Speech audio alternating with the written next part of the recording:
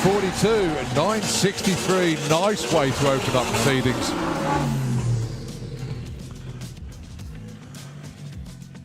Well, two cars down the track and both into the nines. Kaz Waterhouse with the Menopause Audi TT, and that's another Waterhouse as well. That's Chris down there with the Audi. Don't forget, it's Run With Your Brung. Now then, normally we start Run With Your Brung at midday, but today 9:30, so it's a full day's Run With Your Brung.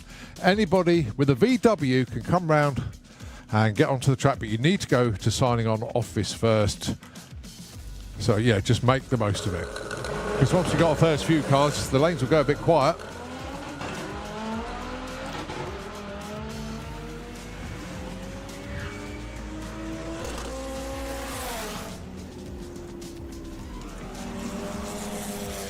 So next, that's a 10:31 for Chris. Talk about going quicker than 15 seconds. 14.999 there for Kaz.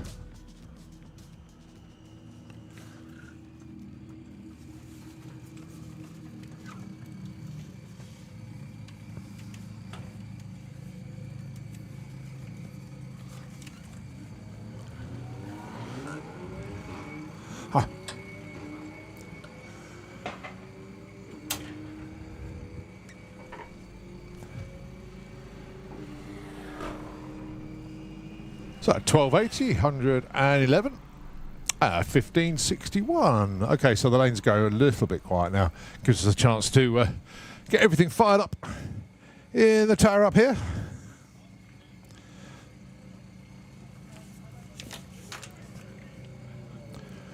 So much going on site. I think everybody that's coming will have picked up a race weekend program.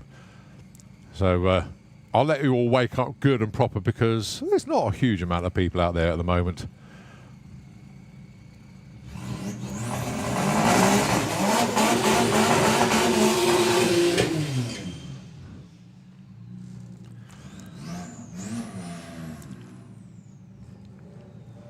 So Ed Keach down there with White Label Motorsport Porsche.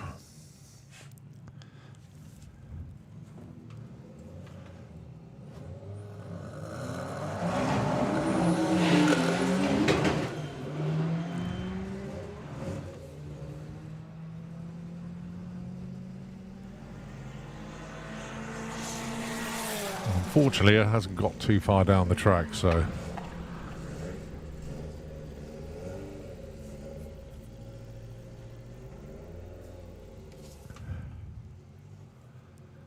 So a little bit of a retrieval there. So just to let everybody know, the graffiti wall over at Bug Jam, that will start at 10 o'clock.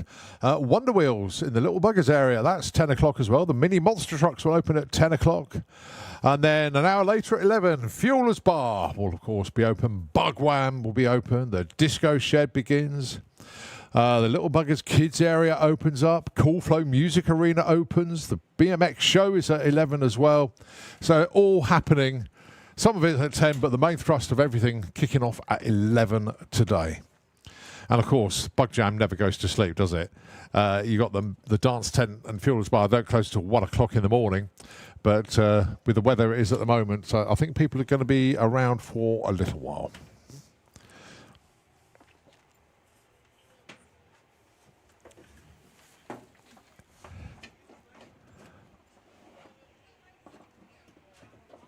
So Ed just being pushed back.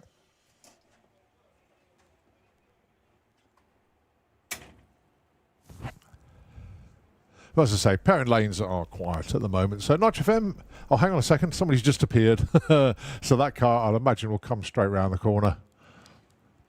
But this is Run With Your Brung, folks. It is all obviously VW this weekend. With the exception of our race classes, actually, because we do have Street Eliminator here, we have the Pro Mods, and we do have Fuel Funny Car as well. So there'll be one or two interlopers, but they'll be part of our race weekend. And, of course, we've got bikes racing here as well. So should be very, very entertaining indeed. Phil Blogg down there with a caddy for White Label Motorsport. He's getting himself ready. How you doing, Phil? Good to see you.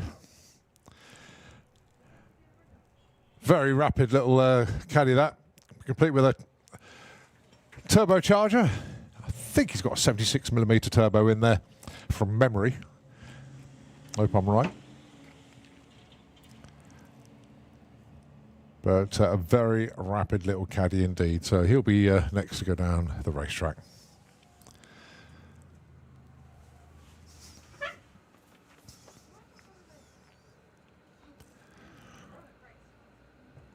Well, I'll tell you what's the track crew doing their thing. Let's just give it over to Nitro FM. Back with you very, very shortly with more fun here. And of course, it's only day 1 of 3 here at Bug Jam.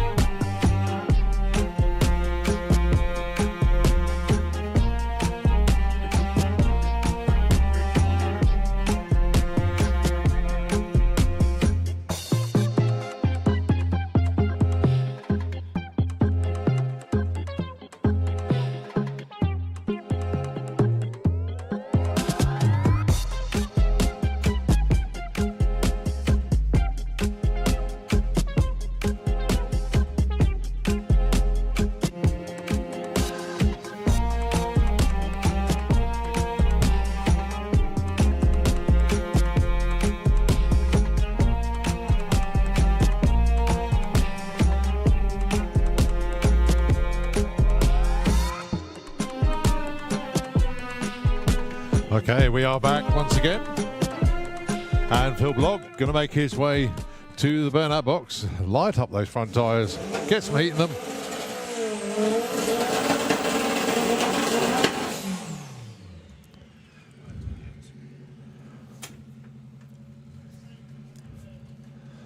So part of the White Label Motorsport team, huge entry from them this weekend. All of their pit marquees all nicely in a row against the fence, just past the finish line in the VW pits. Now looking on the back window, I think that's an old dial in there. He's got 1059, but yeah, this is a quick little vehicle. This knocking on the door of the nine sometimes.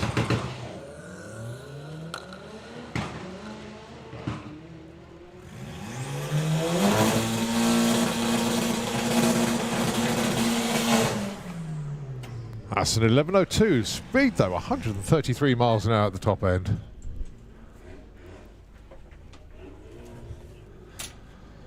Oh, Kaz Waterhouse has made it back down already.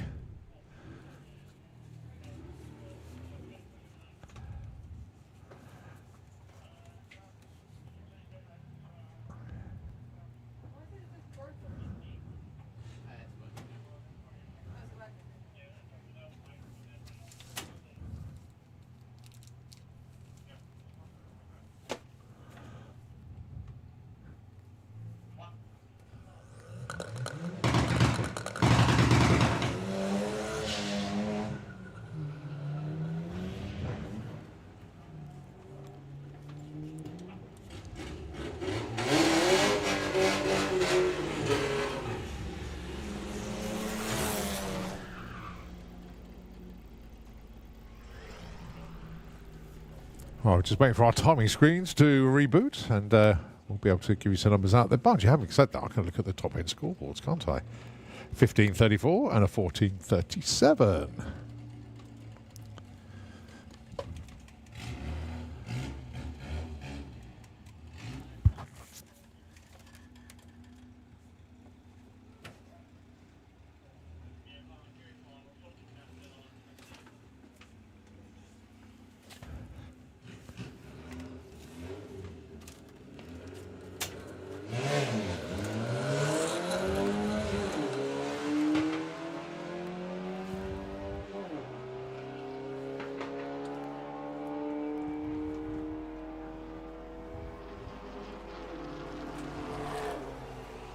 So 1570, 1712, and we have full timing back. Excellent stuff. Thank you ever so much indeed to our timing crew. Managed to get that little issue sorted out there.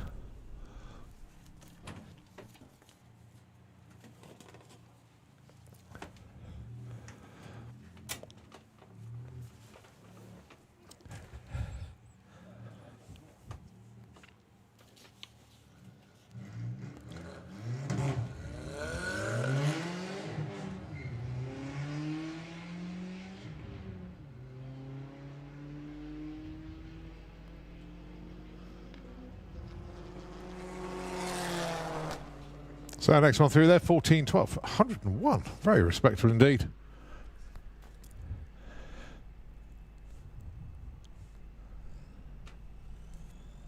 So cars that I recognise, people that I know, obviously I'll be able to tell you that, but being run what you brung, basically people who just signed on and paid the money and having some fun out there. So obviously I don't know who they are, so I can't give the names and everything. But this car has already gone 12.8. The Audi, of course. And 12.8 on its first run, 12.79, consistent if anything.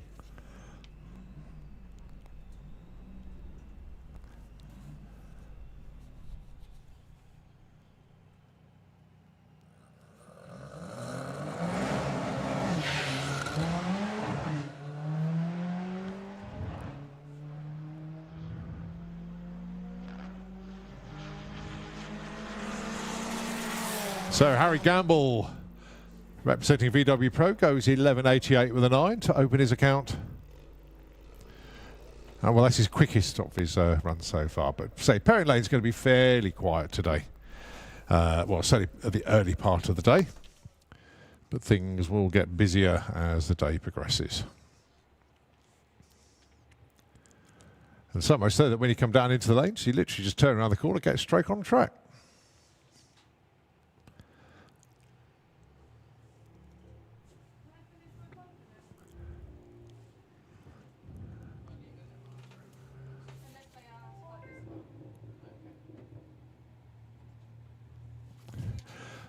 So Larry Anslow down there with the Seat.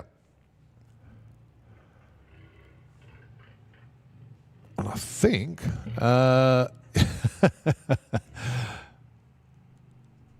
hope Jason's in the Beetle today. So going alongside Andy Cooper with the Fat Man, the Skoda Octavia. Of course, it is part of the VW group, of course, Skoda. Hence, that's why it's eligible to run in VW Sportsman.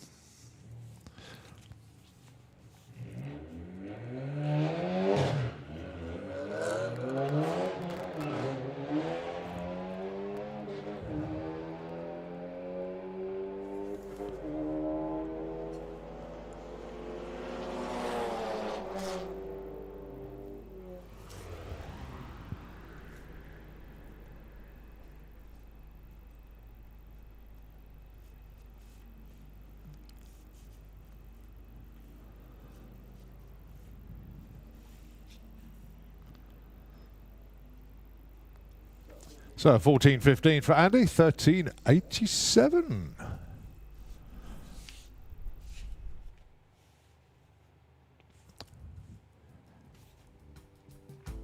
Yeah, Lorenzo, 13.87. Nicely done.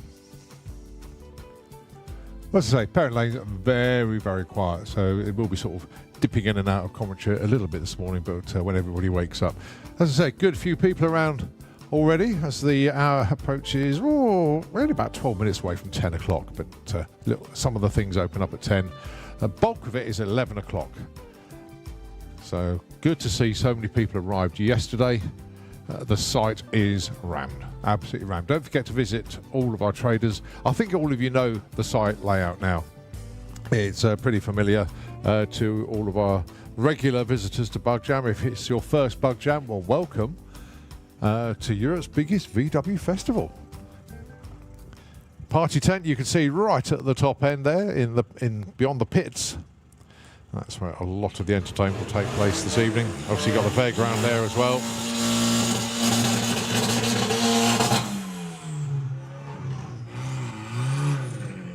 Okay, so the Loaded Diaper, that's the Beetle of Rob Sheriff down there. And Cass Waterhouse are down for her like third run already. Good girl. But we've got so many traders here as well, so many sideshows, so many things to check out. And then, of course, you've got our main stage as well with all the entertainment going on there.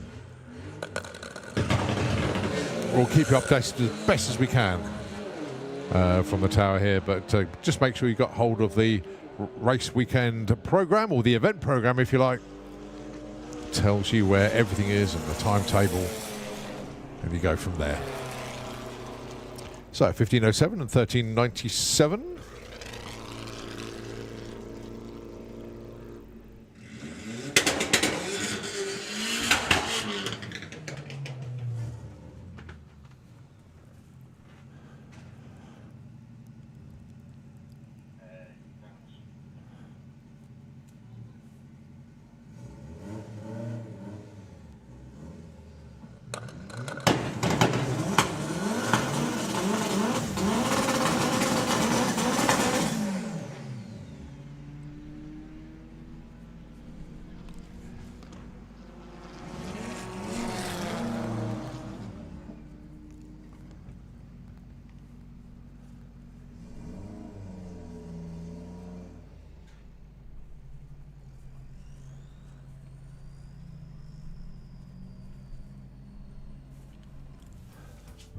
So Phil out for another run then, 11.02 on his first pass.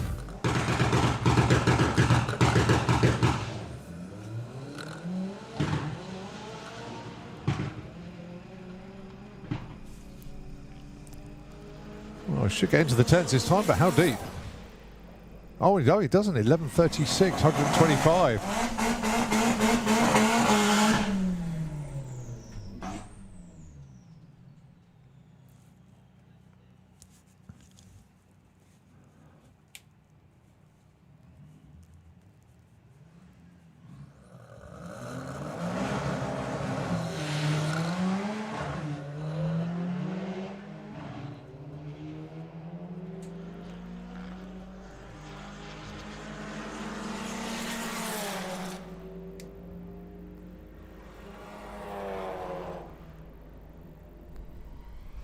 So Harry Gamble goes 11.83. A little bit quicker than he went earlier.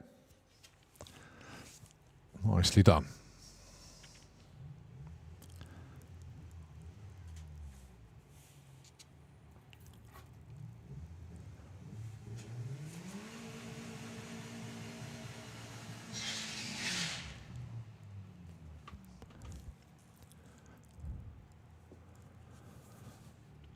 All right, Audi back round again.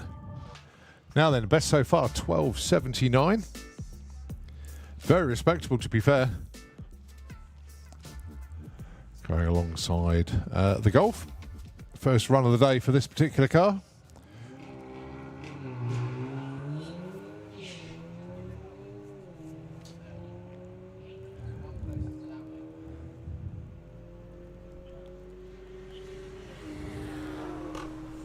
$12.12, nice improvement considering it was on a 12.70, so yeah, a huge leap. Very nice indeed, well done. So that's going to be an 11 soon, definitely. That's had a major tune-up as well, actually. I don't know if that's engine work or if it's mapping or ECU. Wizardry, let's just call it that. Andy Cooper with the Skoda.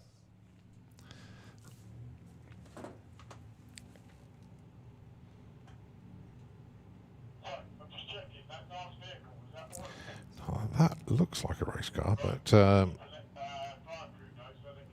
don't know who's in it. Either that's got loads of stickers on it.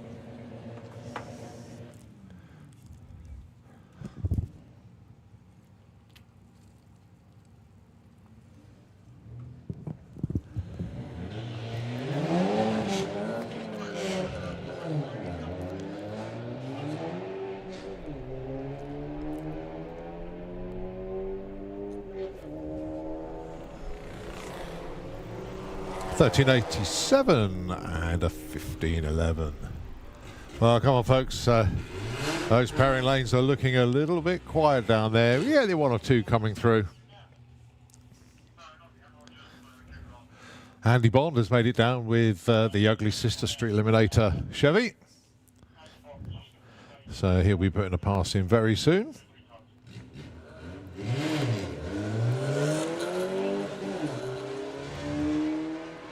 So Rob Sheriff once again with a loaded diaper. Let's see what he's got for us.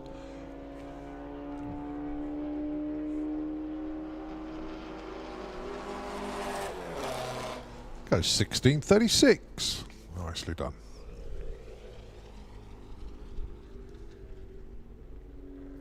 Well, if one try Chevy wasn't enough, here comes another one. Rob Slater's Code Red has made it into the lanes, but I do believe it could be Chris behind the wheel. So a little update from the team. Thank you very much indeed. We'll soon find out if the team come round and Rob's on the outside of the car, then we know it's Chris driving.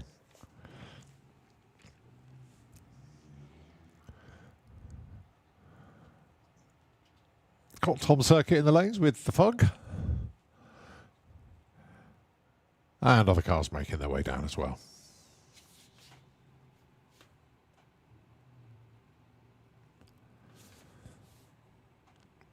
So don't forget, at 10 o'clock, it's only 5 minutes away, the graffiti wall begins over in Bugwam. Wonder Wheelers open in Little Buggers area along with the mini monster trucks next to the Little Buggers area there. So that's some of our early parts of the site that opens up at 10 o'clock. Obviously at 11, everything is pretty much running then. Fuelers Bar, Bugwam opens, the Disco Shed. The kids area in Little Buggers opens. The Cool Foam Music Arena opens with the BMX show as well. And the main stage, that starts at 11:30. And it opens with the Piano Man.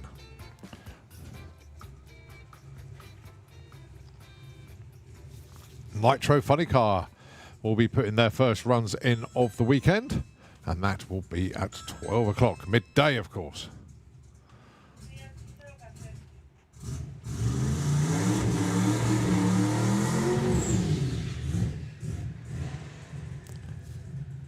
So Andy Bond then with the Ugly Sister. Checkout pass for Andy. Has a little program that he follows. So what he won't go flat out on this. He'll get his early numbers in and just build up on the performance throughout. Well, maybe today, but obviously qualifying in earnest starts tomorrow for Street Eliminator.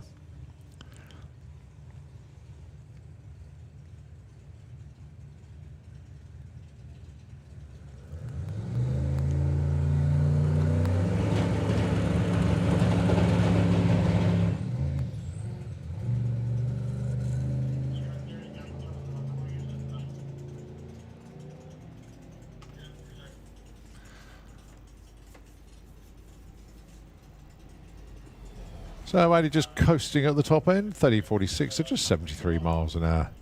All part of the process for the Ugly Sister team. Don't think it went entirely to what they wanted it to do there, but nevertheless.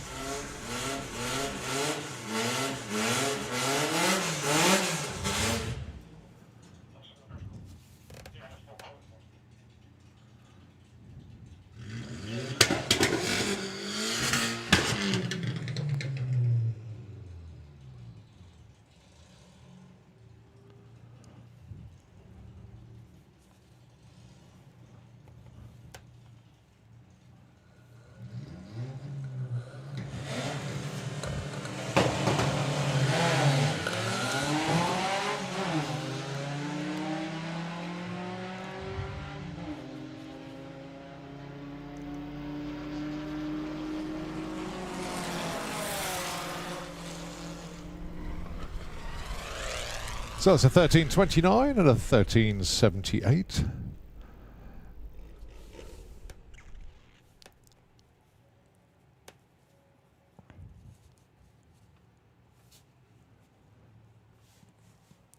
So another one of our VW, another one of our VW racers.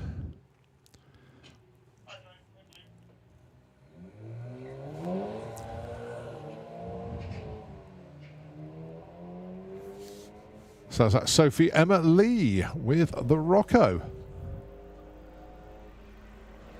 I don't know who's in the other lane, but it's a 15.49 currently. Well, 14.05. Just found a second and a half. Nicely done. Our parent lane's looking a little bit busier now. People are starting to wake up.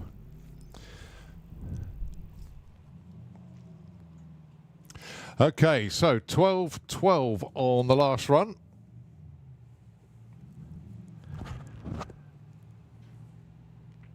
Now, I wonder how much weight this car has shed. So, if you could be like knocking on the door of his first 11, it'd be like backseat coming out and all, all the tools coming out, empty the glove box, take everything out of it, make it lighter, make it faster. But let's see. Can they beat a 12.12? Nicely off the line. 182 to 60 foot. That'll do. 8th mile coming up. 7.79 at 90 miles an hour.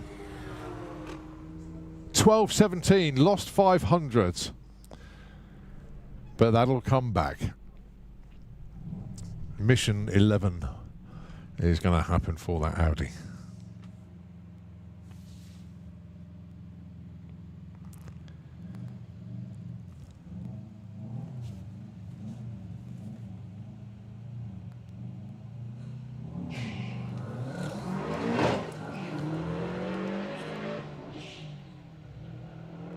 So Paul Braithwaite with a gaffer tape and zip tie Beetle. What's he got for us? 12.87 to open his account for today, and a 15.09 on the other side. Oh, Andy Cooper's back.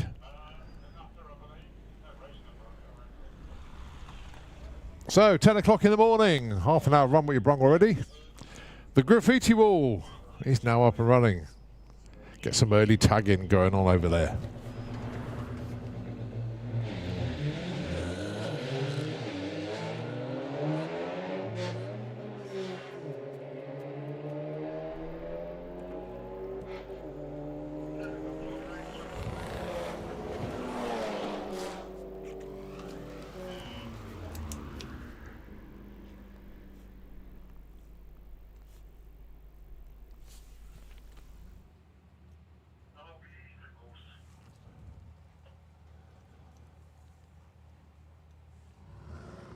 So some of our street eliminator cars. How good is it to see this Willis back? Been missing in action predominantly because young Elliott, although he does try to come to the Bug Jam for Street Eliminator most years, let's just say education and studies have got in the way. And then obviously like to do work on the car, do upgrades, etc., etc. And it just didn't work out. But it's good to see them back.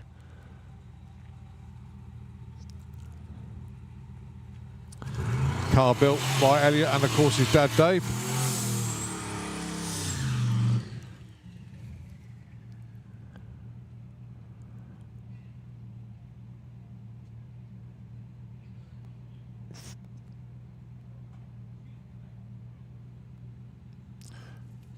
So 377 cubic inch turbocharged V8 nestling inside Plan B, the Willis Coupe. That's Dave on the outside. That's Elliot's dad. Very accomplished racer in his own time, to be honest. I used to run a little roadster very successfully.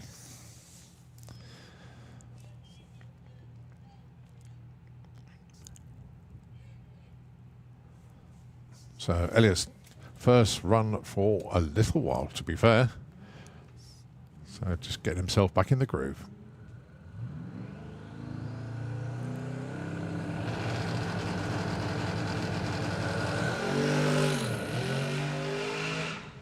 Oh, the tyres didn't want to give him the grip that he was asking. Car stepped out just a little bit, but Elliot, despite his youthful years, quite experienced behind the wheel and knows what he's doing. So a gentle 13-second pass there, but we know that car can go well quicker than that.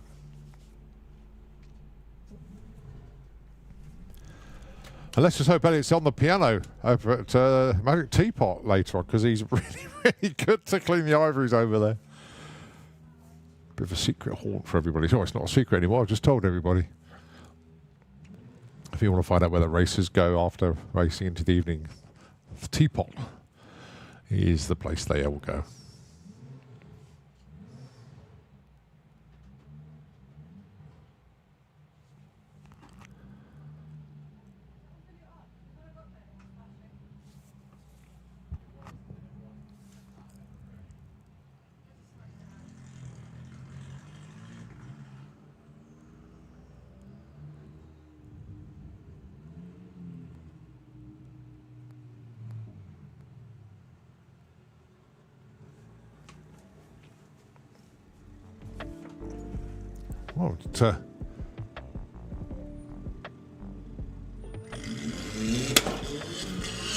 Oh, see Mr. Thompson down there. Let's see what we could do with the little V-dub down there.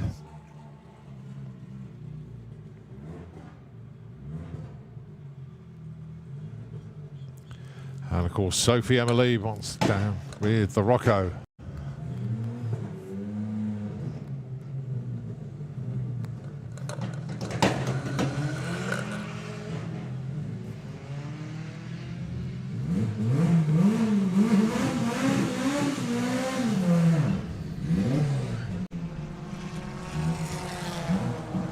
So 1367 and 1544.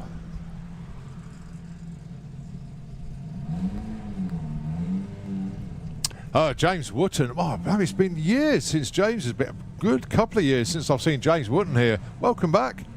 Running an Outlaw Flat 4.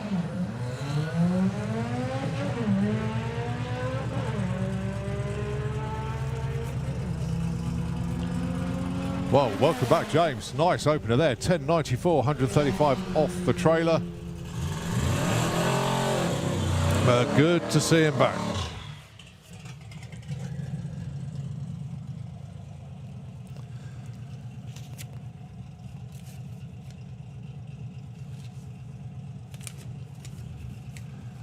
So, Code Red, Rob and Trudy Slater. Now, Rob is not in the car. He's down there on the start line, so it's Chris behind the wheel. Nervous, are you, Rob? Seeing his car go down the track. Oh, dear.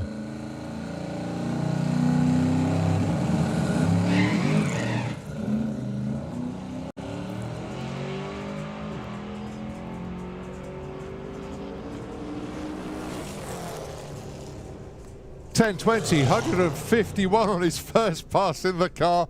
Little bit of wheel spin off the line. You can relax now. Just breathe gently. Breathe gently. Oh boy, 10.20 with his opener. You know that. You know he's going to go into the 9s, then into the 8s. I love it. Brilliant. Okay, so from one Tri-Chevy to another, Andy Bond with the Ugly Sister.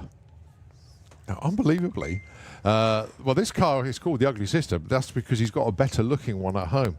But that car is up for sale. I'd never thought he'd part with it. Go on to Unusual Car Sales. Just search that and you'll be able to find out more about that car that's up for grabs. So it's Andy Bond's Not So Ugly Sister up for sale. Mind you, that's a 10-second car. Can dip into the 9s.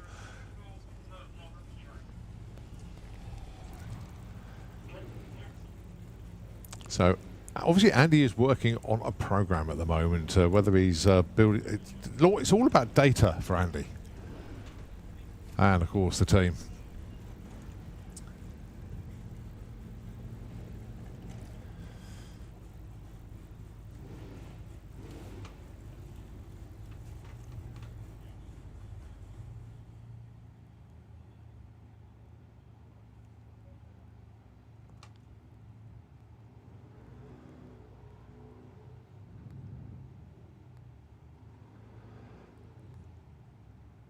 Okay, don't know anything about this car actually. There's no race number on it, but there is a passenger filming. But yeah, let's see how it goes.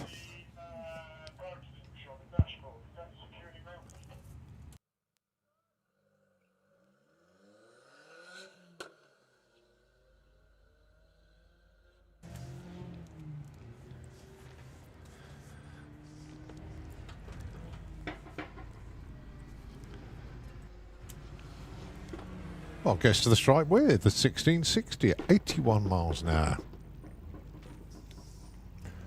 Well, he's back again, and Cooper, and of course the Audi down there looking to get into the 11s. 12.12 on the last, well, quickest pass so far. 12.17 to back up the 12.12, but I know they're desperate to get into the 11s.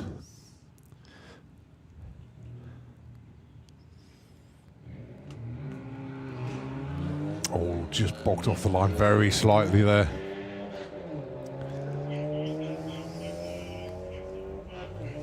Launch off the line is the most important part of any run down the quarter mile. And if it bogs or if it just doesn't work out off the line, you'll never pull that time back. But if it all goes well off the line, the rest of it is just keeping it going. So sussing out the first 60 foot is very, very important. And that's why the teams are so interested in their 60-foot times, because it's the first part of the acceleration zone.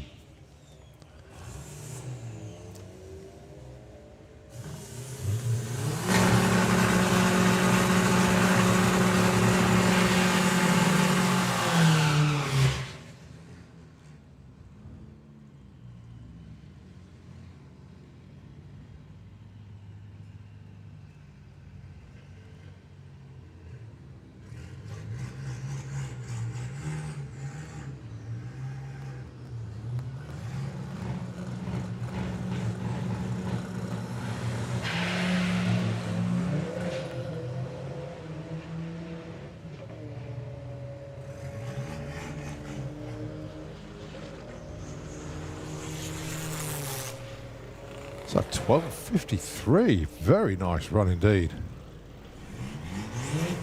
So that was George Todd with the Drag Dune. Very respectable number indeed. So Kaz is back down. Going alongside Thomas Wilkinson Foster with the Blue Shift Beetle.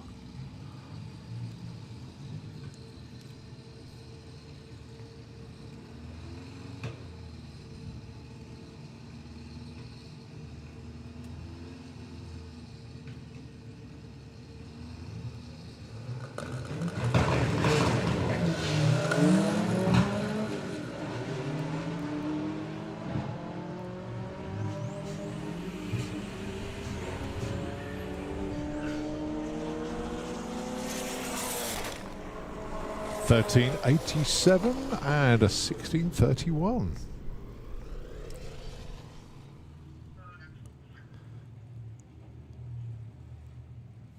So Rob Sheriff, what is he on? Fourth run now with the loaded diaper? That's the beautiful Black Beetle down there in the Kestrel lane. Not sure who's driving in the other lane. It's wrong with your brung.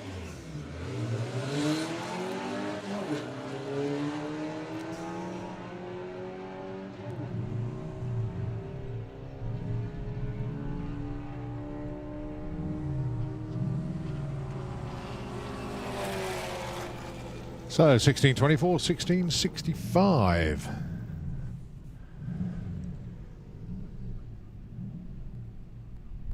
So Paul Braithwaite back down with the Beetle. The Gaffer Time zip tie machine, but now been 1287 so far. That's a good looking launch. That could go quicker actually. Let's have a look at the short numbers. 183 to 60 foot at the 8th mile. 8.1 at 85. 12:47, yeah, 4/10 of a second quicker. Oh no, Trev's behind the wheel of Flossie. And oh, was that Poppy on the outside? Oh dear, a substitute drivers.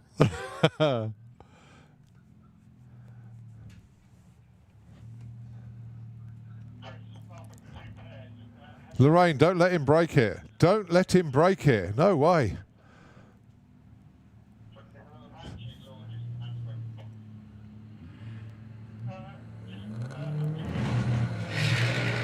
Oh, nicely off the line. So, are we going to see a 14-second pass, or is it going to be a low 15? Let's see. Looking at Flossie the Nurse, the Beetle. It's, whoa! 14.05? Is that right? 14.05? Get in there. Nicely done. 12.93 for Cherry Pop. Wow. Great numbers.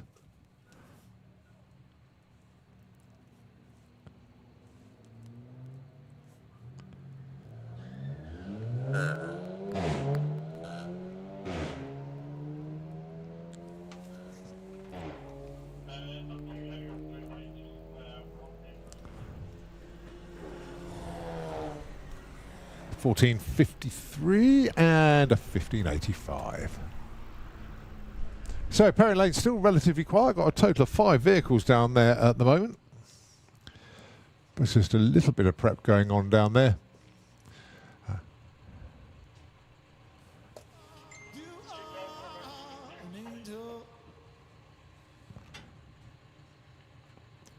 But don't forget, as I say, day 1 of 3 on track. You could call it day 2 of Bug Jam because so many people arrived yesterday. But yeah, just going to do a little bit of track preparation out there. So, nice if ever you could take it for a moment. We will pick it up again, of course, when cars come back around the corner for more Run What You Brung fun here at Bug Jam.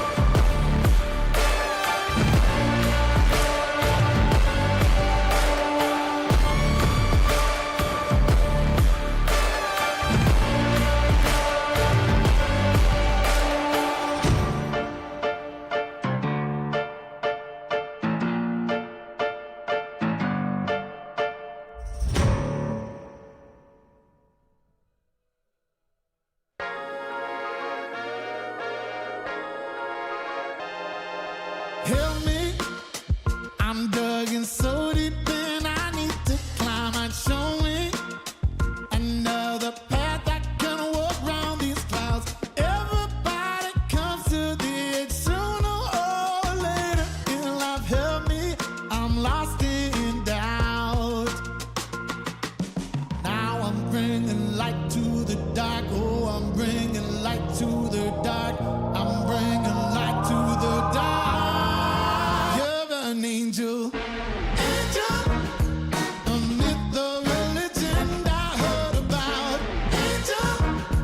Pulling me from the depths I free. And ooh, I'm rising up and now I'm shining like a diamond in the midnight sky. You are an angel. Love me whenever I lose sight of my light. Show me the biggest secrets we hold inside. Everybody's looking for the key to open up the light.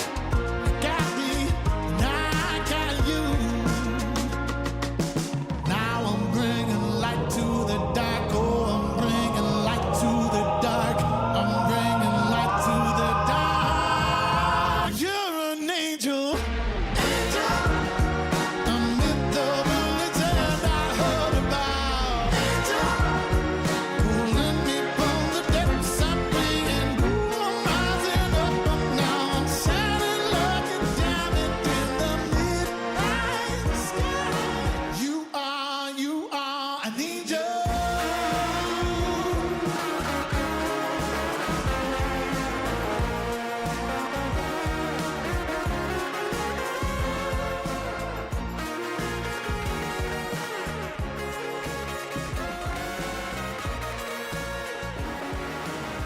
Okay, so a little bit of track prep out there, but not a huge amount. So we're back up and running again, and of course now we've got a few more cars in the pairing lanes.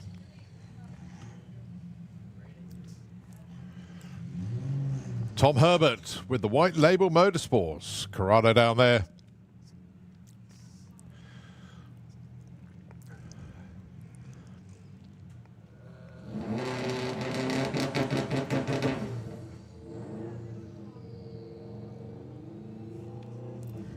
Going alongside a very tidy looking Beetle down there.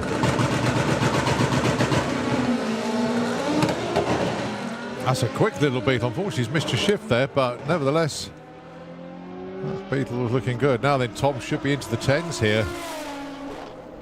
Oh, nearly 11:32, 121. Very good morning to Paul as well.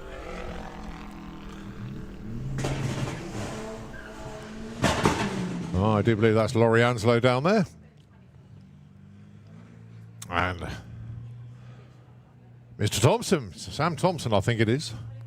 I'm just putting everything together because it says Chaos with Sam on the thing there, and it says Thompson on the side window. So unless somebody tells me different, I am calling him Sam Thompson.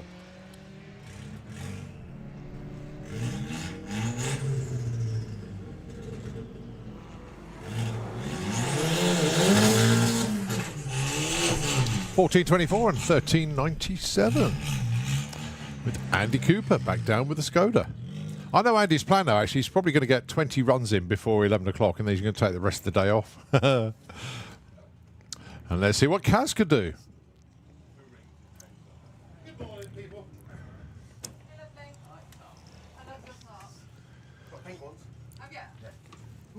Oh, the bumblebee walked in. That's very yellow.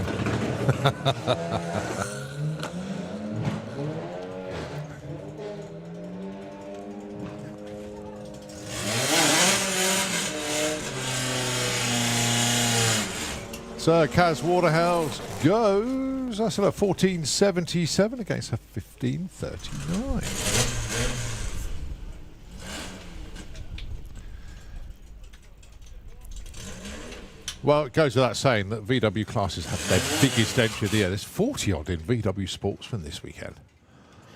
Which is really, really good to see. Makes Luke's job even more entertaining and more different up in the pits, trying to sort. It's like herding cats, isn't it? Ask me that tomorrow at the on Sunday at the end of qualifying. Yeah. Okay. It is bump spot central. Oh, yeah. Are we doing the pro versus Yeah, sportsman so short that's what I had to do this morning. So unfortunately, I had a bit of confusion with the starting time. Okay. We had the pro versus sportsman shootout draw, so that's all done and dusted. Just arranging all of our races with what time and what to do with regards to signing on and stuff like that. Yeah. So yeah, we've. And when is that? It is straight after tea break today. Today? Did Right, you got a programme? I haven't yet, no. Oh, what? I haven't got one yet. I could have brought one down. Yeah.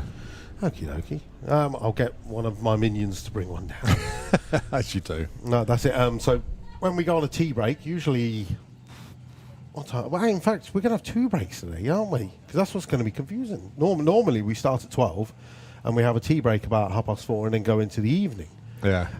But today, a little bit different because we started really early, 9:30 in the morning. Well, it's normally Lorraine and Poppy, but Trev is driving Flossie.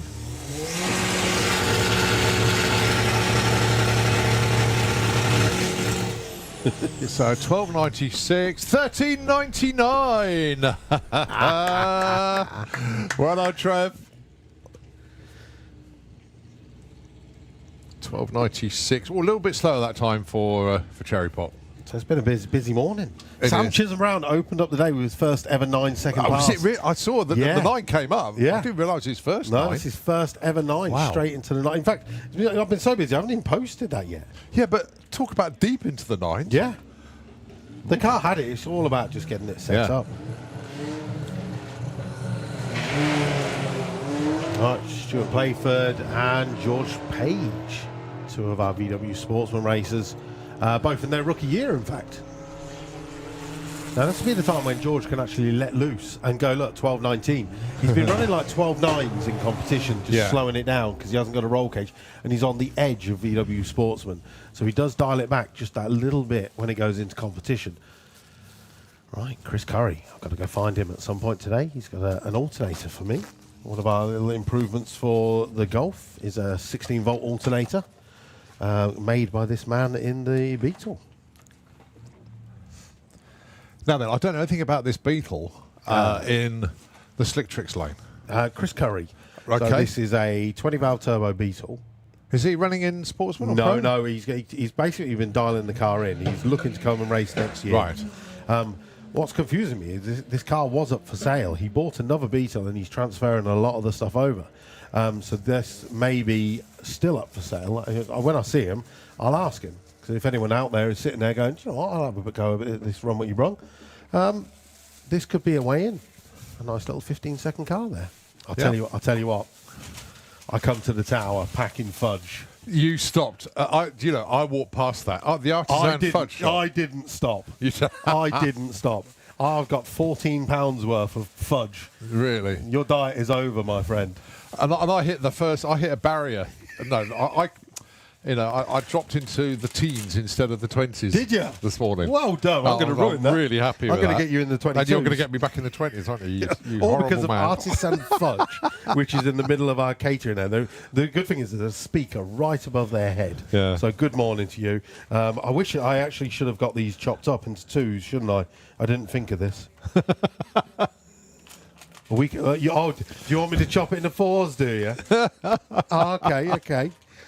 Yeah, mate, I can't eat all of this. But there was the variety that was there. I've got like Terry's chocolate orange. I've got mint, Skittles. I'm going to have a look. Mate. Oh, my word. No, I'm not really a fan. Nah, I'm not a fan of the banana.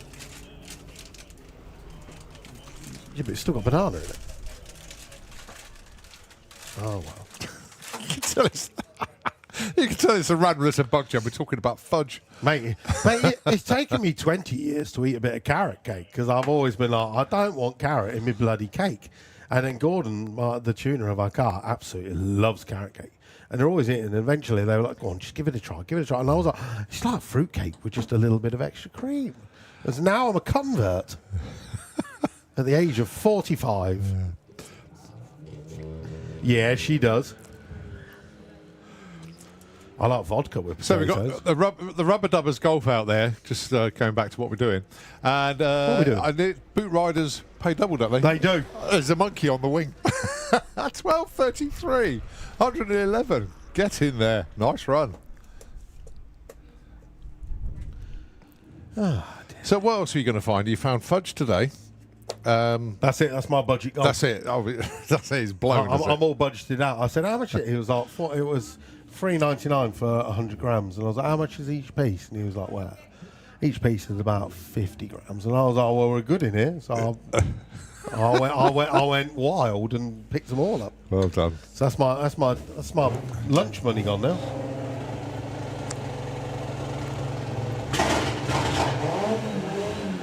I'm assuming fudge is nutritional and filling. Right. It's enjoyable. Yes. Right. So one VWDRC racer, Andy Jones, and also one incoming, hopefully, VWDRC racer. Now, I'm guessing it's Sam Thompson. Is that right? That is Sam Thompson. Because I was just trying to put the clues together. Yeah. So Chaos with Sam is his YouTube channel. You can follow the build of this polo and his racing, and then hopefully he's going to come in racing with the VWDRC next year. He's currently doing the European front wheel drive 8 mile series. He came up to Crail back in May. He's going to take the win on this one again. 13-second run. That's exactly where he wants to be. 13.93 against Andy's 13.62. Have you seen in the pit side on the grass there is a gasser bay window with, it looks like a V6 in the back, and I was like, that needs to line up against Jake. Oh, I haven't seen it, no. I want to see it now. No, that's it. It's green with all like pinstriping all over it, but with a full gasser look. That sounds cool.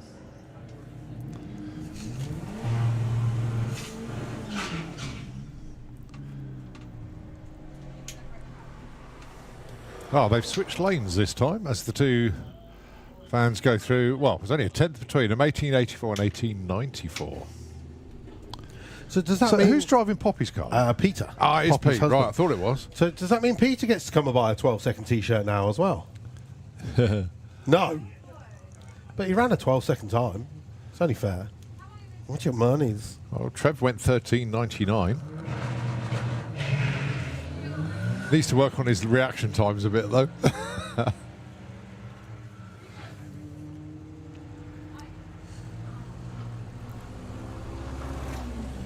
So Pete goes 12.85. Even quicker. Flossie throwing a curveball as usual. Wow. So at the Stuart moment, Playford again. it's pretty much the VWDRC that were awake this morning. Yes. Run What You Brungers are... Well, traditionally, we started at 12 because it allowed people to arrive, come in the gate, get themselves set up. So the extra, 2.5 hours is giving all of our racers the perfect opportunity to get their cars dialed in for the Lawrence Clark Memorial Sportsman versus Pro Shootout this afternoon.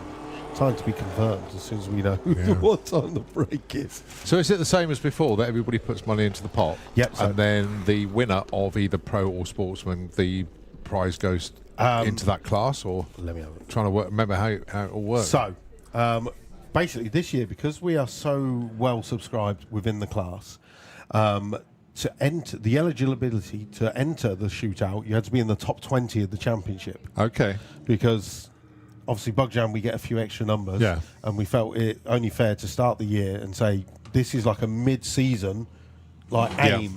You've got to be in the top 20 just to have the honour of taking part in the shootout. So we've got the top 16 in the championship, although there is a couple of people who may not be here and may be sitting it out. So there is a couple who have jumped in, but it is ideally the top 16 of both classes taken on. The winner, the class with the most wins, will then move the prize money onto the class at the end of the weekend. The prize fund is broken down. Everybody who is entered the race is asked to put £10 in, whether you're in the shootout or not. If you don't put the money in the shootout, then when it comes to it, if you ended up into the finals or the semi-finals, you're not eligible for that prize money. If you chose to be miserable and go, not put £10 in this pot. But pretty much, I think everyone has put their money in the pot. Abby did send me earlier. So the prize pot currently, and thank you very much to BJ Bates Electrical as well, 1 Gareth, who will be sitting at home watching on the live stream. Good morning, buddy.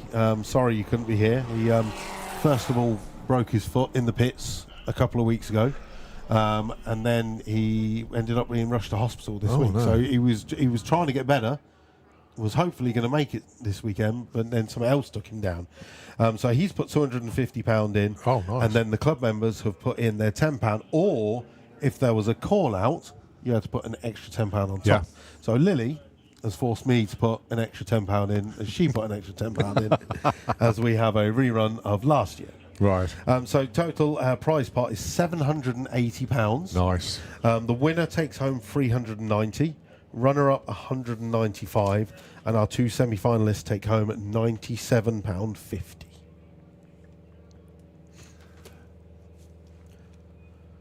That's really strong. Which is not bad. That's really but strong. then if you think of VW Pro, if you win VW So Pro... 600, so what was your price pot? 670? a 780 780. is the total prize pot. The winner of VW Pro will take home 390. Yeah. Now, with the amount of entries in VW Pro, if you win, you're taking home about £400 as well from Santa Pod Racers Club. Yeah. So Wow. fair to say, a nice little weekend. Yeah, it's good. Here we go. So, But basically, if there is another call out, yeah, that would take it up to 800, wouldn't it? If two no, that's already calculated. Oh, that's in already- there. oh, right, okay. That's just all the money that we've had in so far. Yeah. So me versus Lily. Yeah. Teammates, Josh Lee versus Aaron Lang. Yeah. So it's the Mark 5 versus his old Mark 5 versus Mark 3. Danny Bean has got Tom Circuit, and Charlie Roberts has got Jordan Clark. They're all of our call outs, and then we've got a nice mix of just Oh, that's cool. pro versus sportsman races. Jacob Bailey ran a new personal best at the Summer Nationals. He is looking for a 9.4 this weekend. That is what he wants. Well, Ed put a run in earlier, and unfortunately got pushed out of the gate. Oh, did he? Yeah, he was like the second or third car down the track, just past the blue zone, and it stopped. He was trying to camouflage himself That's it. in the zone there. That's better. So you'll see the 60 foot of the Porsche, but then you'll see the power of Jacob's Jetta at the back end of the track. He's doing 123 at the 8th. He only goes 110 this time. Ed, though, 1056, 131 PB. Very nice indeed.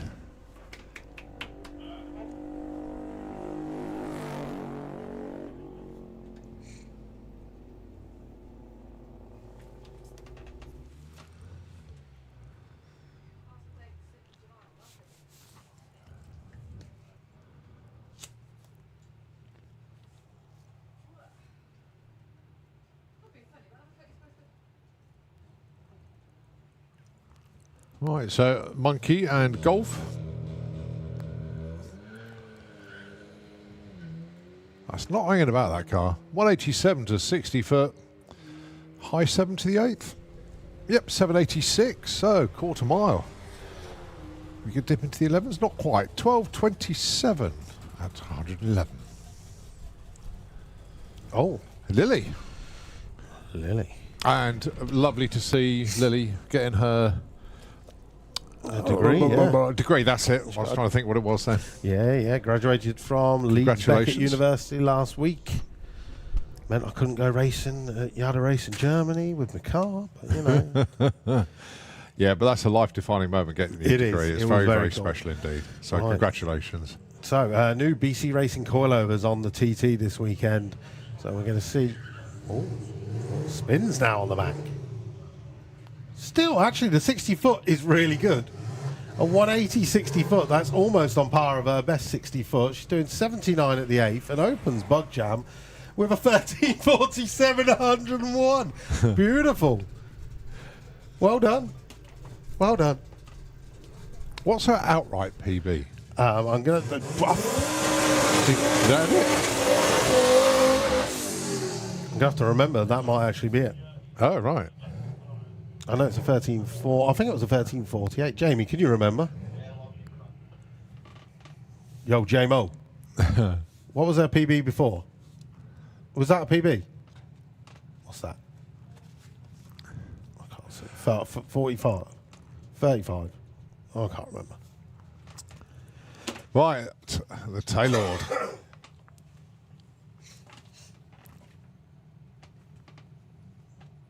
So Charlie Roberts. Oh, he was in Muppetsville this morning.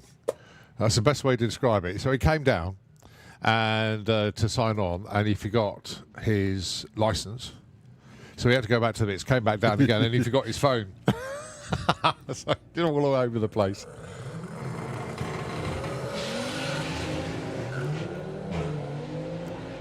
But looking to get back into the 11s again.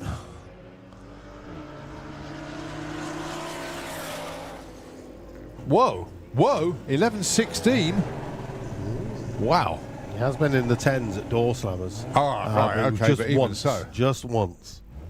He would love me reminding that. It was just once. Yeah. 11:16, 128. Take that.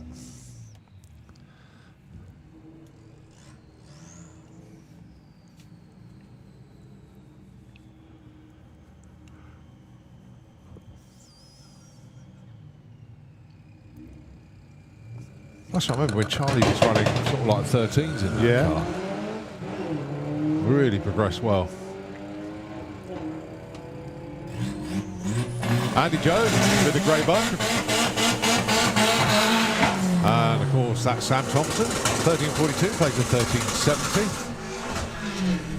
There you go, just found it. So Lily's PB was a 1338. Not quite Not there. quite there, but that's the first run. With that setup. With that setup, yeah, that's not bad. It's quicker than anything she's ran since the first round of the year. Yeah. Right, Harry Gamble, one of our new VW Pro racers for the Mark IV Golf. He's having a very good season so far. He's even going through rounds.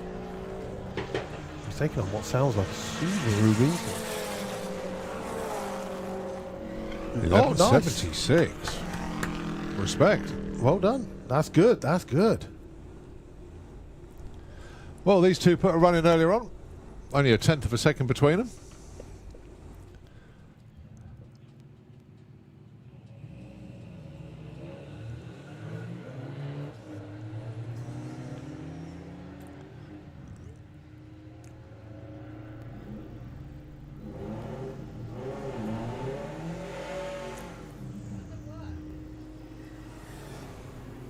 $17.21 and $18.79. All right, Laurie Anslow.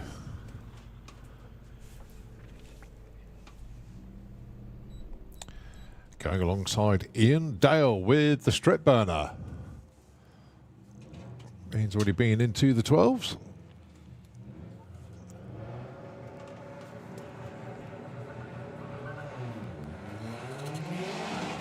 Well, coming up to quarter to 11, getting ready to open and literally everything up on site because 11 o'clock is the magic hour. Is that when the bar opens? It's when everything opens up. So just double check the timetable for you. So Fuelers Bar opens, Bugwam opens, the Disco Shed opens, Little Buggers Kids Area opens, Cool Flow Music Arena opens, and they've got a BMX show at 11 o'clock as well. Main stage opens up with the Piano Man at 11:30. Entertainment on track goes berserk at midday when we got Nitro Funny Car Q1. Oh, yes. Wow. I saw we had 2 rounds of that today. 6 cars in the house. Right, okay, the first run of the weekend for the Carter family. Yeah. Well, who's a bit on the wheel? We're guessing. Young Vincent. Vince. Ah, right, okay.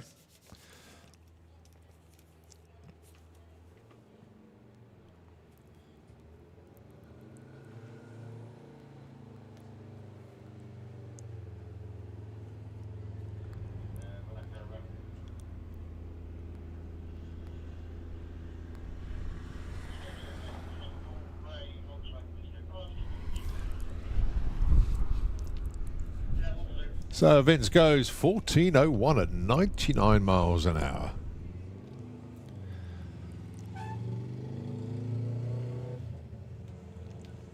Junior drag bike.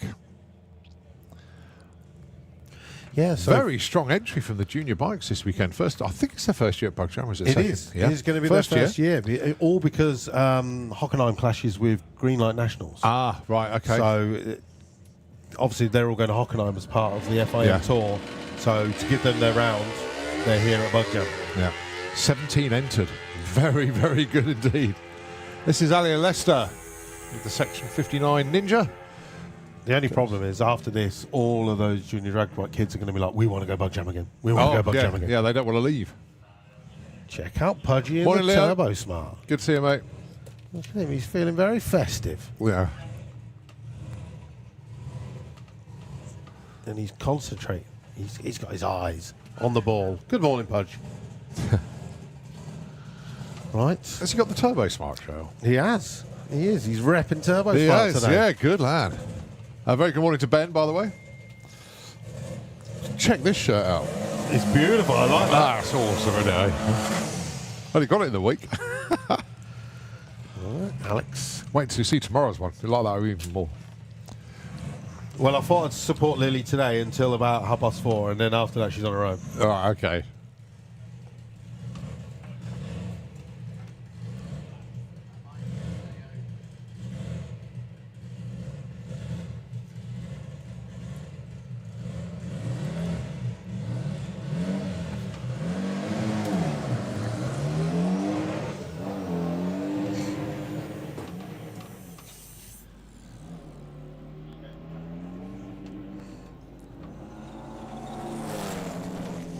Getting it there eventually, 1290, 110. I think there's a bit more to come. Oh, 100. I mean, considering it didn't sound pushed No, at all, no. to still run a nice 1290. It's a beautiful car that he's built there. It's always good to see Alex out. Tennis coach by trade. Really? I didn't know that. Spends most of his time in Spain teaching tennis. Happy days. Well, Parent Lane's gone a little bit quiet. I mean, there are vehicles down there, but nobody seems to be moving forward. Let me go and grab Chris.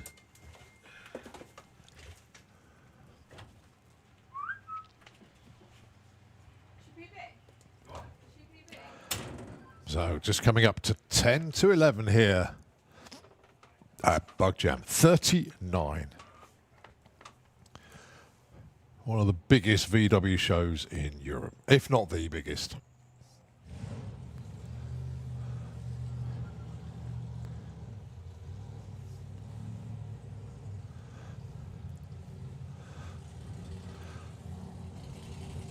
So Kim Hodson coming around the corner with this insane VW Corrado supercharged. Runs in VW Pro. Would love to dip into the nines here.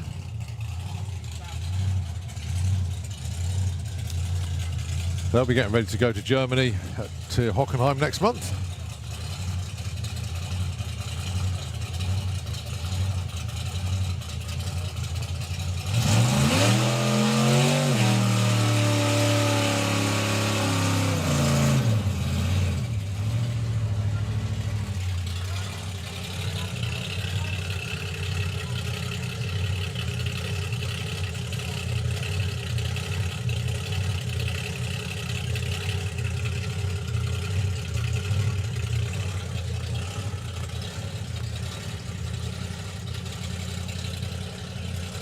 So first run of the weekend then for Kim Hodson.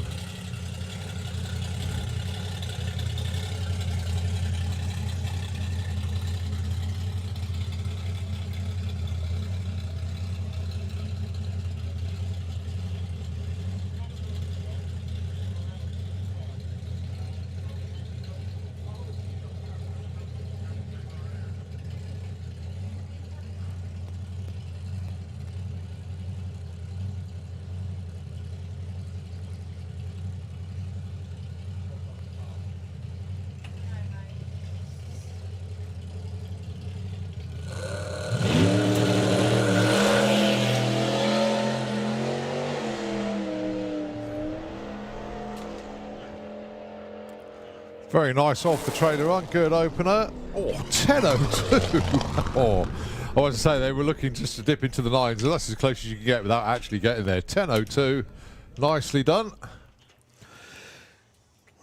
Kim's headed off to Nitro Olympics in a couple of weeks' Yeah. time. Yeah, but it's having to switch to Pro ET though. Yeah, because the Germans are too scared of her being in Really? super gas. Ah, Because right. they know the car. I mean, boo-hoo. Yeah, Stuart's not happy about it. No. Don't blame him. Oh, no. I don't blame him. I don't see how you can dictate to someone what class they can run in. Oh, well.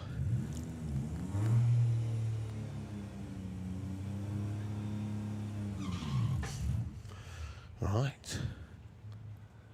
The bay window.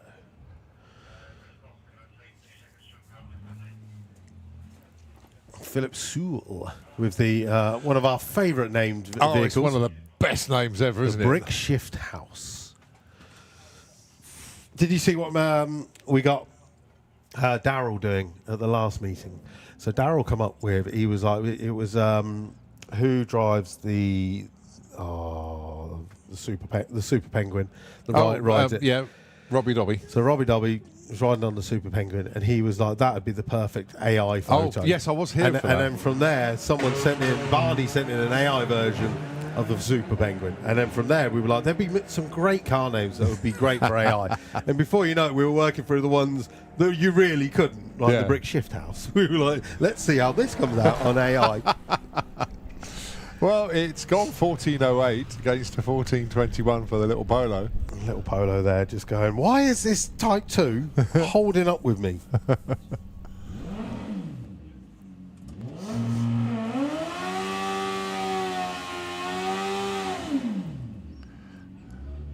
One of the most famous ones that we definitely couldn't AI as well, but is for sale, is Dave Crowhurst's Black Wanger, the Beetle. Oh, yeah. That is up for sale. So if anyone wants to come racing for a serious piece of kit, full tube chassis Beetle, that is for sale.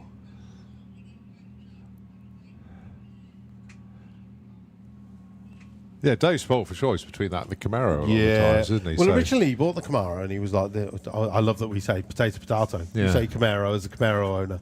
I chop and change. Yeah. Yeah, he said it was boring and just went nines Yeah. and he was bored. But now I think he's He's in the sevens. Yeah, yeah. Completely Doing different. very car now. well.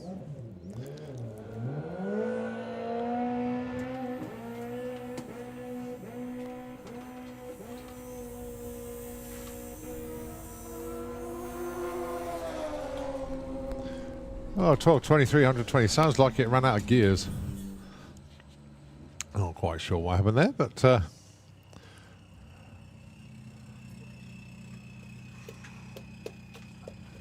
right, let's give you a time check. 10:53. 7 minutes to wait before we can get a beer at Fueler's Bar.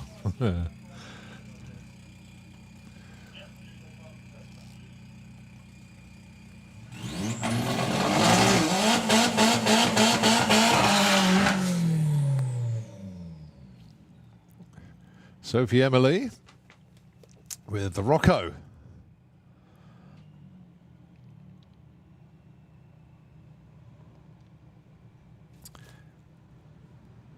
Now then, is that, I need to double check. Is that Jake Bracking? Is that the one? No. That's Harry No, sorry, wrong car. Harry Gamble. Harry Gamble, sorry. No, but Jake Bracking's got a Polo here. Yeah, but he Jake, hasn't- Jake he's- is another one that I keep nagging to race. Yeah. But he enjoys his ski season. Okay. So he wasn't back from Canada, I think it was, until the season has started. So he didn't want to open up his rookie season without doing round one. Got it. Yeah, but 1.8 Quattro. Yeah. It's proper bit of kit, that. So what's he done? Is he got morphed a Polo onto a Audi chassis? Or No, I think they've fitted the Quattro system to the Polo. Oh, right, okay. Because the Polo is quite obviously smaller.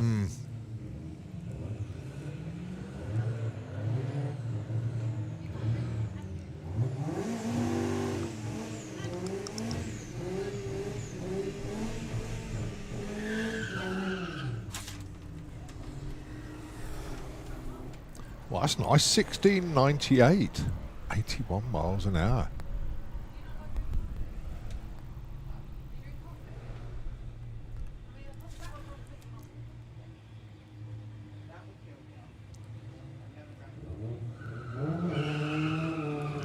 Just looking at the entry, actually, 78 VWDRC races this Yeah. weekend. 40 in Sportsman, 38 in Pro. So, is that bumper spots in both? Then? Yeah. Whoa.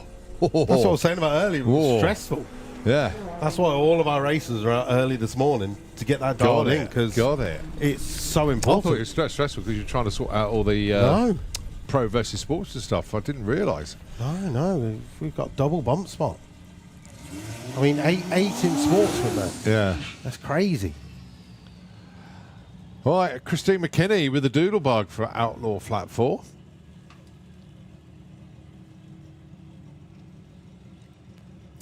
Go alongside James Gould. Quickest of all the cars down the track so far today, 9:42 with his opener.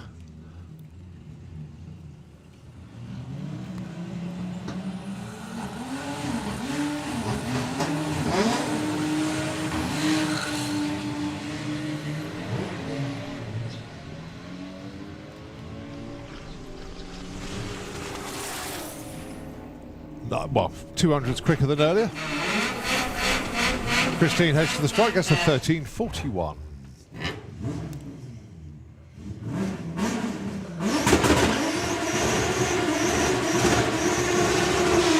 So nice to see. Actually, we've got 8 entries in Outlaw Flat 4. 7, I believe. So Ross Page with the Mark II. Brings back memories of mine. Oh, that was one of my favourite ever cars, actually. I had a Mark II 16 valve, and it was a great car, great car. Alongside Mr. Herbert.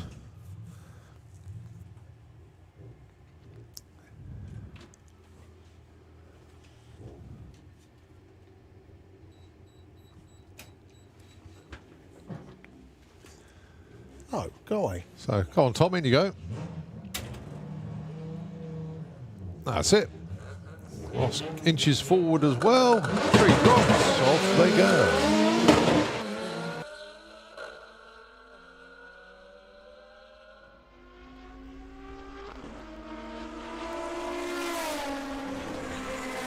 $11.46 for Tom. Let's go 13 flat.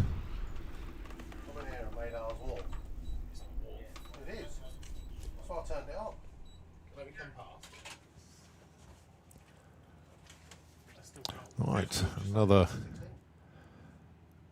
pair of Siroccos.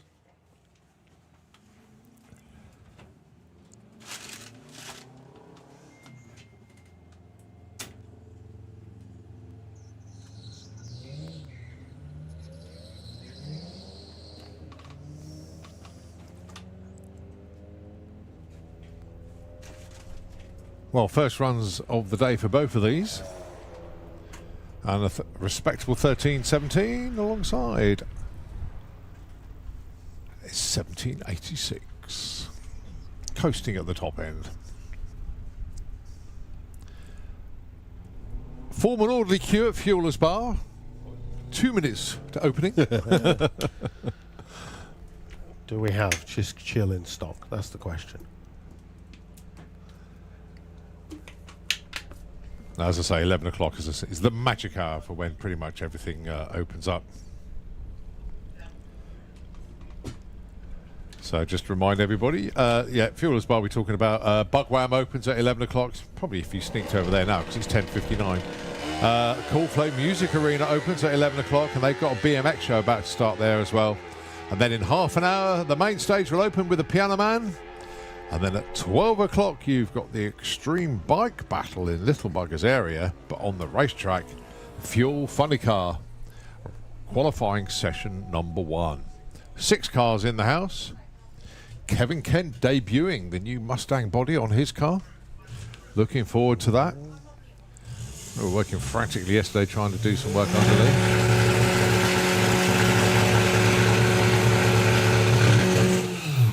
I know they're all competitors, but I think every single team was helping every other team out yesterday.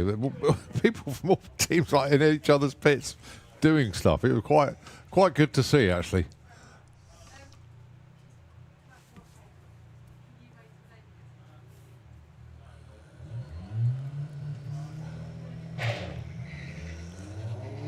So George Todd with the drag dune.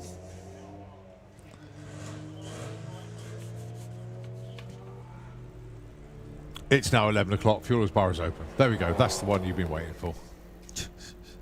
So Chris Courage just messaged me. He actually sold his car. So it's a new driver that's driving around in the VW Beetle now. I don't know. So we don't know. Unknown who it is in that car. Right.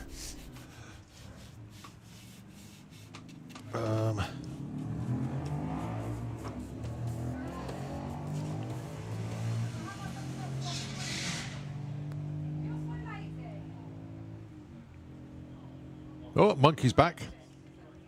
Monkey see, monkey do, monkey on the wing.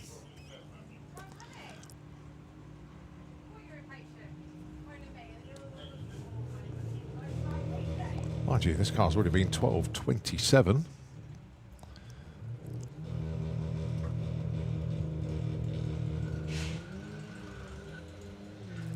.181 60 foot. I think that's its quickest 60 so far, but it's about 184 before. So, are we going to get into the 12 ones?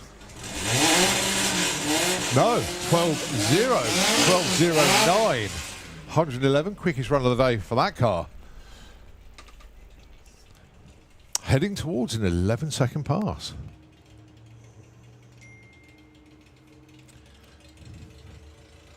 Do you know what? I took a quick glance down there and I thought, oh, Team Black car in here, but no, that's a Rectop. No.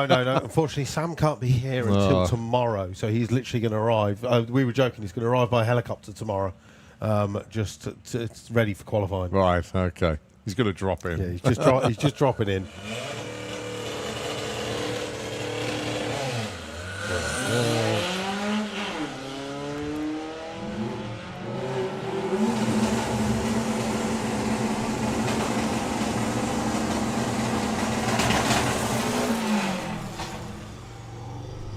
$13.38 at 17.21.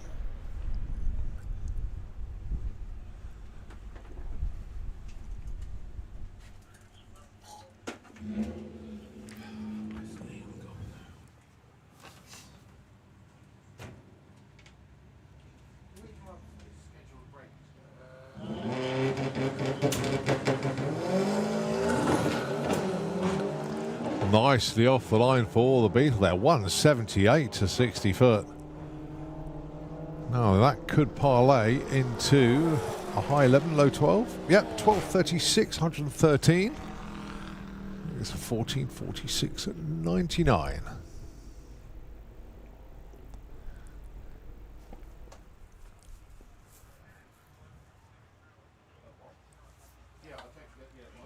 Well, Parent Lane's looking quite busy down there. Some of them are now starting to wake up, so you'll see a few more cars putting runs in soon. Got the likes of Mark Sheridan down there, Matt Southcote. We got some of our, in actual fact, 760 heads up runners are down there. That's really good to see. So you will start to see some numbers tumble. Quickest out at the moment is 9.4. We call for all intensive purposes to see some cars into the 7 soon. And then when the Feel Funny cars run, then goodness knows how quick we're going to go then. But they're just doing a little bit of track prep out there at the moment. So I'll tell you what, Nitro FM, if you can take it. And when cars come round the corner for some more Run We Brung action, we'll take it back in the tower here at Bug Jam.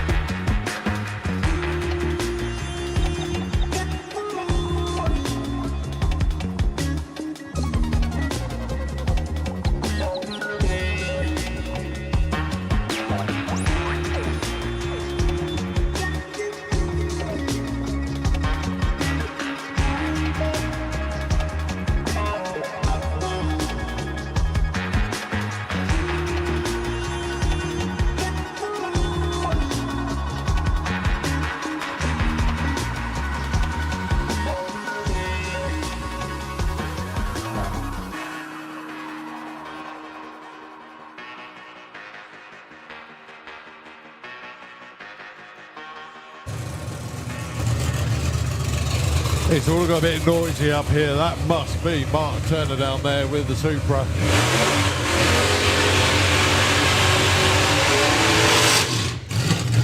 First car that you will see that runs in 760 heads up. So my fellow VWDLC racers are like, why are these in our bits? At first they were like, it's cool, but they're so noisy. 9:30 this morning.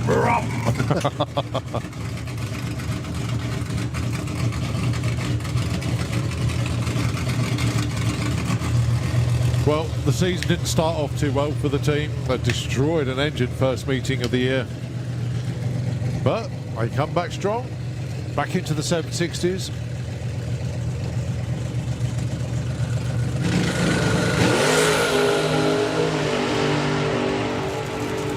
Let's see if they can hit the number.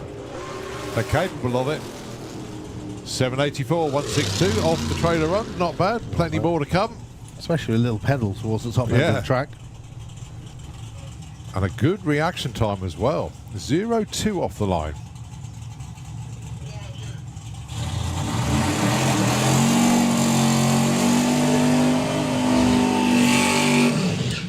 John Sleeth, Matt Southcote, both of these capable of hitting the number bang on. In actual fact, John has hit it twice. I think Matt's done it once. I don't. He's been number one qualified with the 760. I don't know if he's hit the perfect run yet. Mark Turner has. Belinda Bull has. Nice. So, you know, they're a tough crowd. They are a super tough crowd. But I think Mark Turner is stuck in the shutdown area. He is, actually. He hasn't made the turning. Stopped a bit short. That's right, he's climbed out of the car. So, quite know what the issue was there. Well, fingers crossed he's going to be able to get back to the pits and get the car sorted. But as I say, they have stopped at the top end there. Well, I mean, if ever there was an unfortunate time to play a certain song when a certain Belinda Bull is in the pairing lanes.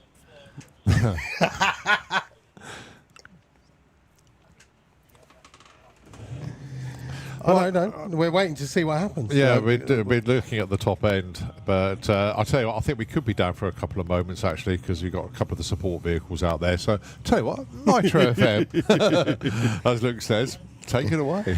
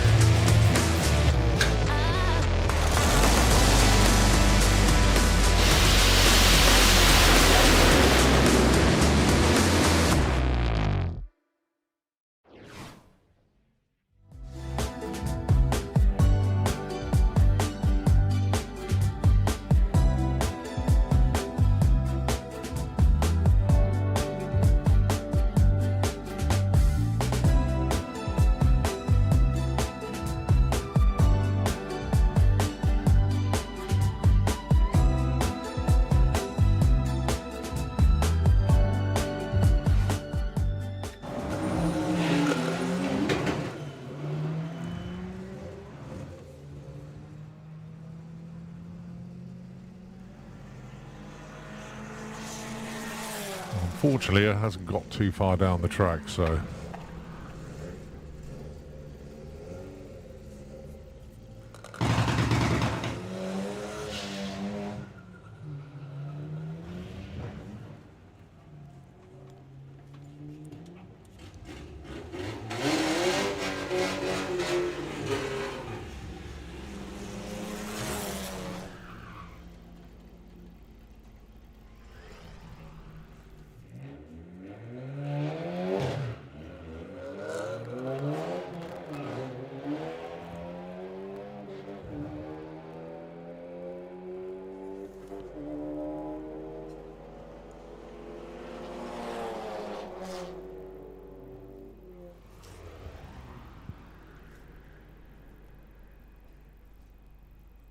as well, with all the entertainment going on there.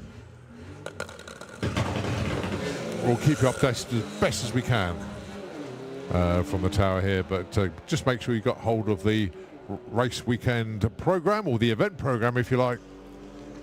Tells you where everything is and the timetable, and you go from there. So 1507 and 1397.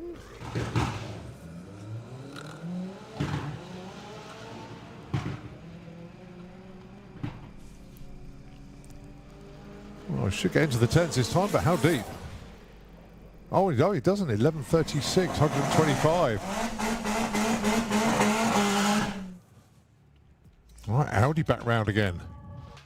Now then, best so far, 1279. Very respectable, to be fair. Going alongside the Golf. First run of the day for this particular car.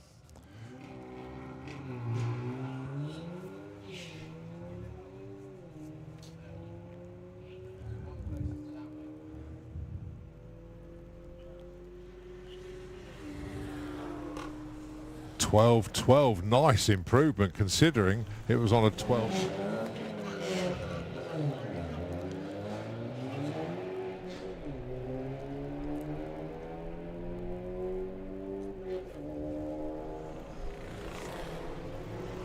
$13.87 and a 15.11.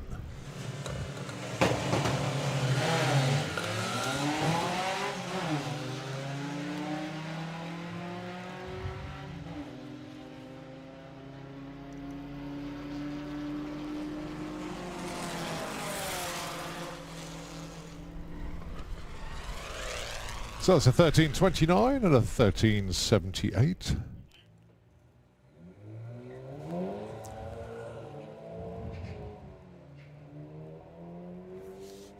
So that's Sophie Emma Lee with the Rocco. I don't know who's in the other lane, but it's a 15.49 currently. Well, 14.05. Just found a second.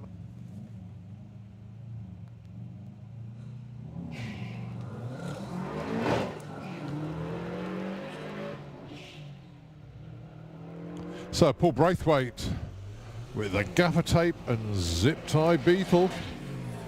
What's he got for us? 12.87 to open his account for today, and a 15.09 on the other side.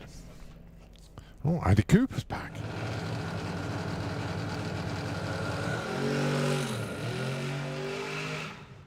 Oh, the tyres didn't want to give him the grip that he was asking. Car stepped out just a little bit, but Elliott, despite his youthful years, quite experienced behind the wheel and knows what he's doing. I will achieve. In fact, I wonder if I could get it get 50,000 people here this weekend. All I need is everyone's gone YouTube, play it once, and then all of a sudden it jumps up in like the UK charts.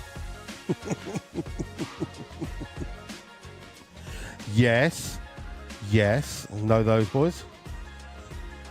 There we go. Imagine that in the dance tent towards the end, and everyone doing the what do you call it when they are the Simon Cowell sound change in the middle of a song. What's it called again? I don't know if it's called that. Key change, that's it. When it has the key change, and I can see it in the dance tent tonight. Everyone's singing along, and then it goes to that silent bit where the beat drops, and you got everyone in the dance dancing, clapping their hands together, singing Pretty Belinda. There's my dream for this weekend. No, I'm going to be in bed. I'm staying out of trouble. I shall be in bed asleep. Yeah, go on then.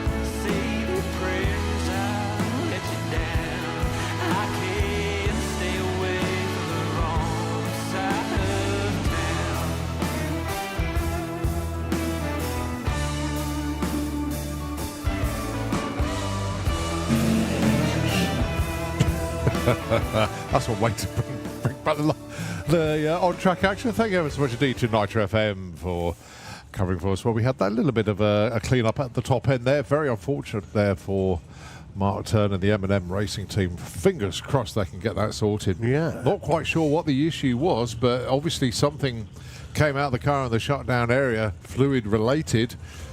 And so I hope everything is good. So continue then with 760 heads up. Just run what you brung for them, though. Getting some early runs in, give them an indication where they are this weekend. But both of these two, as we know, can certainly run the numbers. In actual fact, talking about running numbers, Matt Southcott there with Scampeak has been in the, well, low sevens.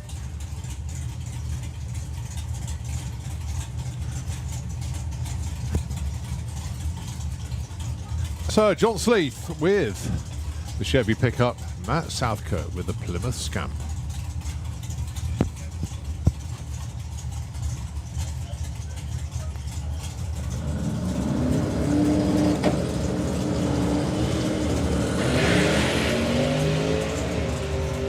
One reaction time for John. Wakey indeed. So look at the ET 775, 780. Now, bizarrely, they might be a bit disappointed with that, but hey, it was their first run.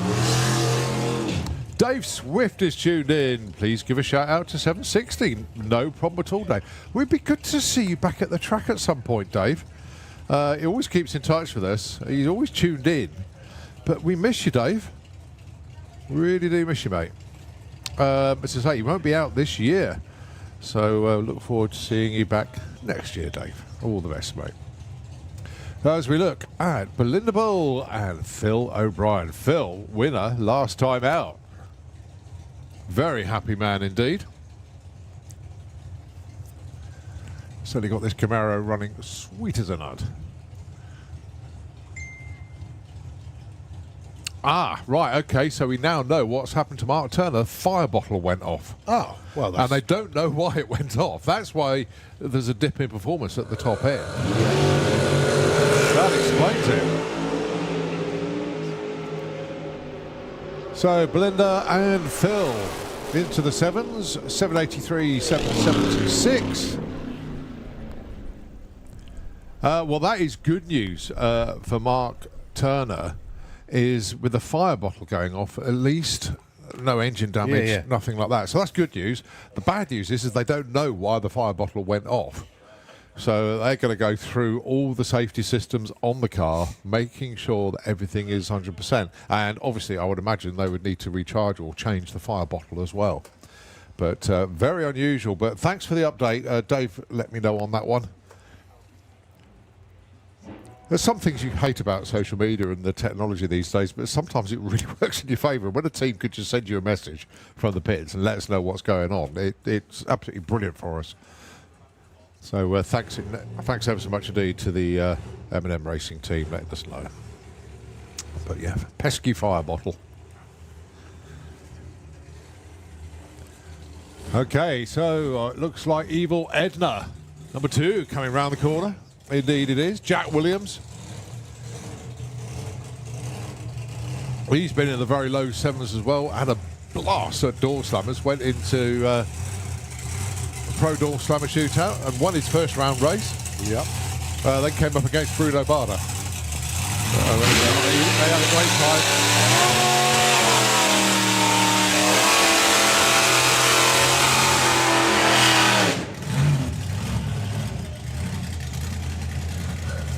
Fantastic car as well.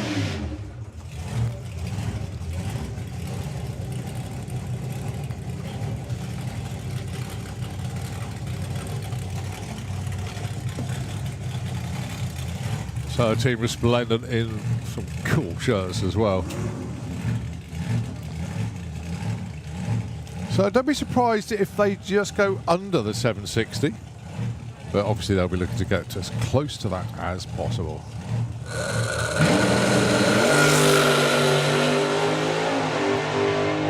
beautifully away. A little bit of a wiggle, but nothing really noticeable. 727.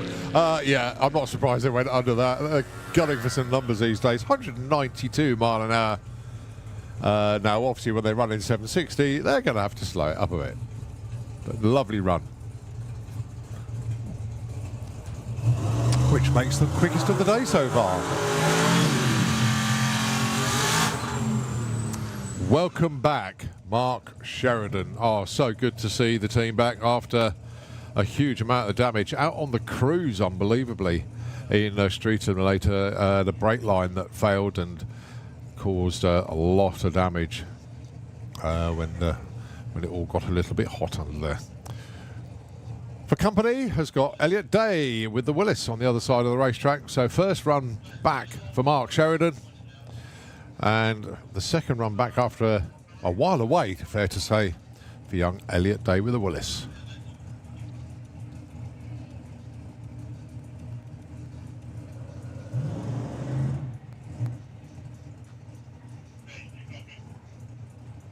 I'm going to send Mark on his own. So build up the boost, give it the launch, and well, let's just see how it goes.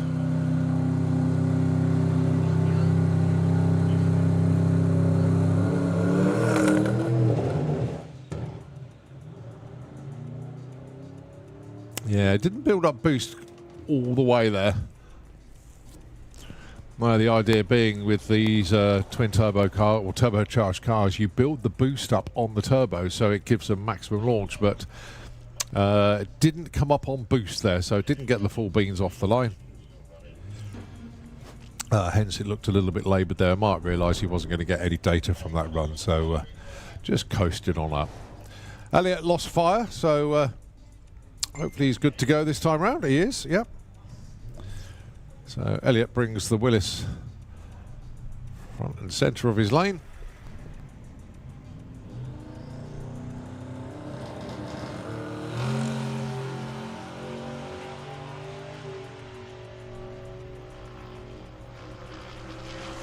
Good looking run. 9:35, 150. Welcome back, Els.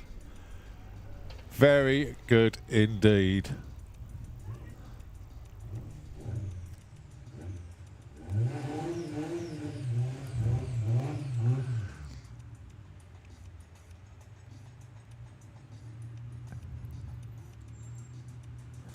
Okay, so we've got, this is interesting, we've got three names on the back window.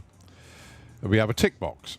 So it's either Eleanor Bush, Brackley Edwards, or Rob Edwards. And the cross is in Rob Edwards' box, so that's who's driving the car, I believe, then. Rob Edwards.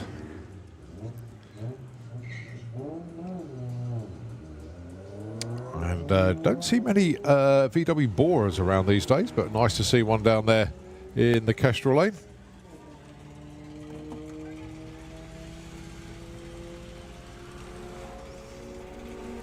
(1616) and 1706.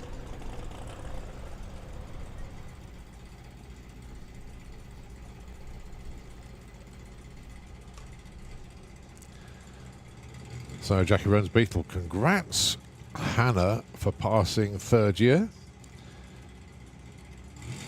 And what's that? Roman Polly's Domestics by 39. Oh, I love the messages. Always at Bug Jam, isn't it? Right, so it's not Sophie Lee, it's Craig Evans this time round. Again, tick boxes on the back window. Nice idea. Thank you very much indeed. Lets me know what's going on.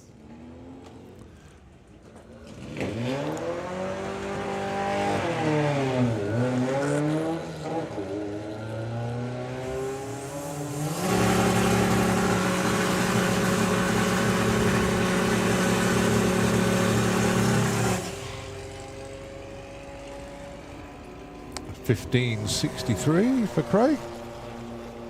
Didn't go quicker than Sophie. Good news. 18.17 the other side. Right, time now, 11:45. So we are not that far away from Nitro Funny Car.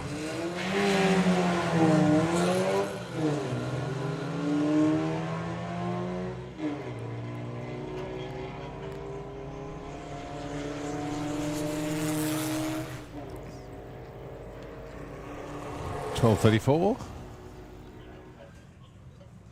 and 1594.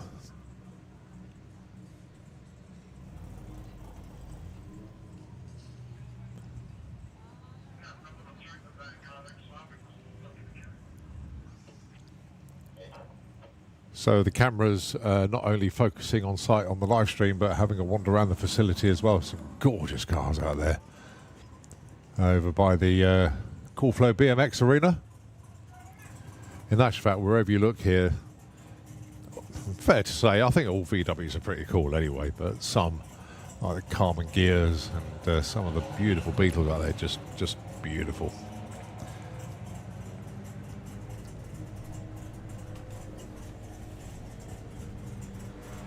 It's not taking away anything from the bay windows and the split screens and everything else within the brand. I mean, I've been a VW owner for many, many years. I had my favourites, fair to say.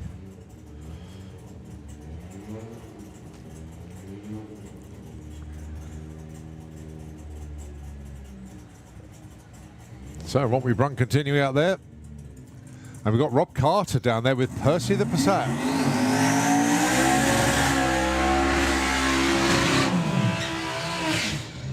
So running in Top Speed Automotive Street Eliminator. And capable of going very deep into the sevens. And we got the Mark 1 Golf. Oh, unfortunately being pushed back. What a shame. I've seen this car a few times over the years, but I haven't seen it recently. Nice to see it back out again. But just being pushed back for the time being. So, Rob Carter on his own.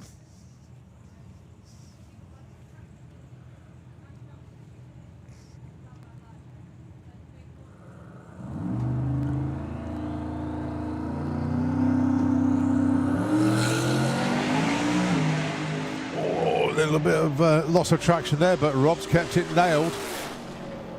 743, 184 mile an hour pass there. Very, very nice opener indeed. Also, special shout out, and I'm really looking forward to meeting this person later on. Granny P is in the house. So, Hazel Carter, let me know on that one. Granny P is in the house here this weekend. She came in yesterday with the team and is here all Bug Jam. Now then, if I go in the pits later on to go and see Granny P, she'll probably be up to the rave tent or something. So, I hope I do get to meet her when I go through the pits, because I've heard that she is a bit of a party animal. So if she's not doing Bug Jam's Got Talent or in the rave tent, we don't know where she's going. She could be in the Magic Teapot. But we'll find her. We'll find her, don't worry. Junior Drag Bike, Ali Lester.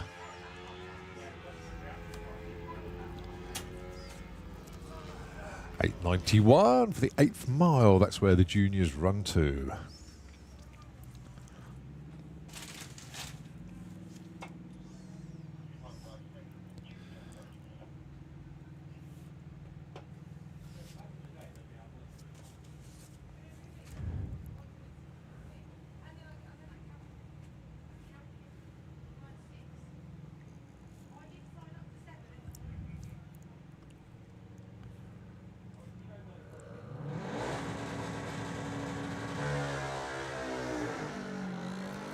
So that's young Brad Morrison. If you're not junior bike racers, putting some Run With Your Brung test passes in. Obviously, they'll be racing tomorrow. It all starts to count for them.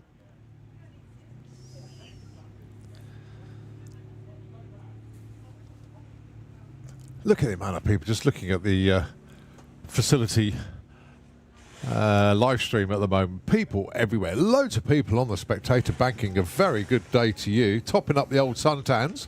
Drink water. Yes, hydration. Very ladies important. and gentlemen, if I can offer you any advice to you today, drink beer. I mean water. Drink beer. Well, just get fluids. Just make sure you're drinking plenty of water. It's this time of year that we have to remind you, you're sitting there in the sunshine, you're drinking some beer, please make sure you're taking some water down. If at any point our medical services need to attend to someone with heat stroke or dehydration, then it pulls away from our medical team on the drag strip. We don't want to have the drag strip down because you've not looked after your friends or yourself. Okay, so that must be... The kids. It's Vince in the Passat estate. Well, they both are, aren't they? No, one's a hatch. And then Olivia. Olivia Carter, yes, of course.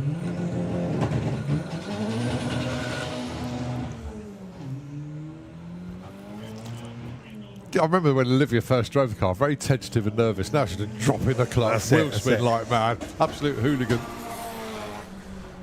13:41 against 14:20. So yeah, we were saying earlier about this VW Beetle. This used to be Chris Curry's. Sold, new owner. Turbo broomsticks, I think that says on the side now. So yeah, whoever's driving this, if you know them, tell them. Come sign up to the Volkswagen Drag Racing Club. Get that car in Sportsman. And then we've got Christine McKinney with the Outlaw Fat 4 Beetle, all the way from Ireland.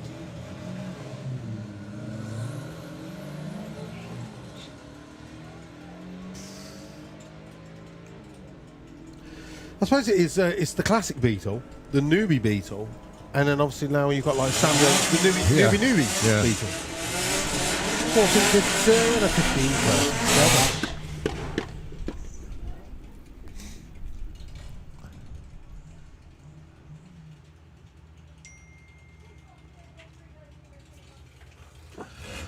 Right, next up, Mr. NA. Ross Page with the normally aspirated 16-valve Mark II Golf has been dipped into the 12s over the time. He's taken on Thomas Circuit, who is double-entered this weekend. He's got his money in whichever way Sportsman versus Pro goes. Right. He's a clever man. He's got an entry in Pro, where he can run in up to 12.99, and then he's got an entry in Sportsman where he can run down to 12.0. Lightweight, fugitive chassis, built by Jim Smith, and goes 13.40 to 13.38. Right, here's Lily with your mum. Right, 13.47 earlier on. Luke has fact-checked it. 13.3 as a PB. Yeah, 13.38 is her personal best. As I said, previously this just had a set of springs on stock shots, and every time she launched, the back end would drop down to the floor, hit the bump stops, and unload the car. Right. Fit some BC Racing coilovers. They're currently set at the hardest possible, and basically going to gradually back that off until it hits the perfect launch point. Let's see what she gets this time. 13.71.99. Dropped off a little bit. Yeah. So yeah, so the guys are going to be basically playing with tyre pressures. They're going to be playing with the suspension just to get that perfect. Nice view on the live stream as well. Andy Robinson's pits. The anger management Camaro is now out of the trailer and they're starting to do their preparation. We might even see them out on track for one hit later on today if all goes well. All right, Phil Jones down there with the Passat estate.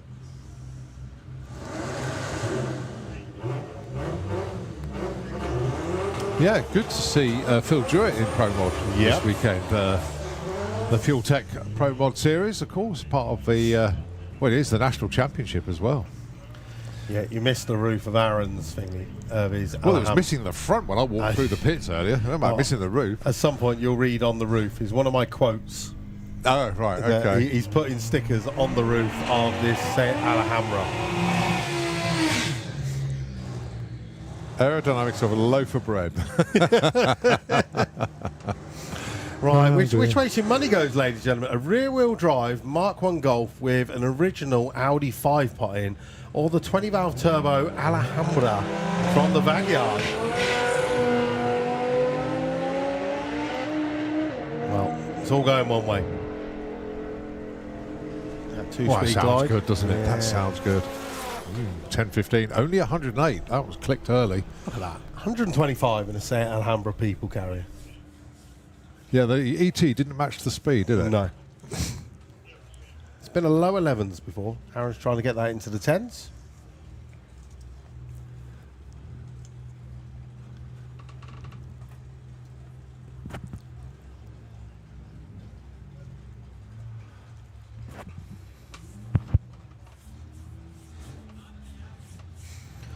I think, what's this? Takakat? That's not... We've got an extra one. What's going on here? Well, the original Takakat 2.0 or whatever is in the other lane. I've lost count of what he's doing now. 3. That's Takakat 3. Which is the Takatronic. Takotronic. Yes.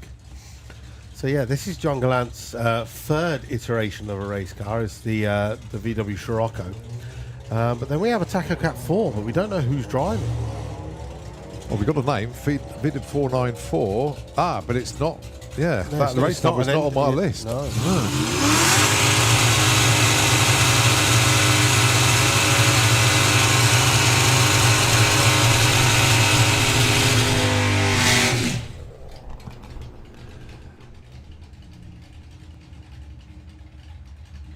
Jake Fronda with Nino 2.0, of course. Headed to Hockenheim in a few weeks' time. Where else would it be? The guys there, absolutely. Look at that sticker on the back window as well. His punishment for losing to me last year.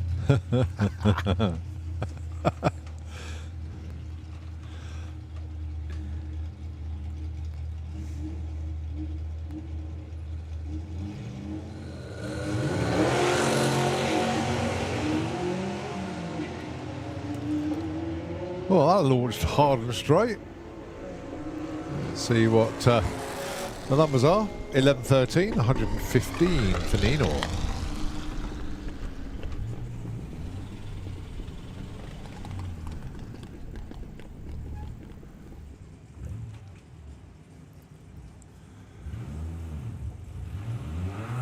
Well, the pairing lanes are quite busy down there, so we need to get the funny cars down at some point. I can't see them making their way through at the moment, though. But they'll be due to run very shortly as the brick shift house reappears.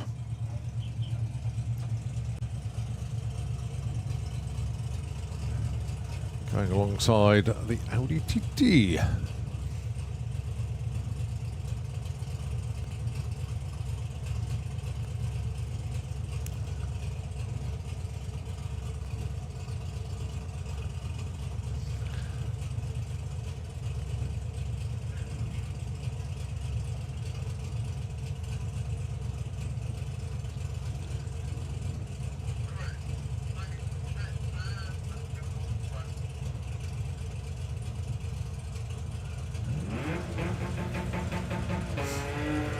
Nicely away. That's very cool. 187 to 60 foot. What are we looking at here? 13? Yeah, 13.72 at 96 miles an hour. Quickest run of the day so far for the brick shift house. Interesting matchup here. Very interesting. Joe Stevens. And I can't see. Is it Rob behind the wheel this time? No, Rob he took his while walking forward. So Chris Slater still behind the wheel of Code Red Chevy. Went 10:20 earlier and want to get into the 9s.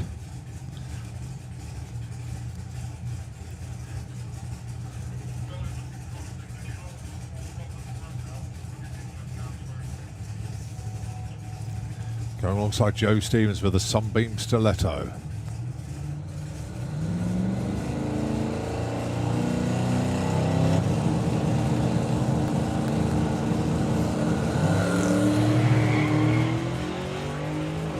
And it's Chris Slater on an absolute flyer here. How deep in the 9? It's going to be in the 8s. 884, get in there. 157 miles an hour. 2 passes in the car and he's into the 8s. Absolutely superb. Oh, I bet he enjoyed that. I bet he enjoyed that. Joe goes 12.17 at 85, but Chris Slater 8.84, 157. Right, let's have a look then. Steve Venables with the Mustang. Graham just bringing Steve up to the line. Oh, pause. Set. Good to go. Right, okay. First run of the weekend for Steve. Might blaze the tyres as he gets used to where the track is. And let's see. Oh, a little bit of a pedal. Yeah, tyres broke traction. But he's got his foot back in here. 940, nearly 180 mile an hour pass there for Steve. Shoots out in the shutdown area. Progressing nicely. And actually, to be fair to Steve, 940 on his opener for a while. He hasn't driven for the car for a little while. So nicely done. We see Fuel Funny cars making their way down into the pairing lanes. Yay. Yes. So a couple of our outlaw flat fours, or at least one of them. James Wotton. Yeah, he's been absent for a little while, hasn't he, James? Great to see this back.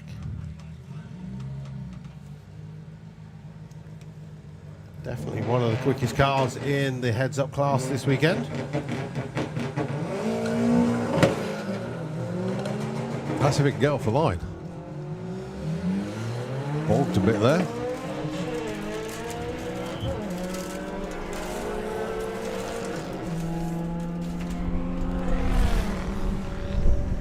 $11.97, James. 12.45 on the other side.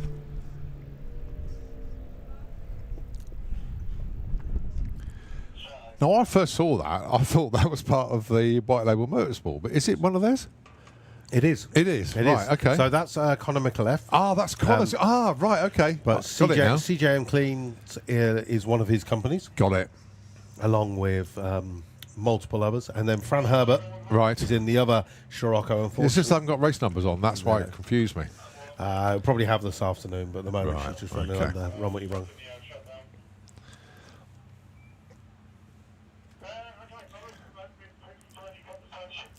Well, Fuel Funny Cars getting ready to make their way down. That's on the live stream there. Kevin Kent's car. Looking forward to see that appear on track, actually. That's the new Mustang body on Kevin's car. To say they've been up against it over the last 3 weeks is an understatement. Kev took time out of work to get everything cracked on. Nice. And then, unfortunately, one of his drivers broke his foot. Oh, what? So he had to then cover for that. So, yeah, a bit of a nightmare for him. So is it one of those, is it a new body or is it a new to him body? New to him body. New to him. Do we know whose car it? It's yes, it's a stateside car, and it belonged to. Can't remember. Can't remember. It's one of the later shape Mustangs, newer shape, I should say. But I had to do a little bit of grafting, obviously, because it's a different chassis to the car cool. that it was sat on before. But the unfortunate thing, Kevin openly said to me, he says, I thought it was going to be lighter than the Monte Carlo, but it's not. So it's going to rely on the aerodynamics of it to make it work, because it hasn't got the big rear spoiler on it. Okay. So that should be beneficial to him. I'll tell you what, when we're talking about lighter bodies, did you happen to see the Outrage car as you're walking through the pits? No, I haven't yet. Okay, so they have taken 7 layers of paint off that, Wow. and it is now back to the original 90s Outrage paintwork. So Is that what? the silver and pink? Silver and pink. Yeah. So that what How you about, I remembered that. so what you see on the car is the paint from the 90s. Right.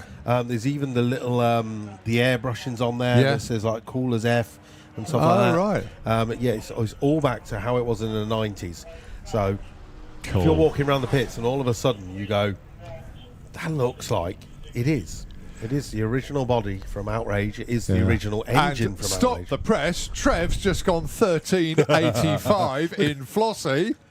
Yes. You didn't have your thumbs up at first, did you? You were No. very cross-armed there. You were like, how It's dare very, you? later, Lorraine's going, oh no. Right, let's see how Pete gets on with Cherry Pop then. Now he's already been 12.85. What's he got this time? 1283 finds a little bit more. So at some Look point, at some point this weekend, potentially, the kids might have a go in the menopause Audi TT. The kids have threatened Kaz that if she doesn't get all gears, that they're going to have a go in the car, because Al says she complains that she can't get gears, Right. and then he's changed the gearbox, and he's like, it works fine. Then she comes out, she can't get gears, and he's like, well, there's only one reason that this car don't get gears. He's like, it's you. So I think she's getting a couple of goes, but then the lads might jump in.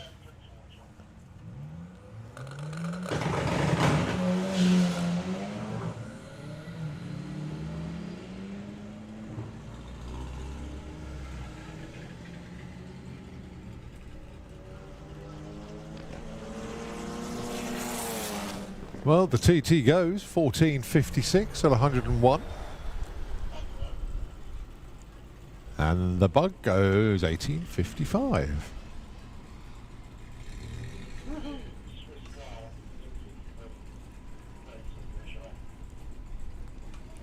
Yeah, there's all these weird cryptic messages appearing on the back of cars. So I'm reading, congratulations, Hannah, for passing third year something. Yeah. And then it also said, I was here for Rob and Polly's Bug Jam 39 domestic, and we're up to 5 so far. Oh dear, there's obviously a bit of a story behind that. 1399 and 1832. So Rob Elsom's One Bad Texan Funny Car, piloted by Jason Phelps, making its way into the pairing lanes now.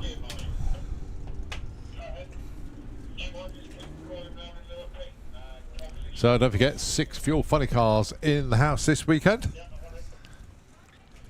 I don't know if we're going to get all 6 of them for the first session, because obviously Kevin Kent was still working flat out in the pits. I hope he does make it. All right, Brotherly Love. Is that Chris and Wayne then? Chris and Wayne. Obviously, this used to be Chris's car. He's swapped to something a little bit more sensible. 10:13 and a 12:28. Chris Waterhouse, currently second in the VW Pro Championship. Was runner-up at the last round at the Summer Nationals just a couple of weeks ago. Kevin Kent on the move. He's on the move. Excellent. That's really good to see.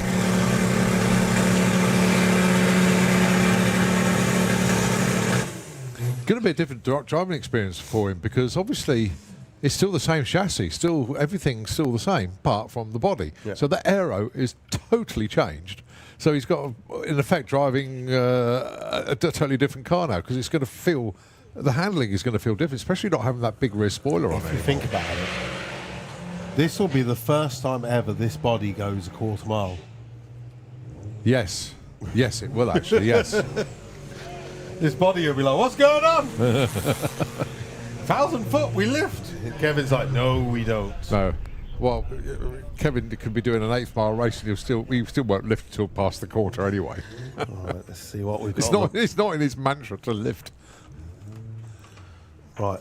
All right, so we've got 3 different drivers on the back of the Bora. It was the top box on the We're front last currently time. on Bradley Edwards. This is a very good way of doing it. Well done in the V6 4Motion. Yeah, because it was Rob Edwards on the other pass. Yeah. So they've changed the cross in the box. Is that done by vote? Is that... Right, got a vote? they're just making it easier for us. It works. It works. Sophie Emily did the same on the back of her car as well, actually. And then I think whoever's the fastest out of the 3 of them has to join up to the VW DLC. Ah, good. And come and Good that. I scheme. mean, I've never met them, but hopefully we will, and that should be the ruling. Right, you know we're approaching lunchtime now because we're getting more of the general public coming onto the track. They're like, oh, the track's open now. Yeah, we're running till late tonight, so about 7 o'clock, 7:30. I can't remember now, but 7 o'clock. But then Run What You Brung generally on the Friday does peter out a bit because everybody's getting ready for their parties, aren't they? Barbecue time Yeah. starts. You get the haze. Right, George Miller and Andy Jones. Andy Jones ran a PB earlier today, deep into the 13s. George Miller is currently leading the He is, VW isn't he? Sportsman Championship. So if you've got the programme, and you can read the bit on the very last page about the Volkswagen Drag Racing Club, this Mark II Audi TT is currently leading the Sportsman Championship. 2 race wins this year so far.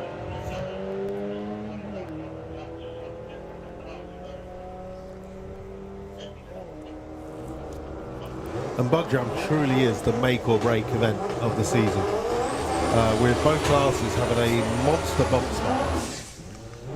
It's going to be a very stressful time for a lot of our racers. Well, it's a points bonanza as well, isn't it? Because with more qualifying means more points, doesn't it? And like, this is the one race where you want to get a number on the board in Q1, and it makes your life so much better. Yeah. Right. Aaron Nicholson from the VAG yard, only down the road in Corby. We use this man so much. 20 valve turbo breaker, but 20 valve turbo specialist. Every race meeting, someone is going to the VAG yard to pick up parts. Yeah.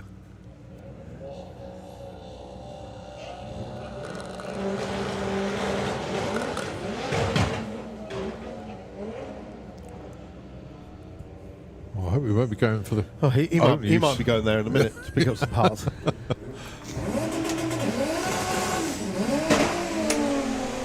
113, very tidy indeed. So what Aaron is doing with the car at the moment is he's fitted a clutch slipper. So it all requires setting up. Yeah. And it's just about finding the right point for that, and eventually it will just work over and over again. Right, Jacob Bailey with the White Label Motorsport R32 Jetta. Again, White Label Motorsport this weekend have got a giant pit, 10 gazebos in a row, 10 racers. Each racer, I believe, has got their own T-shirt this weekend. There's new White Label merchandise. If you're out there in the sun and you're thinking, oh, it's a bit hot, what I need is an umbrella for a bit of shade, White Label Motorsport have got umbrellas. Yeah. Very tidy pit area, Tom all by the fence as well. Tom has also been very kind, and he's got clothing rails in the middle of their pit, and he has got a number of the fellow VWDLC Racers T-shirts in there. So you can go in and pick up any VWDLC Racers T-shirt in the one area. So you know, like NHRA, you have the Nitro Alley where you have a specific spot to go and buy all your T-shirts, so you don't have to do it with each race team. Literally, that's what he set up. It's like one single shop to go and buy them all. Ah, good shout. Right, Phil Blogg with the 10-second caddy against this gorgeous Beetle. Diamond green, I believe that is.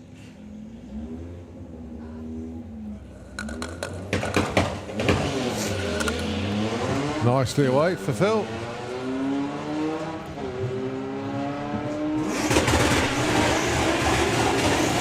That looks respectable. 10:59, 132. That's his quickest of the day so far. Well done, Phil.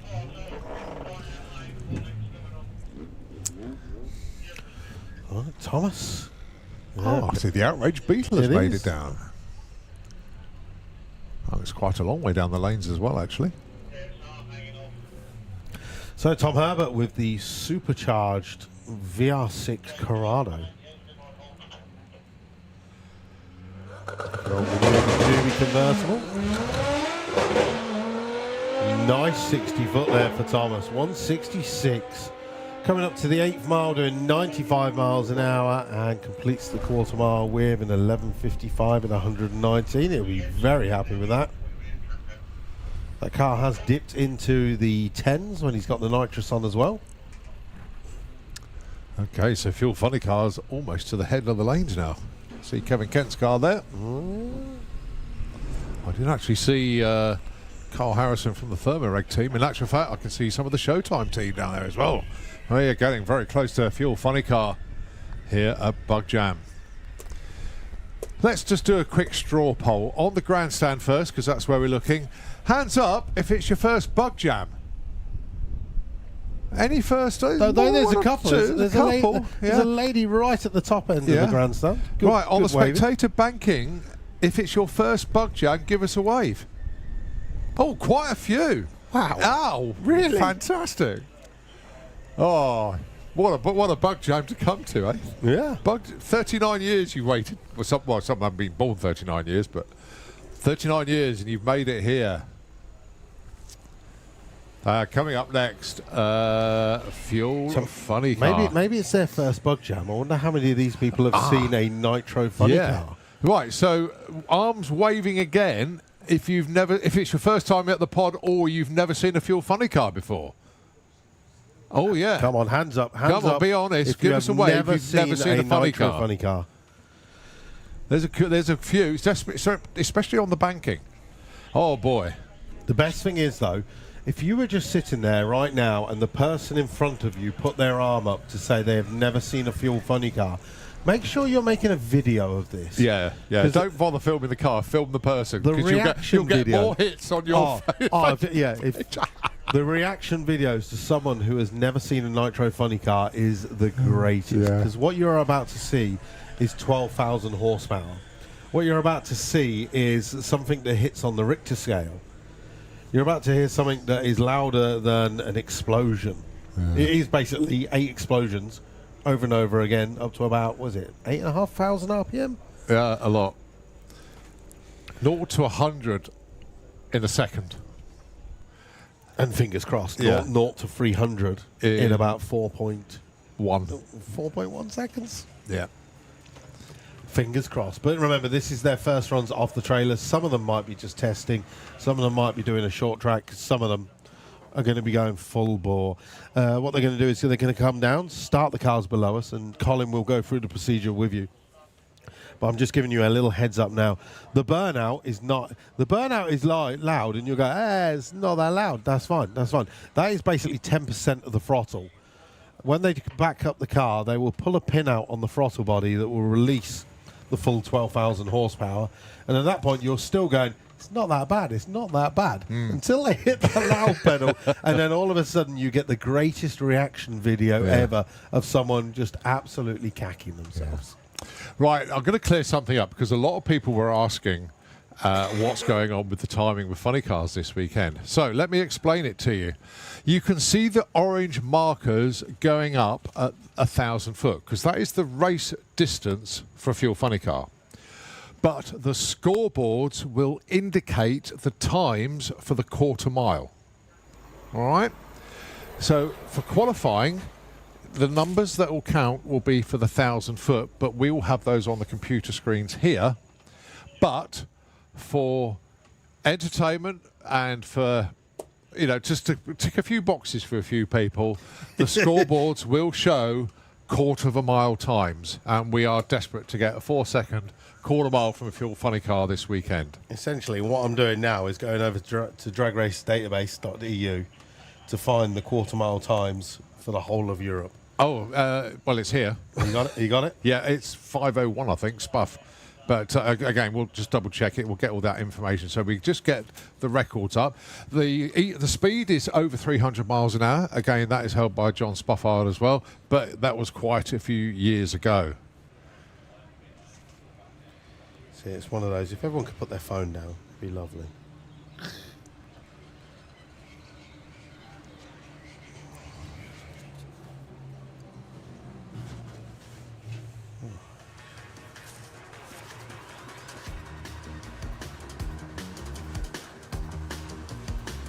So quarter mile, the record is 5:05 by John Spofford, 23rd of May 2009. Yeah. All right. The speed record is 309.36 the same day by Spuff back 23rd of May 2009. The 1,000-foot record belongs to the Showtime team, 4.12 at 307.88, and that's when Terry Haddock was driving the car back at the Festival of Power last year. Yeah. So that's the numbers. So those numbers are going to be very important for the weekend. What I'm going to find funny is how are you going to be calling the 1,000 foot and the quarter mile? Because I can just look on the screen. I know, but no, what I'm saying is you're going to be looking for a 1,000 foot number on the computer. But if you see a 4-second number on that board, you're going to. It's a 5. It's a 4. 5. I have no idea what's going on. Oh dear. So essentially, what we'll do is we'll give you the quarter mile time off the board, and then we'll come back. That's it. We'll let you know what the 1,000 foot with is. a calmer 1,000 foot for what the actual his qualified time is. It's funny because when it was announced on social media, 5 of the 6 funny car drivers got in touch with me going, "What?" Oh, it was brilliant. It was so much fun. The conversations in funny car have been brilliant. So at the moment, John Spufford, as you said, is the number 1. As we said, no one in Europe has ever run a 4-second pass. No. On the boards that you will see in a minute. So if you see a 4, you get to make lots of noise. I mean, if we see a good quality passes, I'll tell you what, there's going to be a lot of people tuning into the live stream to see all this as well. The question is Ben out there with his air horn? Because did you know this morning, when Sam come back from his first 9-second pass, Ben leant out his truck and lit up the air horn. Someone else in the pit lit up an air horn as well. We had air horn wars. Oh dear. Now then, you and I have got a history at this event with funny cars. Yeah, we have. We tend to lose the plot a little bit. We've had a few different ones, though, haven't we? We've had the 1,000-foot burnout. Yeah, the Uber for Lee. That's still one of Steve Ashdown's favourite clips. He keeps watching back. It's just so funny. And then I think it was the run after that Kevin Kent put in his quickest run ever. Yeah. But yeah, it's just mental.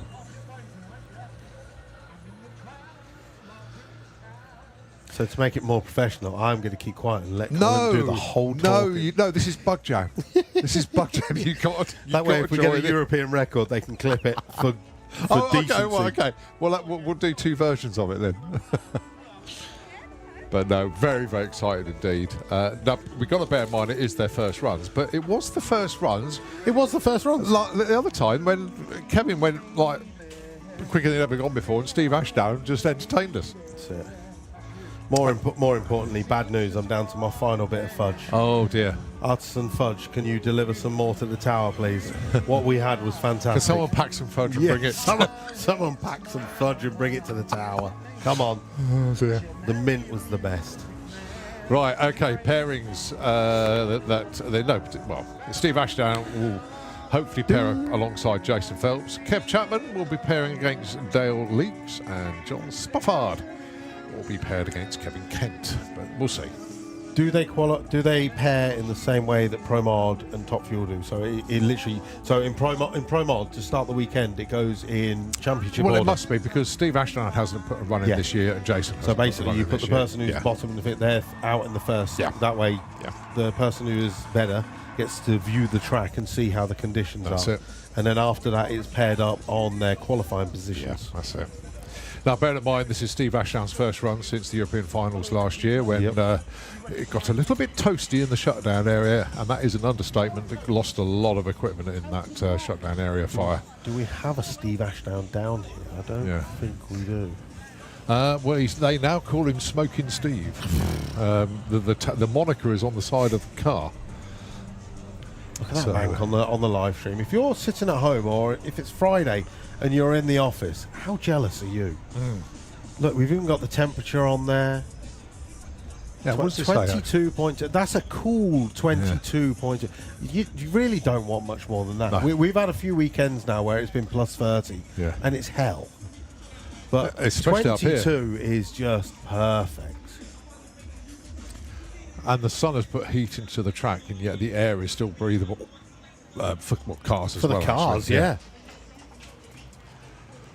If you're watching on the live stream, let us know where you are watching from and what you're supposed to be doing, rather than watching the Bug Jam live stream, as we are about to go Fuel Funny Car Racing qualifying round number 1.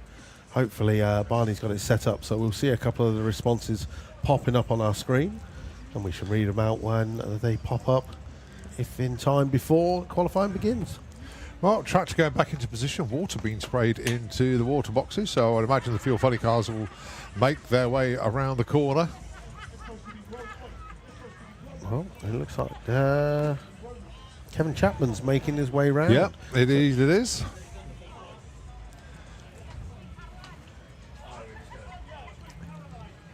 What a delight, though, to have 6 Fuel Funny cars on the premises. It's just a sight to behold. It really is.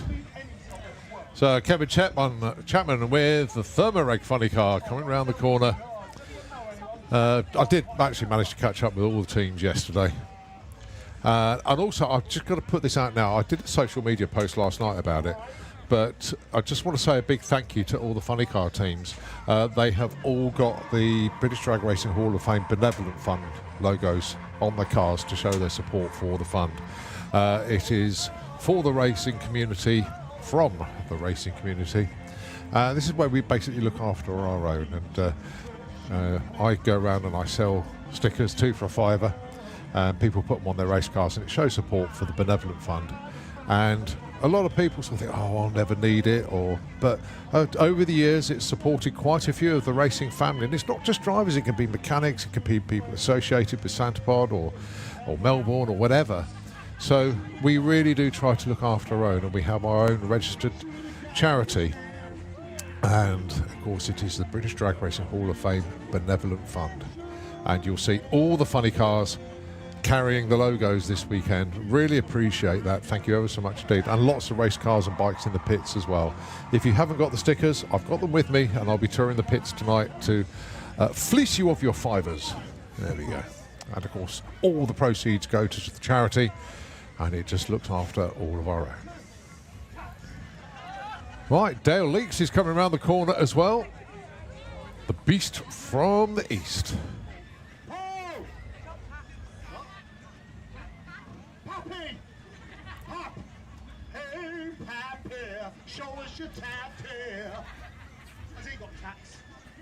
Really good to see Mark Hawkins here today as well, and a special shout out to Jackie. I did know that Mark was coming today, and I'm so pleased to see him here. He needs to see this car run. Also, when you go and have a look at the funny cars in the pits, check out the team merchandise from all of these teams. Dale Leaks has got another new shirt this weekend, would you believe? And they've got posters that they're giving away. Oh, I saw the kids doing that earlier. Yeah. They're doing a wonderful job. No, they're brilliant. They're absolutely brilliant. You just had a fudge delivery. I can't believe that. No. Or was that the last bit? The last bit. Oh, right. That would have been good, wouldn't it? Yeah, artisan fudge. Send your fudge up here. Come on.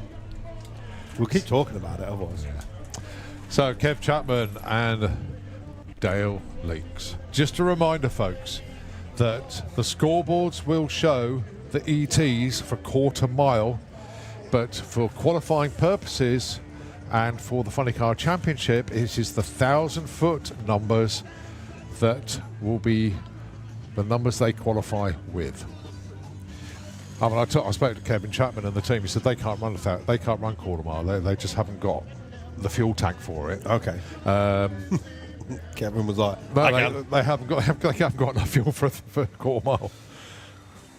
Again, ladies and gentlemen, if you saw someone raise their arm that said they've never seen a funny car before, have your camera out ready for a reaction video. Okay, the teams have given the thumbs up. Let's put fire in the pipes. Fuel Funny Car here at Bug Jam 39. Enjoy this, folks. It's going to get loud. I mean, very loud.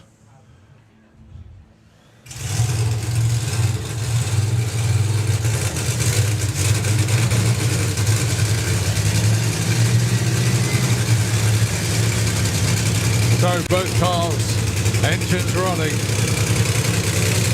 Kev Chapman rolls through the burnout box, hit the loud pedal.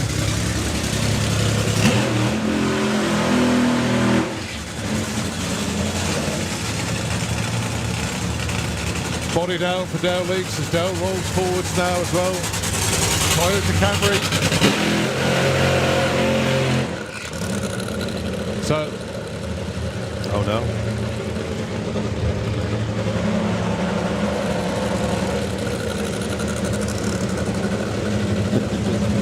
So despite a very, very short burnout, Dale Leaks actually gets back to the start line first.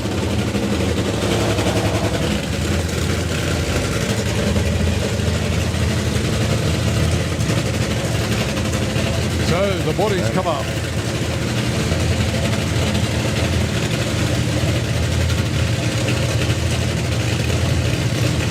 Oh, the whiff of nitro comes into the tower. Very, very pungent smell. And those burnouts were so deep-throated, it's knocked out our internal air conditioning. So although we know still going over the PA system, we can't hear ourselves at all up in the tower. So, one more time to remind you, 1,000 foot for the qualifying to the orange markers, but the scoreboards will show quarter mile here at Bug Jam for Fuel Funny Car, qualifying session number 1.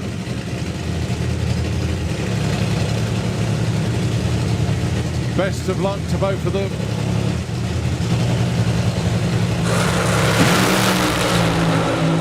Right, this one is all Dale Leaks all the way. Goes 5:50 at 2:13 for the quarter mile. And his 1,000 foot number is 4:52 at 2:38.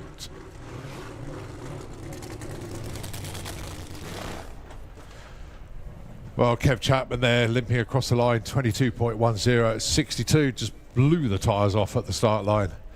But a lovely opener there for Dale Leaks. 5:50 at 213 for the quarter mile. But the number that counted there, 4:52 at 2:38.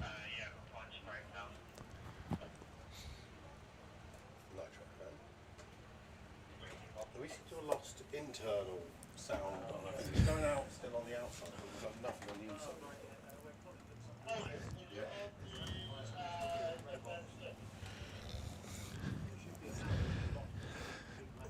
Yep.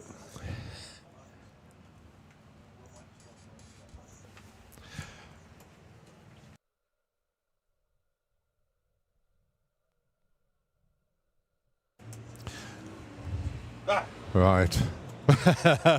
Well,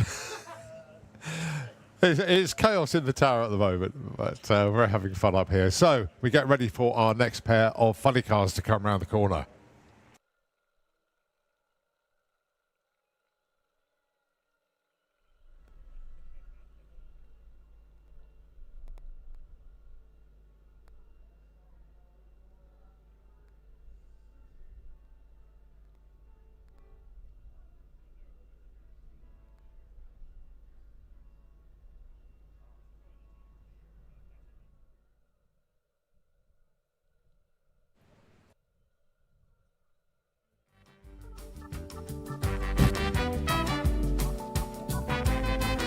So just a little bit of a track sweep after that run as we look for our next pair.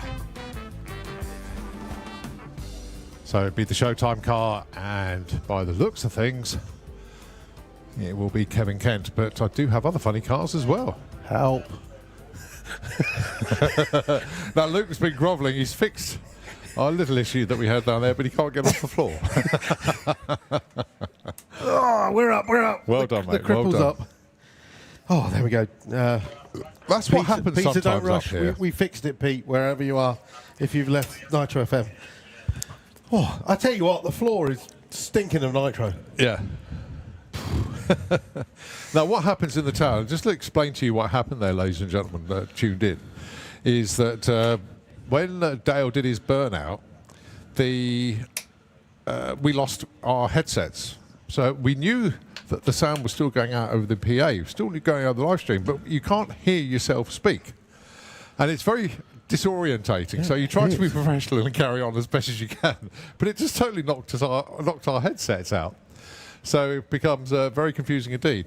So we knew what the issue was because the vibrations from the cars when they run, and it happens with the Jet sometimes as well. Well, Jets knock out the timing system, but the funny cars and that knock out the PA.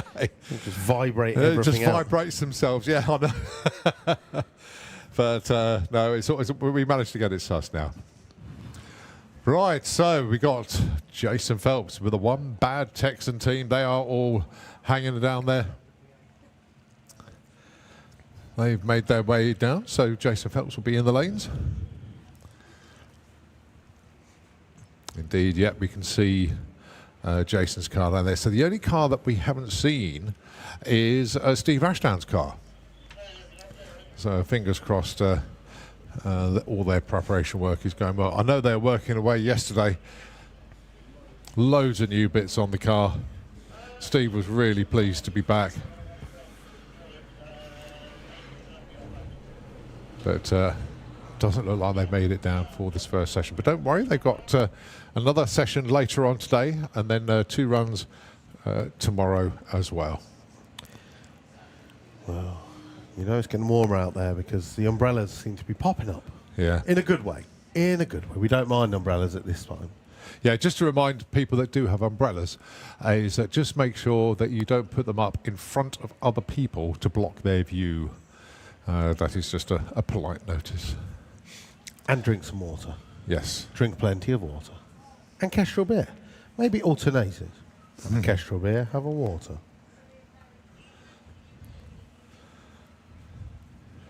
Well, there's a few people I'm going to give a quick name check to. Elliot Rubin. He's down there on the start line. He's doing a lot of filming. And also Sean Bowe, looking after a lot of the social media presence for the Fuel Funny Car teams as well.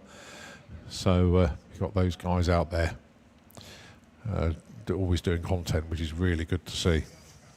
Okay, so Jason Phelps coming around the corner with a One Bad Texan Fuel Funny Car owned by Rob Elsom. And a bit of an all-star crew. In actual fact, some of the crew have actually been drafted in from other teams there. So Mick Sharp, who's normally on the Undertaker car, has moved over to the One Bad Texan team just to give them more strength in numbers. Because any help is always a good help.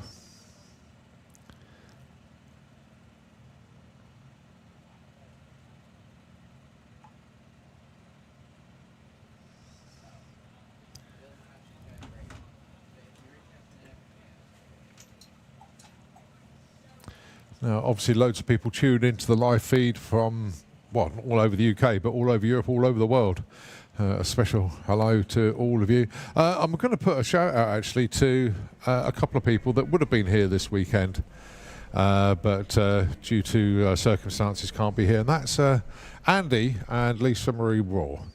The Cool Flow Beetle, you know, the Nitro Bug is here, but Andy and Lisa aren't here this weekend, but I do know the reasons why, and I just want to wish you all the very, very best indeed. And we look forward to seeing you soon. So Jason Phelps then with the One Bad Texan, the Toyota, lined up ready to get fired up. As Mick goes under the body with the starter.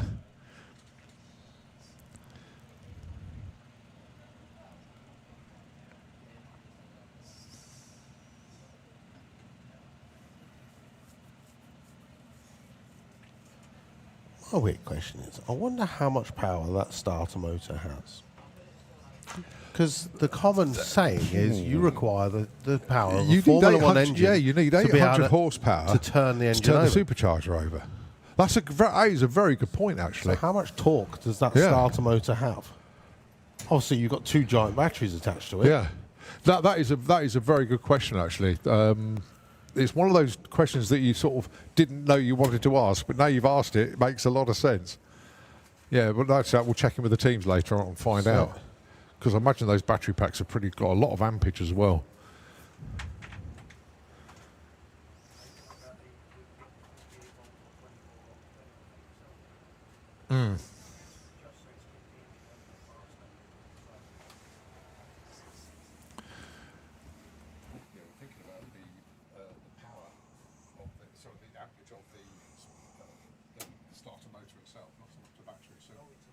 Yeah, I was going to say, it had to be.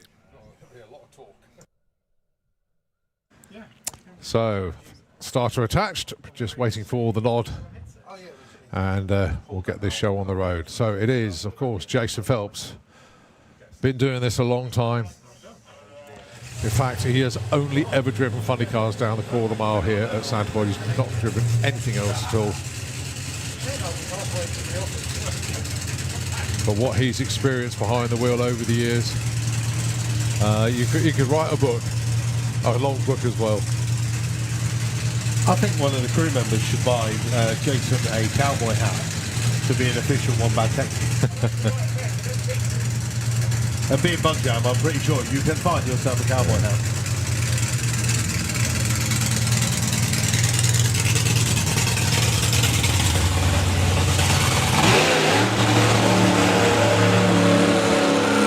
Where did it go? Oh, I'll just sit down here, shall I? poor old Luke's going to have to get on down once again.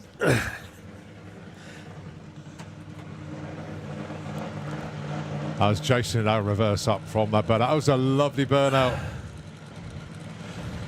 You don't want the revs too high on a burnout, otherwise the rear tyres become too thin and it doesn't give him the launch pad that he wants to launch from. So very, very important indeed. They have, in effect, a throttle stop on the car. It stops the supercharger blades on the front of the blower opening up too much. So it becomes like a mechanical rev limiter. Once the car is back behind the start line, he'll engage forward drive again. Then the team get to work, lift the body up, make sure the wheelie bar is set at the right height, arm the data loggers, and basically get the run all set for when Jason hits that loud pedal.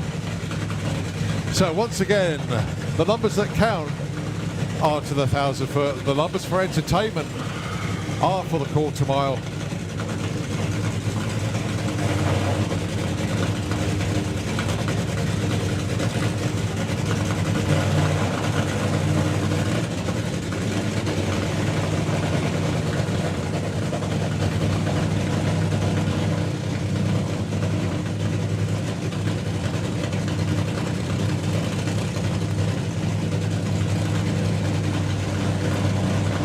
Jason Phelps then into pre-stage, into stage, and blew the tyres off straight away there.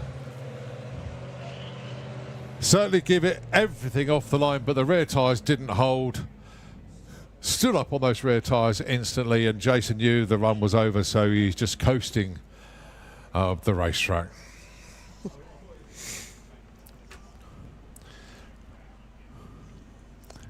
But they got another run later on today, so they'll get that opportunity. So, to wrap things up, if you're a funny car, a pair of cars for you, and the debut of Kevin Kent's new Mustang body on the West End Motorsport funny car. Going alongside John Spuffard with the Showtime machine. This car is Europe's quickest and fastest fuel funny car. Just call me the Hammer. You sussed it, have you? Although I had to use my phone as like a periscope so I could see the run. I'll just stay down here for the next one. Okay. Sorry, just listen to the commentary and you'll understand what's going on there. Well on to the One Bad Texan team as they go to the top end. They've got a little bit of work to do, going to make some adjustments. Mainly to clutch, I would imagine. Is not to hit it perhaps so hard off the line, but then you've got to push these cars hard. They like to work hard. There is no, what's the word? There's no easy run in a fuel funny car. You try and tame 12,000 odd horsepower, try and take a little bit of power out of it. It's not actually taking power out of the engine, it's taking it out of the clutch. So our final pair are lined up behind us for session 1 here at Bug Jam. Top end is clear, so we're just waiting for the nod from the teams. And of course from the track crew to say, yep, get them fired up. Indeed, here they go.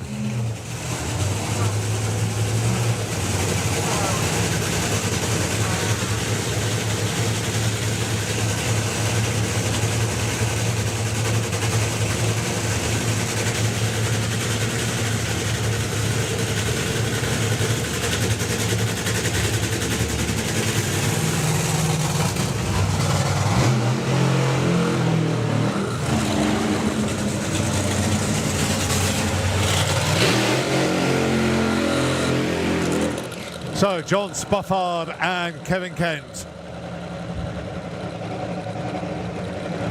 Fair to say that all the funny car drivers are a breed unto themselves, but these two, my goodness me. I mean, Spuff, how many years has been doing this? I know he had a 10-year break, but he's back, and he's back with a vengeance, and he's going just as quick as he ever did. one of our more recent inductees into the British Drag Racing Hall of Fame as well, and rightfully so. Kevin Kent, one of the most experienced funny car drivers out there, and of course the debut of the Mustang body here and now. This is the first time it's seen the track.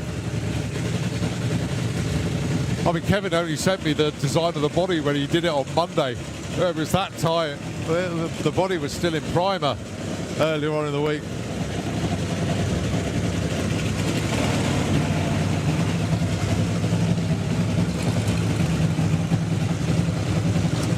So your last pair in Fuel Funny Car. The Showtime car of John Spofford, the West End car of Kevin Kent.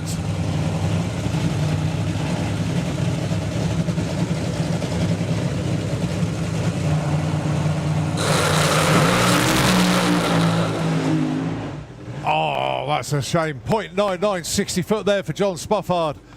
But just past the 330 foot, it all started to fade away a little bit there. Still goes 10.98 for the quarter mile. Kevin Kent just blew the tyres off straight away. So all he could do was coast 17.25 at 66. But there they go, all the funny cars with the exception of Steve Ashland. I really hope Steve can make the second session later on. But our funny cars have put their first runs in here at Bug Jam. Okay, so we've got two funny cars in the shutdown area. So just for the time being, Nitro FM, if you can take it back over. And we'll be back with more Run With Your Brung here at Bug Jam.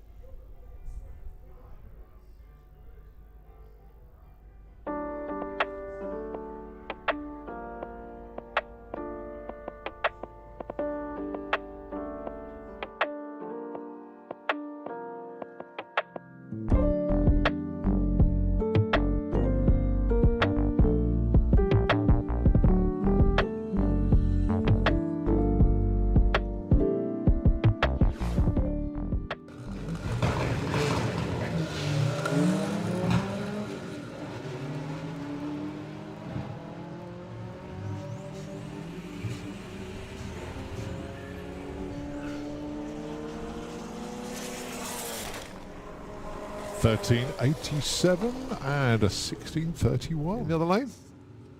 What's wrong with your bro?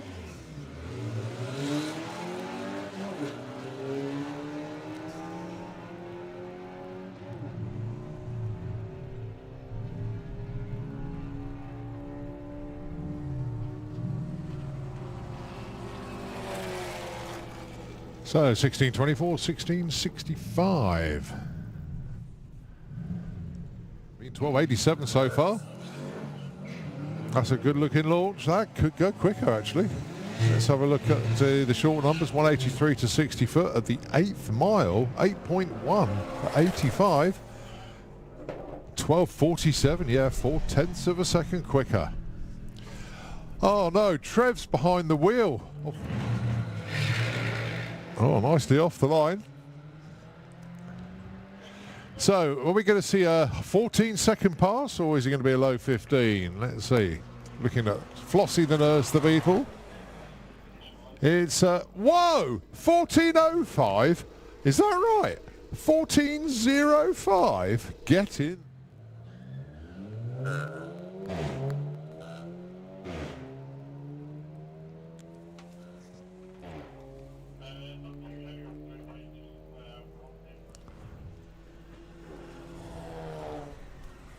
$14.53 and a $15.85. So Perry Lane still relatively quiet. Got a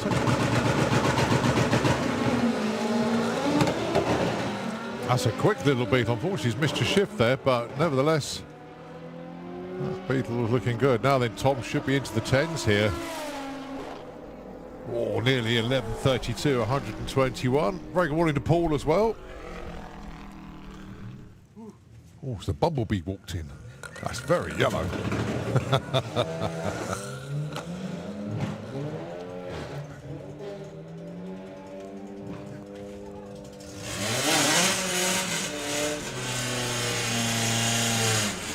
So Kaz Waterhouse goes. That's at 14.77.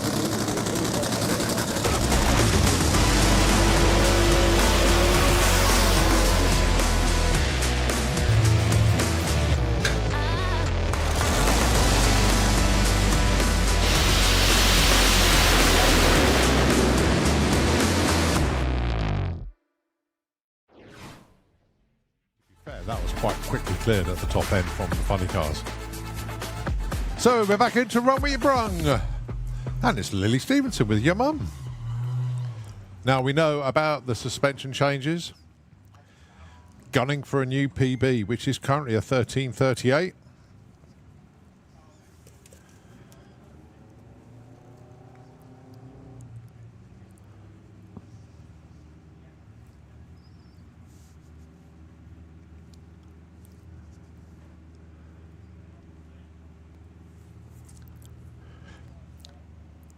And Lily going alongside the brick shift house, of course. The VW bus. I should have had both of these cars. There's not a lot between. They're both 13-second cars on the quarter.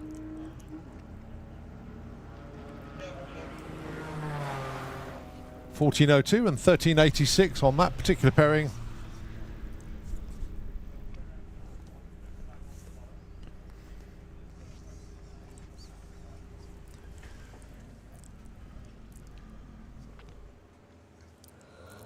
So Ali Alesta with the Ninja Junior Drag Bike. This is one of the race classes that will be qualifying in earnest tomorrow. But in Run What You Brung today.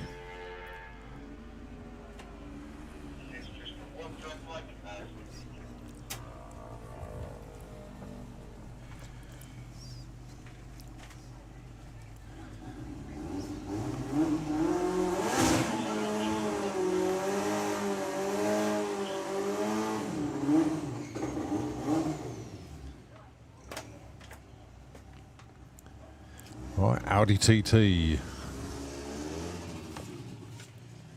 And of course, is that Ollie? That is Ollie. My word. Let's not even mention him. Okay. We're just going to ignore him. So we mentioned him on his third run, so he then... That's it. Good to see him back, though.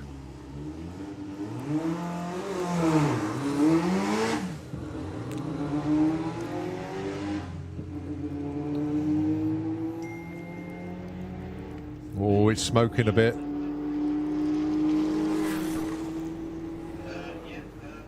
Goes 13.46 at 99 against a 14.47 at 101. But yeah, there's a lot of smoke at the top end. Fingers crossed for Ollie that it's not wounded. But been a while since he's been out with that car.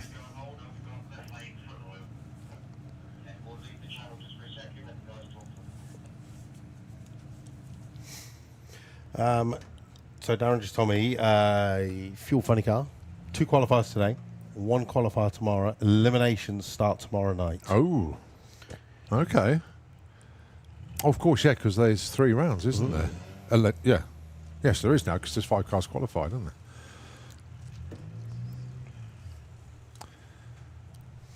I believe lunch break coming up in 5 minutes. Okay. VW Sportsman versus Pro shootout will be straight after Q2 of Funny Car this afternoon. Yep. So attention in the pits for VW Pro and VW Sportsman races in the Pro versus Sportsman Shootout, sponsored by BJ Bates Electrical. You need to be ready and paired in the pits at 4:30. Mr. Liam will come and collect you and bring you down into the pairing lanes. You are not going down the old return road. You are coming down into the pairing lanes, as we do not want 32 cars in the That's a good point. in the thingy while Fuel Funny Car are running. And so please make sure when you leave the pits, VW DLC races, you are paired up with your fellow shootoutee before you come down to make it as easy as possible. Okay, so as the time approaches 1 o'clock, just to let everybody know, in the Cool Flow Arena, the Cool Flow BMX show, they've got one starting in 5 minutes' time. On the main stage at 1:30 is the Ben Langley show. Near the main stage, 2 o'clock, is the Lowriders display. 2:30, Extreme Bike Battle in the Little Buggers area. And then Ben Langley again on the main stage at 3 o'clock this afternoon. So I've got a gaggle of cars collected at the back there. And we have one outraged funny car around the corner. Ooh. So as we were saying, 7 layers of paint. 7 layers of paint, and they got to that Think layer. of the amount. Before they said the two of them to lift the body off, it was really heavy. Wow. They're like, now it's just like, because it's a carbon fiber body. Yeah. But it just, I mean, You can realise paint weighed so much when you put that much on there. The candy paint that was last on it, Yeah. was like 2 layers thick. Wow. But over the years, so people will probably remember this. So obviously it was that colour. Then we had. That's the colour I remember it as. Yeah. It's the only colour I've known it. Well, apart from obviously when it reappeared. So then the next colour was, if I remember, but people can correct me, it was all silver when it was Tarmac Teaser 2. That was when Lee Darby had it. Then it was, at some point it went black, like completely black, and it was Cool Runnings. Yes. And then, of course, it went to the candy red, which had multiple layers of paint on there to get that candy colour. There might even be some other colours in there. I'm just trying to think. But yeah. So I think obviously whatever happened to Ollie towards the top end didn't look too good, because we've got all sorts of track vehicles going out there to Ollie. clean up. Oh, poor lad. I mean, it doesn't get many runs, and when it does, it doesn't always work out right. I mean, his race car team is called Normally Broken. Yeah. And we ignored that specifically today. Yeah. Oh, Well, even the how Berryman is frustrating. going out. Yeah. So we could be down for a few minutes, just looking around on site. There's a monster truck just parked in the middle of nowhere over there. It looks like it's actually in the live action arena. It's just that wall behind it is a little bit confusing on the backdrop. But the site, very, very busy indeed. Don't forget, no matter where you are on site, there is something going on. Yeah. Literally Well, that's everywhere. the thing. I mean, like, we've just done Fuel Funny Car. A minute ago, the bank-in and the grandsons were absolutely packed. And Yeah. now all of a sudden, people are walking around site going, there's a lot of people here. Yeah. Well done to Dale Leaks, actually. He's the only one that really got a meaningful run in there. 4:52 at 2:38 for the 1,000 foot. But he was off the gas at the quarter mile, 5:50 at 213. Wow. So I'll tell you what, save us waffling, because we've got 3 days of it coming up, including today. Let's give the airwaves over to Nitro FM 96.2. And of course, we will pick it up when the fun and games continue here at Bug Jam.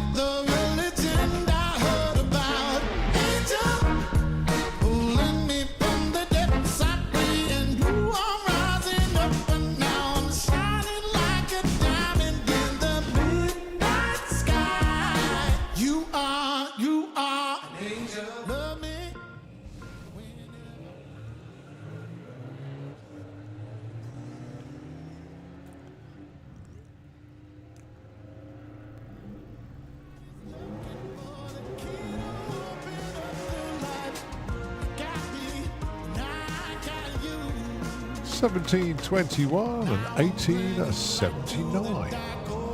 All right, Laurie Anslow. Well, coming up to 11:15, getting ready to open and literally everything up on site because 11 o'clock is the magic hour. Is that when the bar opens? It's well, everything opens up.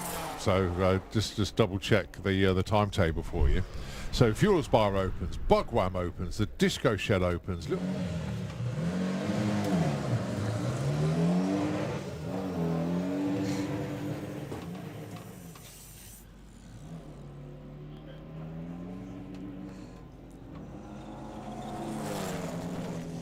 Getting it there eventually, 1290, 110. I think there's a bit more to come. Oh, 100. I mean, considering it didn't sound pushed. No.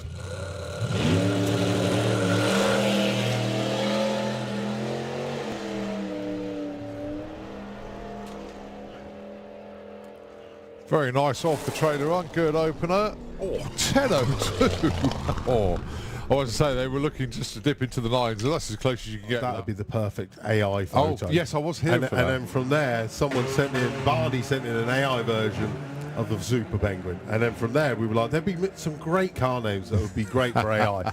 And before you know it, we were working through the ones that you really couldn't, like the Brick Shift House. We were like, let's see how this comes out on AI.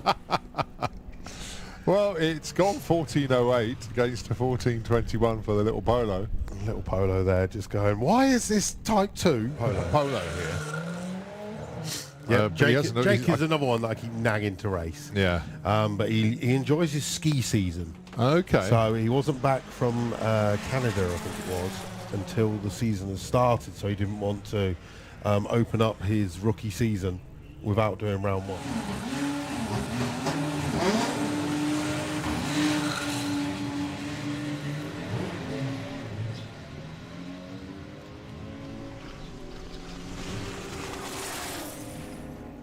No, well, 200's quicker than earlier. Christine Wood as well. 3 drops. Off they go.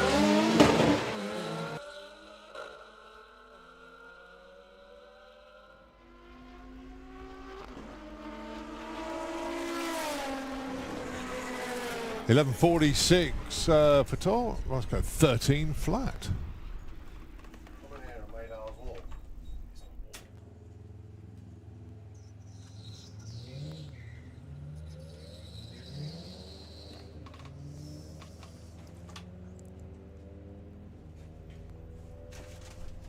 Well, first runs of the day for both of these. And a respectable 13.17 alongside. It's 17.86. He's just dropping in.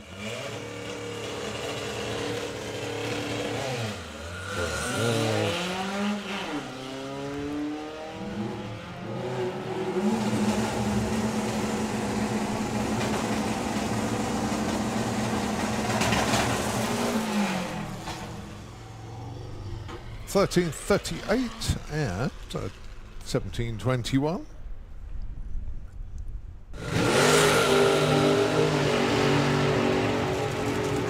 Let's see if they can hit the number. They're capable of it. 784, 162 off the trailer run. Not bad. Plenty more to come. Especially a little pedal towards the top. Yeah. Oh, 1 reaction time for John. Wakey indeed. So look at the ET 775, 780.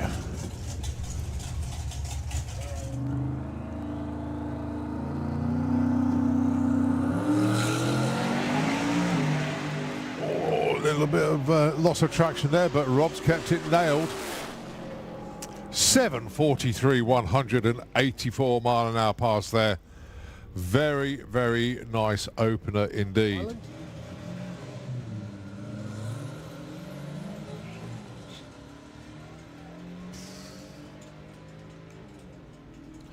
I suppose it is. It's the classic Beetle, the newbie Beetle, and then obviously now you've got like Samuel, the newbie Beetle.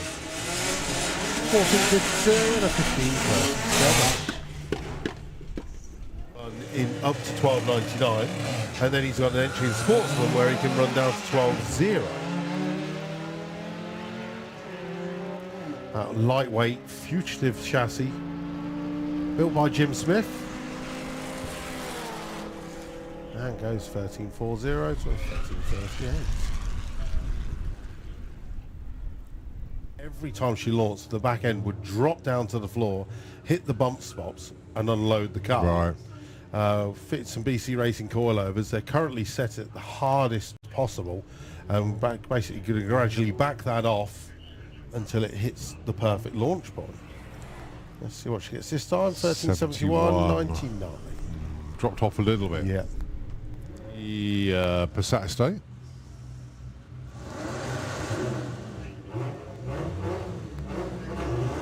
Yeah, good to see Phil Jewett in Pro Mod this weekend. The Fuel Tech Pro Mod Series, of course, part of the, well, it is the National Championship as well. Yeah, you missed the roof of Aaron's thingy. Well, it was missing the front when I walked through the pits earlier. I don't know about missing the roof. At some point from the backyard. Well, it's all going one way. That sounds glide. good, doesn't it? That sounds good. 10.15, only 108. That was clicked early. VW Scirocco. But then we have a Taco Cat 4, but we don't know who's driving. Well, we got a name, Vidib 494. But it's not. Yeah, No, that race number's not on my list. No.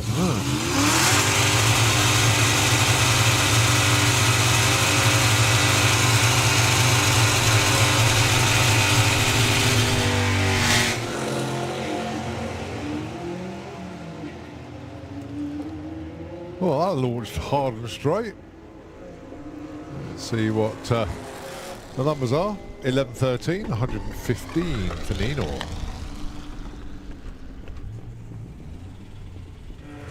Nicely away. That's very cool. 187 to 60 foot. What are we looking at here? 13? Yeah, 13.72 at 96 miles an hour. Quickest run of the day so far.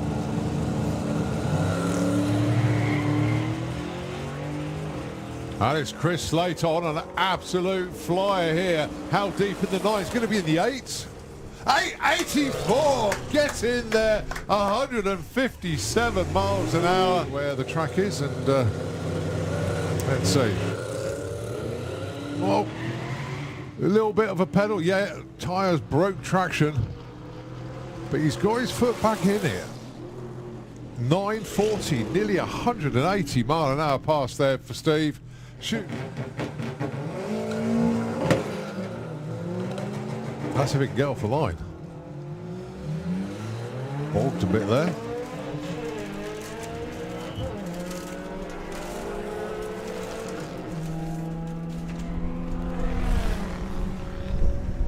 $11.97, James. 12.45.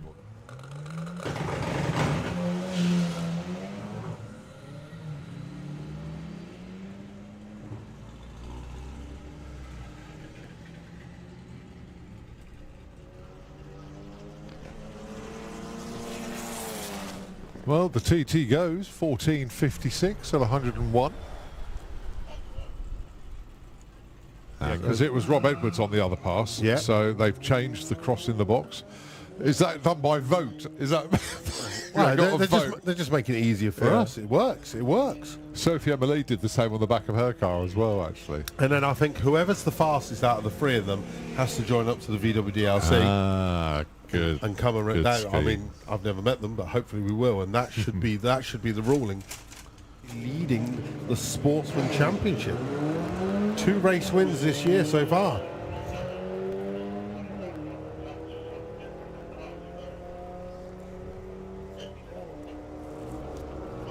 And Bug Jam truly is the make or break event of the season, with both classes having a monster bump start.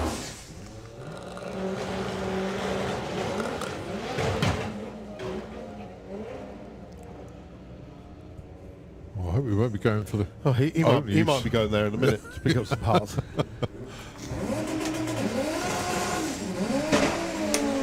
113, very tidy indeed.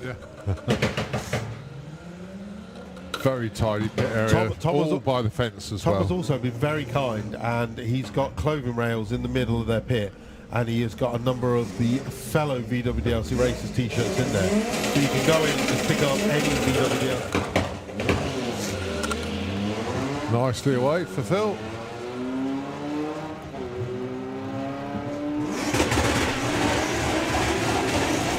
That looks respectable. 10:59, 132. Good luck to both of them.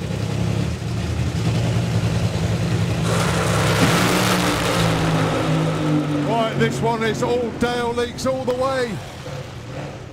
Goes 5:50 at 2:13 for the quarter mile.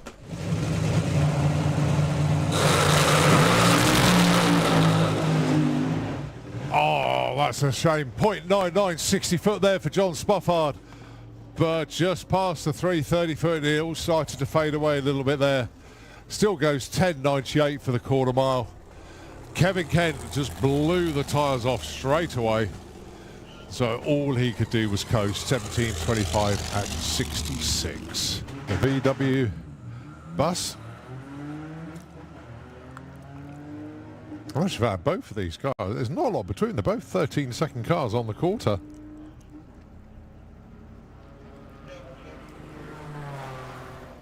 $14.02 and $13.86 on that particular pairing.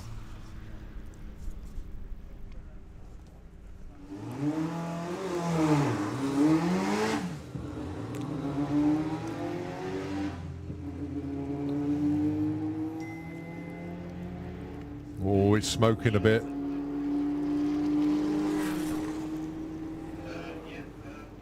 Goes 13.46 at 99. Against a 14.47 at 101. But yeah, there's a lot of smoke at the top end.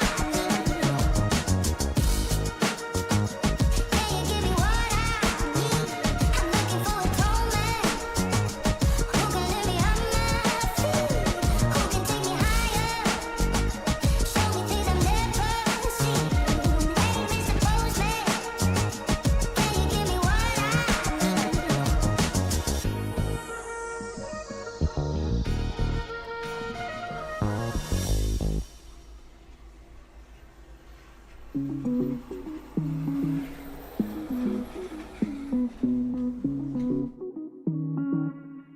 to love again.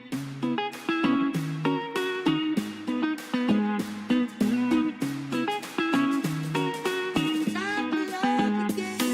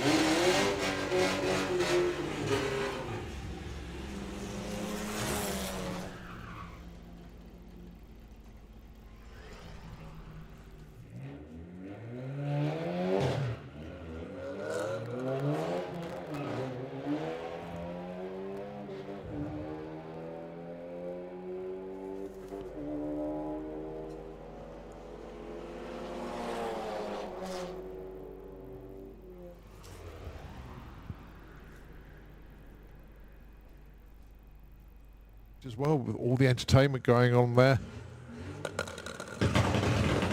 We'll keep you updated as best as we can from the tower here, but just make sure you got hold of the race weekend program, or the event program if you like.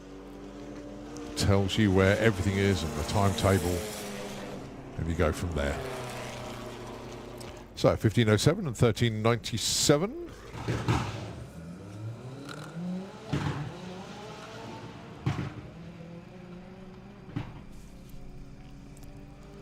Well, I should get into the tents this time, but how deep? Oh, no, he doesn't. 1136, 125. All right, Audi back round again. Now then, best so far, 1279. Very respectable, to be fair. Going alongside the Golf. First run of the day for this particular car.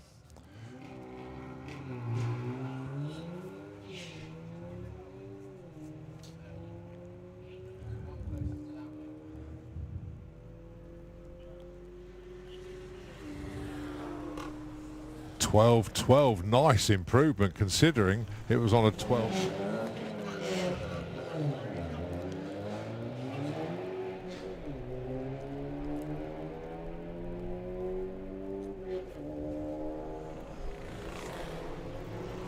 $13.87 and a 15.11.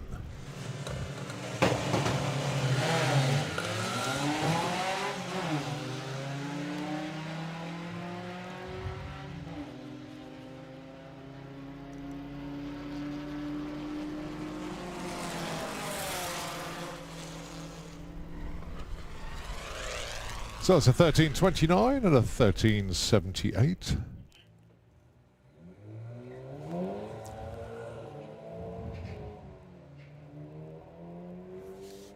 So that's Sophie Emma Lee with the Rocco.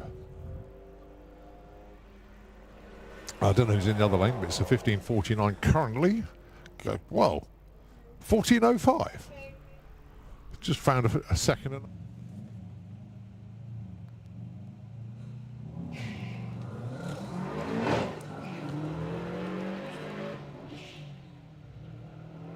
So Paul Braithwaite with a gaffer tape and zip tie Beetle. What's he got for us? 1287 to open his account for today, and a 1509 on the other side. Oh, Andy Cooper's back.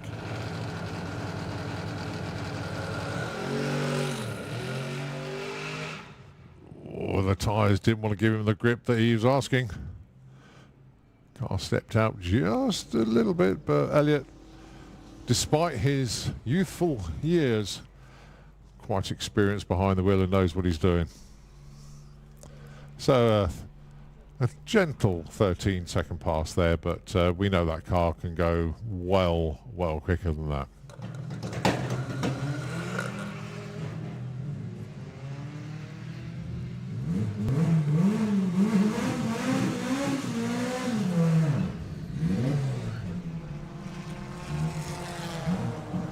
So 1367 and 1544. Outlaw flat 4.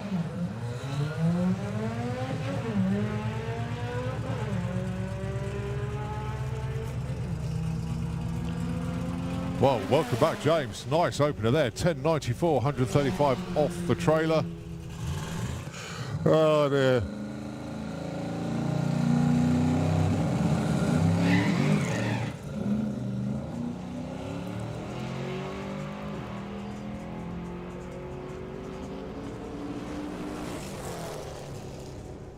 $10.20, 151 on his first pass in the car. Go on to unusual car sales. Just search that and you'll be able to find out more about that car that's up for grabs. So it's Andy Bond's not so ugly sister up for sale. Mind you, that's a 10-second car, can dip into the 9s.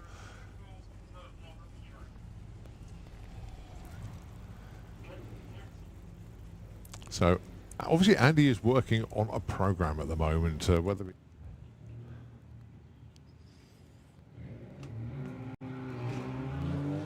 just bogged off the line very slightly there.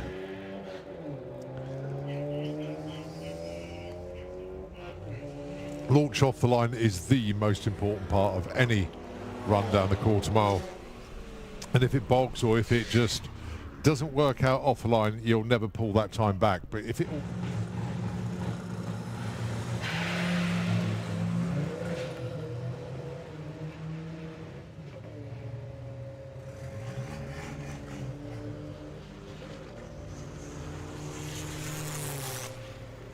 So 12.53, very nice run indeed.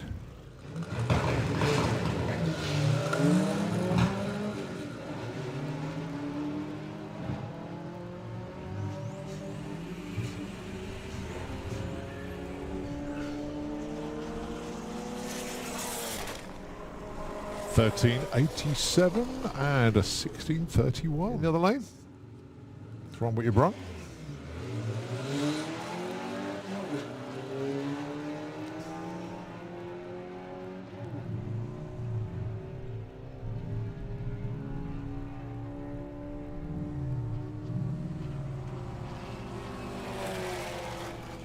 So 1624, 1665. Been 1287 so far. That's a good looking launch. That could go quicker actually. Let's have a look at the short numbers. 183 to 60 foot at the 8th mile. 8.1 at 85. 1247, yeah, 0.4 of a second quicker.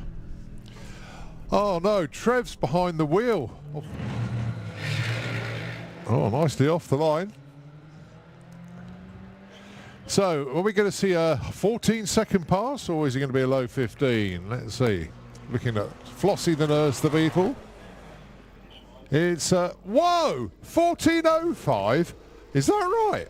14.05? Get in.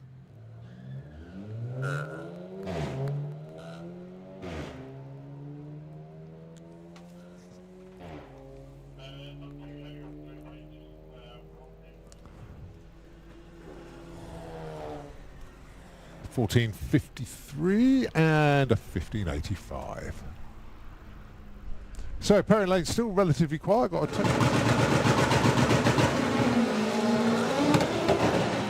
that's a quick little beat. Unfortunately, he's missed a shift there, but nevertheless, Beetle was looking good. Now then, Tom should be into the 10s here.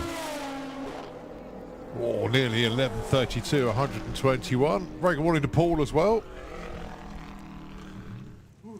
Oh, it's the bumblebee walked in. That's very yellow.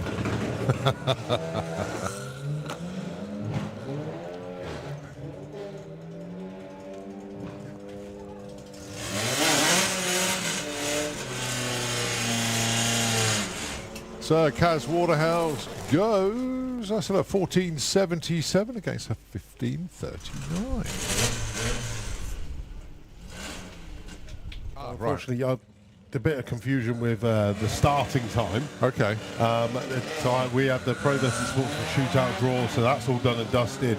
Just arranging all of our races with what time and what to do with regards to signing on and stuff like that. Yeah. So yeah, we've. And when is that? It is straight after tea break today. Today, right, Did you got a program? I haven't yet, no. Oh, what? I haven't got one yet. Started really early, 9:30 in the morning. Well, it's normally Lorraine and Poppy, but Trev is driving Flossie.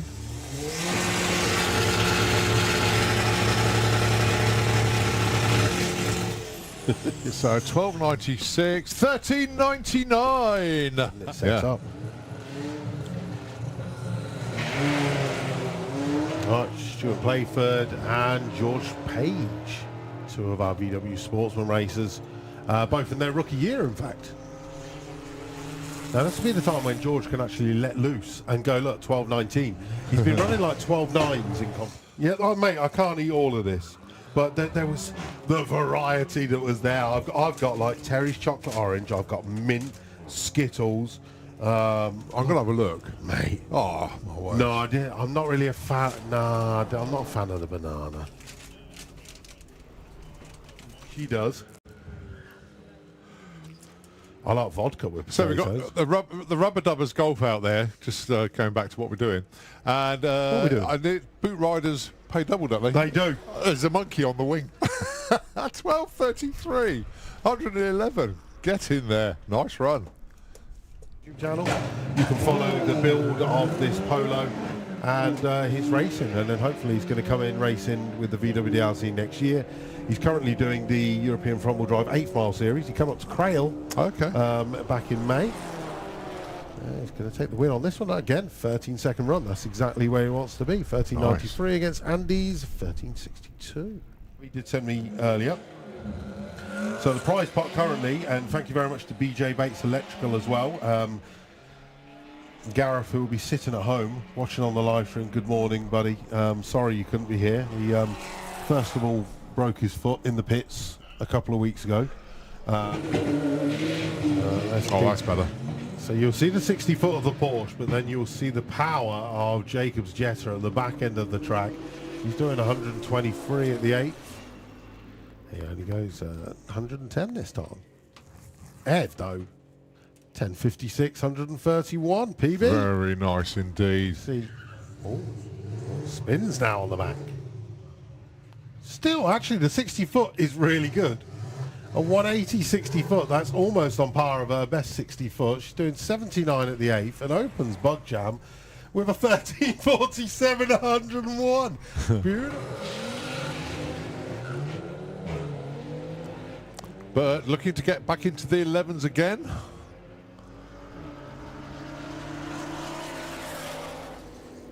Whoa, 11.16. Wow. He has been in the 10s at all. Like 13s in that car. Really progressed well. Andy Jones with the grey bug. And of course that's Sam Thompson, 13.42, plays a 13.70. Harry Gamble, one of our new VW Pro racers for the Mark IV Golf. He's having a very good season so far. He's even going through rounds. He's taking on what sounds like a Subaru Beetle. 11.76. Respect. Well done. That's good. That's good.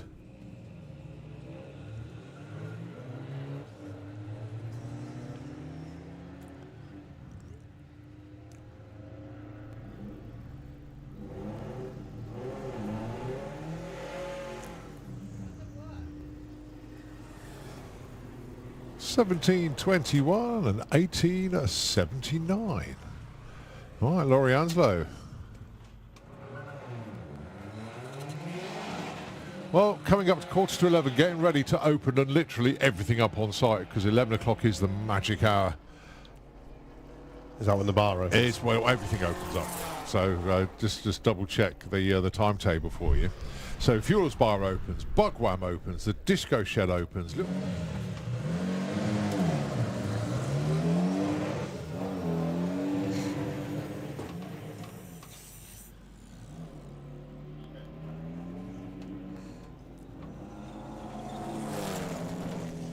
Getting it there eventually, 1290, 110. I think there's a bit more to come. Oh, 100. I mean, considering it didn't sound pushed. No.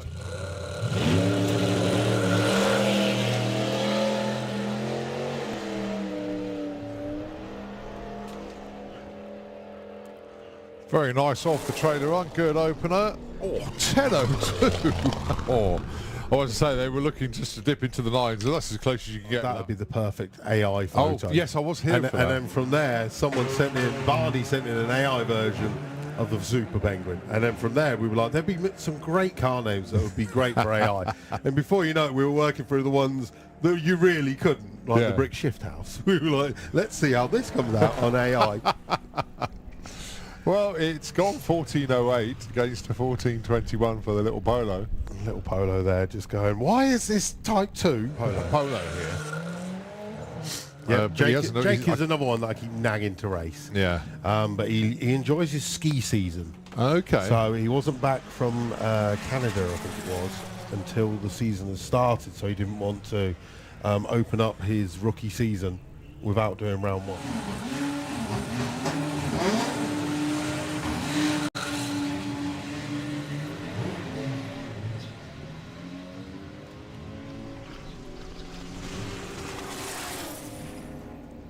Well, 200's quicker than earlier. Christine Wood as well. 3 drops. Off they go.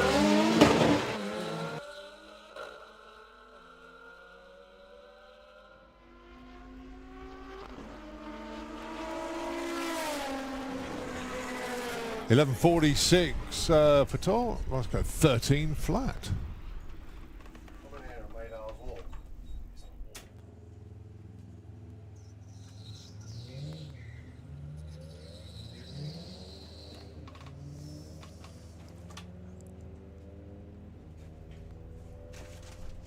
Well, first runs of the day for both of these. And a respectable 13.17 alongside. It's 17.86. He's just dropping in.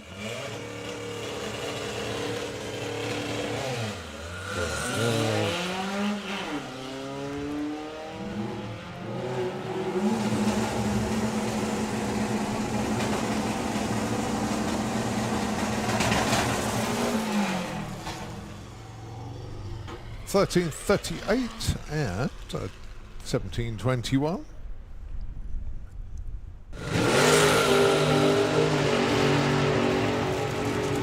Let's see if they can hit the number.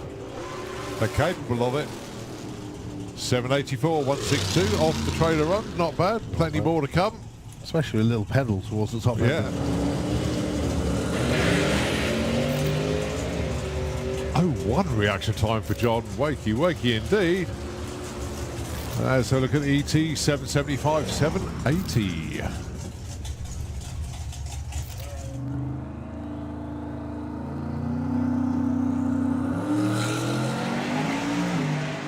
Oh, a little bit of loss of traction there, but Rob's kept it nailed. 743, 184 mile an hour pass there. Very, very nice opener indeed.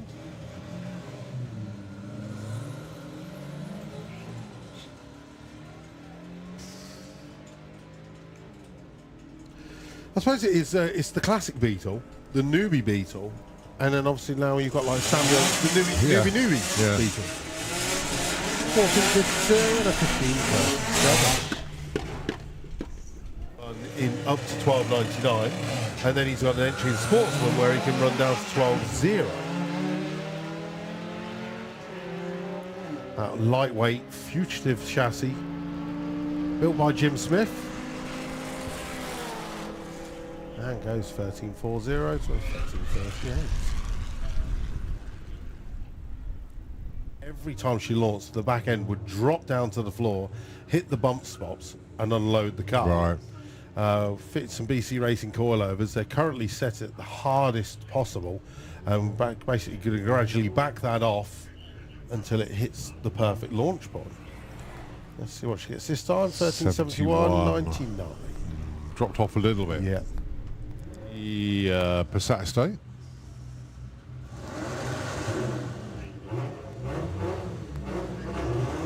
Yeah, good to see Phil Jewett in Pro Mod this weekend. The Fuel Tech Pro Mod Series, of course, part of the, well, it is the National Championship as well. Yeah, you missed the roof of Aaron's thingy. Well, it was missing the front when I walked through the pits earlier. I remember missing the roof. At some point from the vanguard. Well, it's all going one way. That sounds good, doesn't it? That sounds good. 10:15, only 108. That was clicked early. VW Scirocco. But then we have a Taco Cat 4, but we don't know who's driving. Well, we got a name, Vidib 494. But it's not. Yeah, No, that race number's not on my list. No.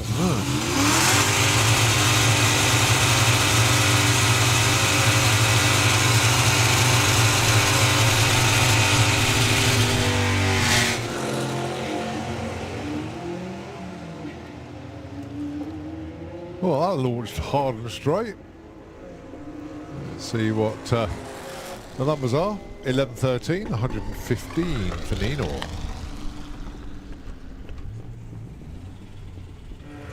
Nicely away. That's very cool. 187 to 60 foot. What are we looking at here? 13? Yeah, 13.72 at 96 miles an hour. Quickest run of the day so far.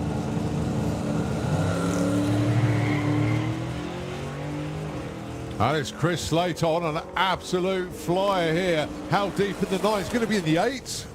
884, get in there. 157 miles an hour where the track is, and let's see. Well, a little bit of a pedal, yeah, tyres broke traction, but he's got his foot back in here. 940, nearly 180 mile an hour pass there for Steve. Shoot.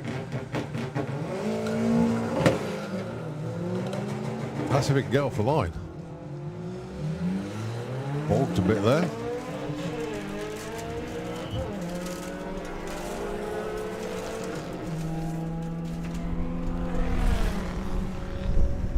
$11.97, James. 12.45.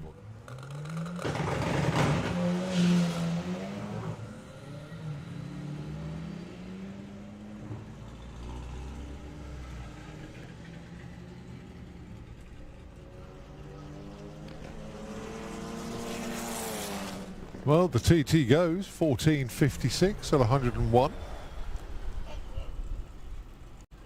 Because it was Rob Edwards on the other pass, so they've changed the cross in the box. Is that done by vote? Is that? They're just making it easier for us. It works. It works. Sophie Emily did the same on the back of her car as well, actually. And then I think whoever's the fastest out of the three of them has to join up to the VW DLC. Ah, good. And come and I mean, I've never met them, but hopefully we will. And that should be the ruling. Leading the Sportsman Championship. 2 race wins this year so far.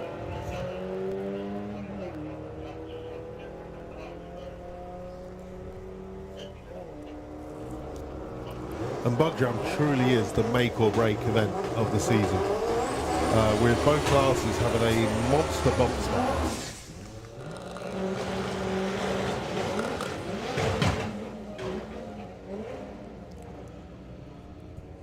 Well, I hope we won't be going for the... Oh, he might be going there in a minute to pick up some parts.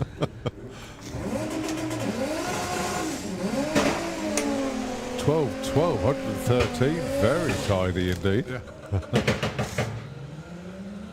Very tidy pit area, Tom all was- by the fence as Tom well. has also been very kind, and he's got clothing rails in the middle of their pit, and he has got a number of the fellow VWDLC Racers t-shirts in there. So you can go in and just pick up any VWDLC.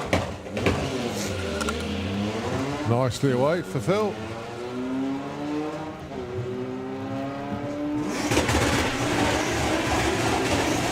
That looks respectable. 10:59, 132. Good luck to both of them.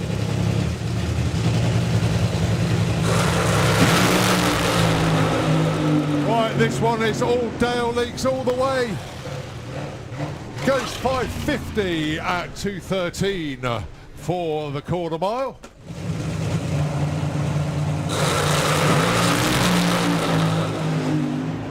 Oh, that's a shame. 0.99, 60 foot there for John Spofford.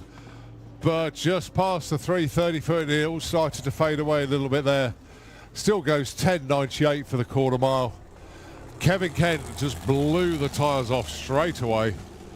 So all he could do was coast 17.25 at 66. The VW bus. I must have had both of these cars. There's not a lot between. They're both 13-second cars on the quarter.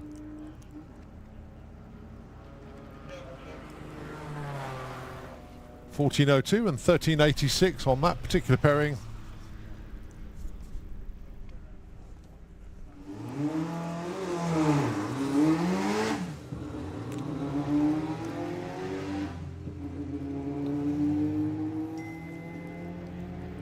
Oh, it's smoking a bit.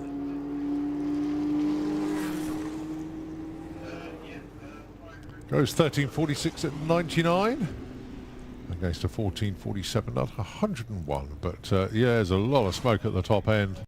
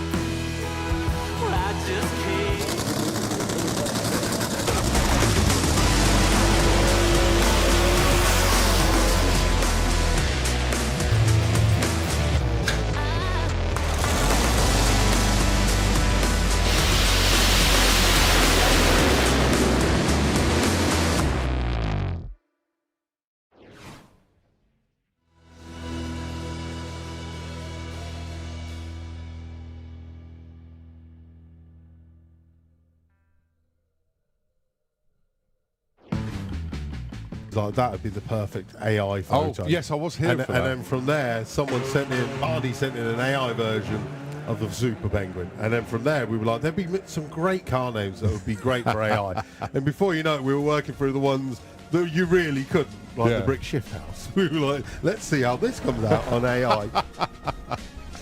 Well, it's gone 1408 against a 1421 for the little Polo. Little Polo there just going, why is this Type 2 Polo here. Yeah, Jake is I- another one that I can nag into race. Yeah. But he enjoys his ski season. Okay. So he wasn't back from Canada, I think it was, until the season started. So he didn't want to open up his rookie season without doing round one.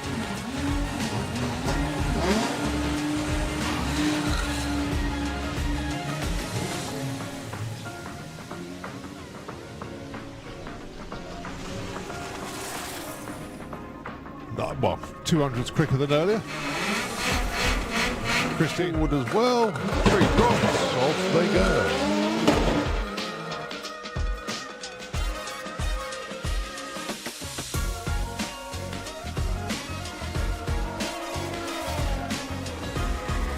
$11.46 for Tom. Okay, 13 flat.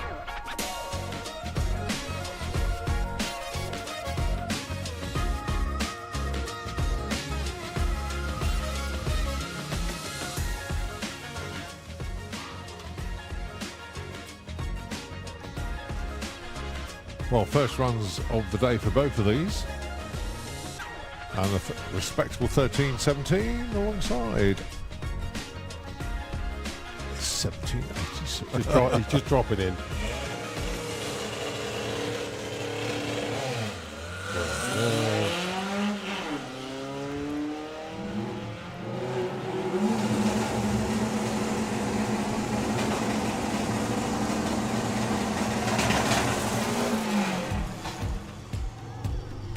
$13.38 and 17.21.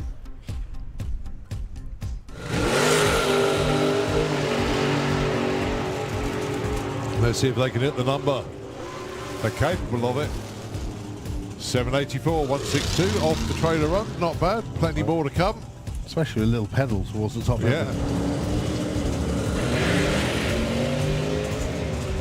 Oh, one reaction time for John. Wakey indeed.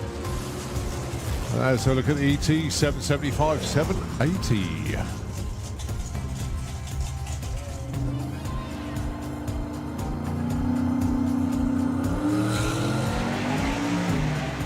Oh, a little bit of loss of traction there, but Rob's kept it nailed. 743, 184 mile an hour pass there. Very, very nice opener indeed.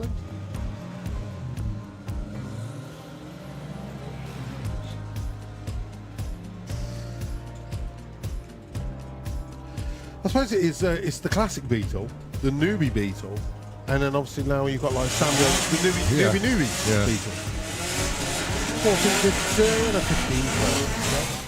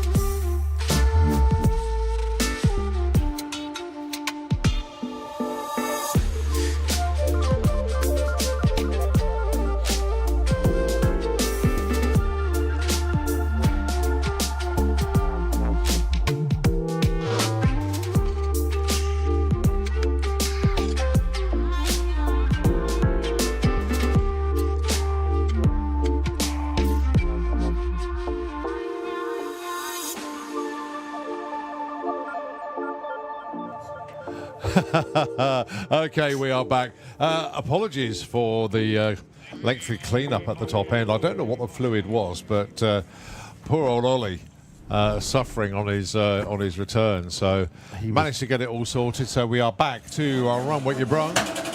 Obviously, we can't run with any fluids or anything anywhere on the track. I think he's going to have to get a T-shirt saying the Flaming Ollie. Yeah. Okay, and we got some thank yous to do in a moment, but we'll just get this pair of white label motorsport cars down the racetrack, and then we got a very, very special thank you to say to someone.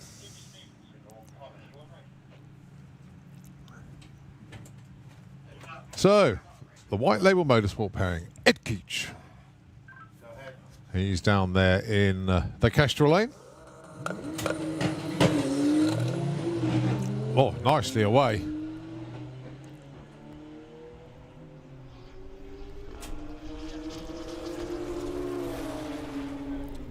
And of course, well, Kerry not going entirely well. 1082 there for Ed.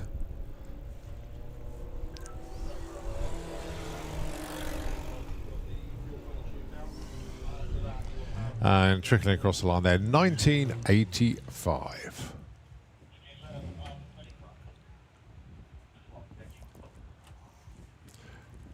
So as the next pair come up to the line, oh, he's gone again. Sorry. Right, so as the next pair come up to the line, we're just going to mention a young lad called Carter, who came up to the tower with a box. And I thought you were talking about Vincent Carter on the start. No. The young lad called Carter. And he heard, well, they heard your plea for fudge. And unbelievably, the Artisan Fudge team down there came up to the tower with a special box just for Luke. Just for me, and Just you, for and Luke. you. It can't be just for me. Well, I might have tried one piece, but Oh, yeah, it's you already basically- made it. Rude not to. Don't worry, I'll bring you some down as well. Yeah. Nitro, But no, we just want to say Yeah. a very special thank you to the Artisan Fudge stall there on the main fence in the trader area. They were so busy as I walked by. Oh, I bet they are. I was lucky I went by early this morning. It was Yeah. just literally me having a chat with them Yeah. and having a look. But now there's a queue. There's Yeah, loads yeah. of people there. So, yeah, thank you very much to the Artisan Fudge guys. We are literally going to enjoy this afternoon. Yeah. And, of course, also thank you very much to Simply Wraps. I found them. They actually moved their trailer from behind the grandstand up almost opposite to the pod shop. So I found them. So Simply Wraps has sorted me out lunch as well. Yeah. Right, everything crossed. And I mean absolutely everything crossed for the little funny car that's coming underneath the tower now. To say that the whole Wilson family have been working flat out on this car is an understatement. They started stripping the paint back in December last year. And there's still a little bit more to come off it. But what they have revealed is it the original colour scheme for the Brian Burrows? Yeah, this is from the Brian Burrows era. Wow. So they have taken 7 layers of paint of this.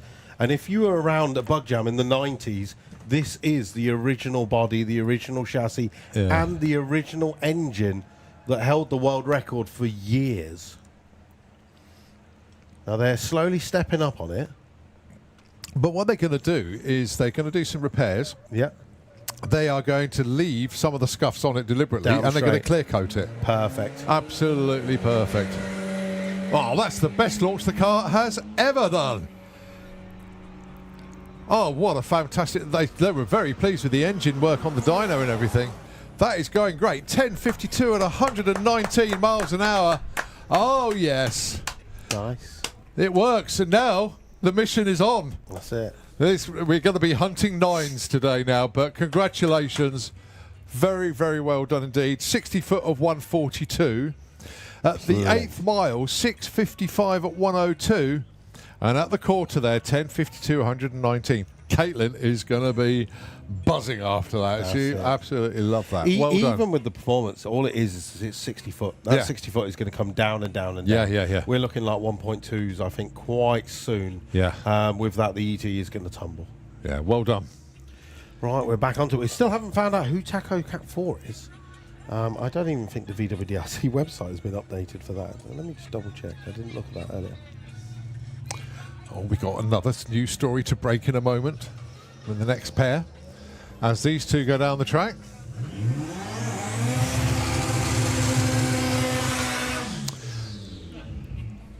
So we'll let these two go through and then we'll update you on what's actually occurring down in the Kestrel lane. So Olivia Carter is driving the Passat. Yeah. But Hazel's mum is in there. Granny P. Granny P. I hadn't been able to chat with her. I went to go and see her.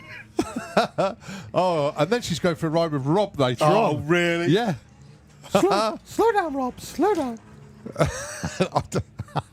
Oh, but no, it was lovely to meet Granny P, finally.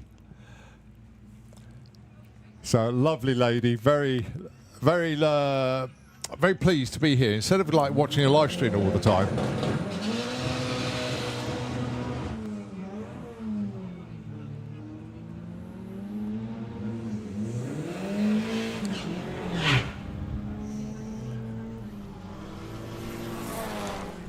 So 14.14 and 14.27.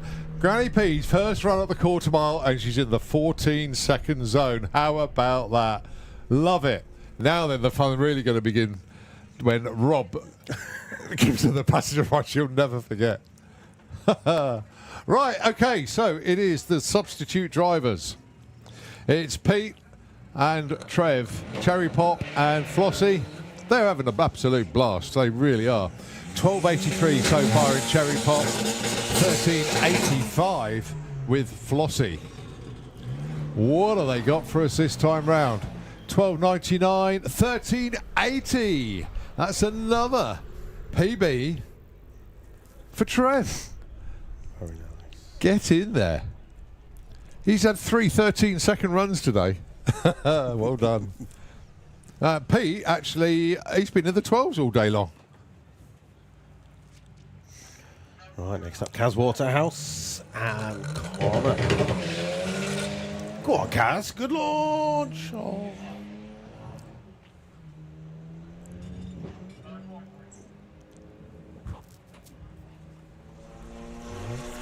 So the finish line first, 13.91, 103, and a 15.40. Well, that was Connor's quickest run of the day so far, actually. Look at one of our super street bike riders. I forgot they've been here. Yeah, Carl Thomas, the Colonel. Again, as we said, junior drag bike and super street bike here at Bug Jam for the first time ever. They would normally race at the Greenlight Nationals in August. But unfortunately, this year, the Greenlight Nationals clashes with the FIA meeting at Hockenheim, which again, both of these bikes classes would normally race at Hockenheim. So they've been brought forward to the Bug Jam. Will take part in this weekend. Will not be at the Greenlight Nationals, but they will, of course, be at Hockenheim in Germany for that round. Yeah, don't think, when we say super street bike, a lot of you will never have seen these before, because if you're just Bug Jam attendees and not come to a mainstream drag racing event, you'll never have seen a super street bike before. And don't think, because it's got street bike in it, they're not super. These are 6-second, 220 mile an hour machines.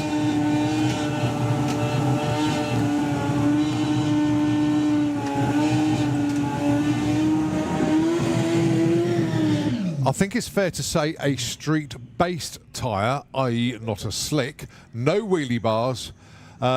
Most of the bikes are based on Suzuki Hayabusas. If you have a few Kawasaki's out there, but predominantly they are Suzuki Hayabusas. And this is the Colonel. This is Carl Thomas. He has been in the 6s on this machine. A former 850 champion. When I say 850, that was a class that he used to race in.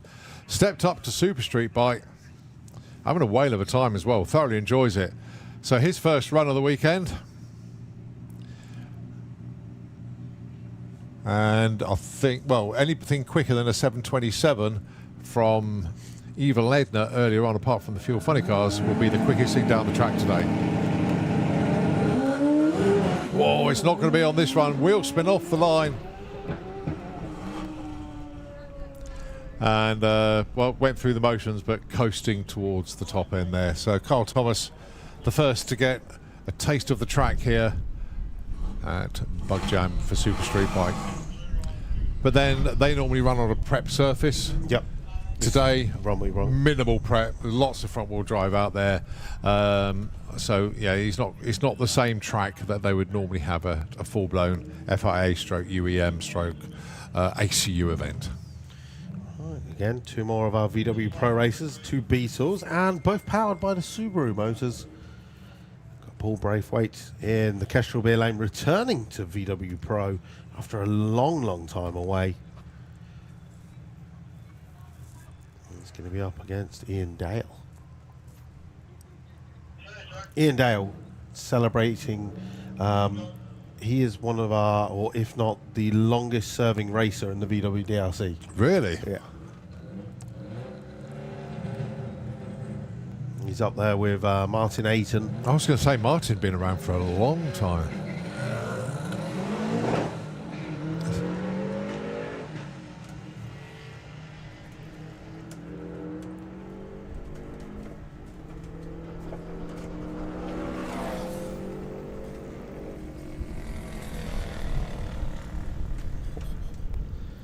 They clearly have Luke just cannot resist the fudge. I can't.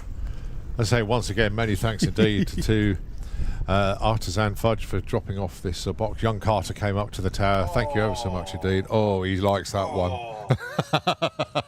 The bubblegum taste. Oh.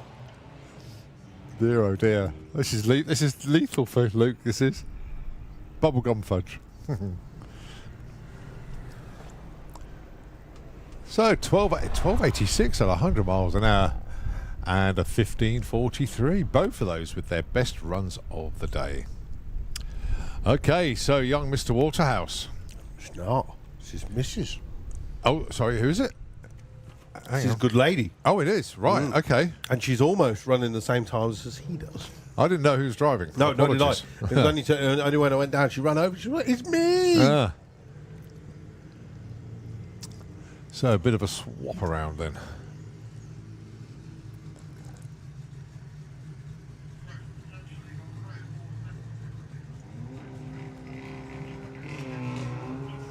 Nice launch. 183, 60 foot. I think that's the best 60 so far. Now then, what's he going to do on the run? 12:30 at 109. Very tidy indeed. Right. Oh, I like these two. Yeah, that's it.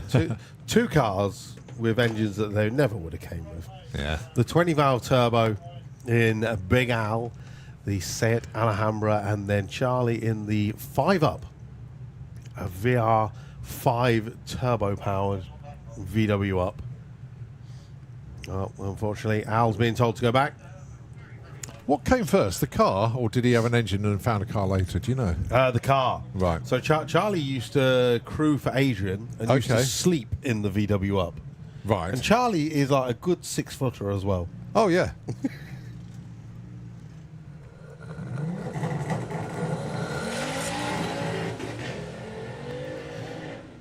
So yeah, Haley Jane, there you go. So it's Haley who's driving Chris's car. Right. Yeah, remember that for later. So Charlie Roberts, 11:21. Nice. Yeah.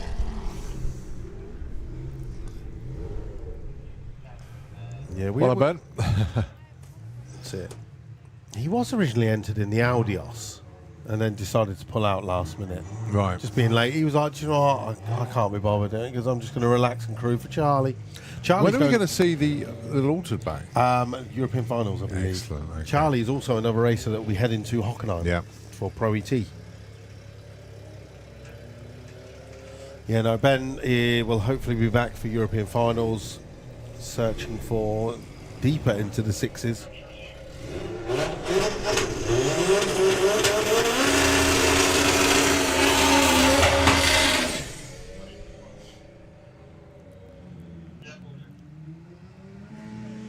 So, switch of lanes then for the Alhambra.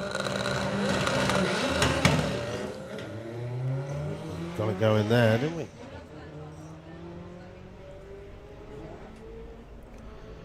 96 at the 8th. That's And quick. Aaron Nicholson goes 12.19, 124. So he's consistently got the mile an hour at the back end of the track. It's just working out that 60 foot. He's adjusting the clutch slipper, and eventually it will come to play. This Golf is part of the team 3 that are taken to the track. So you've got the Bora, you've got a Jetta, and the Golf. And they've got all their names on the back. I saw them in the pairing lanes. Got it. Nice, 1373. Tuned by Artec as well, another one of our VWDRC sponsors based in Nuneaton. So, look, I was going to say, looking on the live stream there, we had a view of the sand pit at Bug Jam. There it is, look. A beach at Bug Jam. Whatever next? Dig a hole, make a swimming pool. Imagine that. If they just dug a hole and made a little swimming pool.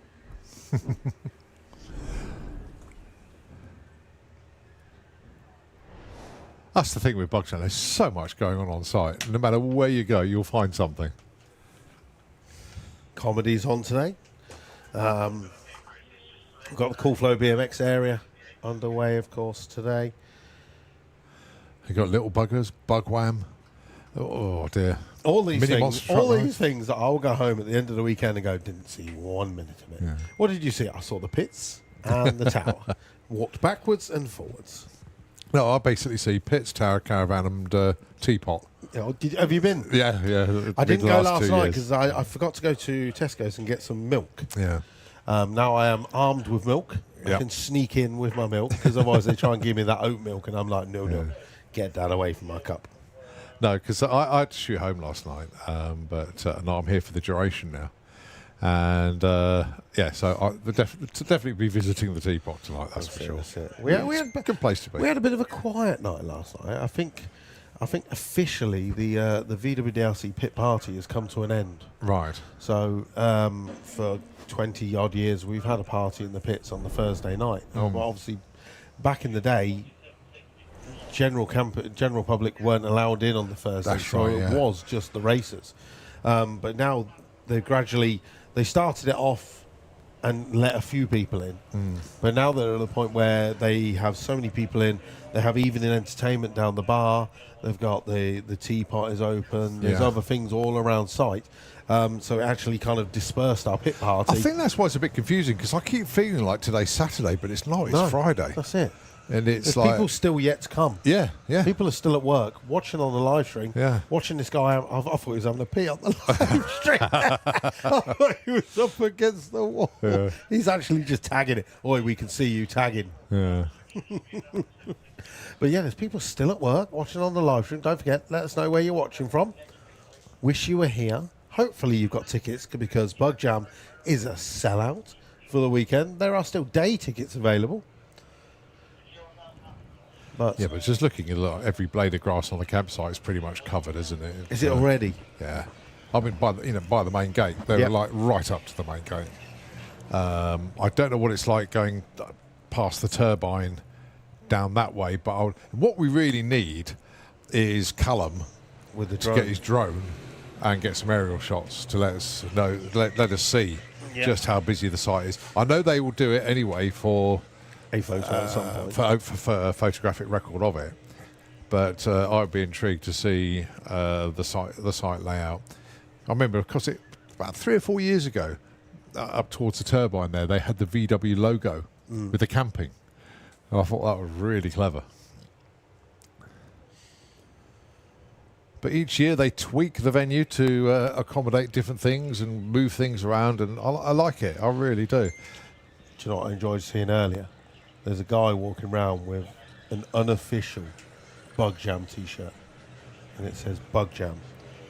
First annual Bug Jam, June so-and-so, 1987. Yeah. And it was like 39 years of Bug Jam. And I walked up and I went, Yeah. I know that's a fake t-shirt, not for Sandapod t-shirt. He was like, why? I was like, because it was 86. Yeah. I was like, the only reason it's 39 is because we lost a year during COVID. COVID, yeah. I've got to mention a camper that I spotted on the way in with the best number plate here. Yeah. I don't know if you spotted it, but BU66 Jam. Nice. I thought that was an awesome number plate. So well done to that family for going on to DVLA Select. Probably paid 250 quid or 500 quid for that plate, but that was a good one. So yeah, well done to them. You can be so creative with number plates these days, can't you? Just like get a combination and get it to work. I've found the one for my car. I found one for mine, but my wife won't let me buy it. it's only 250 quid. So's mine, but it's 250 quid plus the extra bit, so it works out about 450. What do you mean the extra bit? Because when you buy a plate off DVLA Select, it includes the assignment fee. Does it? Yeah. Oh. Yeah. So it's 250, 500 or whatever, 499. So, but then I've got about 4 plates on retention. I've still got my Bruce plate I've got on a vehicle at the moment.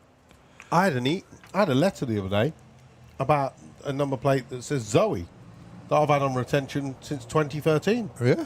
Completely forgot about it. Have you lost the rights to it now? No, I've still got it to the end of the month. I just had to renew. But if anyone out there is called Zoe and wants a Zoe number plate, come and see me in the pits. It'll be very cheap because I forgot about it. Well, I'd get that retained so you don't lose it. Because a name, it's got to be worth something. What website did you say? DVLA Select. There we go. There's a publicity for a government website. I can't believe I've just given you that. .co.uk, .org, just Google DVLA Select. Make sure you go on to the DVLA Gov website. I think it's dvla.gov.uk, I think. But yeah, don't go to one of the subsidiaries. Make Yeah, sure you have to be careful with that. You have to be careful. Nearly got me with a Stansted thing the other day. Yeah. I put in Stansted parking as I was literally got dropped off, went into the terminal, was like Stansted parking, went to do it, and it was like $16.99, and I was like, I'm sure it's only $5, and then I realised the top Google search had taken me to another website that charged a tenner and put it on. Yeah, gotta be careful. Right, we got bike action once again. Now that is not a Super Street bike, but I can see Holly King down there.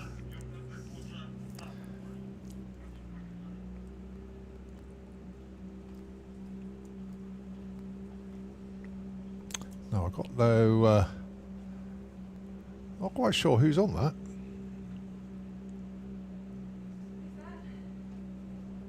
I'm sure it's one of the King family, though.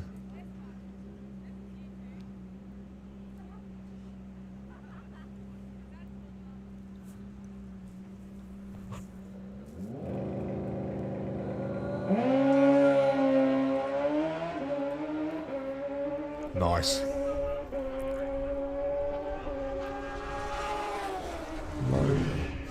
I was going to say low to mid 9, and it was. It's a 9:53. Nicely done. Nicely done.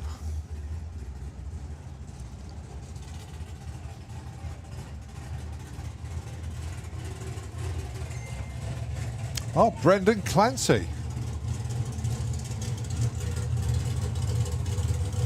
It's been a long time since I've heard that name. Yeah, we haven't seen Brendan for a little while. Thank you to TCA letting us know that was Leah Morrison. Thank you very much indeed, TCA.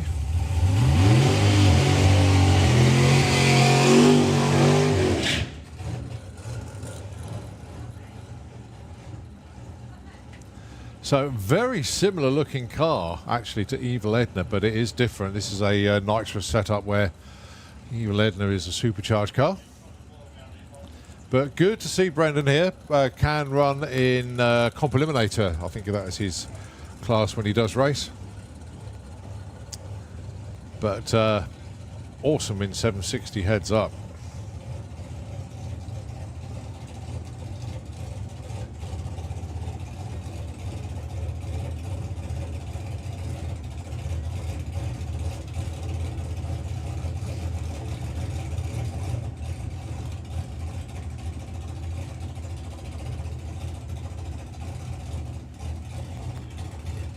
So the doubling up Corvette then.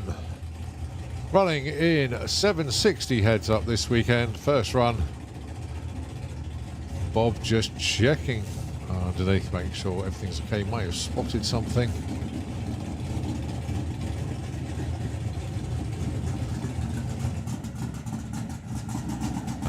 Looks like the car's been pushed back, unfortunately. Oh, what a shame for Brendan.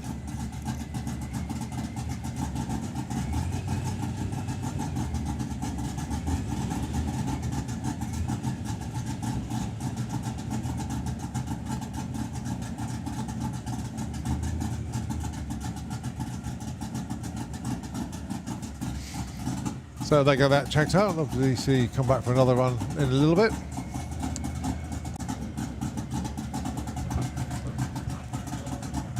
Meanwhile, turn for street eliminator vehicles.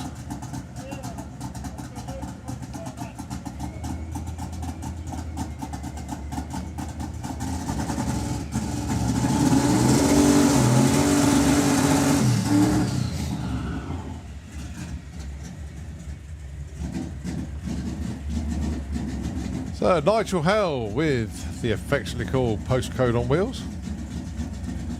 The big Chevy truck. Managed to go into the 9s now. When? Didn't you see that? No. That was at, was it Summer Nationals? Oh, wow. Well done. The change of tyre has made all the difference. Yes, Massive because you used to have difference. those huge, Yeah. huge tyres. Yeah. Which you would think would work better, but then actually putting a radial on. This is Davey Murdoch. Oh, not getting any purchase whatsoever on the racetrack. Just spun the tyres.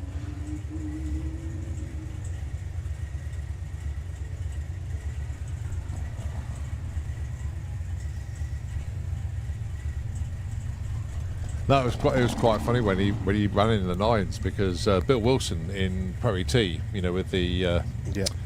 with the pickup truck there, he goes, "Oh, I've got all the. I could be the quickest street truck going. You know, I can get into the 9s." And then Nigel came out, went in the 9s, and Bill goes, "Oh no, typical."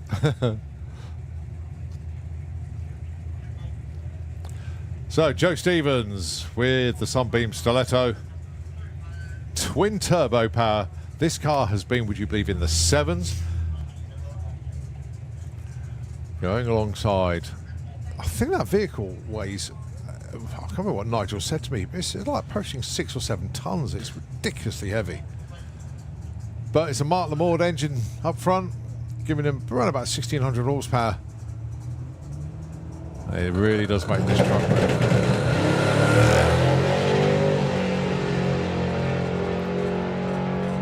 Well, good looking runs both sides of the racetrack. Joe goes 889, only 120, clicked it early. 1029, 136 there for Nigel Hale.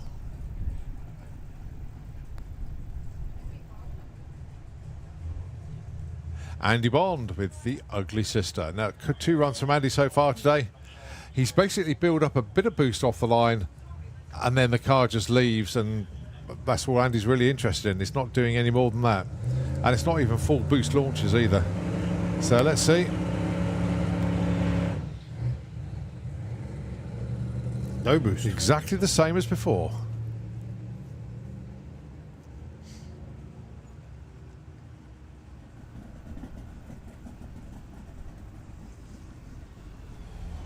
So Andy just cruising up to the top end. 1467 at just 72 miles an hour. What do we think with this? Close?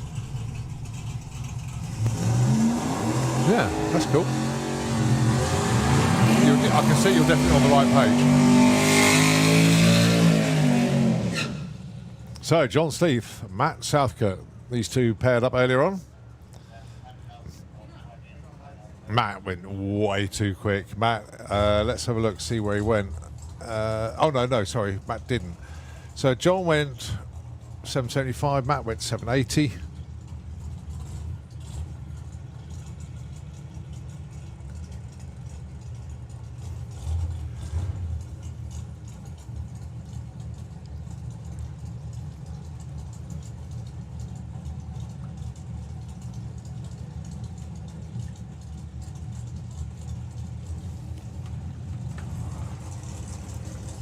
So these cars from the world of 760 heads up, one of our race classes for the weekend, hence that's why they're out here putting some test passes in.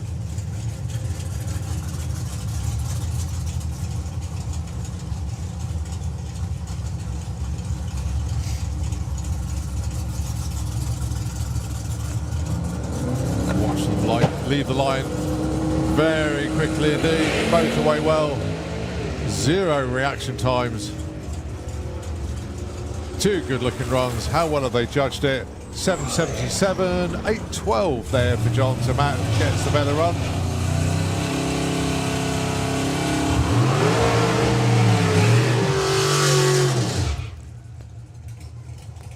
One very frustrated man tuned in while 760 heads up running is Scott Collin. And Scott's literally just messaged, not quite ready to debut his new car yet, but it's coming on very, very well indeed. And don't worry, Scott, the track will still be here for you next time. But I cannot wait to see this Andy Robinson race cars built BMW, and now Scott is putting all of his effort into that car. It's going to be a head turner. It really is. It does look good. It does. I do like the use of a newer European branded car. I was going to say exactly the same. I have the same love. I want to build something the same, but with a Passat model. Yeah. Phil O'Brien, Belinda Bull. Oh, missed a chance to play a song. Belinda 778 and Phil 774. So Callum messaged to send in a photo that he took earlier. Ah, right, the aerial view. Let me have a closer look at that. I see some spaces. Wow. And There's a in fact- little in fact, if you little bit of space. Look at on the back. live stream. There's just a queue coming in. Yeah. So there's a bit of space at the back. Yeah, that's it. Not much.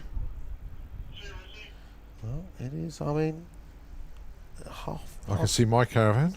I can see your trailer. Yeah. Well, it's coming up just beyond 2:30 And that, in the as I say, that is afternoon. all chock-a-block all the way back there, isn't it? Wow. Right, another one of our Street Eliminator vehicles. Mr. Venables coming round. Now, we were due to go on a break at 2:30 to 3 o'clock. So I'm waiting to see if after this car will be the point, because I see people not in their cars.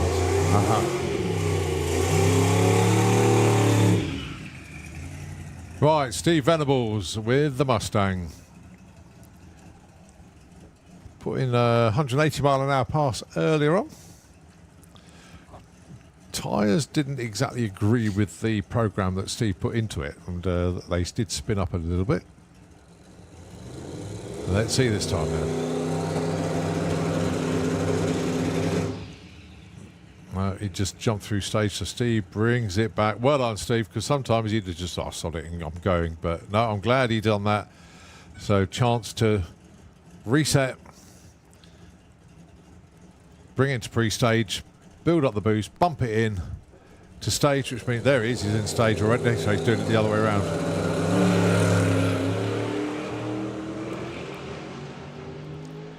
We didn't hit it as hard off the start line, which means the run works out better. 8:31, look at the speed, 190 miles an hour at the top end. Tremendous turn of speed at the top end. Bit late with the chutes, but don't worry, it's a street car. But having said that, still 190 mile an hour into the shutdown area. But the chutes blossomed and Steve turns the corner. There we go. So, lunch break. It is, yeah. Is that right? Half an hour lunch break. Half hour lunch break. Now. Now, the reason that, although we had a bit of downtime earlier, the track crew was still working. So it's just to give our track crew a chance to relax and, get themselves fed and watered. So, folks, we're on half hour break. Be back at 3:10 with a continuation of Run With Your Brunk. Don't forget, with more run we've run. We've got funny cars to run later on. And, of course, after the funny cars, we've got the VW Pro versus VW Sportsman shootout. Yes. Look forward to that. During this lunch break, attention in the pits for our VW Pro and VW Sportsman racers. Please be reminded you need to come down to signing on office, which obviously will probably be closed during the lunch break. But if any of our VW DLC racers are in the pairing lanes, please go to the signing on office, get signed on for the shootout. You need the green wristband. Your name is on the list, so you need to be ticked off, and you must have the green wristband ready for the shootout. 4:30, you need to be paired up in the pits, ready to come down and take on your opposing class. Anyway, Nitro FM. Yeah, we'll see you in half an hour. Yeah, airwaves belong to 96.2. Back in.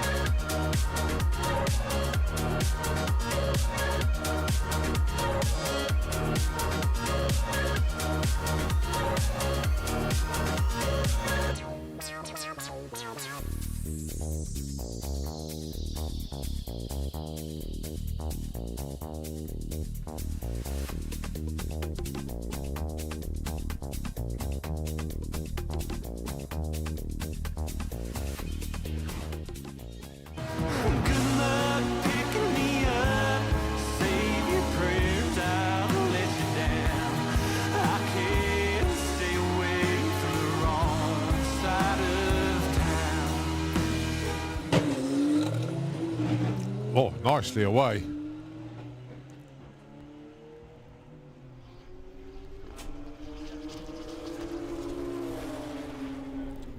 And of course, well, Kerry not going entirely well. 1082 there for Ed.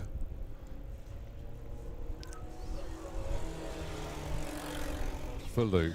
Just for me, and Just you, for and Luke. you. It can't be just for me. Well, I might have tried one piece, but Oh, yeah, it's you already basic- made it. rude not to. Don't worry, I'll bring you some down as well, Nitro FM. But no, we just want to say Yeah. a very special thank you to the Artisan Fudge stall there on the main fence in the trader area. They were so busy as I walked by. Oh, I had to leave some of the scuffs on it deliberately, Down and they're going to straight. clear coat it. Perfect. Absolutely perfect. Oh, that's the best launch the car has ever done.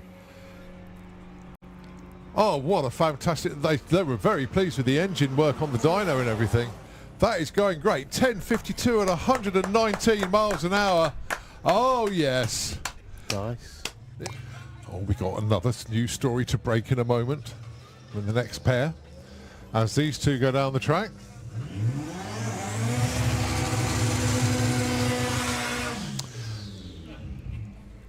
So we'll let these two go through and then we'll update you on what's actually occurring down in the Kestrel lane. So Olivia Carter Yeah. is driving the Passat. Like watching a live stream all the time.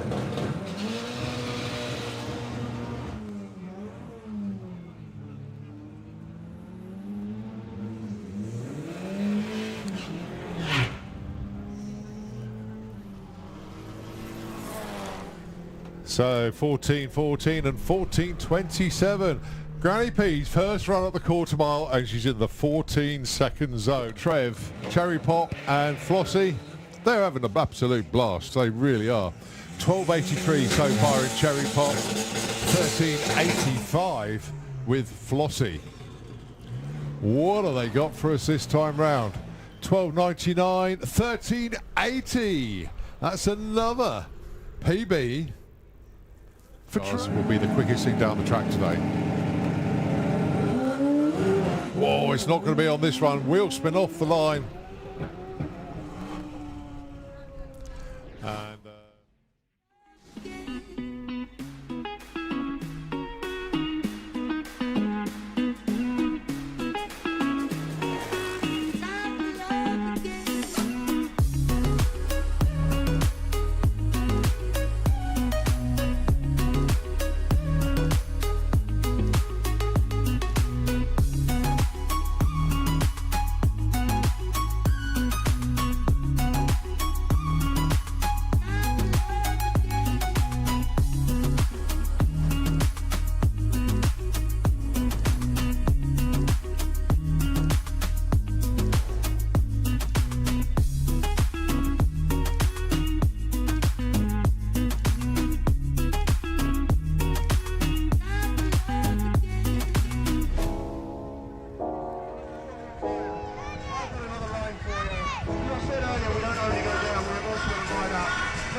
come down the table from your side. I want to make my way back up there. But again, I want to make it harder for myself. I'm not going to give you this back like I did first time. I'm going to go straight up this undercut step. So again, we're going to get this bike lined up.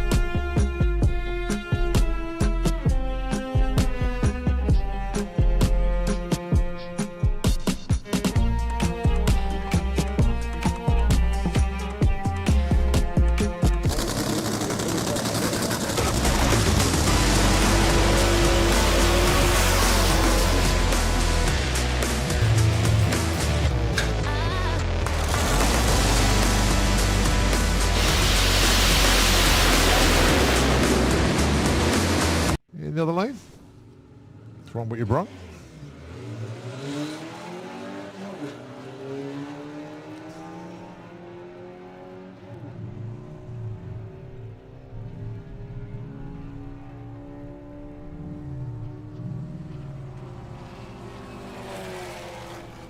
So 1624, 1665. Been 1287 so far. That's a good looking launch. That could go quicker actually. Let's have a look at the short numbers. 183 to 60 foot at the 8th mile. 8.1 at 85. 1247, yeah, 0.4 of a second quicker. Oh no, Trev's behind the wheel. Oh, nicely off the line. So, are we going to see a 14-second pass, or is it going to be a low 15? Let's see. Looking at Flossie the Nurse, the Beetle. It's, whoa! 14.05? Is that right? 14.05? Get in.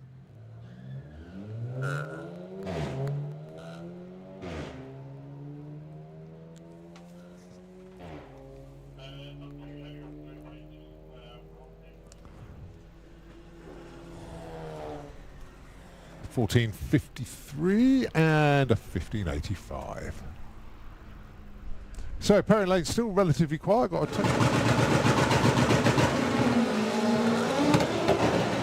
That's a quick little beat. Unfortunately, he's missed a shift there, but nevertheless, that Beetle was looking good. Now then, Tom should be into the 10s here. Oh, nearly 11.32, 121. Break warning to Paul as well. Oh, the bumblebee walked in. That's very yellow.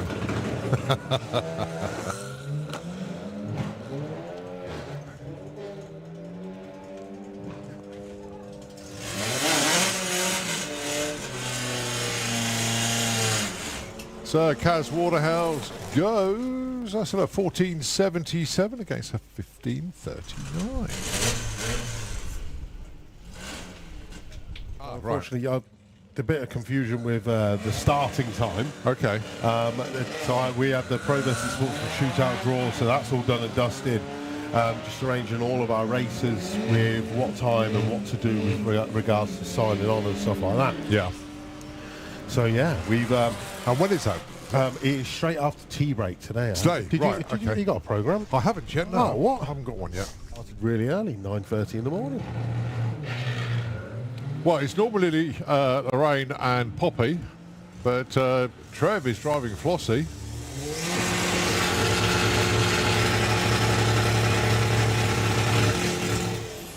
So 12.96, 13.99. Let's set up. Right, Stuart Playford and George Page, two of our VW Sportsman racers, both in their rookie year, in fact. Now, that's be the time when George can actually let loose and go, look, 12.19. He's been running like 12.9s in comp. Yeah, oh, mate, I can't eat all of this. But there was the variety that was there. I've got like Terry's chocolate orange. I've got mint, Skittles. I'm going to have a look. Mate. Oh, my word. No, I'm not really a fan. Nah, I'm not a fan of the banana. She does. I like vodka with So we've potatoes. got the Rubber Dubbers golf out there, just going back to what we're doing.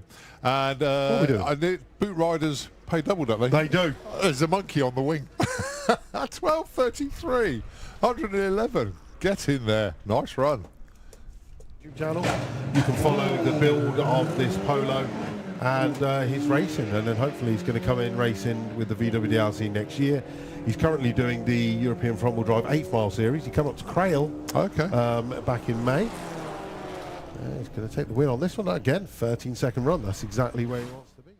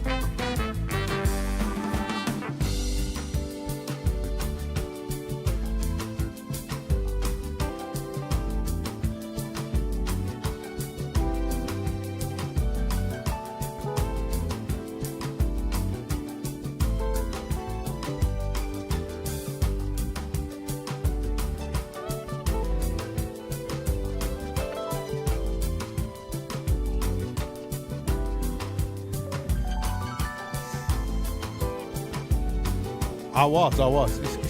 It's amazing that you can see me up here. I thought I was in camouflage. No, I'm as bright as the sun. Everybody can see me today. Yes, that's it. Just a little call out to the pits, please. Oh, the pairing lanes. We're about to get underway with our afternoon session of Run What You Brung. We have lots of drivers all strapped in, but there is a blue newbie VW Beetle at the head of the lanes with no crew and no driver.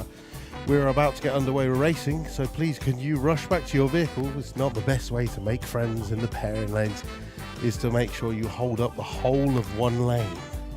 So if you are the owner of the newbie Beetle that you bought from Chris, please return to it ASAP. Oh, look at that. He arrived straight away. Beautiful. Beautiful. Is it?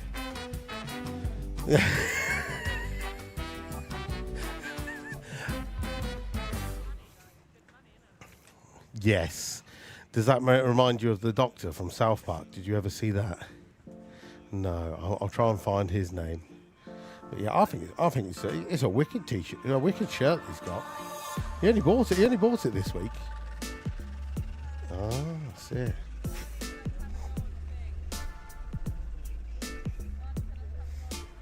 Fabulous, darling. Okay, I don't know. I'll tell you, he's currently very deep into writing. Yes, and unless I actually poke him, he won't even notice that we're talking about him. Not a chance. So unless I tell him there's more fudge to be eaten. No, not even a flinch. Not even a flinch. It's like, hello, you there? Anyone in? Do you have a good break? Yeah. Look at that. It's amazing. Yeah, it's not like I've got a yellow t-shirt or something I'm waving.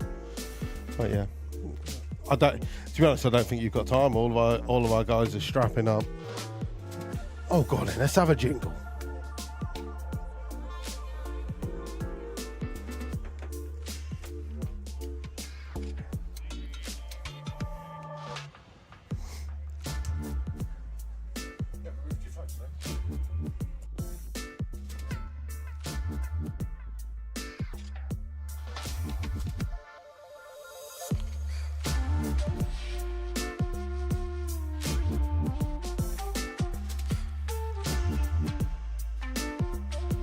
Oh, he's finally woke up.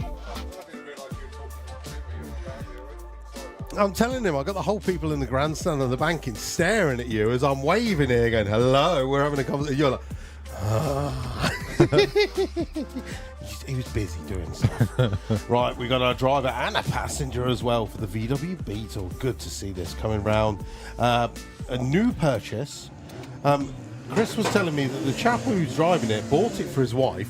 She went and did the first run this morning, and she got out of the car and she was like, I ain't doing that ever again. Really? No. Your Beetle. Ah. So hopefully he's enjoying it. Clever move. That's it. Thing is, though, Stuart Hodgson tried that with Kim and it didn't work. No, that's it. It happens sometimes. I let my wife have a go in one of the cars, and she went, nah, not for me. Claire wouldn't even go out on the road in mine. Would not. Just like it. And then we got Andy Jones with the grey bug.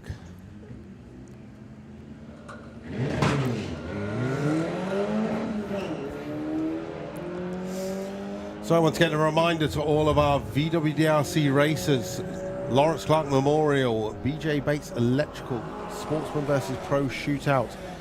You are required to be paired up in the pits at 4:30 this afternoon.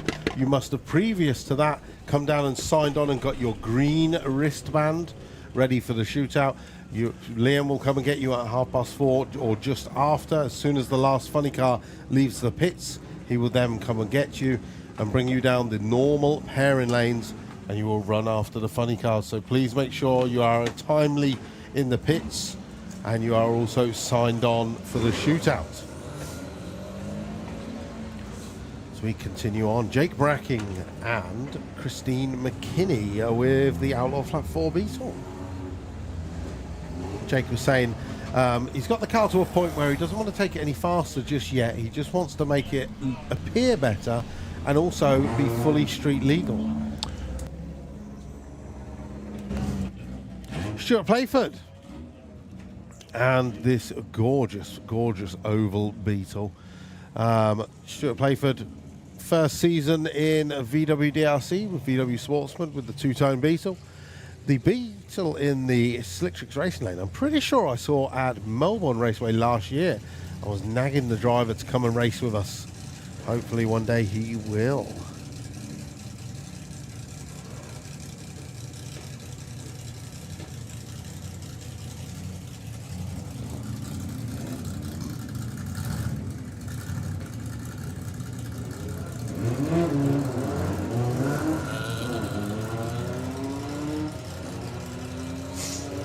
Well, oh, there we go. We got a gear.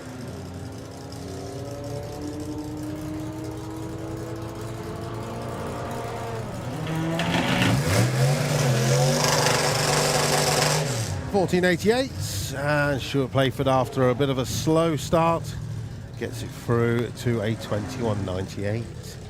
Adam Williamson for his first run of the weekend, part of the White Label Motorsport team.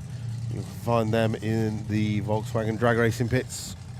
We'll be taking on Kim Hodgson with the VW Corrado. So the Corrado, been around for many, many years. Anyone who's been to Bug Jam, this was originally built by Chris Isaacs, raced with Spencer Tram at the helm, took the VW DRC alternate engine class win for a number of times, super gas as well.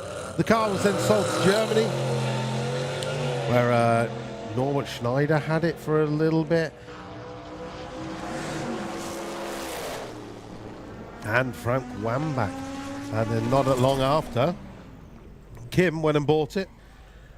And within a season, she's already run down as quick as a 9:32 at 146. That is a monster personal best for that car. Originally dialed in for a 990 for Super Gas, but they've been told they're going to have to run in Pro ET. So why not push for Super Pro ET instead? Yeah, Kim just went 9:32 is that? Wow. Wow. You might as well just push for Super Pro, eh? Get in there. Okay, the Jetta down there, that is part of the group that are swapping the cars around. We're getting to that point of the day where the sun hits the screen just at the point where it does, doesn't it? You can't read. I know it was 2 Edwards and a Bush. 2 Edwards, 1 Bush. Can't read the first names.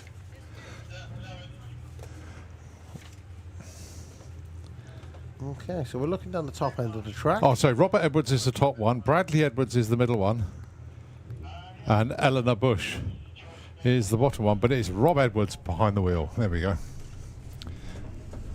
Oh, well, we've got the fire crew are heading down the bottom end after Mr. Williamson. So just on hold for a second.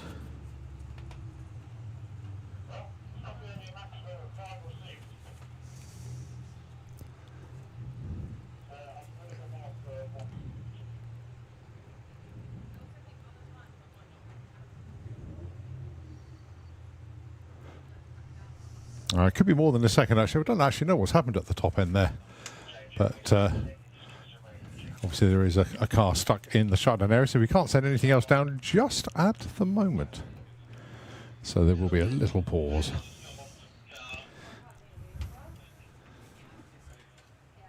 Right, a little bit of housekeeping. During the lunch break, I popped over to see some of our traders, and I met Jeremy and Keith over at Diamond Bright. Diamond Bright sponsor our show and shine competitions here at Santa Pod Raceway, and very, very good to put faces to names. Nice to meet the guys over there. And they've got various special offers. They've also got a QR code. If you go and scan that, you can't miss it. It's absolutely enormous. So go and scan their QR code, and you could win car care products for your car for 25 years. So basically, you never need to buy any car care products ever again in your life. So definitely worth checking that one out. So pop over to the Diamond Bright stand. They are in the main trader area. So basically they have a QR code there, 25-year supply of Diamond Bright cleaning products. Terms and conditions apply, obviously. Ask for details over there. So go and check that out. Also, I did actually spot something else that I thought was quite interesting. They've got a Hero Car cleaning pack, a special show offer, which is normally 66 quid. They're 50 quid this weekend, so in other words, a 25% saving. So you get all the cleaning products along with a very good quality microfiber wash mitt. So go and check that out. Go and see Jeremy and Keith. Tell them that Colin the commentator sent you. I'm not on commission, but just go around and see them. Not the caterpillar. No. You get fudge. But no, go over to see the guys. They've stepped up to the plate. They've sponsored here at Santa Pod Raceway. And as I say, they do get involved in our show and shine competitions here. So many, many thanks indeed to Diamond Bright. And we'll give them a few more mentions as the weekend progresses to get companies in that sponsor events and sponsor the facility here. We'd like to give them as much airtime, as much publicity as we possibly can. Also, just to let you know, there is a weekend, I won't say race weekend program, but it's a program of schedule of what's going on site. Now, you can get it on the website. But also there is a program floating around, but we haven't got one yet. It's so many have been printed; they've all been dispersed. So we will get a copy of the weekend program, and just let you know a little bit more detail of what's going on site. But it goes without saying that the entertainment is going to be pretty much non-stop until 1 o'clock in the morning here, and that's when the dance tent closes, and that's when Fueler's Bar closes.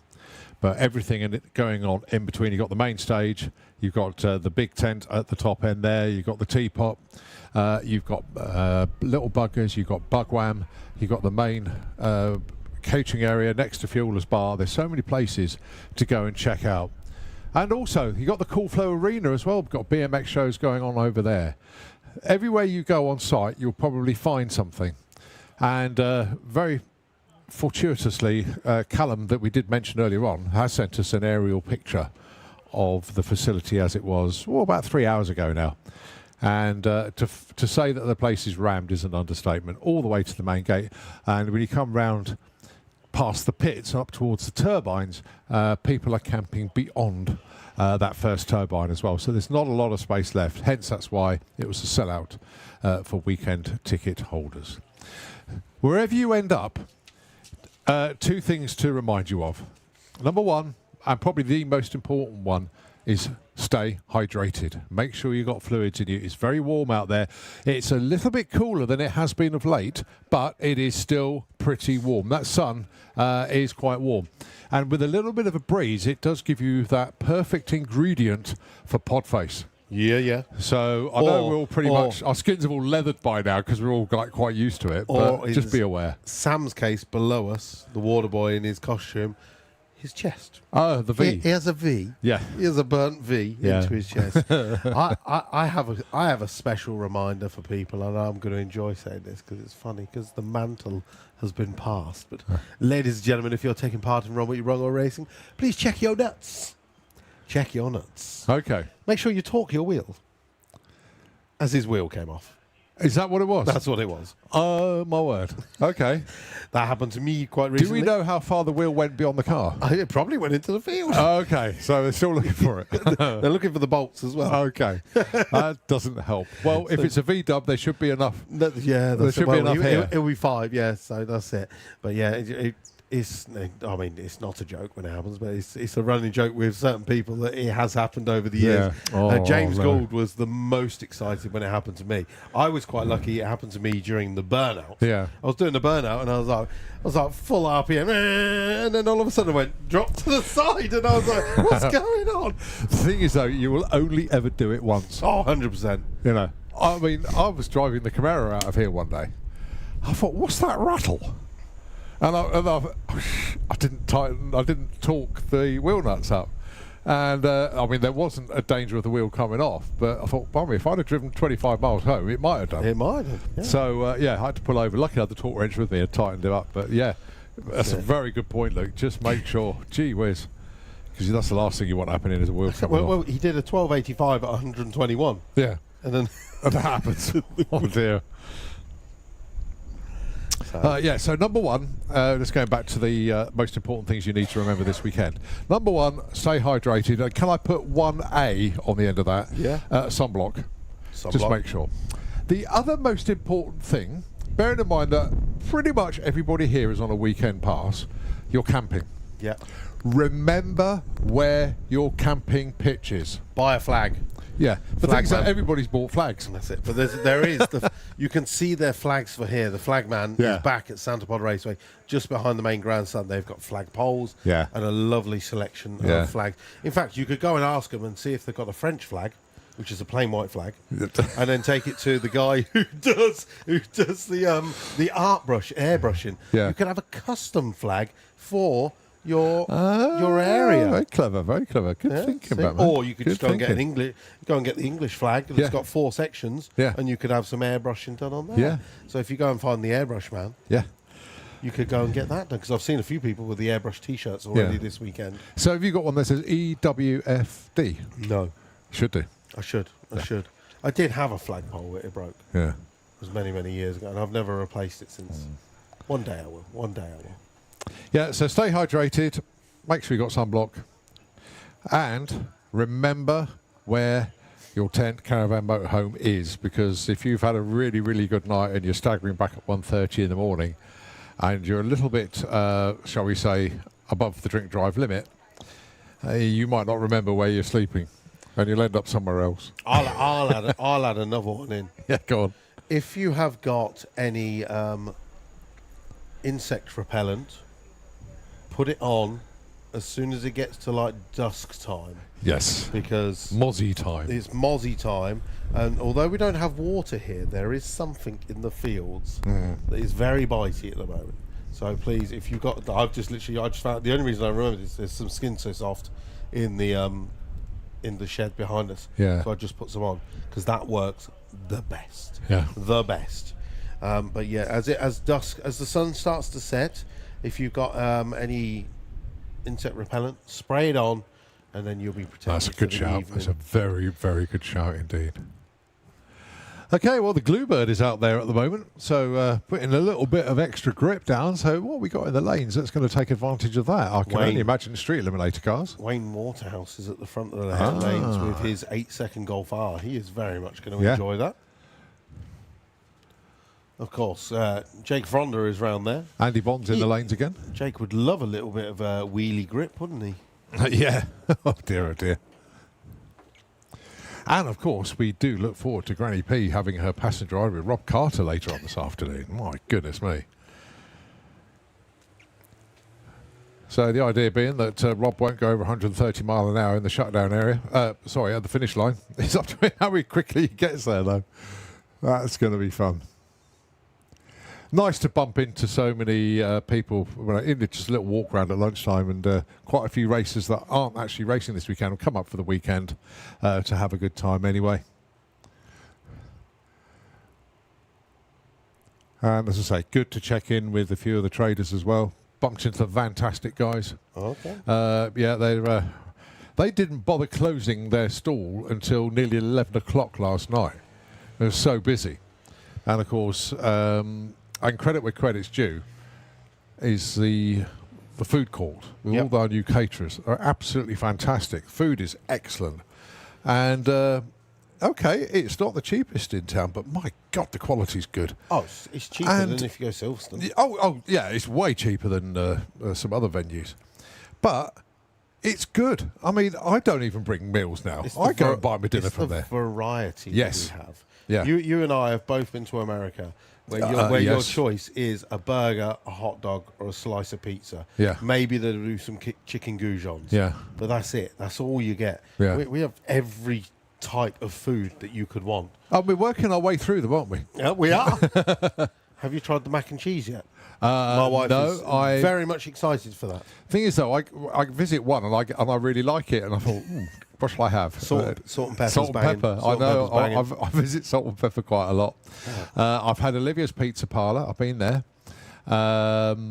I think I've done them all. Yeah, we're working our way through, but that is for market research purposes that we go and check them all out.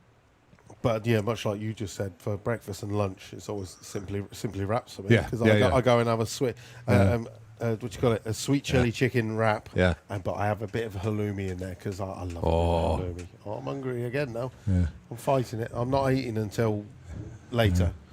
But don't forget, we've got other food traders around the behind the grandstand as well, flipping pancakes. We've even got traders on the other side of the car. And let's not forget Ken's Diner. Oh, yeah. Henry's Diner. Henry's Diner. Yeah. Who's Ken? I don't know. Never heard of him. No, Henry's Diner. Henry's Diner, yeah, the newly refurbished Santa Pod Cafe. Yeah. Go and check it out. Loads of food options. You were Which saying is always about Diamond Bright. Well, I can see they've got some Yeah, big they're old over there. yellow thingies. Yeah, I should send Lily. She's the Diamond Bright girl. Yes, of course. She did the advert for them. Yeah, as I say, I've got all the information on and pictures and scans and goodness knows what. So, yeah, Jeremy and Keith over there today.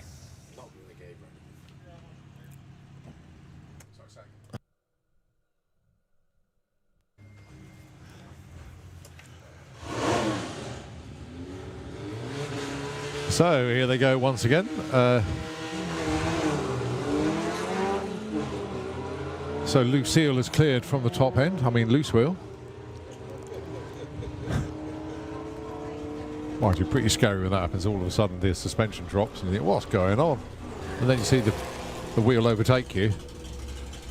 Anyway, 1588 and 1591, just 0.03 of a second between those two. And neck across the line.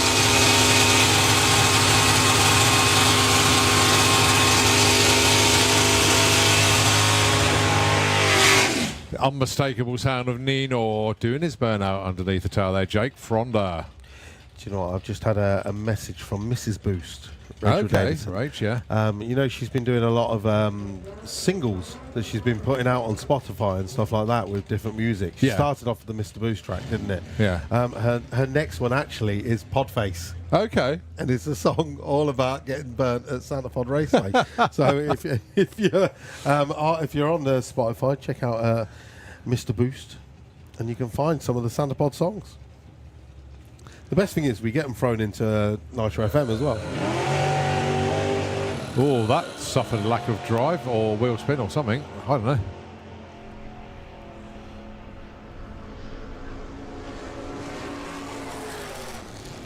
Yeah, 12:37, 116. Not normally where we'd expect to see Nino.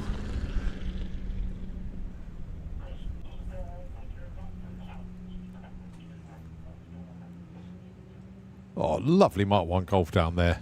VR6 as well.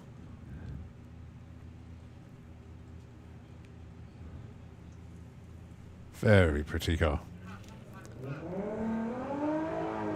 Lots of wheel spin as well. It's just like the sound doesn't match the car, does it? No, but I like it. But I lifted my headset up just so I could hear it.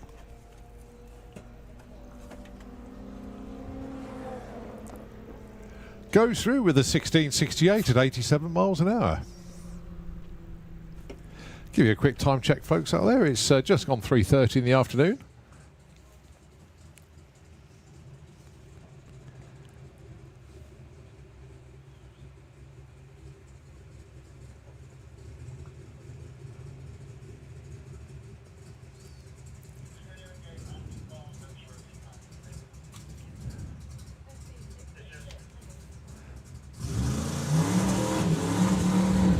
Don't forget, in Fuelers Bar until 4:30, so you've got another hour of the comedy show over there. Extreme Bike Battle over in Little Buggers at 4:30. And we do have Jets running today, 4:45. Oklahoma Willie will be out there. And then it will be Fire Force number 2. They'll be here. Then a Nitro Funny Car second qualifying session after that. Here's Andy Bond with The Ugly Sister.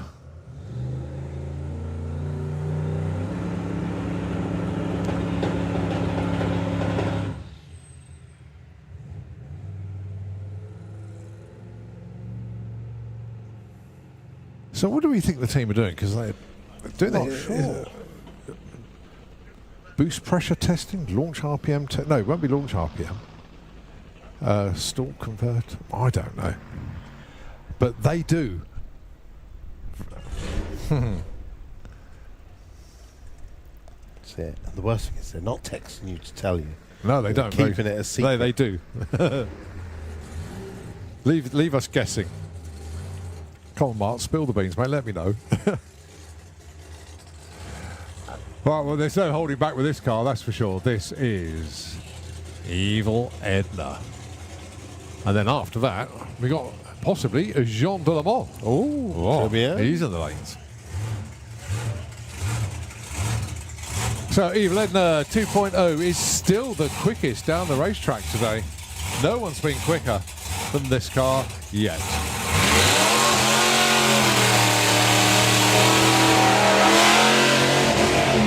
With the exception, I must add, with the exception of Dale Leaks in qualifying for Funny Car, but in Run What You Brung, this is still the quickest.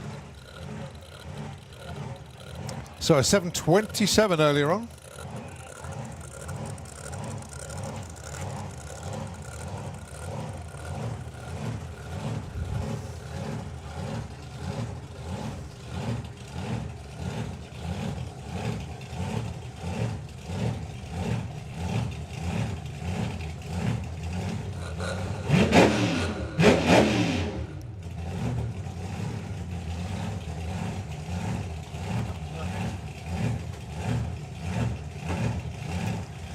Jack Williams bringing the Corvette up to the beam. So let's see what he's got for us then. Maybe another 7.2. Is he going to go and try and shoot?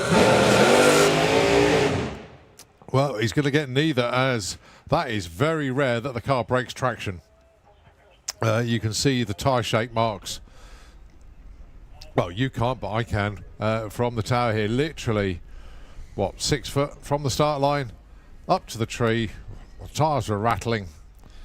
And I don't think Jack had any other option there to come off the gas and just coast the rest of the way.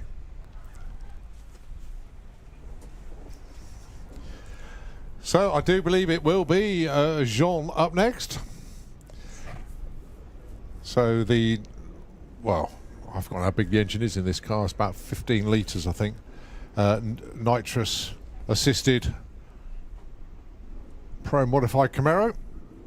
Car is called the Sorcerer, based in the south of France, but generally leaves the car here as much as possible because he doesn't race a huge amount of other venues.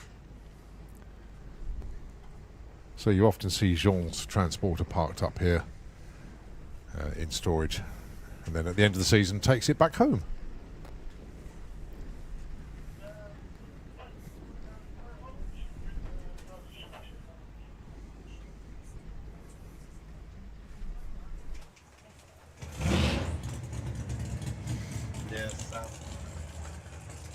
He looks good, doesn't he?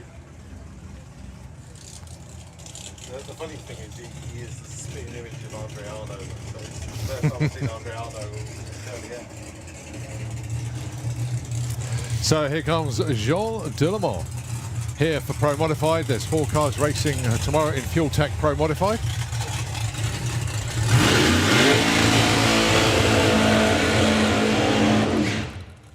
And this will be for Jean's first run of the weekend. You will also be getting the expertise of Dick Costa this He will, weekend. yeah. Dick's going to be joining us. Dick's also going to join us for 760. Is he? Yeah, going to come up for that cool, as well. Very cool. He was most recently on the Euro Dragster podcast. I listened to that just the day before I came to Bug Jam. Perfect timing. As Euro Dragster arrives in the building. Piston broke. With a random piston.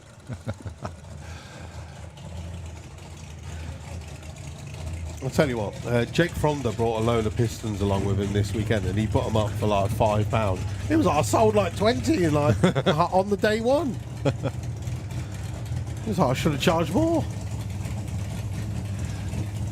Okay then, Jean has been into the 5s in his storied Pro Mod career. But unfortunately, it was about 2 years ago now, over at Hockenheim, the car became... Well, let's just say it is no more. Had a nasty incident and a bit of a crash that basically wrote the car off. So Jean went over to America, bought this car. It's an 8th mile car. but quite happy on the quarter as well. So Jean ran this car in America for one meeting. Thought, yep, that'll do. Brought it back to Europe. Try before you buy. Love it. He did. Well, I think he bought it already, but... So the Sorcerer, the Pro Mod, nitrous. Huge power plant in there. Somewhere around about 15-litre V8.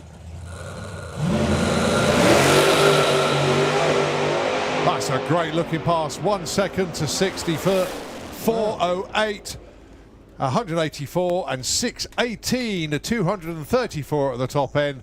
Not bad at all for off the trailer. I think they were hunting a little bit more than that because of the shrug of the shoulders from the team.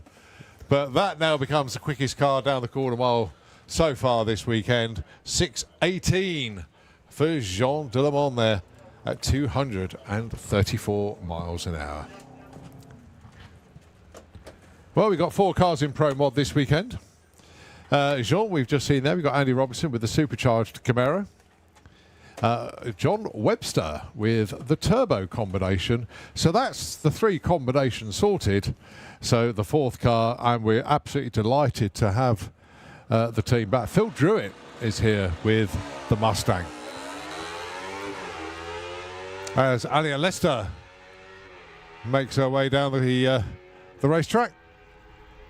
Goes 9:41 at 71. That's to the 8th mile. Don't forget Junior Drag Bike and Junior Dragster, when they race, is to the 8th mile, not the quarter mile.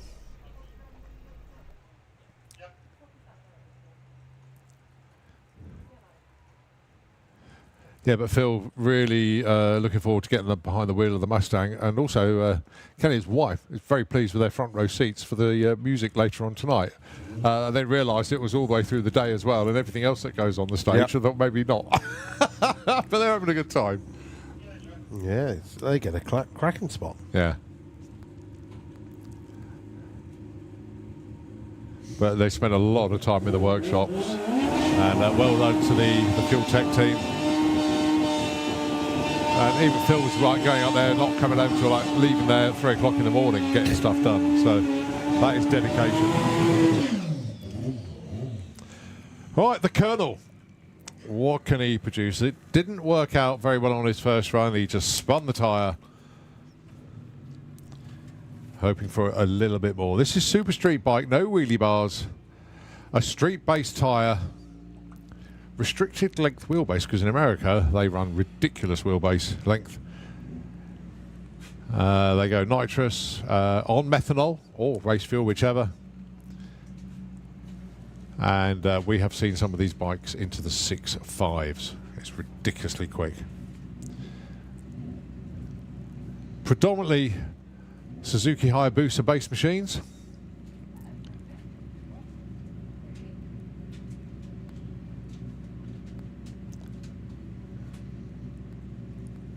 Okay then, so Carl Thomas, Super Street Bike. Let's see what he's got.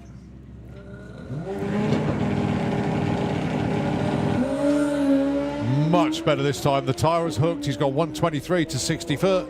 465 at 166 at the 8th. And he's into the 6s. 696, 214 mile an hour pass there. That's what he wanted. Now he's set for the weekend. Now he's got something to work with. Well done, Carl.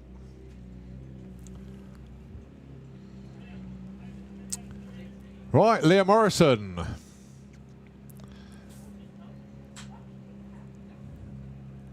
.953 best of her run so far. Leah normally runs to the 8th mile in junior bike and runs around about 8 seconds, and here she's going 950s on the quarter. But then she's a Morrison. She doesn't know how to go slow on a bike. That's a good looking run. 920, 146 miles an hour. And I've got a suspicion that handshake says license signed off. I just want to get a nod. Just want to get a nod from the team. Is that the license done? I think it is actually. But well done. Very, very well done indeed. So that opens up the door for 950 bike and ET bike. I don't know about going quicker, but we'll see.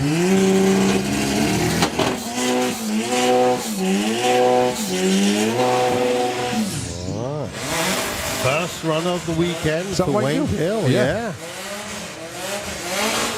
What, Luke, what has happened to that car? Because that is insanely quick, and yet it still looks like a road car. It has basically gone from a road car to a race car. Okay.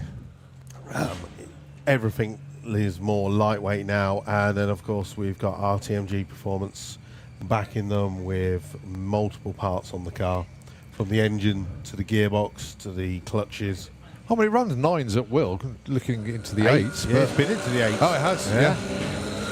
We know it's been over 150 mile an hour. Look at the way this thing moves. It's a beautiful run. 124 at the 8. Wayne Gill starts his weekend at Bug Jam, 898, 153. Nice. A great way to start the weekend.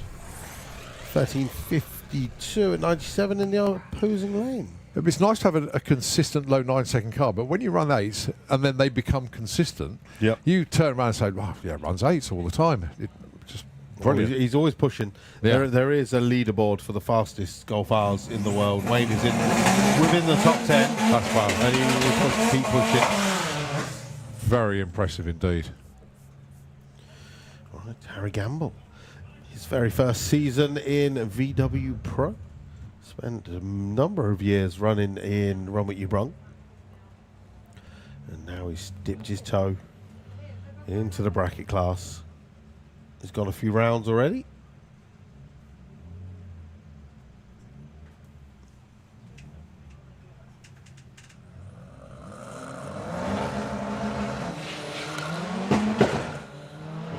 That's a good launch.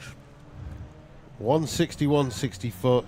He went 11.7 earlier, 92 at the 8. This is going to be a quick run. Harry Gamble goes 11.83, 111. Slows just slightly at the top end. He did actually message me earlier to ask me what my record was with the KO4, but I completely forgot. I mean, I completely forgot to reply, but I've also completely forgot what it was. I was like, I'd need to go on back to my videos and find out what it was. Right. So we've seen Aaron's Seat Alhambra earlier. That's a Charan, isn't it? This is a VW Charan, so Yeah. maybe he's encouraged them to come out. Let's see what they normally should run, shall we? Instead of the 11s and 12s that we have seen. Probably be an 18 and a half. I'm going to have a guess, but I don't know what's in it. It's so. a TDI. Okay. I'm going 20. Really? Oh. Because it's a diesel.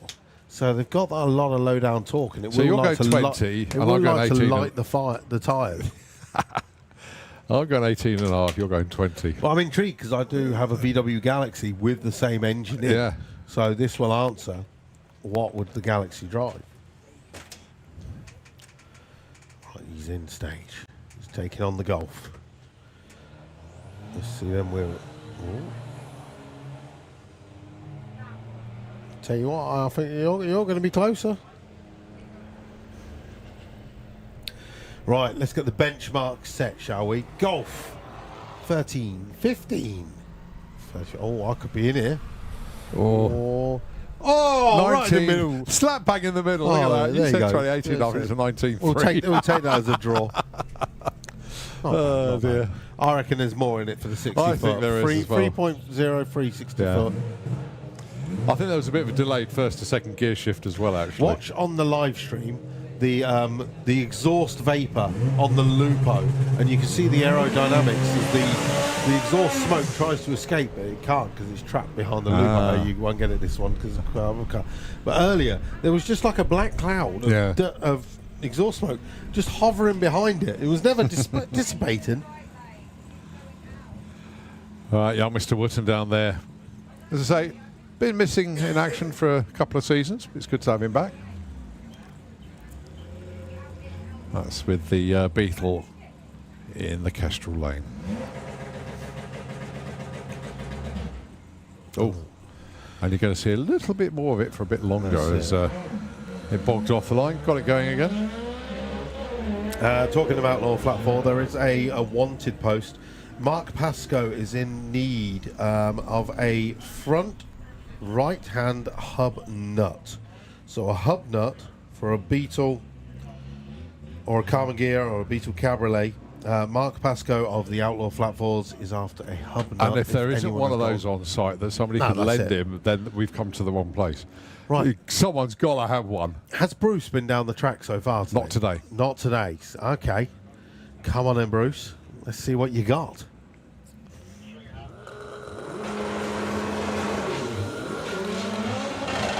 Well, that is by far Bruce's best 60 foot.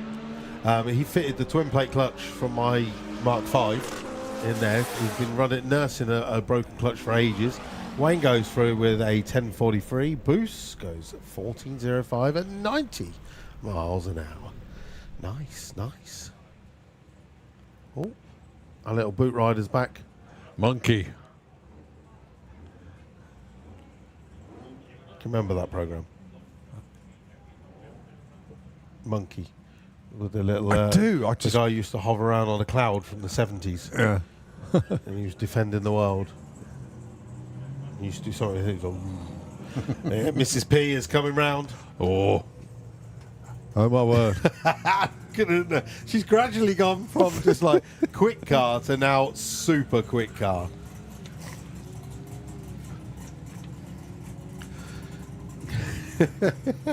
Just doing a little fist bump in the car with her son. I've invited Granny P up to the tower tomorrow. She's getting the full VIP experience. To get the full flow of Santa Pod at Bug Jam. So we look forward to that. And to get her, because she always tunes into the live stream. So Okay. she only sort of sees the racing and hears us gabbing on all the time. But now she's...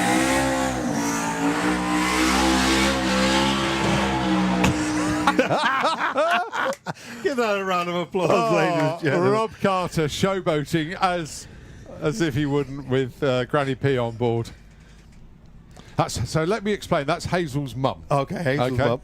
So he's Let's say Hazel laughing. taking his mother-in-law for a drive. Oh dear. She'll be like, I hate you and I hate your car. Going alongside Hazel. Who's in with Hazel? There's a passenger with Hazel as well, I think. I don't know.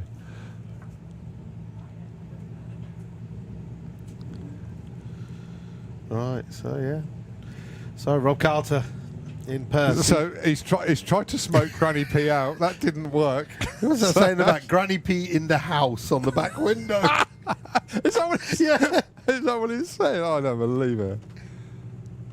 It is, it does, yeah. Oh well. And so she's going to get the full launch and then a parachute. Here we go. Build up the boost, Rob. Hey, look at that. Struth. And a lift. Perfectly done. Imagine if he pulled the chute and her teeth popped out. Not saying she's got dentures, but imagine. Just went 882 at a paltry 103 miles an hour. I can't read out what you did at the 8th, but it was flying. It's absolutely flying. You went 129 to 60 foot. Granny P, you are a legend, and you just got over 2 seconds quicker than I've ever been down the racetrack. And you weren't even driving. Right. Oh, that was magic. That was sheer magic. I can't wait to chat with her. So more of our white label motorsport racers, Tom Herbert and Jacob Bailey. Don't forget they've got loads of white label motorsport merchandise this weekend. At the top of the pits, you can't miss the white label pits. It's literally 10 gazebos in a row. Each driver has got T-shirts. They've got team T-shirts. They've gone all out. Oh, Jacob unfortunately went down. He went live second to third to second. But either way, the whole front end of that car nosedived. Tom Herbert goes 11:45. Mr. Parr, who's out there? Julian, did you get the photo? Ian Blackett got Granny P's photo. Look at that one. Ian Blackett Photography. Picture of Granny P in Rob Carter's Passat. Don't forget, Blackett Photography are open from now until, well, closing time, whenever that is. And it's not just track photos. Blackett Photography Studios by the pedestrian walk crossroads of the parent lanes, and they've been going around the site taking pictures of people at camps. So all sorts of packages available from Blackett Photography.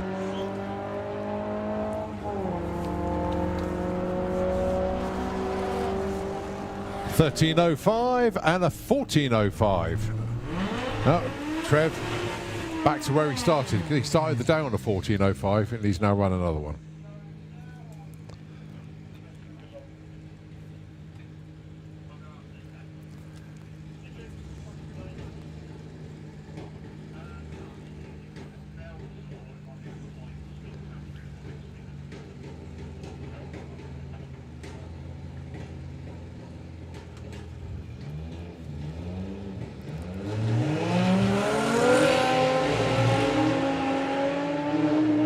Much better looking run for the Golf this time round.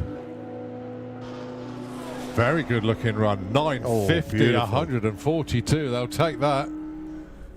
By far his quickest run of the weekend. Yeah. Actually, it's the 18th quickest of everything that's been down the track. Nicely done. But just got to say a big well done to Rob Carter and the whole Be Right team. And, of course, Granny P having that amazing passenger ride. So, well, let's quite quickly. VWDRC races in the Sportsman versus Pro Shootout. Again, reminder, half an hour reminder to get yourself paired up and ready for the shootout, which will happen just after 5 o'clock. You must have been down and signed yourself on for the shootout and got yourself your green wristband. Please make sure you have done that ASAP. And have your cars in the pits, preparing yourself ready for battle. £780 on the line to be won.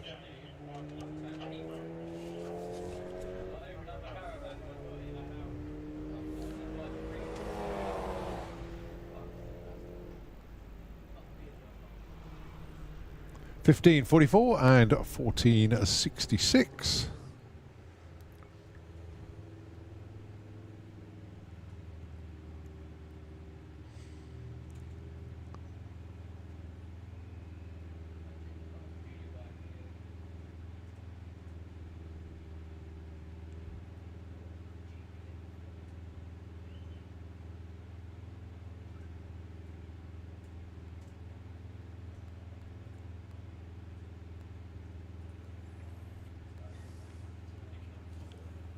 Slight adjustment for the Rocco down there.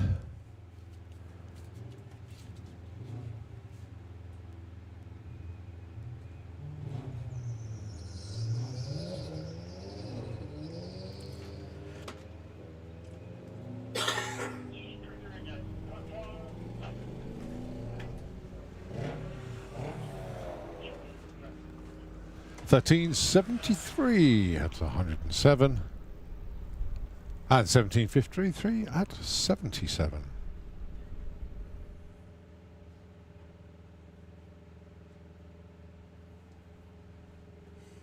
Hello, Leicester.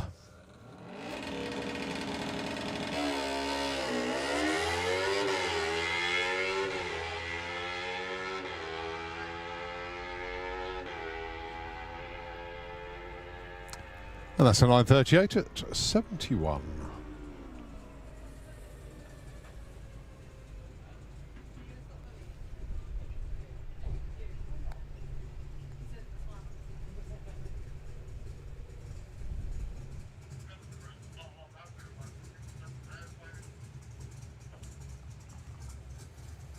So, Andy Bond, once again, with the Ugly Sister, going through his Run What You Brung program, I think is the best way to describe it. I haven't had an update from the team, so they're working through some sort of test parameter schedule that they do.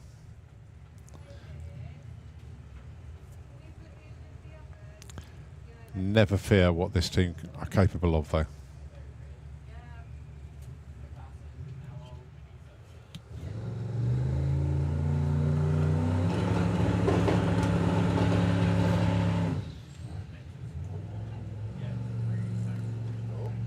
See that thumbs up there? They were happy with something. Or maybe they're just tricking us now.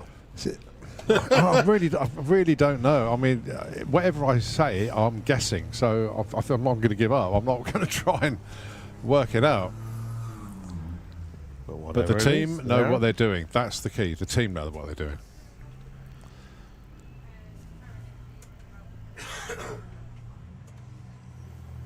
Only thing I can think of is something to do with boost control and bump box and is the staging and launch procedure. That's what they're working on.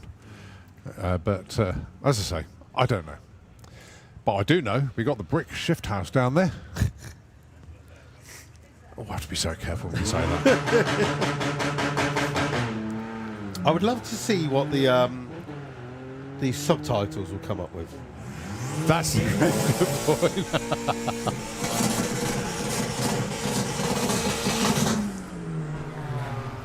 Either way, it takes another scalp. Look at that, 1395 to 1693. Yeah, the house of shifts. There we go.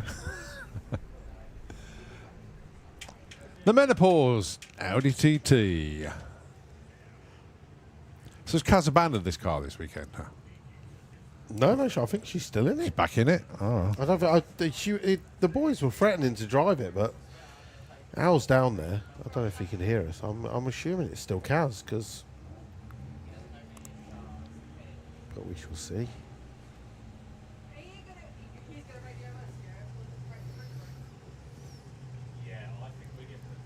I'll tell you what, not being funny, but I'm quite pleased it's not clouded over, but the sun isn't relentless as it has been. So it just keeps giving people a bit of a respite. Yep, So, yeah, nice conditions out there. it's good. It's good.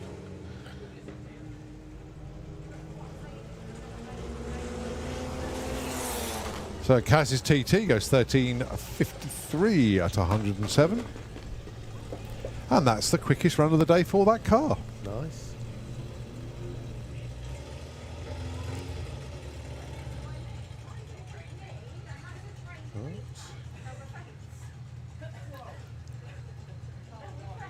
Andy Cooper with the Fat Man Racing Skoda Octane. I'll tell you what, this is a big old car, but it gets some great terminal speeds.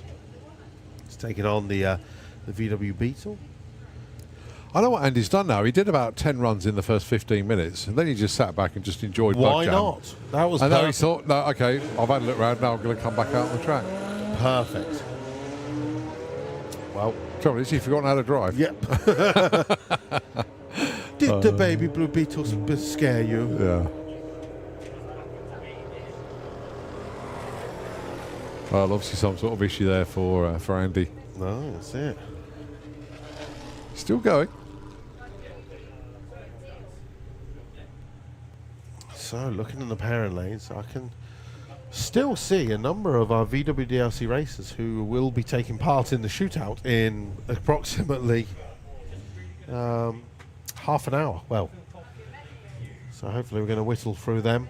Of course, they need to be ready at 4:30, although they will probably be called more closer to around about 10 to 5. Yeah. But we just need to pair them up and be prepared. So you've been called out by Lily, is that right? Yes.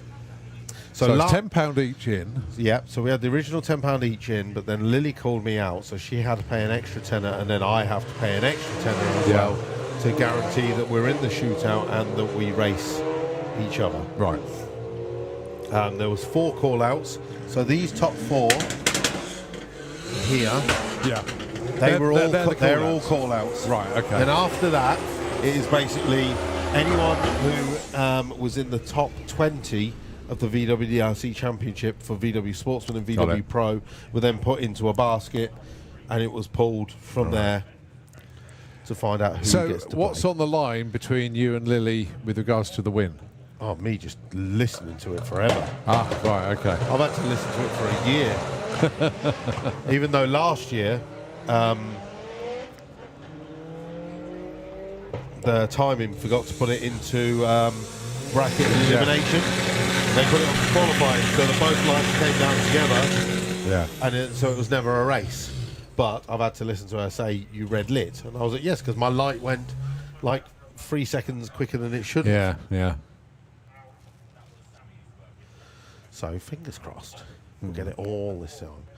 Right, George He's been dialing this in. Like he's got 12-1 on the back as well. He's been 12-1 a number of times today. Yeah, it's properly impressive, actually. It's good to have a diesel again. We lost so many diesel cars racing in competition.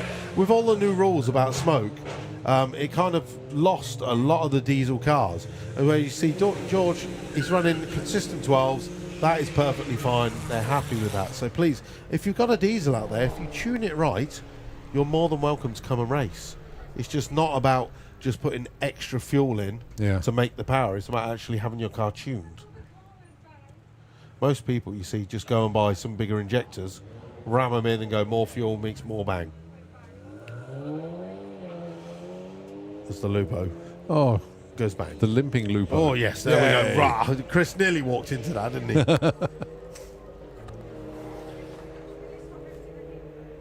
13:22 at 109.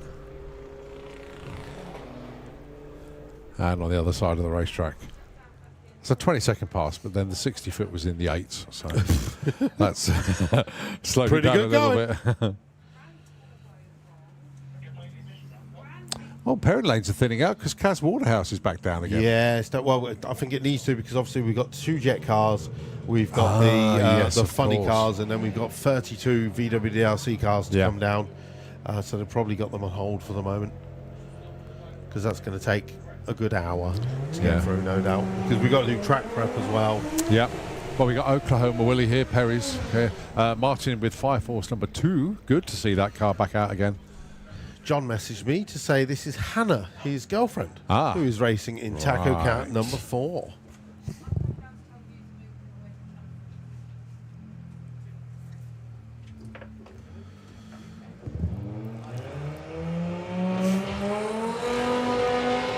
Well, we had a 950 earlier on. Let's see what we can get this time round. Oh, just starved a little bit at the top there. Still goes 977, but you heard the engine note change. And quite a drop off in performance at the stripe. That's strange, that is, because it's only got 2 gears. It's only got a two-speed glide in there. When it comes to the shootout, Lawrence Clark Memorial.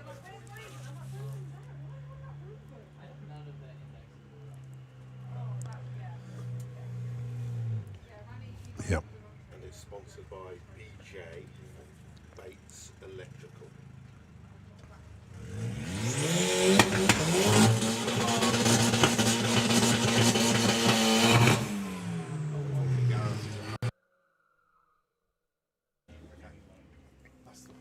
Yeah. Right, Jake. Tipping. The 4-wheel drive Polo. I like that he's done a little bit of work making those arches extended a little bit. Yeah, but it looks pretty, not saying original, but it looks like they should be there. The rear does, yeah. And it is work in project. You can see the fronts don't fit perfectly. But he's making it.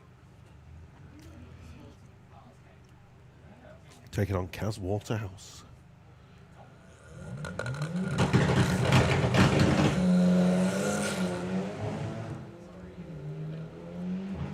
Kaz just rolled the beams a fraction there. The red came on before she actually hit the loud pedal, so did lose a little bit on the 60-foot.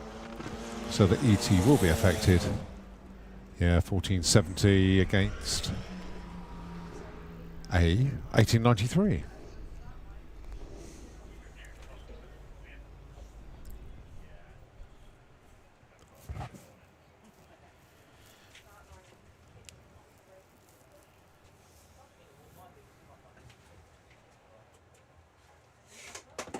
I was just looking at Granny P's run that she did with Rob Carter.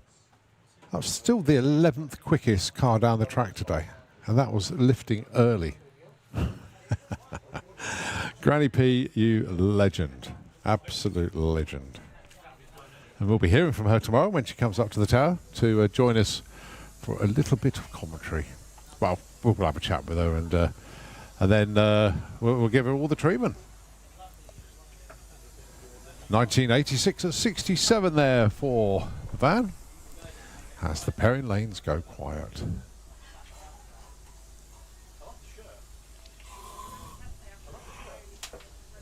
Don't forget, we've got so much track action coming at 4:10 in the afternoon here at Bug Jam. It's day 1 of 3.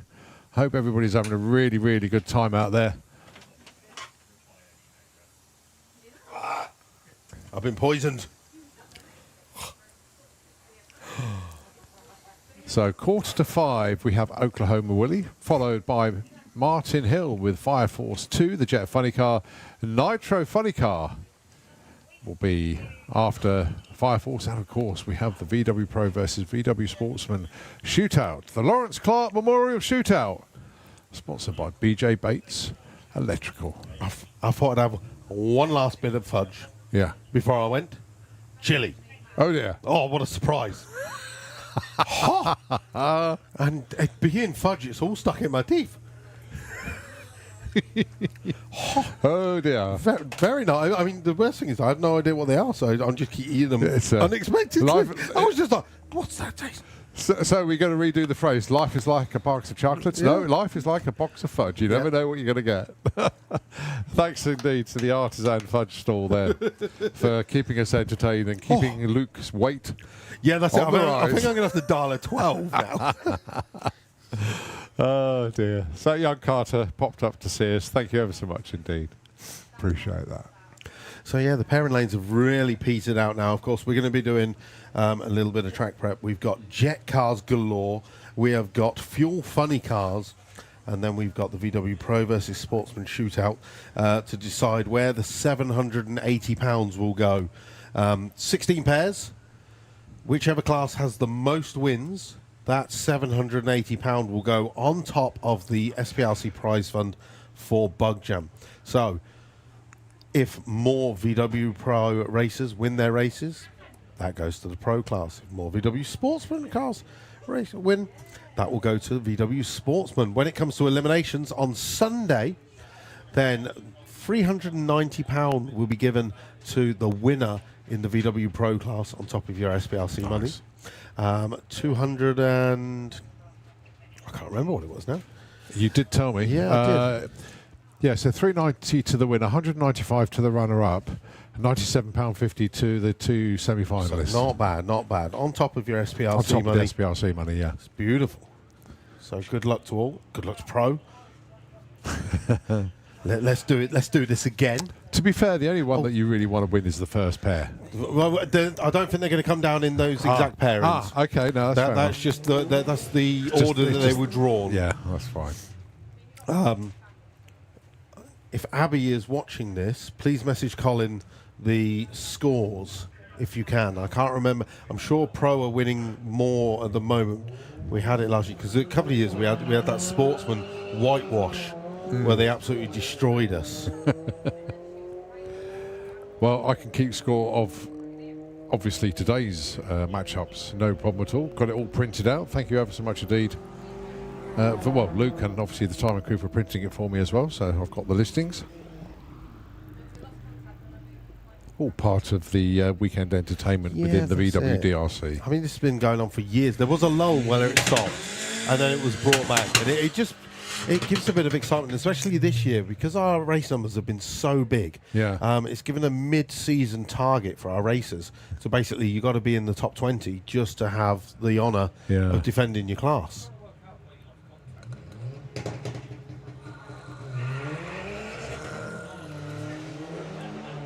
Wheels spin one side, traction the other. Seems to be evening out though. Sam at the moment is going to be looking over going, no, Monica, no. 13.19 and a 14.18. These ones will come down. They might even slip in as like normal alternates, but if not, they might just end up.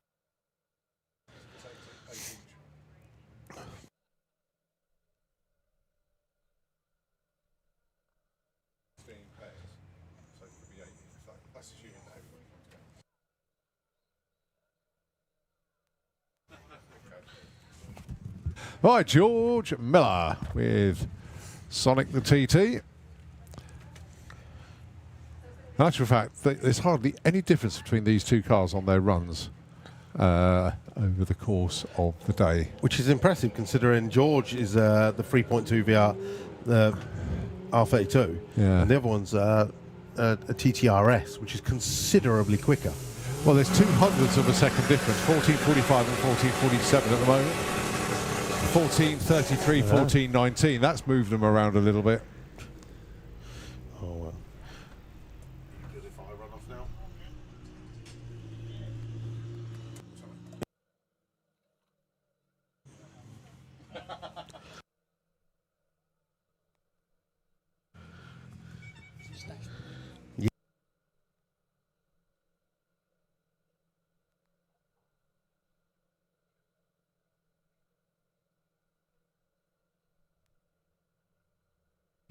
He's lying, actually. It's the brown one, not the black one, just so...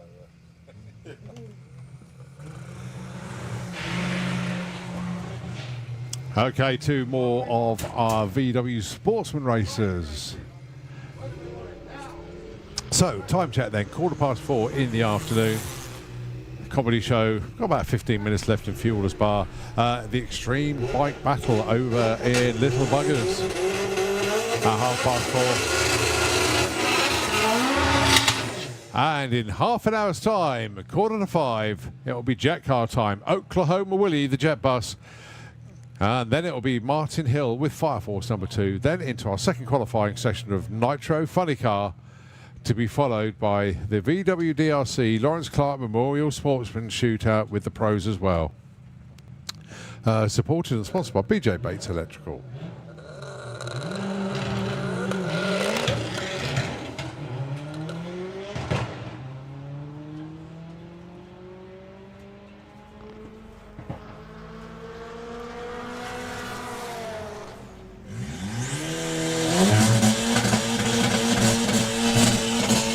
So 12:52 and 20 seconds dead. I think that's Kaz's Audi TT again. It is indeed.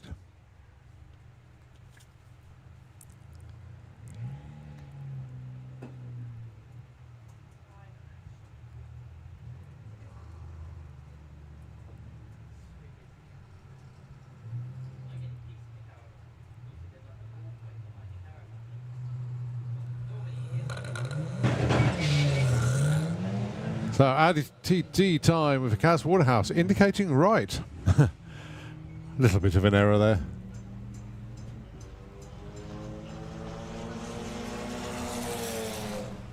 Goes 14:10 against the 17:62.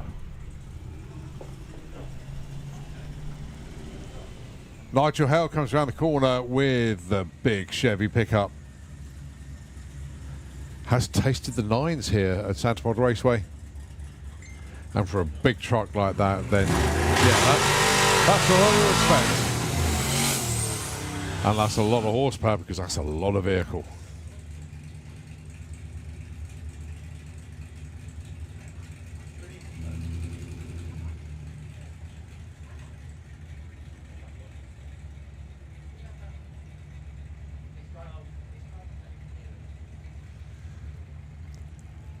So we can see Nigel Hell joined by Elliot Day with the 33 Willis.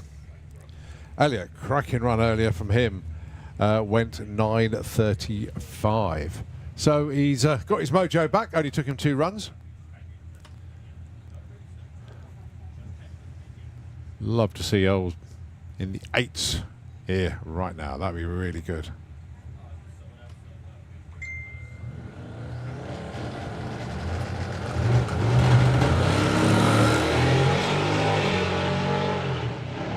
A little bit of a pedal there just to settle down the truck, but Elliot on a good looking run here. 8:79, 155.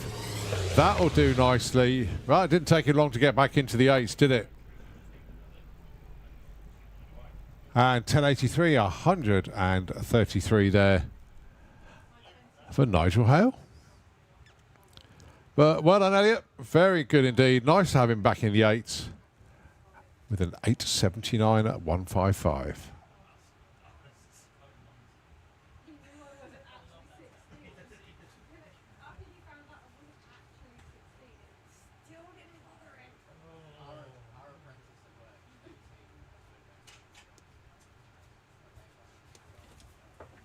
So just 2 cars in the lanes at the moment, and here they come around the corner. As I say, Parent Lane's very quiet at the moment, but we're not far away from jet cars, fuel funny cars, about half an hour, and of course our VW Pro versus VW Sportsman shootout. Always part of the Friday running of this event.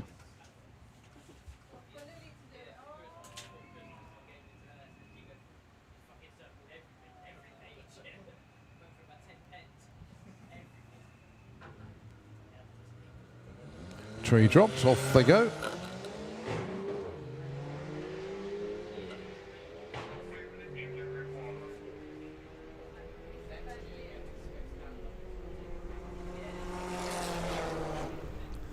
$13.73, $13.90. And the lanes go quiet. Oh, those two literally side by side at the top end there. The difference between those two, even though they left the line at different times, was 0.008 of a second. Well, Nitro FM, I've got nothing in the lanes at the moment, so if you can take it from me, and as soon as we get more cars, we'll take it back. Over to you.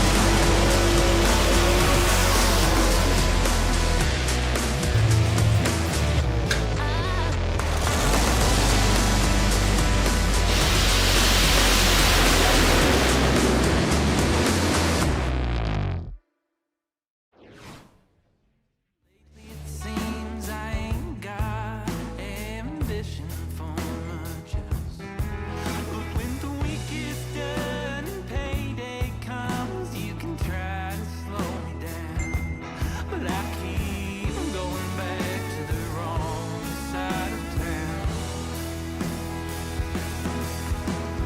Good luck picking me up, save your prayers, I'll let you down. I can't stay away from the wrong side of town.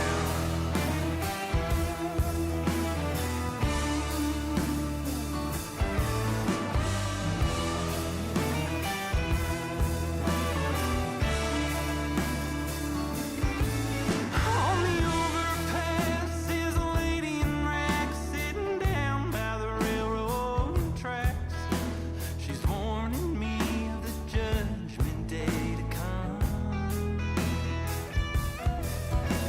Still small voice trying to turn me back, but I quickly snuffed it out. It don't belong here on the wrong side of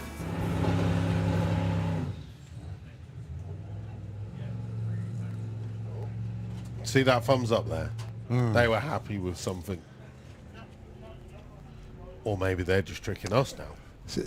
I really don't know. I mean, whatever I say, I'm guessing. So I think I'm not going to give up. I'm not going to try and work it out. Oh, I have to be so careful when you say that. I would love to see what the subtitles will come up with. That's a good point.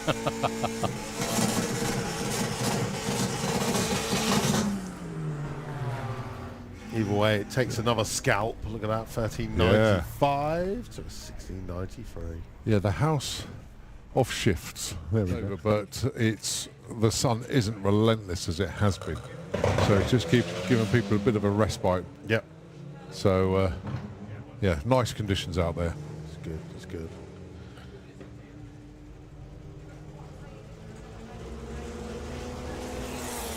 So Kaz's TT goes 30.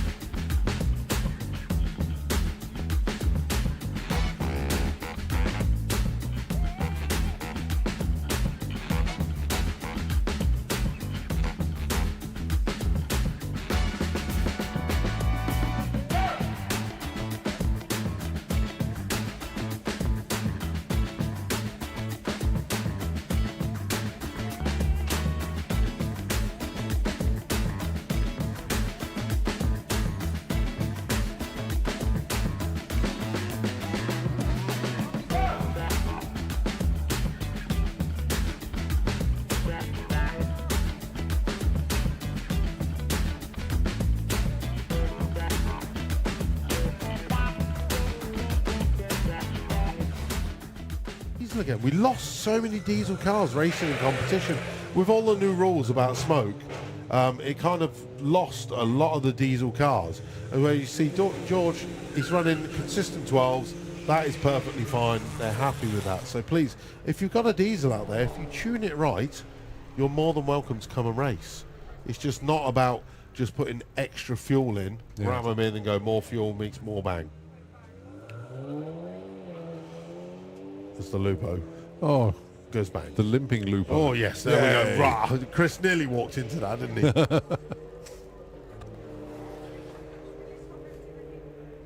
1322 at 109. Obviously, we've got 2 jet cars. We've got yes, the of funny course. cars, and then we've got 32 VWDLC cars to Yeah. come down.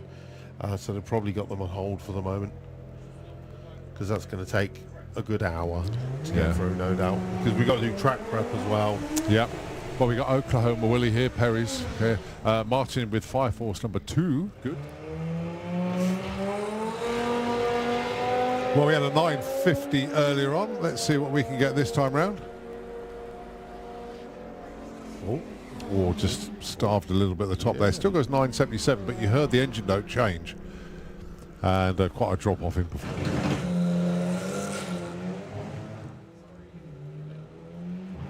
Kaz just rolled the beams a fraction there. The red came on before she actually hit the loud pedal, so did lose a little bit on the 60 foot. So the ET will be affected. Yeah, 1470 against a 1893. A couple of years we had that Sportsman whitewash where they absolutely destroyed us. Well, I can keep score of obviously today's matchups, no problem at all. Got it all printed out. Thank you ever so much indeed. For Luke and obviously the time and crew for printing it for me as well. So I've got the listings. All part of the weekend entertainment within the VW. Wheel spin one side, traction the other. Seem to be evening out though. Sam at the moment's going to be looking over going, no, Monica, no.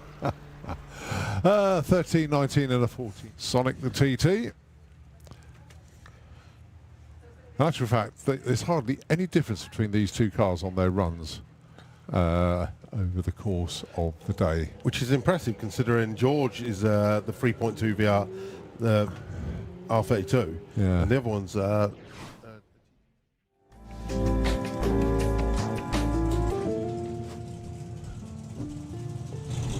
Here we go then. We are back with a little bit of track prep, which will help the 760 cars get down the racetrack. Phil O'Brien and Matt Southcott coming at you.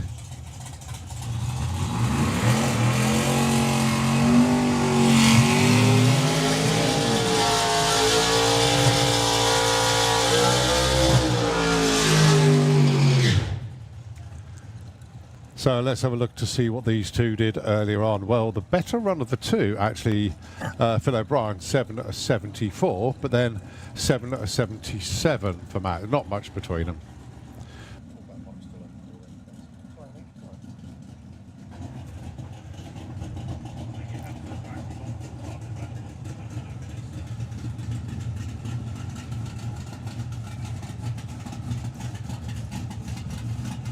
So 760 is the name of the game for these cars.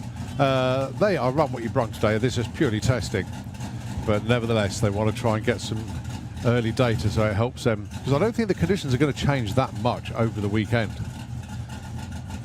The track will change because there will be less street rubber and race rubber will replace it. But, you know, air, wind, I don't think that's going to change much.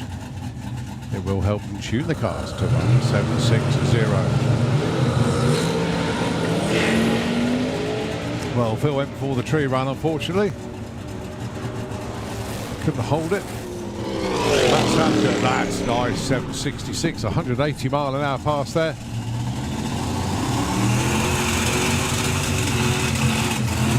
Unfortunately, no time or speed there for Phil O'Brien. Went before the timing system was activated. Joe Stevens with the Sunbeam Stiletto. totally street legal. And to prove the point, runs in Street Eliminator, as does Davey Murdoch with the Firebird. It's quite hard to believe that these cars are street legal and they can go, well, 8, 7, sometimes even into the 6-second bracket. They are seriously quick cars. Only difference with Bug Jam is that they don't go on the cruise. That's one part of the Street Eliminator program, is that they go on a 26-mile local cruise, do what's called a hot start, and also put some fuel in the cars as well to show their street legality. But Bug Jam being so busy, a bit difficult to get them out. Very good pairing indeed. I think Joe still got his nose out in front and goes 869 to an 866. Nothing between them. Very good runs indeed. In actual fact, Joe was off the gas at the stripe. 165 mile an hour compared to 130. Okay. Got the Audi TT back. And you got the Beetle down there, the 666, doing a passenger ride. I did see a passenger get strapped in the car earlier on. This is looking good.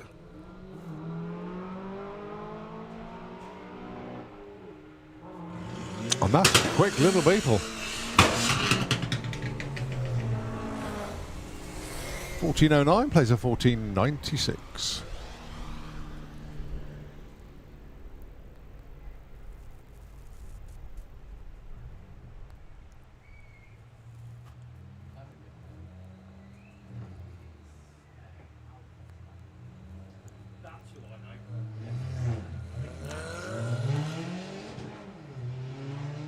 So, didn't catch the name actually, but that's John Gunn's girlfriend with the VW Sports and Entry down there.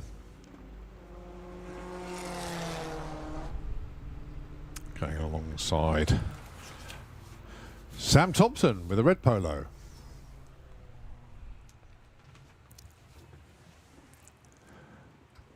So we got this pair that are in front of us now, the VW Transporter and the Bora.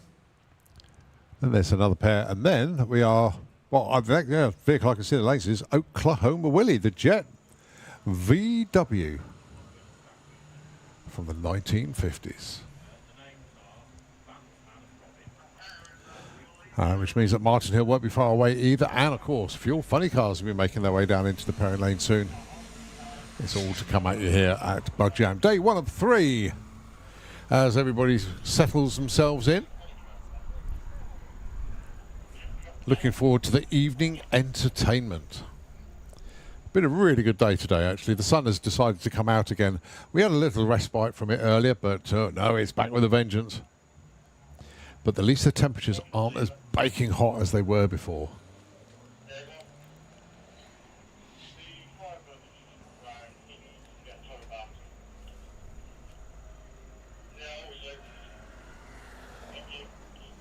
So 13.21, 103 against a 15.13 at 94.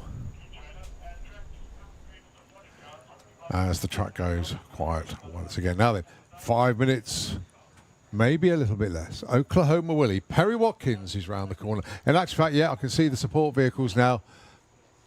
And I can see the Fire Force Jet Funny Car support vehicle down there as well. So they are both in the lanes. So if you haven't seen the Jet cars before, now obviously if it's your first time here at Bug Jam, or it's your first time here at Santapod, then you won't have seen the Jets before. So hope you enjoy those.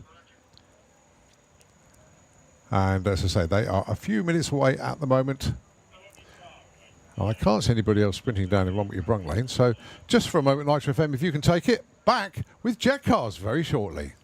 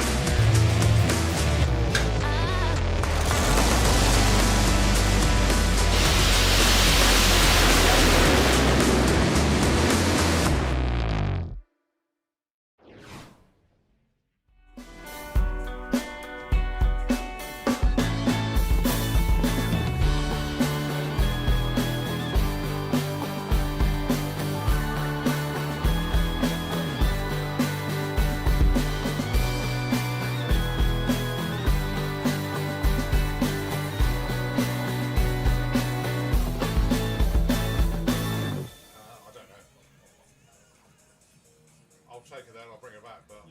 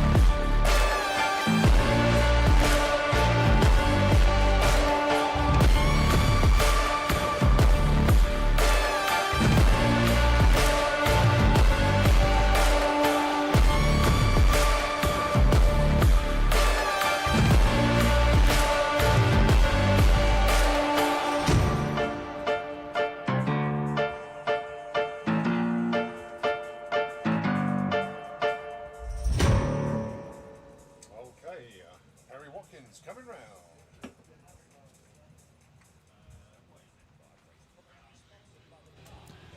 Okay, folks, a moment you've been waiting for. Perry Watkins appears with Oklahoma Willie, the jet bus. This vehicle, first built in the 1950s. So, yeah, it's over 70 years old. Had a life in America before it came to the UK. Perry discovered this in a farmer's field in Oklahoma. And that's where the Oklahoma came from. Willie was the guy's name who owned the field. So it becomes Oklahoma Willie. And fair to say, it was in a sorry state. But Perry, being a phenomenal engineer, master craftsman, you name it, has built this incredible showpiece. It's still VW flat 4 powered. Drives everywhere around the facility, apart from down the quarter mile. He disengaged the engine. And then obviously he has the jet propulsion on the back. Now this always ran in the 10.5s. It was like clockwork. But this year, things have started to change around a bit. It's got quicker.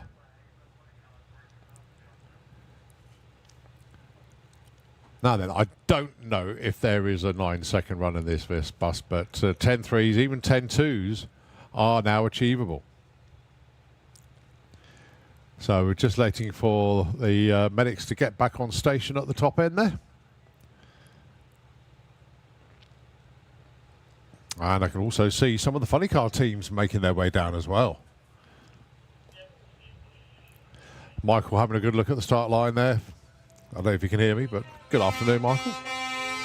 The toot of the horn tells us that Perry is about to start up Oklahoma Willie. And this is where the tower starts to rock, because Perry, his jet does point up slightly, unlike Martin's and the other jet cars, where they're pretty level.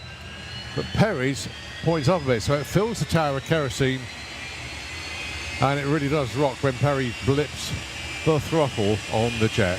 Enjoy this, folks. You might need some ear defenders when it gets really loud out there. But for the first time this weekend, the VW Oklahoma Willie with the jet on the back of the bed.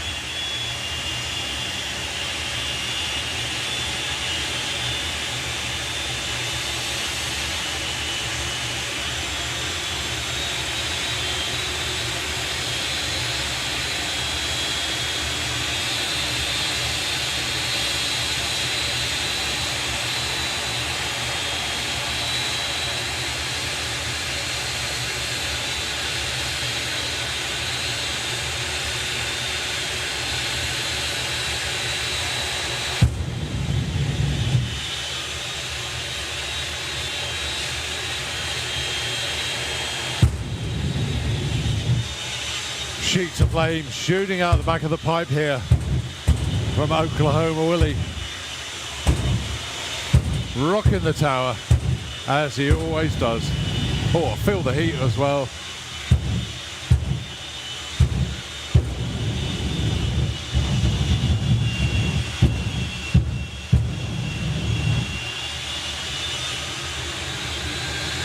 Now he builds up the thrust even more. Pops and bangs get a little bit louder.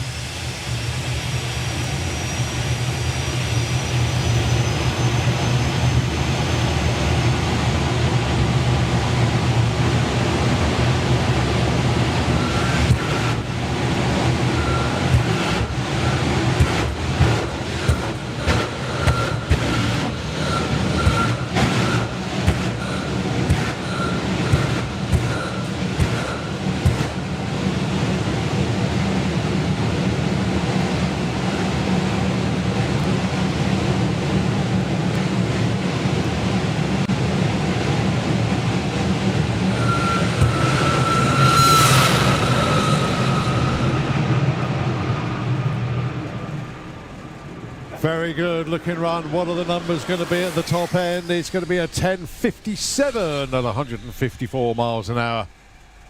And that was very, very warm indeed. Goodness me, feel the heat from that one. We certainly did in the tower. It was obviously rocking backwards and forwards. That was quite violent up here actually, so much so we lost one of the ceiling tiles out of the commentary box. I better go and put that back up. Place is falling apart on us, my goodness me. So a quick repair. Thank you, Perry, and of course the team. But now we got another jet coming around the corner. It is Martin Hill with Fire Force number 2.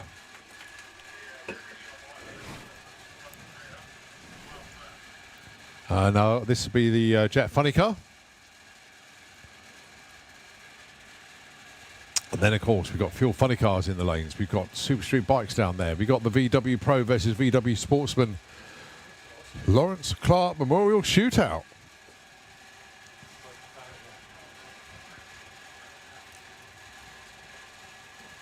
So here comes Fire Force then. So there are 5, or have been 5 Fire Force jet cars. Fire Force number 1 sadly no longer exists, but Fire Force number 2, which has basically become what we affectionately call the retro jet. Fire Force 3, that's the Chevy Lumina body car, that is affectionately called the house jet. Then there is Fire Force 4, which doesn't come out that often because Fire Force 3 just runs so well, but that is the jet car that basically lives up in the workshops. And then, of course, Fire Force 5 is the jet dragster, where the other Fire Forces have always been jet funny cars. But it is Fire Force 2 for your entertainment today.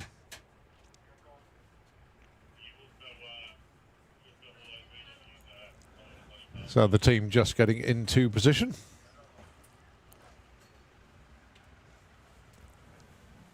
A very good afternoon to everybody tuned in via the live stream as well. You can see a beautiful side-on shot there of Fire Force number 2.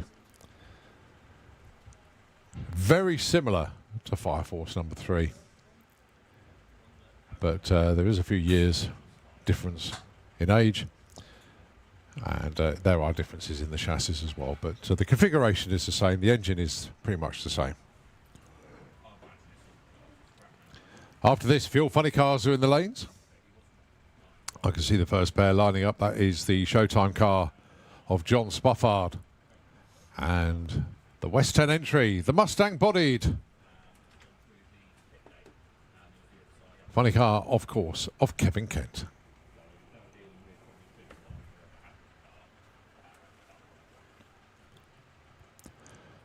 So don't go anywhere, folks. Straight after the jet, it'll be Nitro funny cars and the Sportsman Shootout with the pros.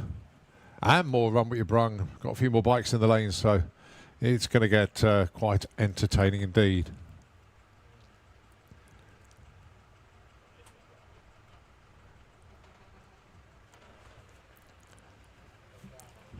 So Martin in position.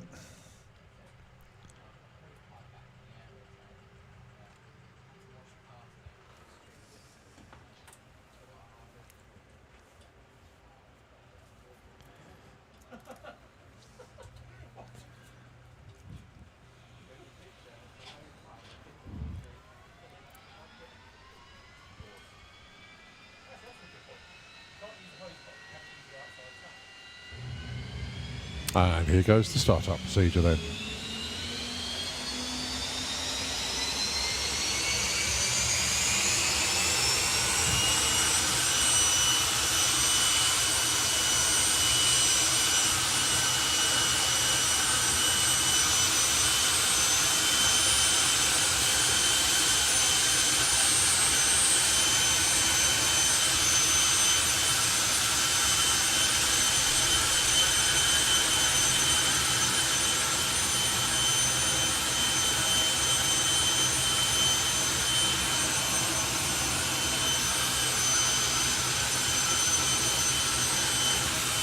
So fair to say that this will be a little bit louder than Perry with Oklahoma Willie. A bit more powerful, and you could see a 6-second run come up here, but it depends what flavour.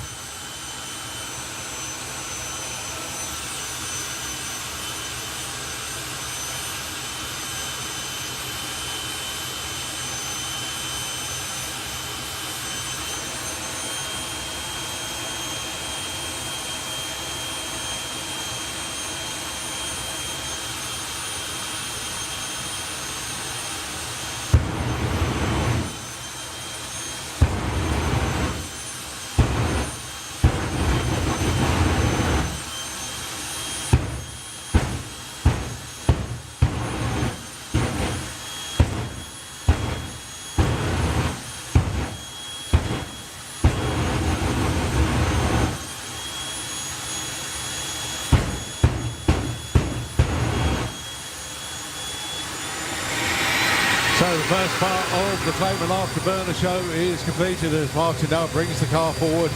The pops and bangs will certainly get louder and more fierce.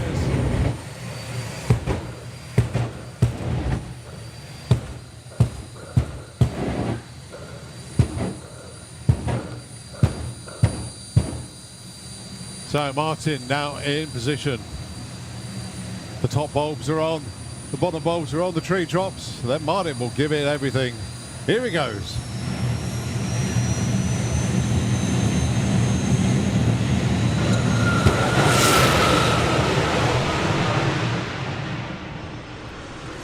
Good looking run there for Martin. 6:29, 213 miles an hour at the stripe. Very, very good indeed.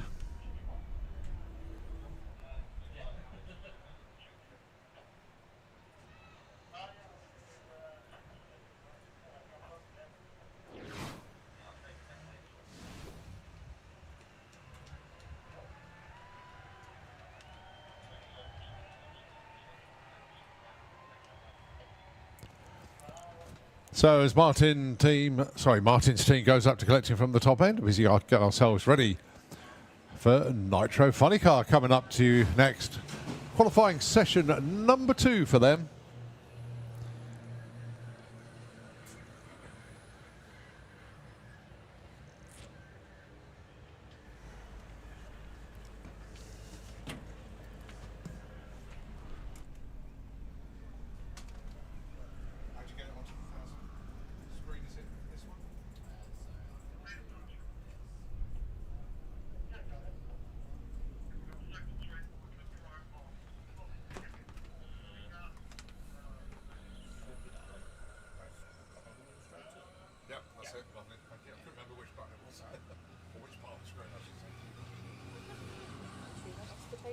So, now, okay, so we've got funny cars in the lanes, and I'm looking and I'm counting, and I can see 6 funny cars in the lanes. How good is that? So the first pair then, looking down from the live stream camera, that is the Showtime car of John Spuffard and the West 10 entry of Kevin Kent. Also see Pro Mods in the lane as well. Andy Robinson has made it down. And then as the camera pans a little bit further back, you'll see Dale Leakes' car, the Beast from the East.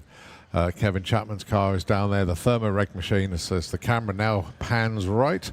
Those of you tuned into the live stream. And you can see the Leakes Lake landscape support vehicle. There they are, the next pair lined up. And that, Dale Leakes, the Beast from the East, and Kev Chapman. Now, the good news is, just go back a little bit further, you're going to see Rob Elsom's One Bad Texan funny car, driven by Jason Phelps. And then the wonderful sight there of the Undertaker car, Steve Ashdown. His first run of the year after, so we say, quite a bit of damage at the European finals last year. Very, very pleased to have him back with us. So good to see them. So they've been working very, very hard indeed. Missed Q1, unfortunately, but they are certainly here for Q2. So all 6 funny cars are here in the lanes. Just a reminder, folks, that the scoreboards will read quarter of a mile times, but the times that count for qualifying are the 1,000-foot times. But we've left the scoreboards on a quarter mile because we want to know what they run. Oh, hang on a minute, we've got somebody else coming around first. Or is that going out the gate?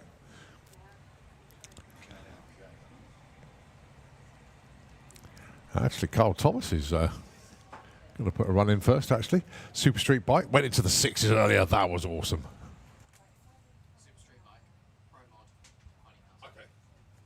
So, run order, just to let everybody know, we're going to tease you a little bit. We've got Super Street Bike. Then it's going to be the Pro Mods, but we've only got one Super Street Bike, which is Carl Thomas. So, Carl is going to put his run in, see if he can get quicker than a 6.96. That was a phenomenal run earlier. Then we've got Andy Robinson down there with Anger Management 2.0 Camaro. And then it will be into Fuel Funny Car. As I say, got 6 of them here. So that's what's coming at you. Great entertainment from our race teams.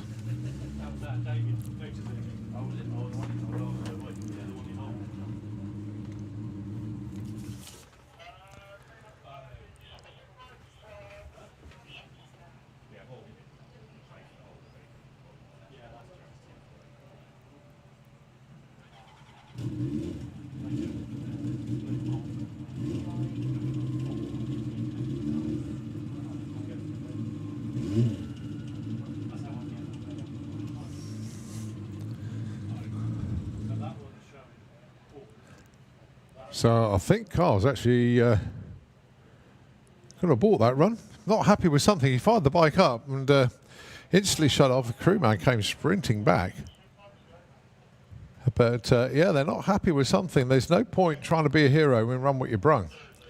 So Carl is going to abort that one and take it back to the pits, because when you're running a bike that runs in the 6-second zone at over 200 miles an hour, everything has to be spot on.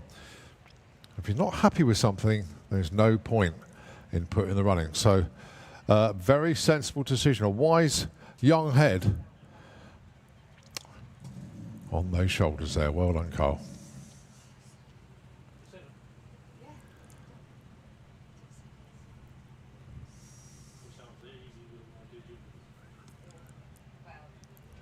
So look into the lanes to see that Andy Robinson will be the next to come round the corner with the Anger Management 69 Camaro running in Pro Modified. We've only seen one Pro Mod so far this weekend in Run What You Brung. That was Jean Delamont with the Sorcerer Camaro. Very, very tidy run from him earlier on. 6.18 to open his account for the weekend. Didn't count for qualifying, unfortunately. But in Run What You Brung, I say, those numbers do not count. It's good for data, good for testing, but qualifying for the event, that doesn't count.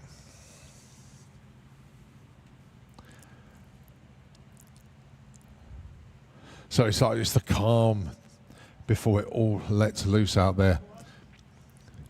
I say 6 Fuel Funny cars in the pairing lanes. Everybody is really anxious to see what these cars can do. Loads of people tuned into the live stream as well. As I say, we do have a Pro Mod down there as well. After the Funny Cars run, we do have the VW Pro versus VW Sportsman shootout. So I look forward to see who can take the title in the Lawrence Clark Memorial Shootout. supported by BJ Bates Electrical.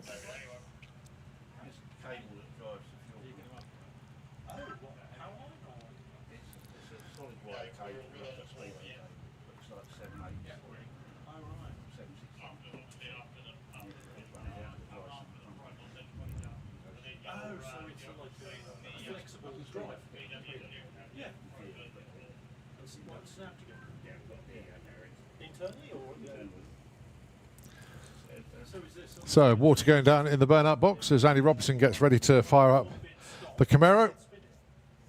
He's in the pairing lanes round the corner, and then we'll drive round, just connecting the starter booster to the car.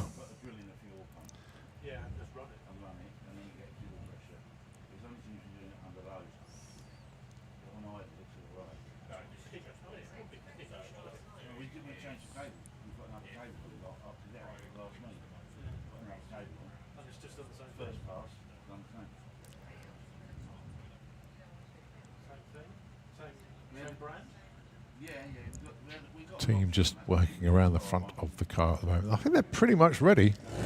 In fact, there we go, the engine fires.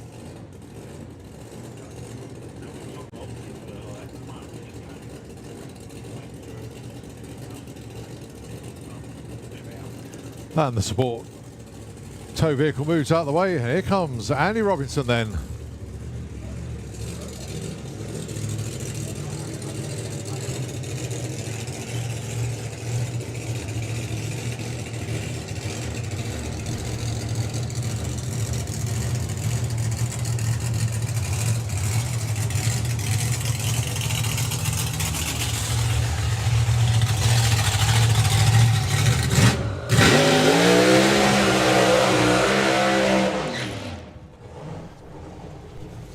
So test pass then for Andy.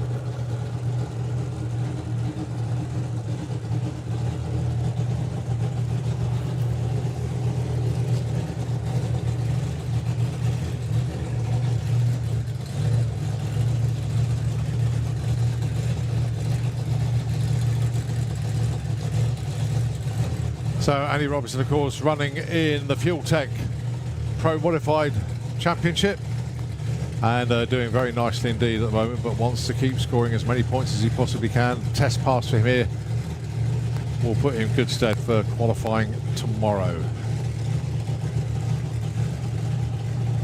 And once again, massive thanks to Fuel Tech for their involvement here at Santa Pod and supporting Pro Modified here in the UK.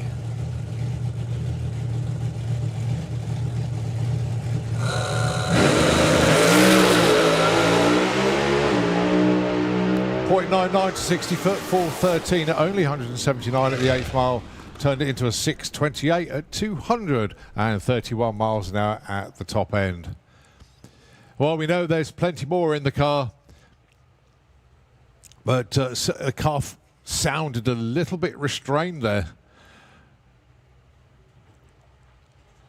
But the team will get that car back to the pits, download the data, see what did and what didn't happen on the run, and that puts them certainly away from the back foot and onto the front foot for the rest of the weekend. So every run, no matter if it's good or bad, is always data. There's always stuff that you can learn from it. So the anger management team will head back to the pits as we now welcome the Fuel Funny Cars for their second qualifying session of the weekend.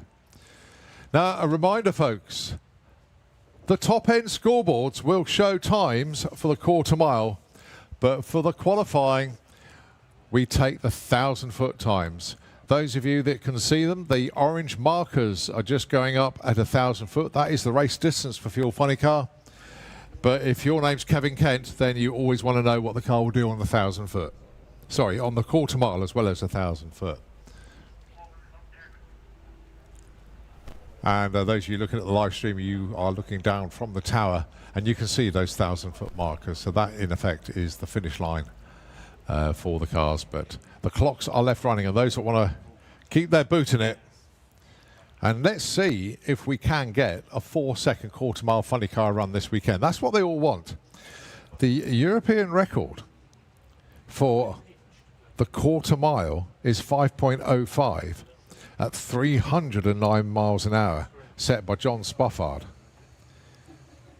The 1,000 foot record is 4.12, set by Terry Haddock at 307 miles an hour. So we're keeping a close eye on that, because when you've got 6 funny cars in the house, they all want to win. They all want to go quick. They all want numbers. And they want those numbers to be low. So lining up then, Kevin Kent, he is in the Kestrel beer lane. The new Mustang body for him debuted earlier on today. And he's going alongside John Spofford. Absolute legend in funny car racing. Been doing this for a number of years, despite a 10-year break, but he's certainly back. Recent inductee into the British Drag Racing Hall of Fame. He was inducted 2 years ago, but picked up his Bootsy Award last year. And little did we know when we announced him that he would be back behind the wheel of a funny car owned and tuned by his good friend Bob Jarrett. Oh, thank you. I was looking at the wrong car. Well, they were lined up together in the lanes. I was just looking. Oh, I got that totally wrong. That's unusual. Thank you very much indeed to for Max. So it's 2 Mustangs. It's Kevin Chapman down there. Thing is, that my eyes were looking forward. I was looking everything forward. They were lined up together, and then they shuffled the pack. That'll teach me for.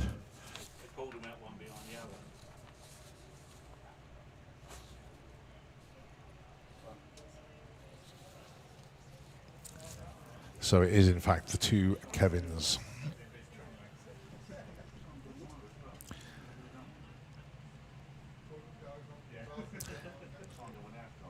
Now, very well spotted, actually, by Carl Harrison at the back of the car there. I think the parachute pin may have come out, but they caught it and didn't let the chute come out. So they're just making sure that that doesn't fall out until Kevin actually pulls the chute lever.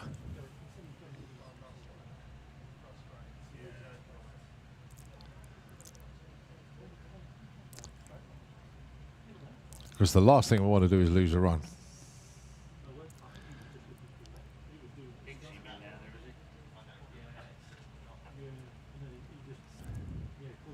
Now, when you consider these cars will hit somewhere, anywhere between sort of 250, 300 miles an hour on the racetrack.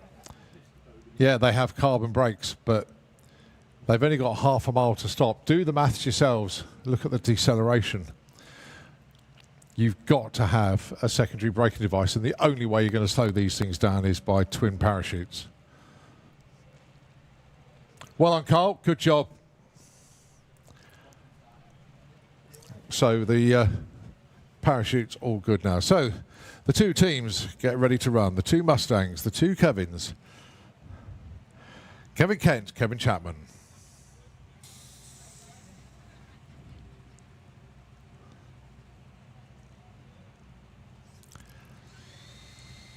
So thumbs up between the 2 teams. Always like to check with each other first before they fire up.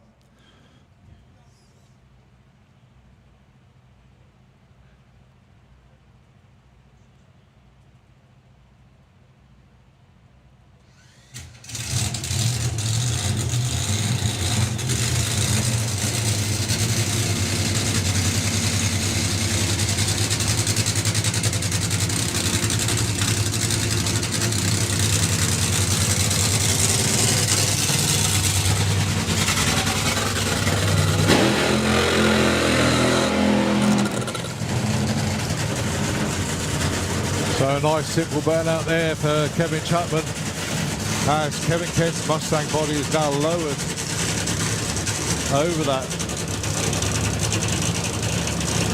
full tube chassis.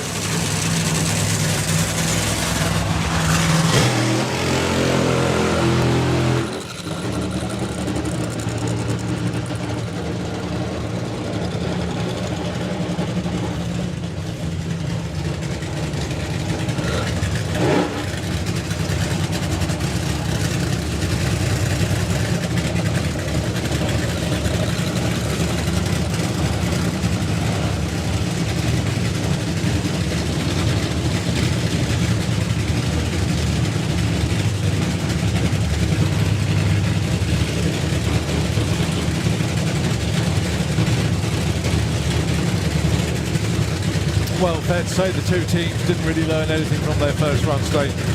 Kevin Chapman to the 1,000 foot was 18.55. Kevin Kent was 13.98.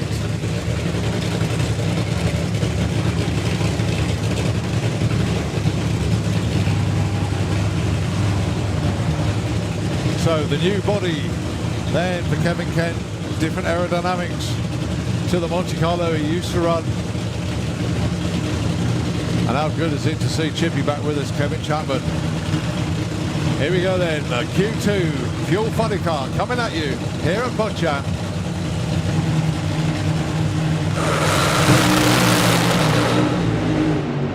Oh, good looking runs from the pair of them. It's a 678 and 135 miles an hour there for Kevin Kent. His 1,000 foot time was 5.22. Just looking at Kevin Chapman's numbers there, 7.83 to the 1,000 foot.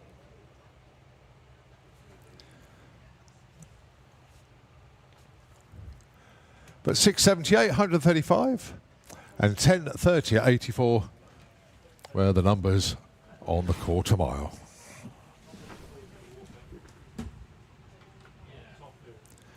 So one pair down, two to go, and they are coming round already. It's One Bad Texan, owned by Rob Elsom, driven by Jason Phelps. And as we were saying earlier on, Jason has only ever driven a Fuel Funny car down the track here at Santipod. Never driven anything else. Maybe a tow truck or something, but certainly not anything in anger. And how about the return of smoking Steve Ashdown?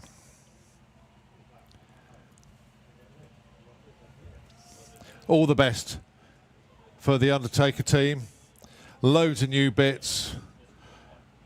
In Ashfire, I can't think of many parts on there that aren't new. A big fire at the European finals last year pretty much destroyed everything inside the car. So new wiring, new this, new that, new fire suppression system. The body, my goodness me, the body took an absolute beating. So huge amount of repair on there and a really good rewrap. They didn't want to change the colour scheme. They really liked it. So the familiar Undertaker colours have reappeared. A few slight differences. They got the sweep back headers now on the Undertaker car. So had to do a slight bit of bodywork to allow for those.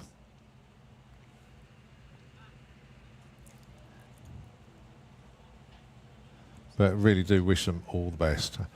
And of course, Rob Elsom, Jason Phelps and the team down there. Fingers crossed for them as well. They would love to get a good A to B run in.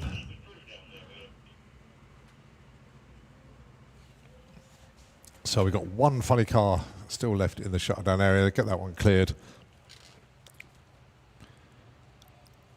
And we'll be good to go. And so, yeah, that's Kevin Chapman's car at the top end. But anyway, the numbers. That's shuffled the pack a little bit. So Kevin Chapman's 1,000 foot number was a 783. Kevin Kent's was 522. Oh, sorry, on the quarter.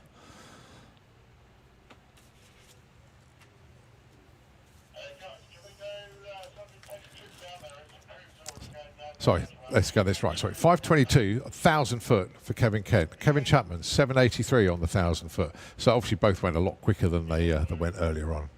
The only numbers I haven't got are the 60-foot times because the screen is now cleared. But fair to say that they both did launch quite well.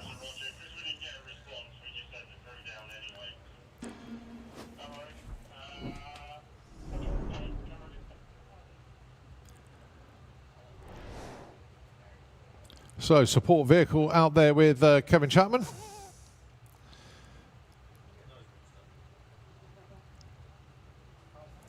And should be on the move fairly shortly. Thing is though, when these cars are in the shutdown area, the clutch locks up completely. So sometimes it can be quite difficult to get them on the move once again, but it is moving. And just about to turn the corner at the top end. And when the track is clear, the signal will be given to the next pair of funny cars to get fired up. So Kevin's car just go round the corner now. He's disappeared out of view. So our next two teams are pretty much ready to get going.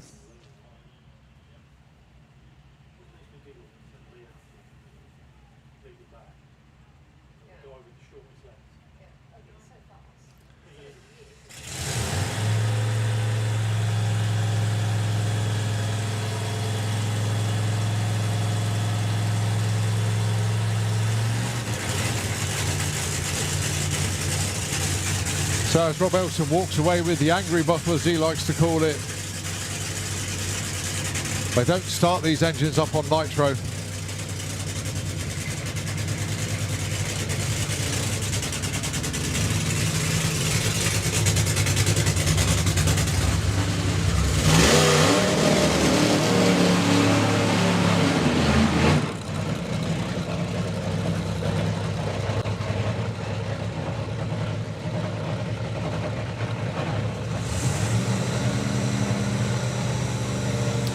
And the undertaking machine fires up as well. Slight delay on the start process, so Steve's going to have to probably do a short shuffle burnout here. Don't want to leave Jason running for too long out there.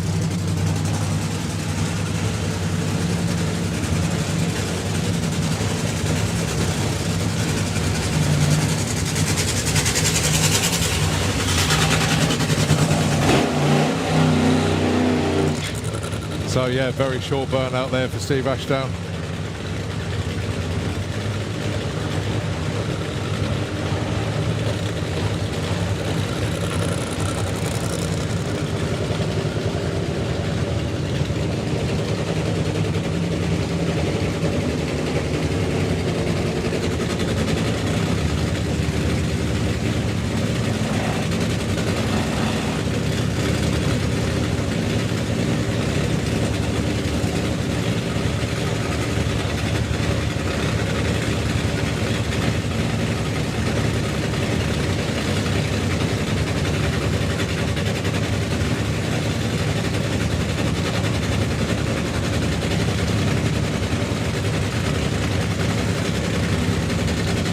So as the bodies are lowered over both the funny cars, time to rattle and roll. Here we go then. Jason Phelps, Steve Ashdown, your second pair in for your funny car here. First run of the year for Steve Ashdown, second run of the year for Jason Phelps. Well, second run of the meeting for Jason.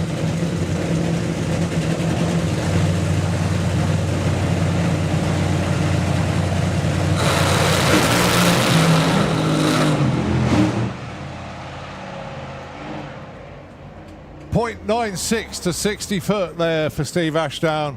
4:12 at the 8th mile. At the quarter was 7:93 at 104.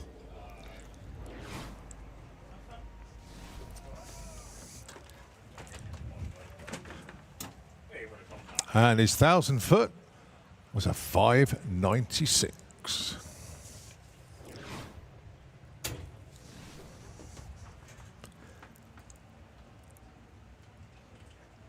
No times or numbers, unfortunately, for Jason. The bulbs were flickering quite vigorously on the tree. Couldn't hold it into stage properly.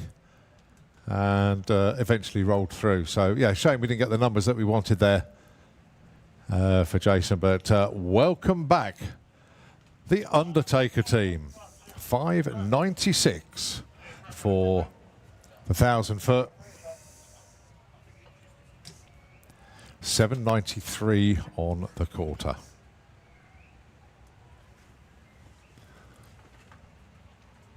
So, one more pair to go.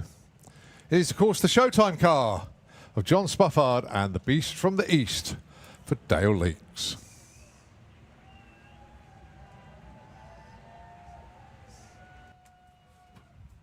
Yeah, for some reason it didn't give me the numbers that time. Very odd. Yeah. Is it showing up now? Doesn't matter.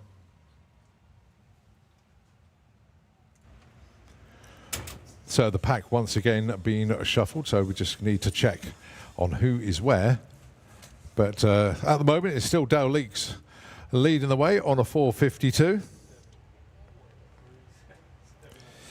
Kevin Kent has moved up to number 2 with that 522.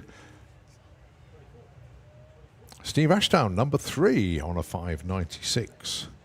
Spuff currently number 4 on a 697. But as I say, it can all change in this final pairing.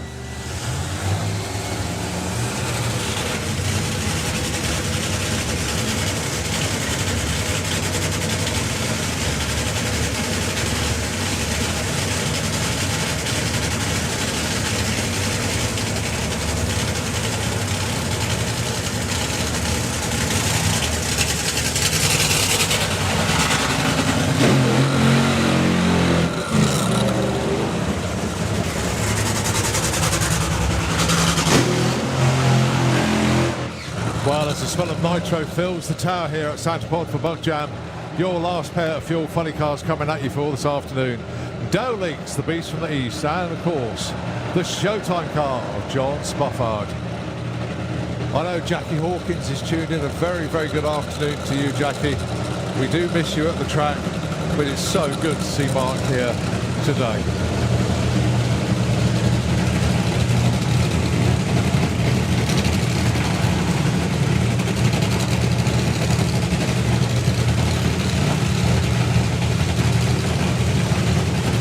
Well, let's not forget John Spuffard is the European record holder over a quarter mile.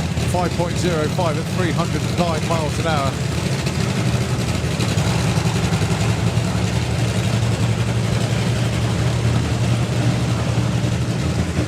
The record for the 1,000 foot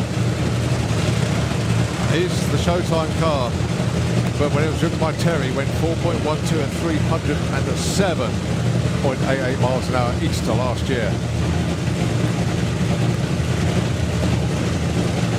It's always worth noting the numbers, especially when you've got 6 cars in the house that all want to run quick. So the best of luck to our final pair then. Dale Leaks, John Spuffard, Fuel Funny Car Q2 here at Bug Jam.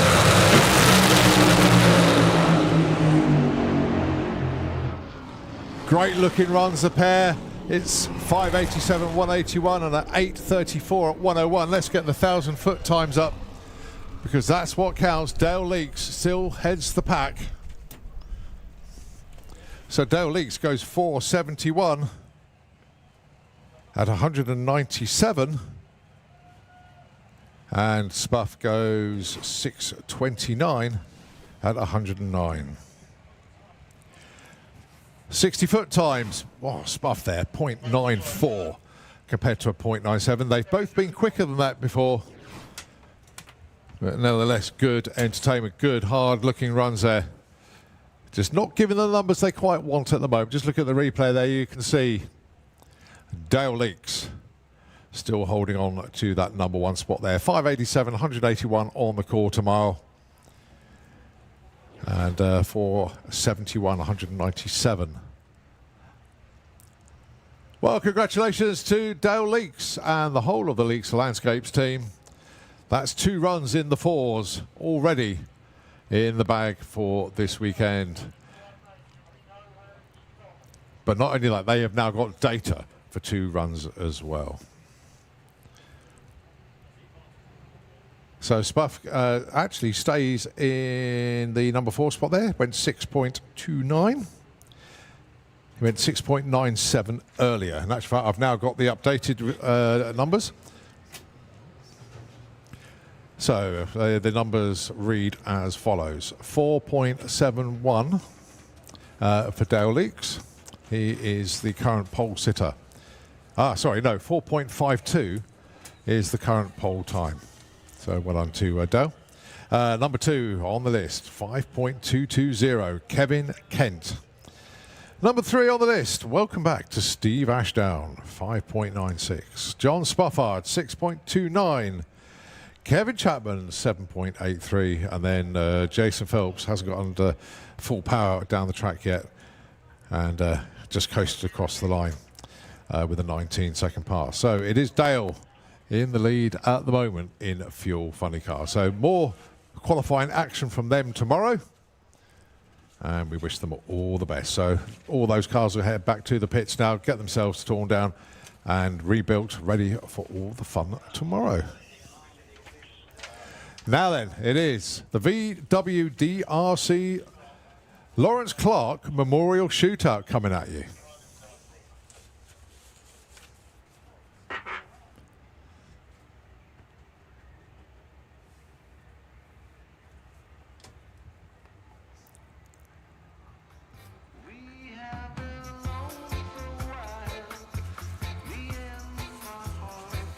Nice to see that some more people have been a bit more observant than I am today. There's a few people messaged in to say it was Kevin Chapman. Yeah, I realise that now. But we're looking ahead and I saw them paired up in the lanes. And then they changed them around a bit. It's just a little bit confusing, but hey. So the VW Sportsman versus VW Pro pairing. 16 pairs of cars. It's unlikely to be 8 all, but if there is, then we've got a couple of alternates that can line up and like have a decider, if you like. So the matchups, not in any particular order, I must add, but there were 4 call-outs, which was Luke Stevenson against Lily Stevenson, and why not? So it'll be the VW Pro car that I'll announce first, and then it'll be the Sportsman car second. So you got Josh Lee taking on Aaron Lang, Danny Bean against Tom Circuit, and Charlie Roberts taking on Jordan Clark. So those are the call-outs. Then the random pairings. For Pro, it will be Chris Waterhouse against George Todd in Sportsman. Jacob Bailey with the Jetta in Pro taking on Bruce Harvey with the TT. Carl Goldsmith with the Beetle taking on Phil Jones. Ed Keats with the Porsche taking on Poppy Hunter with the Audi A3. Tom Herbert in Pro with the Sirocco taking on Jack Young. Nino, that's Jake Fronda taking on Polly Judge. We haven't seen Polly put a run in today yet. Harry Gamble taking on Jason Anslow. We haven't seen Jason put a run in either. Ian Dale with the Strip Burner Beetle taking on Larry Anslow. James Gould in Pro taking on George Miller with the Audi TT from Sportsman. This will be an interesting one. Rob Carter with Percy the Passat, the 7-second Street Eliminator car, taking on John Gallant with the Sirocco that could only dream of a 7-second pass. But nevertheless, that's going to be entertaining. That's going to be the biggest gap on the tree because it is handicapped. Wayne Gill with that ridiculously quick 8-second golf going to be taking on Ross Page. And then another quick golf, Rob Jump taking on the Beetle of Jerry Sadler. So those are your pairings for the VW Pro, for VW Sportsman. Lawrence Clark Memorial Shootout, supported by BJ Bates Electrical. That is what's coming up next. And then after that, it'll be Run What You Brung for the rest of the day. Now, a lot of people, as I've already just spotted actually, people disappeared off the grandstands and the banking. They are now getting ready for evening entertainment, shall we say. So they'll go back to the caravans, tents, camper vans, whatever they've got here, because people like to dress up at Bug Jam. And it's party time, it really is. And bearing in mind that a lot of the entertainment doesn't finish till 1 o'clock in the morning. For some people, the day is only just starting right now. Just remember a couple of things. A, stay hydrated, which hopefully you've managed to do. But B, remember where you have parked your tent, caravan, motorhome, or pitched your tent, I should say. Because if you get a bit worse for wear, you'll be wandering around the site going, where on earth am I supposed to be? But wherever you end up tonight, have a great time. And yeah, it's going to be entertainment exaggerated all the way through tonight.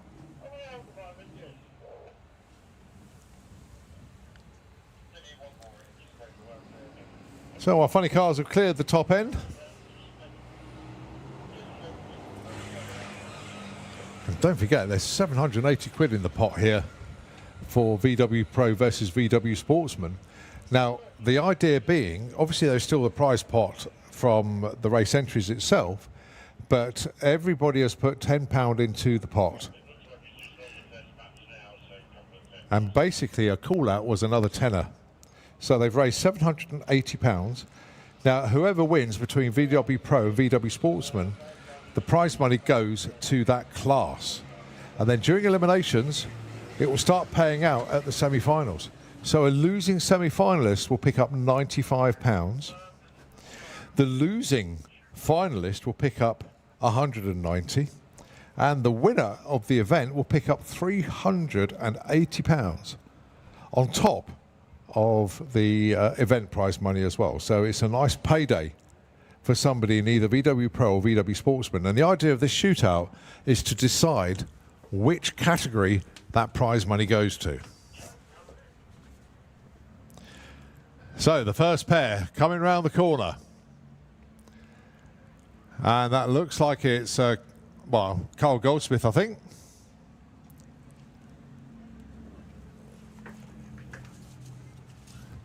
Unless I've got the Beetle wrong, but no, it is Carl.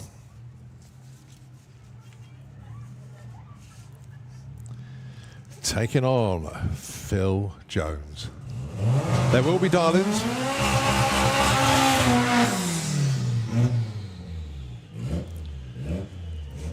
So let's see what the darlings are. They'll come up on the screen in a moment. Now, it's a handicap race, so basically with the darlings there will be a difference on the tree. It'll be staggered. So whoever gets to the top end first without going quicker than their darling will take the win. And it's all about reaction times and getting a good run in. So 16.84 there for Phil Jones. 12 flat for Carl Goldsmith. 4.84 second difference on the tree.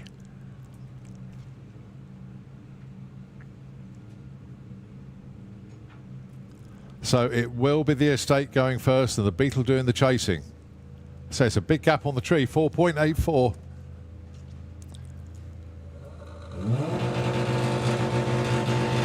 Oh, and Carl Goldsmith goes red. So that is a win for Phil Jones. 1-0 to Sportsman. 17.26 on a 16.84 dial. And Carl eventually goes 14.85. Next up then.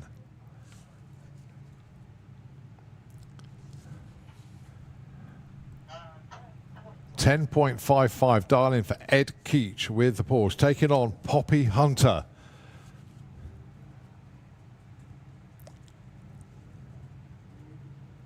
Now Poppy back in the car now. Pete's had a great time, but now it's Poppy's turn. She dials 12.75, so not a huge gap this time, 2.2 seconds. So the Audi will be going first, and obviously it'll be the Porsche doing the chasing. Oh, and it's a red light for Poppy, so it's 1-1. Ed Keach gets the win.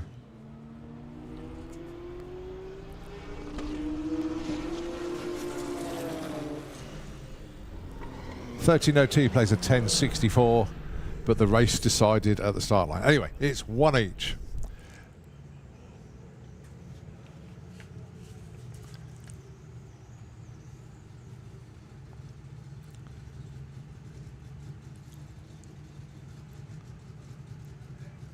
So Chris Waterhouse taking on George Todd. Your next pair. 12.50 plays 12. Oh, it's only 0.4 of a second between these two. Very tight indeed.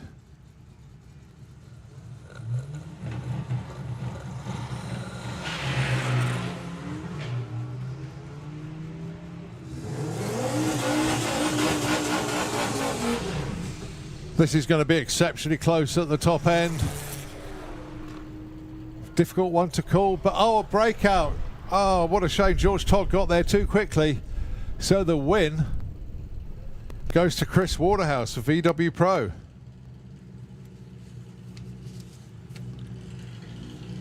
So 2-1 to Pro in the Lawrence Clark Memorial Shootout, supported by BJ Bates Electrical. Next up, it's Charlie.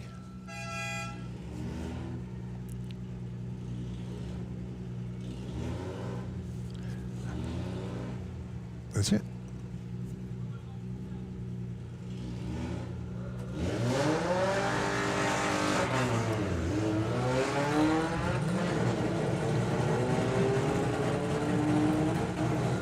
Oh, Charlie had to wait a lifetime then. The dial-ins are 1850 and 11 flat.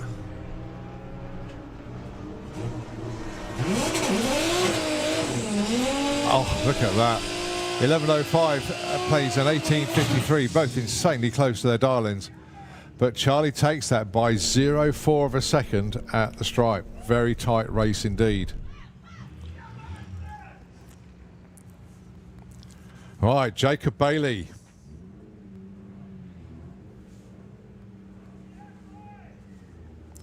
Taking on Bruce Harvey. The dial-ins then, 1365 for Bruce. Jacob looking for 970. It's 3-1 to VW Pro at the moment.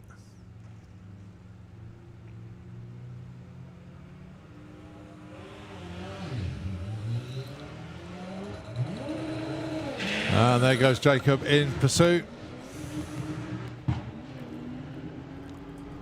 Jacob's closing. He's gone past.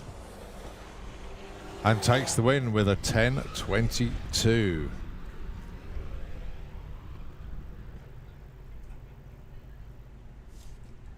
Well, Bruce Harvey not getting the run that he wanted there.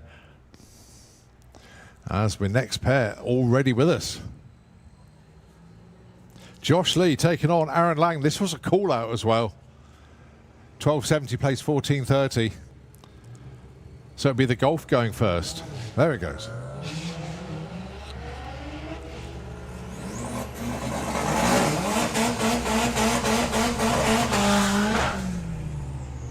Again, another close one at the top end. Oh, it's a breakout for Sportsman. It's a breakout for Pro, but by the lesser amount, by 500ths, Josh Lee takes the win for Pro. Well, apart from Carl Goldsmith going red in the first pair, it's been VW Pro all the way. Let's see if Jason Anslow can pull one back for Sportsman. Dials a 13.25 against an 11.80 for Harry Gamble.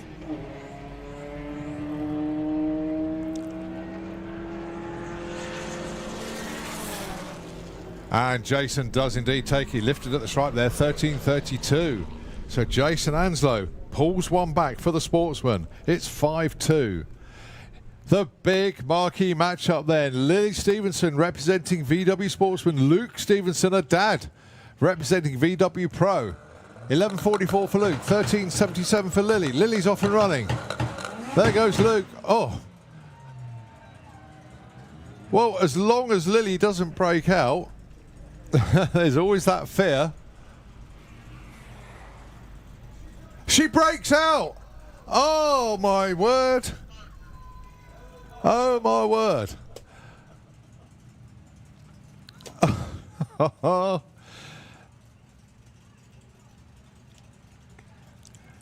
Unbelievable scenes.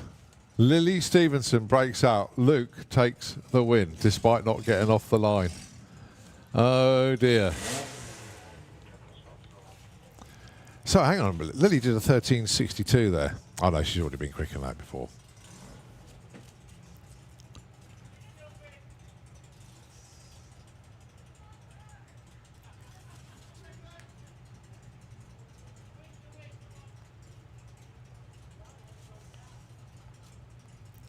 (6-2) is the score. We're halfway through.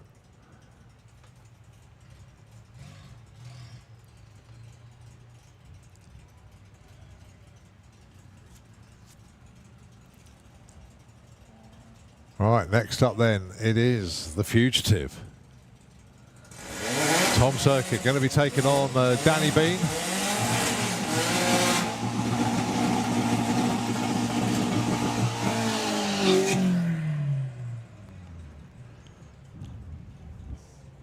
So Danny Bean dials 11.90. 1320 is the dial-in for Fugitive with Tom Circuit. This was a call-out pairing.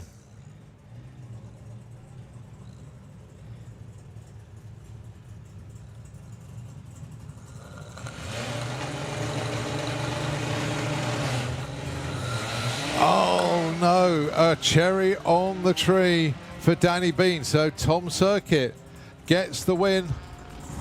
It was only a 004 red, but red is a red.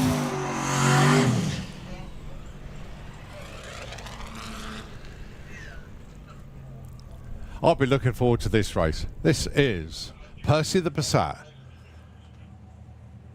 Going to be dialing 7 something. Yeah, 7.40 against John Gallen with the Sirocco 16.6. Over 9 seconds difference on the tree. So what Rob can't do is build boost too early.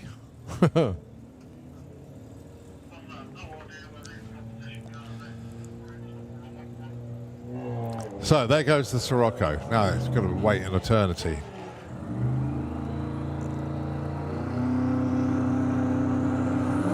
Oh, beautifully red there. So here comes the Passat, goes steaming past, goes 764, only 155. Rob Carter takes the win. And John Gallen's going, where did he go?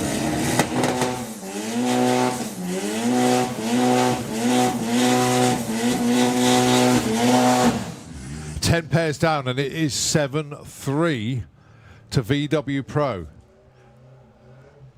They only need one more win to ensure that they don't get beaten. They need 2 more wins to take the victory. As I say, 16 pairs. 16.1 is the dial-in for the Sirocco.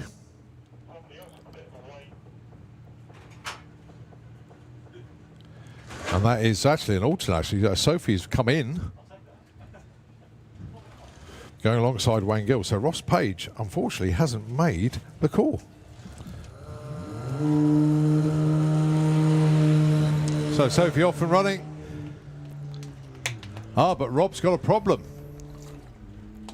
Sorry, Wayne has a problem. So let's have a look. Don't break out. No, she doesn't. Good girl. Well done. Who would break out? Oh, we've had breakouts all over the place, haven't we? Dear, oh dear, oh dear. I didn't think I'd be back with you, Sascoon. Well, you didn't get off the line, did you? And yet you still took the win. Oh, well. We've had 3 red lights so far. Oh, have we? Yeah, Carl Goldsmith went red, Poppy Hunter went red, and Danny Bean went 004 red. Oh. Who's win? So it's 7-4 at the moment to Pro. Okay. So 1 more will make sure that Pro don't lose. 2 more, and they win the whole deal. Right, Phil Blogg is in for someone. Taking on Sportsman 575. So Laurie Anzo. So Ian Dale hasn't made it down.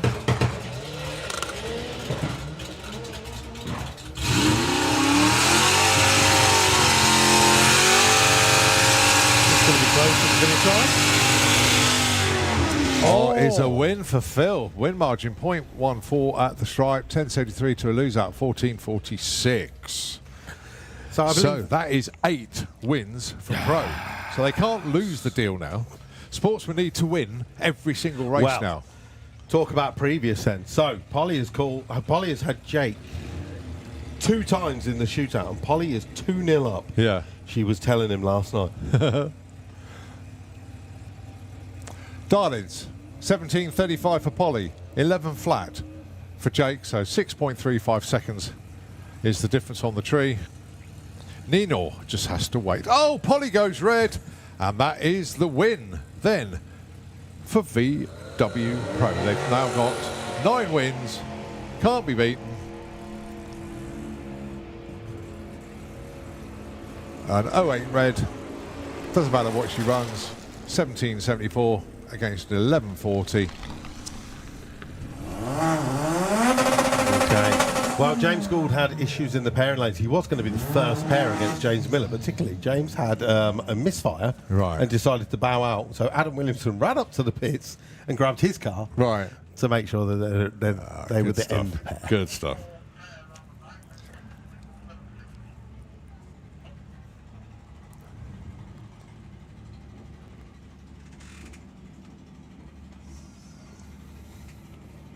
So Adam Williamson and George Miller. George, our reigning sportsman champion at the moment. Oh. Let's see. He'll still see that say it coming, but I think he'll know. Yeah, he's on the brakes. That's why he's the champion. Well done, George. So that's 5 wins now for sportsmen, 9 for pro. 2 pairs left to come at you. This is the Havoc Misdemeanor Beetle taking on Rob Jump. So this is Morgan Wilson in for Jerry Sadler. Oh, all swapped around at the end. Ooh.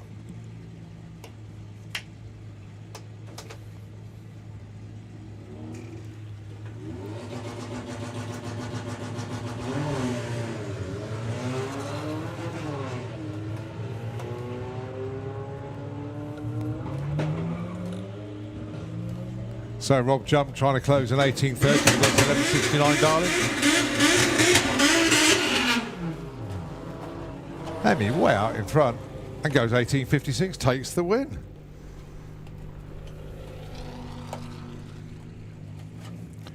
(9-6), and this is your last pair. And it is a white label shootout. Is that Tom Herbert and Jack Young I've got down here. Yeah, no, Jack's that's not It's, here. I think that is Connor. Aha. I was going to say, that number didn't ring true. Certainly Tom Herbert down there, that does. 1145.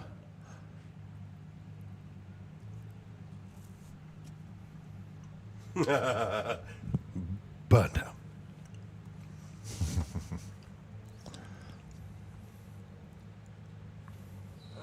Oh, a cherry on the tree again for sportsmen.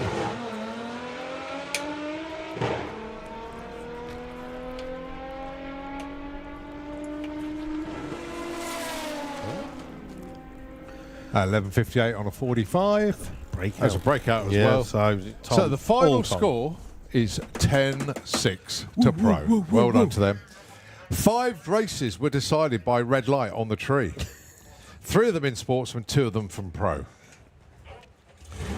Good races out there, but well done. So, the £780 prize pot for the Lawrence Clark Memorial VW Pro versus Sportsman Shootout goes to VW Pro. Yeah. So if you make the semi-finals in VW Pro over the course of the weekend, on Sunday of course, then there's extra bunts from the shootout. Many thanks indeed to everybody, and of course BJ Bates Electrical for their support as well. Yeah, thank you very much, Gareth. Sitting at home on the sofa, watching wishing from you were home. here. So there you have it. There we go, mate. Well done. Thank you very much.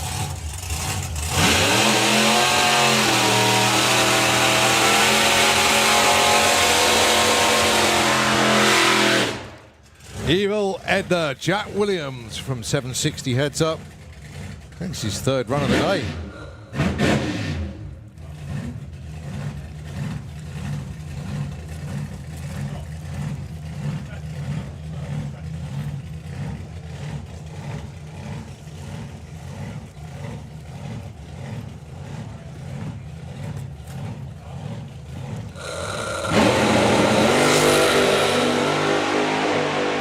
.112 to the 60-foot, 472 at the 8th, and at the stripe 730, 190 mile an hour pass there for Jack and the gang there. Very nice indeed. Trouble is they want to run 760 when it comes around to 760 heads up, but nevertheless, hit it hard, see how fast it goes. So looking into the lanes, we've got some new cars. Yeah.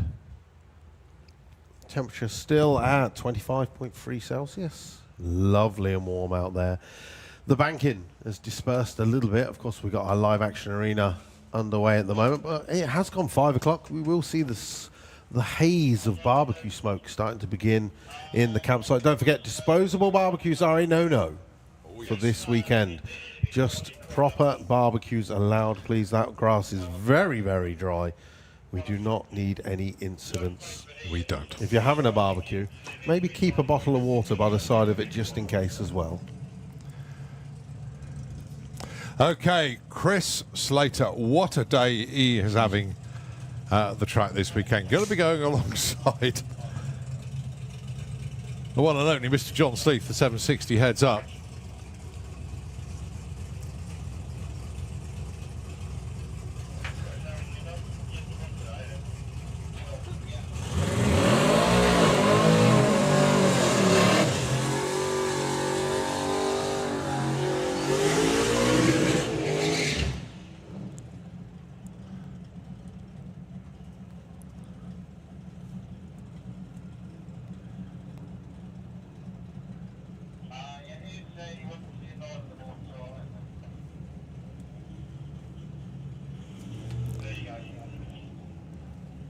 So has already been in the 8.8s, and yet he still wants more. Chris Slater alongside John Sleeth. This is the first time that Chris is in effect going to get blown away because John's running 760. But nevertheless, it's going to be good.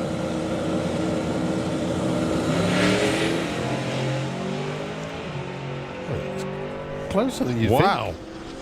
That's quicker than an 8.8. Oh my word! Oh my word, he's gone quicker than Rod's ever gone. Oh my word. Wow. 8.01, 173 in his third pass in the car. Oh my goodness. He was keeping pace with John Sleeth there. Oh wow. John Sleeth goes 778 at 176. But Chris Slater, wow. 8.01 dead. 173. Run of the day. I think Rob has been in the sevens, actually. I got a bit carried away there. He has been in the sevens, but 8.01, goodness me. Whoo-wee. Oh, Andy Bond blazes the tyres there with the Ugly Sister. That was the first proper launch, and it just stood up on those rears. But yeah, no, Rob Slater has been in the sevens. I just got carried because I got a little bit confused with Graham Smith then, actually, because I know Graham's been low 8. And a special hi to Graham, of course. Hope you're keeping well, mate. Looking forward to seeing you back. I think next year is the plan now, even though the car is progressing very, very well indeed.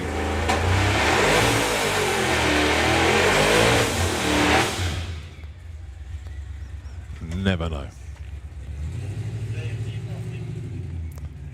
Right, Nigel Hale, the big Chevy.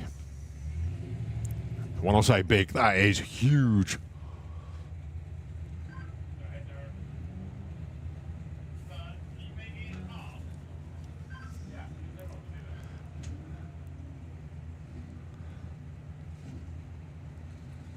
All right, let's see what Nigel has got for us there. That's not a bad looking launch at all, 180 to 60 foot.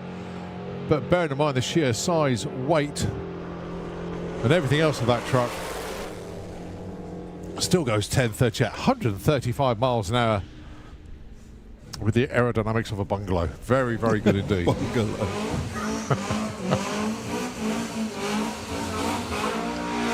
That's some air-cooled action. So, Hacksaw Racing versus the 666. Yeah, 666 did a passenger ride earlier. I think it could be doing another one, actually. Oh, nice. Yeah. Or is it just left-hand drive? No, there was definitely 2 people in it last time I saw it. Okay. Because you could see one of them holding up a phone. Oh, nice. Well,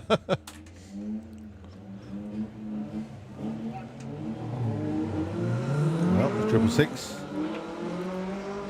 Nice launch. Deck lid flapping away in the wind. 13.59 and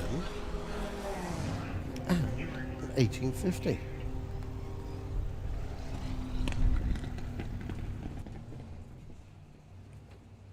Next bear.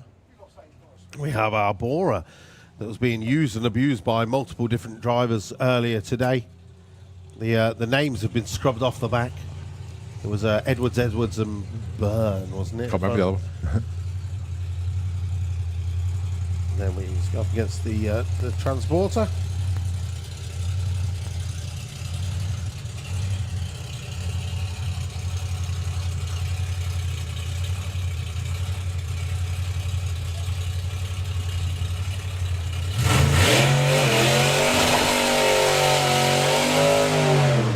So 16.53 and a 20.05. Well, Sam Thompson's about to get the view of his life.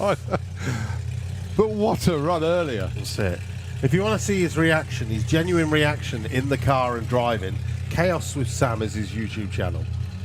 And he's going to be so excited in that car. And he's going to watch the Corrado just disappear. Well, Kim set a lovely PB in the low 9s earlier. What's she got for us this time round? Went 9.32. The 8th mile. Well, 9.48 this time. She would have been pleased with that earlier, but not after she ran a 9.32. Oh, and a nice run for Sam as well. 13.79, 100 miles an hour. Well, catching a tailwind off Kim's car. 6 o'clock. It's now evening time here at Bug Jam. Day 1 of 3 of the official event, but day 2 because a lot of people have been here yesterday as well. Actually, I think most people arrived yesterday.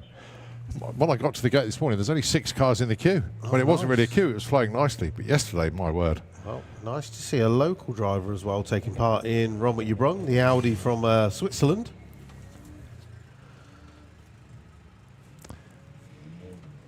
And we've got 1 hour of Run What You Brung left to go.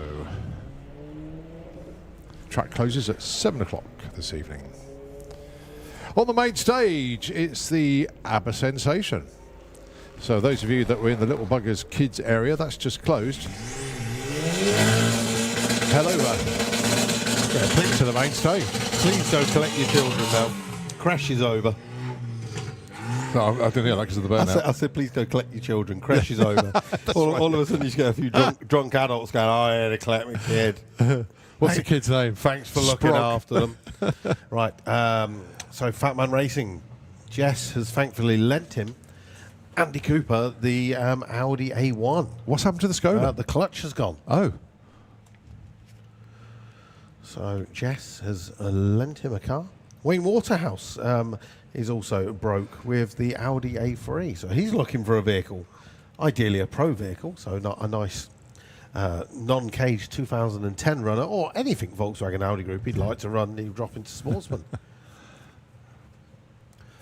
Kaz Waterhouse, meanwhile.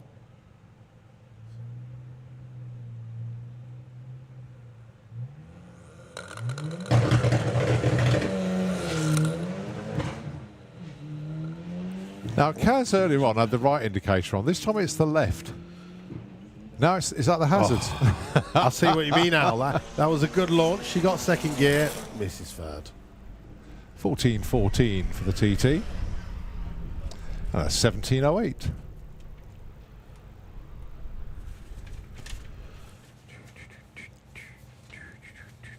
Also, there is a Cool Flow BMX show taking place, just about to start. If not, it's already been running for about 1 minute in the Cool Flow Arena.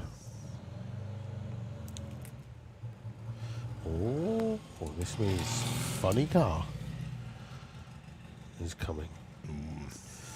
Right, Hayley Jane once again with the Audi S3 taking on Christine McKinney. The Audi returning from the Sportsman versus Pro shootout.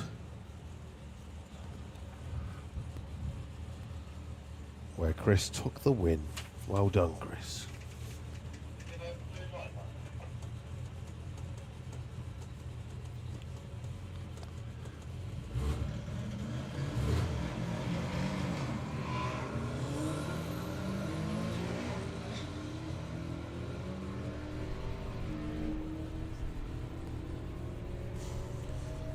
Haley coming up to the finish line. It's going to be a 12:30, 108 and a 14:49 and 97.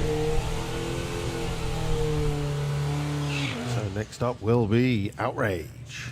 Yes. If that paint looks and seems faded to you, that is the original paintwork, the original car, the chassis, the engine that you would have seen if you were here at Bug Jam in the 90s with Paul Hughes driving when Brian Burrows owned it.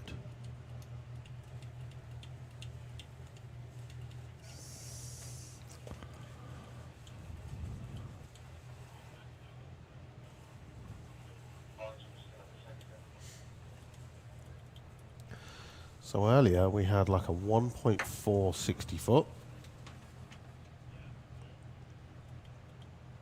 and a 10-second pass.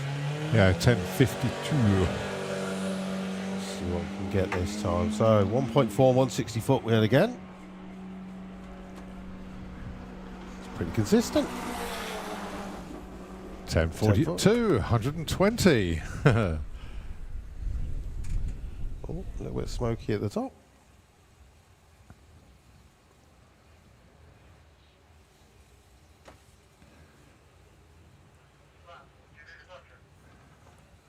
I just love their plans for that car to pretty much keep it looking like that now.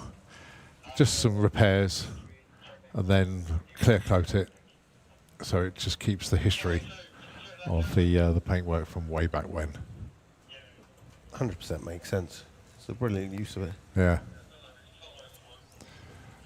Well, Brendan Clancy has made his way down into the lanes. Running in 760 heads up, made the trip over from Ireland. And I think tucked in behind Brendan is Belinda Bull, and then tucked in behind Belinda is Phil O'Brien. So you've got 3 of our 760 heads up cars here. As I say, we are into the final hour of our Friday track action here at Bug Jam. And don't forget, tomorrow be very, very entertaining indeed. We have all sorts of shenanigans going on. We have Run With Your Brung in the morning. We have our human race. And slightly different format this year, as we're going to get everybody to line up in the pairing lanes. Okay. The idea being is that we bring all the cyclists round, and so you don't want all the joggers too close to the cyclists. So there's going to be a little bit health and safety aspect of it. Right. Well, the good news is we're good to go. Essentially, the guys think that was just the tyres rubbing on the body. That's all it was, creating the smoke. Nothing on the track at all. Good.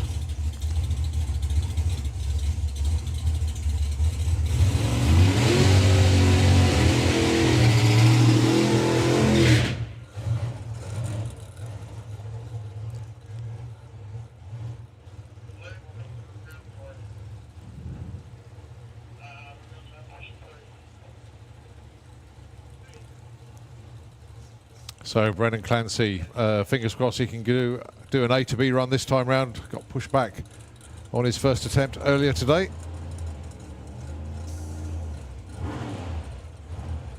Brendan's had this car for a good number of years now, but keeps it, and then when opportunity makes the timeline sensible, he'll come over here and run the car.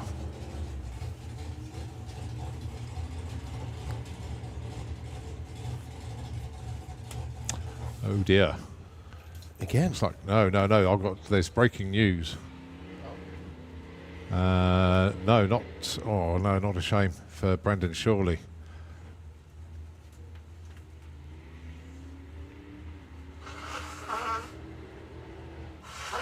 Looks like it's just been pushed back a bit here. Obviously engine not running, hopefully there's not too much fluid or anything underneath the car. But something's not quite right, so... maybe they can just get it back behind the start line, check over what it is, and get whatever it is tightened up and get a chance to have a run. No, I've just had a message. I was about to say, was that the breaking news? No, the breaking news is I've had a message from TCA. And he says, I'm about to make a bad financial decision. I wonder if he's going to race in VW Sportsman or VW Pro. Who knows? That would be a bad financial decision. Oh, no, I thought that was TCA. It's not. It's Jody. Josie, sorry. Hi, Jose. You're a photographer as well now. So, where is TCA? Don't tease us. Oh, is that like a Where's Wally? Where is possibly. TCA? Are we looking for something? Oh, hang on. He sent us a photo now. Oh, my word. Really? He's getting on a super street bike. Really? I know that bike. Wow. Well, it's not April the 1st. I don't think that's a bad financial decision, Tom. There are no bad financial decisions in drag racing if it keeps you happy. Oh, boy. Oh, boy. So, TCA putting a call out for anybody that needs any weddings, bar mitzvahs, that he can go and voice to try and earn some extra money. Yeah. Because he's got to finance that somehow. Oh, wait. Is he buying it or just I don't having a know go? if he's buying it, having a go on it, or what. I don't know. I feel having a go on it. Even having a go on it, once he's been on it, his bike's going to be slow Oh, forever. it's going to be so slow, isn't it? I think that's probably what happened with Carl with his 850 bike. Yeah.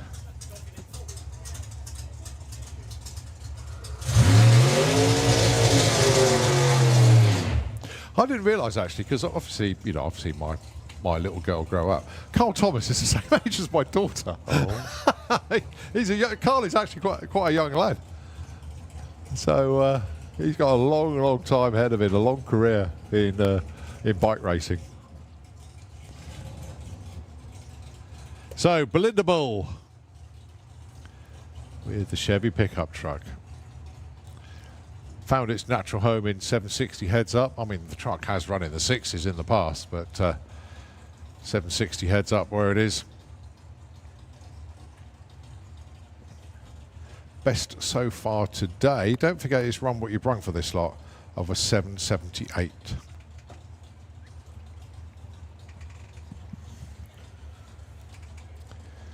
And potentially they've got all of tomorrow to test until we go into Yeah, you're qualifying. right, yeah. I believe we kick off a little bit earlier than normal.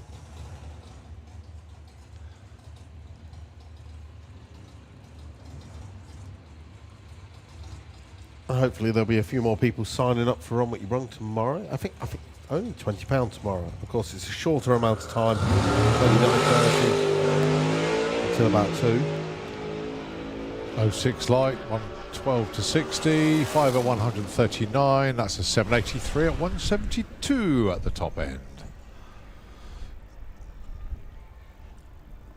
Well, I think it should be Phil O'Brien next. Brendan's not disappearing. And Steve Venables has arrived as well.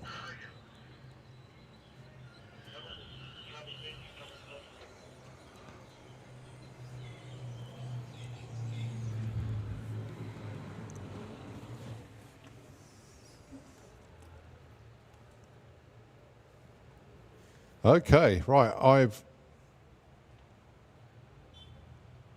What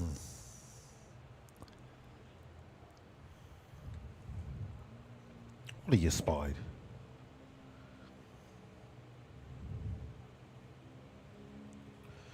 Things have disappeared. Well, much like Brandon Clancy, he is hooked up and towing back to the pits, unfortunately. Oh, what a shame. But again, tomorrow, another test day. Yeah. So he has got a chance to hopefully iron out any issues before we go into qualifying tomorrow afternoon.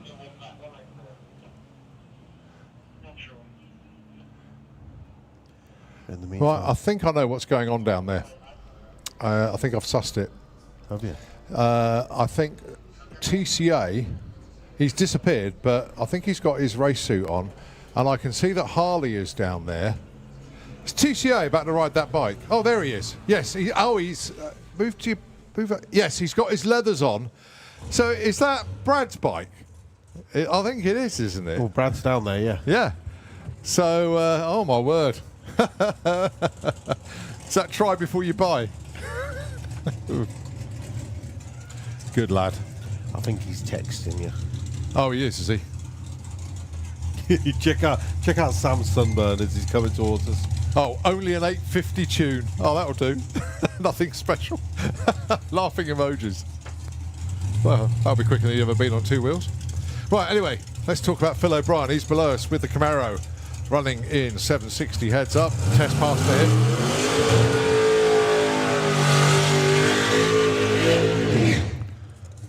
Tell you what, Phil O'Brien has really settled in nicely with this car. He's taken an event win this year in 760, doing very well indeed. Got a handle on it. Hasn't run bang on the number yet. When I say that, because quite a few of them have hit 760 with all the zeros. Mm-hmm. But he's won an event, and that takes a lot of doing in 760 heads up.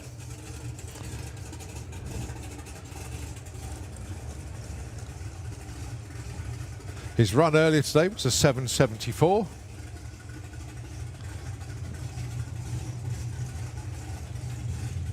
And then directly behind him, Steve Venables going to be put a run in with the Street Eliminator Mustang.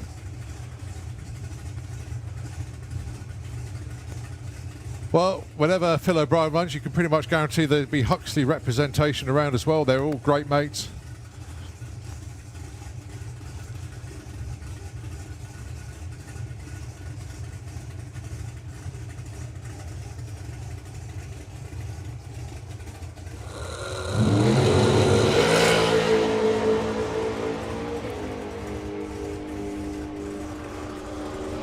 Good looking run for Phil. 773, inching up on it. Nicely done.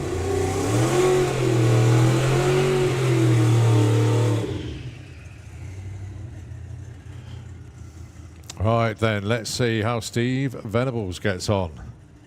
The Mustang from Street Eliminator. Went 831 earlier, but a storming 190 mile an hour pass. It's just getting the short numbers sorted out, and the ET will tumble.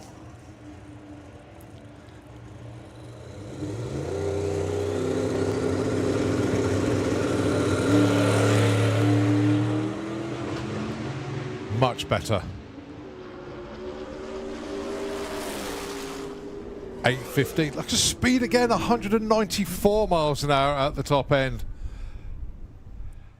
As I say, it's short numbers where that car needs to really start working, but respect on the 194. It's got the power, guys. We know it's got the power. Now it's the tune. Now it's the setup. Now it's the launch. And I tell you what, once Steve's got that sussed, he's going to be a real threat in Street Eliminator. Okay. He hasn't come in it just to be making up the numbers. No way. He's put a lot of investment, a lot of time into that car. And we're starting to see the rewards as he just gets more and more comfortable with it. Right, Kyle and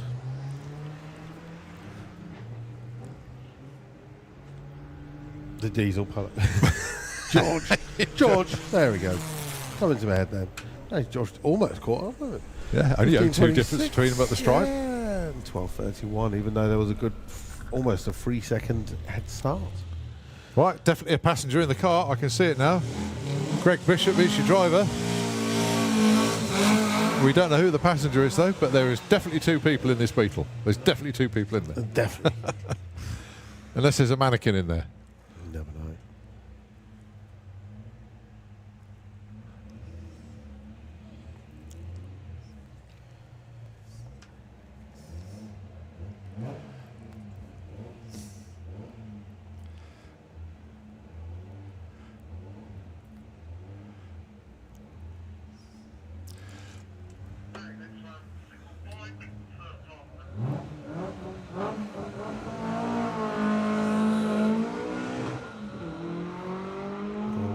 Bit smoky, just from the left-hand rocker cover. Lovely pass though. 1393, 96 miles an hour.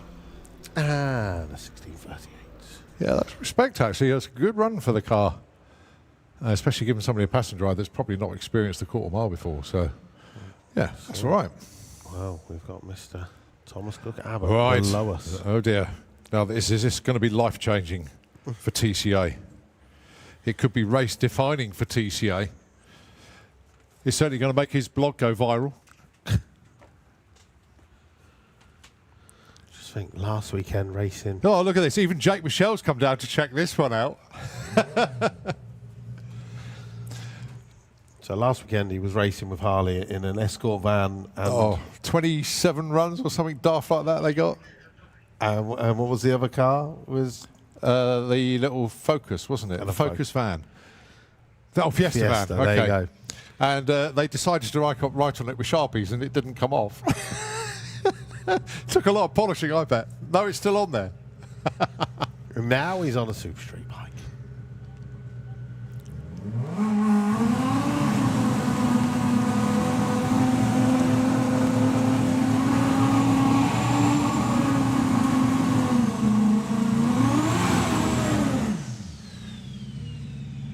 Well, as Thomas said to us, this is a Super Street bike, but it's only got an 850 tune in it because Brad doesn't trust him that much.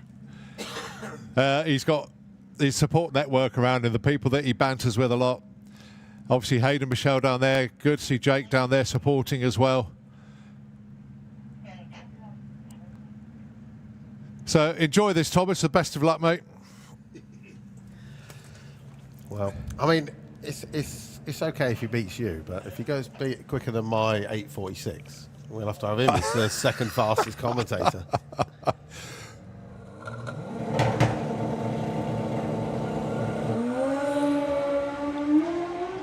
Oh, nicely ridden. Boom, 801. 166 miles an hour. Thomas Cook Abbott's life has changed forever. Brad, what have you done to him? Brad, you're a bad lad. You're a bad influence. What have you done? Oh, it's the money. Oh, he's going to want a 7 tomorrow. Yeah. Oh, Hayden Michelle, you better get quicker, mate. Oh, my goodness me. That was awesome. 801 for TCA, almost in the 7s. 166. And that's fact, Brad is a bad tuner. He said it was an 850 tune. First time on the bike, and he pulverises his PB on 2 wheels. Loving it.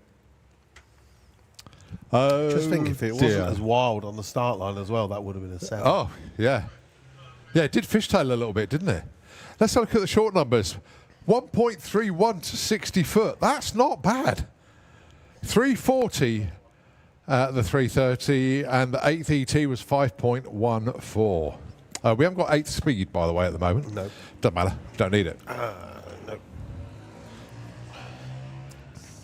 Well, Brad's going up with a smile on his face. Oh, God, we're never going to hear the end of that, are we? That's it. It's right, it's 2 wheels, doesn't count. Oh, okay. I'm still the slowest commentator, you know that. Yeah. Always will. I'll have to get the 2-seater to go quicker.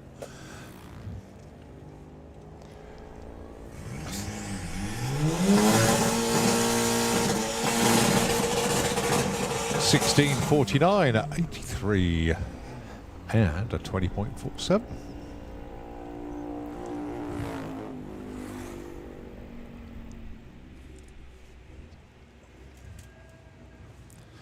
So Andy Cooper then in the borrowed Audi. So big shout out to Jess. Big thanks. And of course you got the Menopause TT.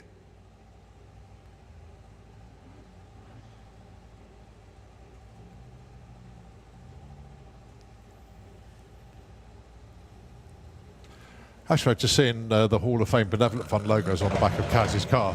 I'll be coming around the pits this evening with said stickers, 2 for a £5, and I'll be trying to fleece as much of you for your money as possible because I've got them here, and all the money goes to the Benevolent Fund because you never know when one of our racing community might need some extra help, and the fund is there to support them.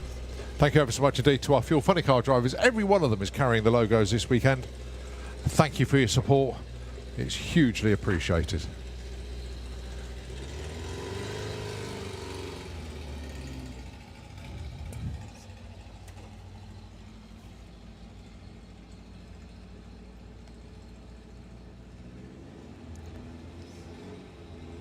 Very tidy looking Beetle there. One of our VW Sportsman entries.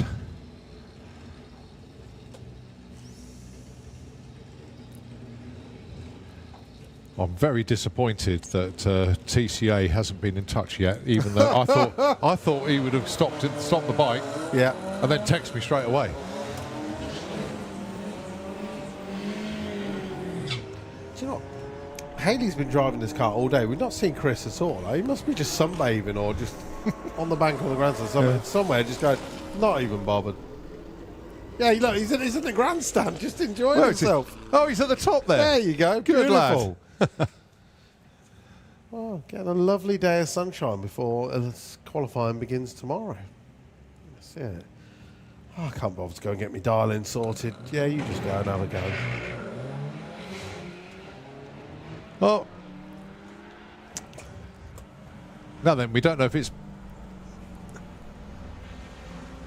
Well, we got to see who the drivers are. 14:39 and 12:67. Whoa, hang on. 12:67 for Cherry Pop. That's quicker than it's been all day long. It'd been 12:83 before that. That's a PB. Well done. Is it Pete or is it Poppy driving? I don't know. Poppy, if you're in the pits, your PB's just been beaten.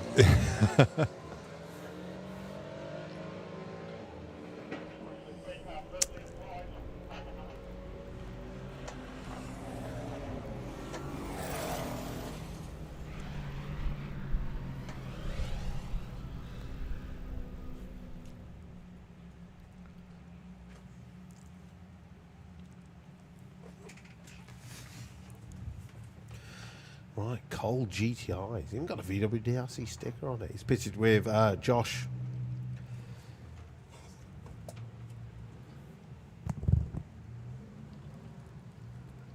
He's taking on the VR6 powered Mark 1 Golf.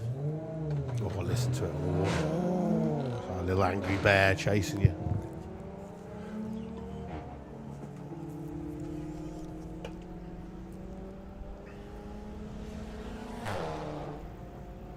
$14.16 and $17.45. Not quite the numbers they wanted, but every run you learn something new.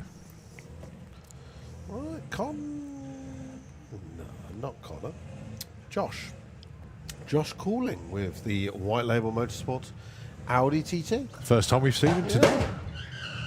That's a nice launch. 178.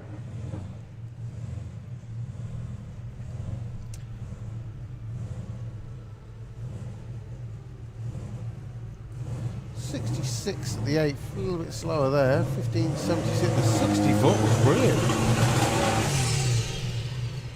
Ah, good to see Alex not back in the Beetle. He did a little bit of testing earlier in the pits. He's taking on the V6 4Motion Bora.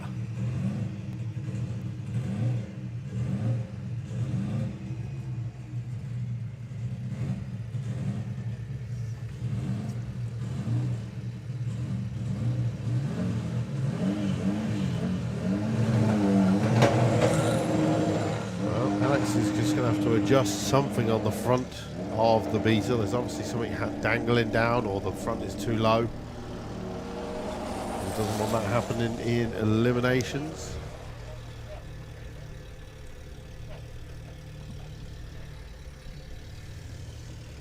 $16.19 for the Bora.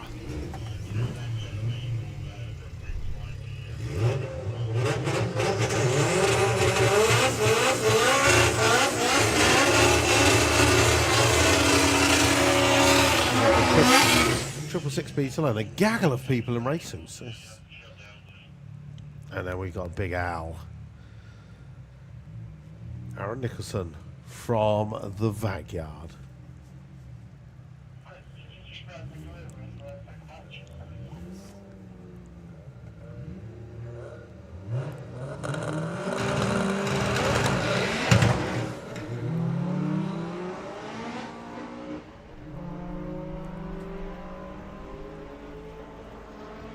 Beats is out in front.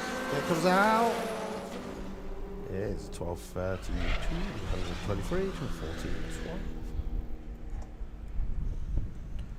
Right, Craig Evans having a go in the Scirocco this time. Would normally be out racing in his Audi A3.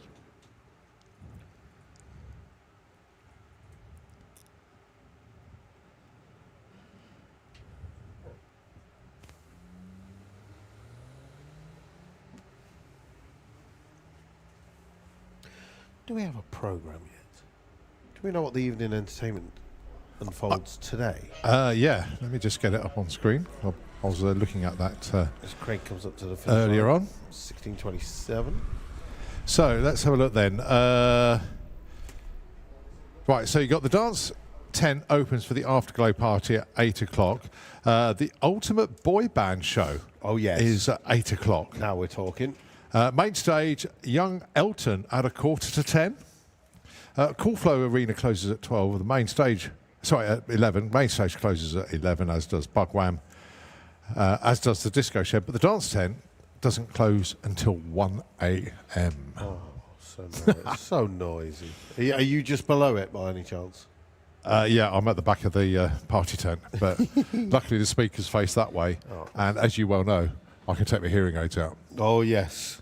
So, mind you, that doesn't stop the walls of the caravan vibrating under the bass. That you've got to live with. So, if anybody wants to feel the earth move in my caravan, just go and stay in it. The walls shake like mad. That's it. If you want to feel the earth move, go lay on Colin's double bed in the caravan. Yeah, you have experienced your life even when there's nobody else in there.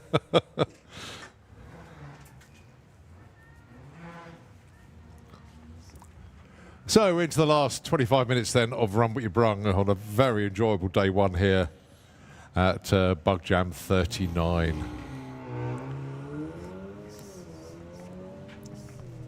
Would have been Bug Jam 40 if you didn't skip a year, wouldn't it? Would be, yeah. I think COVID seemed a long time ago, 6 years. Goodness me. That was a strange part of all of our lives, wasn't it?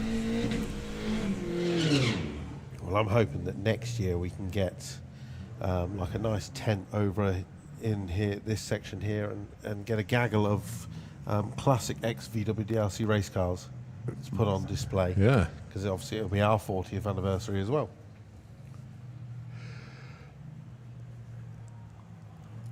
Right, so it is Poppy Hunter's car. We're assuming it's Poppy now. Otherwise, that 1267 doesn't belong to Poppy, it belongs to the car.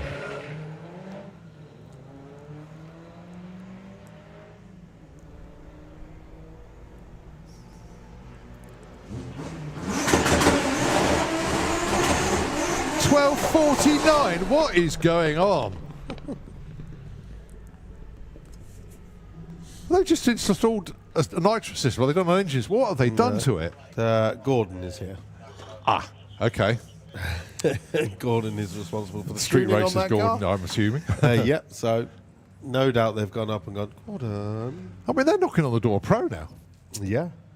And they are all caged because that is Yeah. Adrian Solly's old car. Ah, the late Goose's car. Oh, do you know, I wondered what happened to that. Thanks for answering that, because I didn't realise that was the car. That is the one. We miss Adrian. He was good entertainment. Just had a child. Well, not him specifically, but his missus just Oh. like 2 months ago. Congratulations. He'll be back. He's got a new build on the way. Good, good. That is 2-0 to Tom over the Scirocco, and both of them are red lights.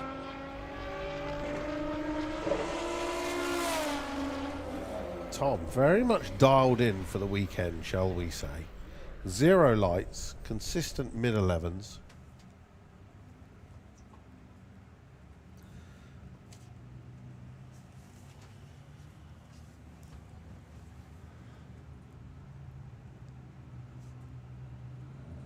All right, Flossie. What has Flossie got for us for this run? Going alongside the White Label Motorsport Audi TT. Now, Flossie's best is a 1380. 1419 that time round, 1359 for the TT.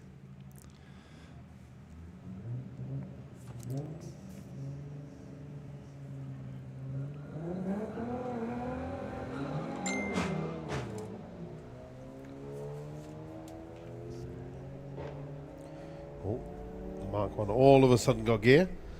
He's going to watch the Polo go through the finish line with a 1430. So looking in the parent lanes, there is nothing. We've got a car underneath us, but we really are petering out towards the end of the day. A lot of people going for barbecues. Yeah. A lot of people getting relaxed, ready for the evening. So I've had an update from Thomas. Oh, yeah. Because I did message him and saying 850 tune, yeah, right, or words to that effect. Brad missed on that one, on the tune. And then he says, all I can say is, woohoo! Thomas, well done, mate. I thought you rode that absolutely superbly. I look forward to watching the video just Yeah. to see your reaction. Yeah. Well, hear ours as well.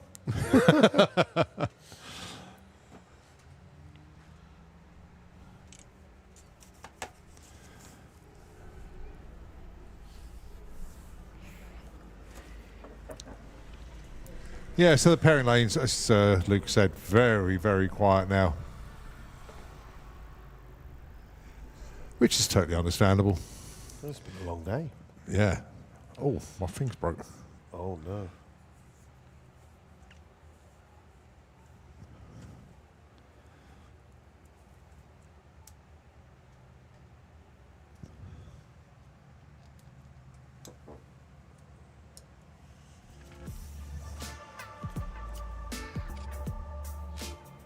So let's just give everybody a bit of a recap. Obviously, it's day 2 of Bug Jam, even though it's officially day 1. Yep. So we've still got 2 days to go. 1.5. Yeah. No. Today's Friday. I know, I'm just confusing So, you. so we've still got 2 days to go. I've been here since Wednesday. Does that help? Yeah. And then next weekend, it's you, isn't it? Ultimate Streetcar. Yeah, back again on Thursday. Yeah. And then it's the Mopars weekend after that. It's me. Yep. Looking forward to that. Might even bring my own car up for that one. Ooh. Well, it's playtime. It's American Muscle Cars, isn't it? So, I haven't run the car this year. Then it's the mystery weekend. Oh, the GTR one. GTR, yeah. Yeah. Because I think they have their own commentators. No, Oh, are you? they roped me in. Oh. I think it's more of a favour than anything else. Well, no, as I say, it's not confirmed yet. So they still haven't decided what they're doing. Oh. They still haven't decided. Then it's green light. Okay. Then it's bank holiday. Are you going to Hockenheim? Nope. No. No. No. But then it's VW VW Action VW Action. and European Finals. So you're Hot doing Rod? comp at the Euros? Yes. Yeah.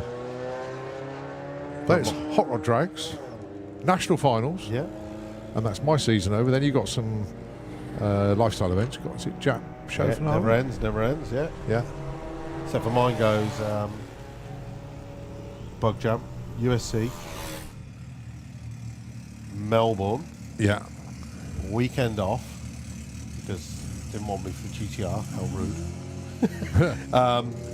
Then it is green light, Manston Raceway Park. So you're at Manston for Bank Holiday weekend Yes. then? Right, okay. We're all at Silverstone doing Carfest. Oh, nice. Then I got VW Action, European Finals, and then European Finals direct to Stansted, and then to Chicago for Drag Week. Oh, wow. Into War in the Woods, Nice. to US 31 Motorsports, and then back for National Finals. Good stuff. Well, depending on, we may be following Adriano, but we may not, depending on what he does, because Yeah. he's entered, but then obviously he then went and won round 1 of the Pro Mod Championship. That's a good point, yeah. So it threw a spanner in the works. as technically he will be competing in Drag Week on the Sunday of European Finals. Or decisions. So he'll have to wait and see how. Well, of course, we've got tee up coming up in just a couple of weeks. Yeah. So that I'm Just gotta sure see how that and Hockenheim will decide what his plans are. Yeah, yeah. The car's already out there because he did sick week back in January.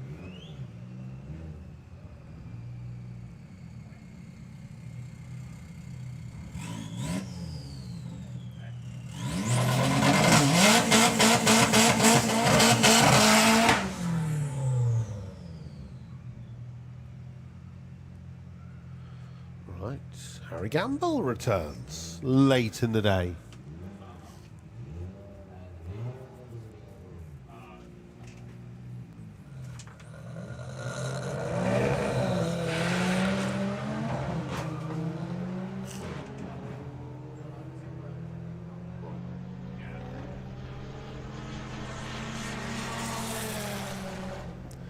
Well, 1177, 114.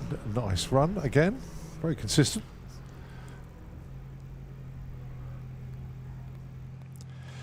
So, actually, I'm just thinking, you've been up here since you did your run in the shootout. Well, some say I did my run. Some say so have you actually had any communication with the person that you beat? I left my phone in the car. Right, okay. I'm blind. I'm just sitting here in victory. Oh, dear. I must Technically, admit, that's 2 years in a row we've had absolute terrible races. yeah. When I was, when Gemma was younger, let's just say the father-daughter rivalry was intense. Neither of us would back down on anything. Ours is terrible. We don't get anywhere. Yeah. We've never been to the finish line together. Doesn't matter what Next we did year- in competition, we just had to beat each other. Yeah, It was yeah, terrible. that's it. Oh, we're the same. Monopoly, it's a no-go in our household.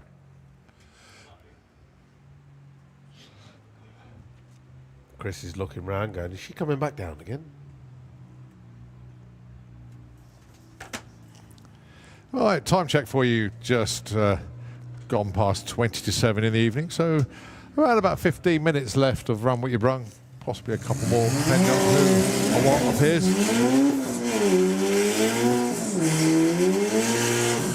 But we got the RTMG Performance Golf down there. Well, then the shootout, Wayne had issues.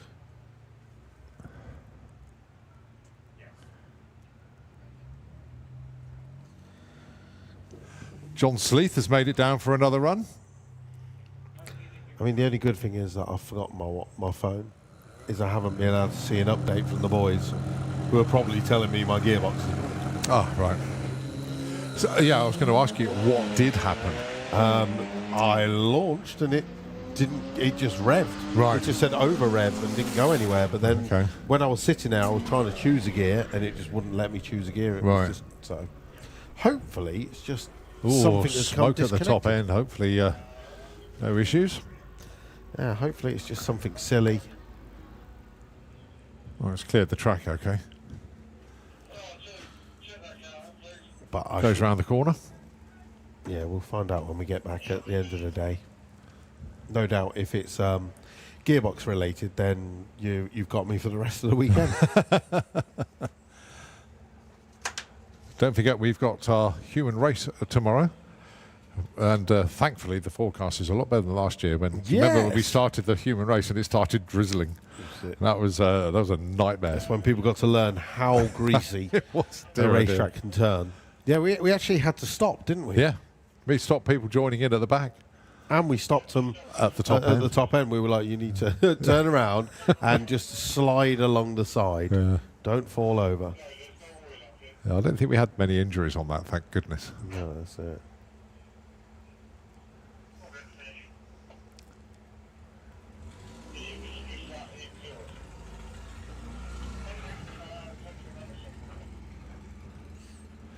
So let's talk about happy campers in the pits then.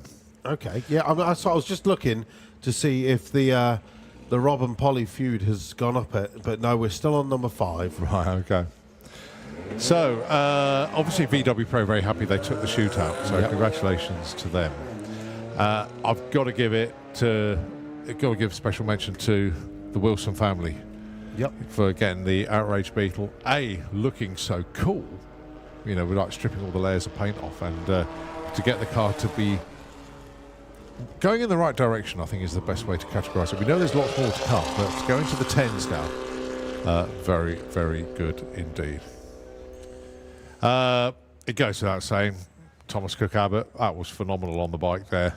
801 on Brad's Super Street bike. Also, I've got to give a special mention to Chris Slater today. Yeah. 801. Oh, and that's right, I was an 801 as well, wasn't it? Yeah. 801 is the number today. So 801 from TCA on the Super Street bike. 801 for Chris Slater in Code Red, the Street Eliminator Chevy. And that was his third pass in the car, and he's knocking on the door of the 7s. And then mine would be the first run of the day, and that would be Sam Chisholm Brown running his 9.6. Yes. His first ever 9-second run. And he just pulverised his PB. He did. And then he his flywheel came off. Not so good. So at the moment, everything's out of the car, Right. fixing it. So hopefully we'll see that again tomorrow. But that's drag racing, folks. It is. It gives and it takes. It gives and it takes. It takes and takes and takes and takes. And then it goes, when you're about breaking point, it goes, here, have a little piece of joy. And then 5 minutes later, it goes, I'm taking it back again, but you're still hooked. Oh, but those 5 minutes of joy were so worth it. There's a famous quote from Andy Robinson, who's in the bits. It's 90% perspiration, 10% elation. Well, John Sleeth then with the Chevy pickup. Now, I think it's John's time to now go into the 7.6s instead of the 7.7s. Right, if you want to get a run in, it's 6:45 now. The pairing lanes will close in 5 minutes. So if you want to get a final run of the day in, you've got 5 minutes to get into the pairing lanes. They will close. And then whatever's in the lanes after that, we will run, and that will be our day done. I'll start eyeing up the queue for the food vendors, shall I? Yeah. Oh, blimey, there's loads. John Sleeth bumps into stage. Let it rip. Now then, are we going to see a 7.6? We do. 765 with a 180 miles an hour. He's getting that tune sorted out. Very nice pass indeed. And in fact, that was the closest to 760 from all of our 760 heads-up runners. I mean, one of them went way quicker, obviously. Jack Williams went 7.3, but he was just going as fast as he could. He was like, this is from wrong. Yeah. I'm going as fast as I can. Yeah, so we got... I think it's a taxi looking for passengers every time this van appears, but it's just hot lapping at the moment. That's a nice-looking transporter. It brings back memories of mine. Oh, I miss mine. I don't want memories of that. I do miss mine, especially as I see it occasionally. Do you? Oh, yeah. Ash, who does the stunt bike riding, bought it from me. Okay. And I parted that 3 years ago. And I saw it over at Silverstone when we did Gaston Track. I thought, oh, no. And he goes, yeah, it's still going great. You still love it. And I thought, don't wind me up. Oh, I was sad to say the Touareg is not still going. Yeah. The Touareg that nearly beat you with your stop-start. God, that's so embarrassing. Come up to the line and the auto stop-start kicked in. It was a 0.8 reaction time. Oh, dear.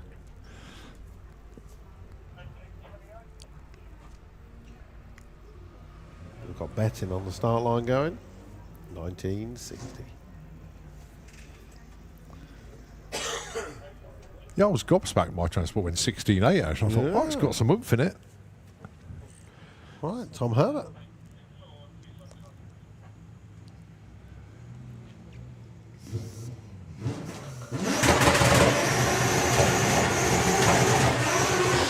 Yeah, I think that's what surprised me, because the the T6 I had went 16.8, one run.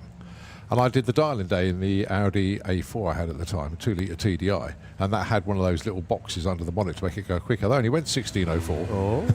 So obviously the transporter was much better. Shows you how good those little boxes are. Yeah. Well, not how good they are, That's it. because it didn't do anything. Right, Tom against Jackie. Tom's car has a good way of putting off their racers because the two-step is rather ferocious.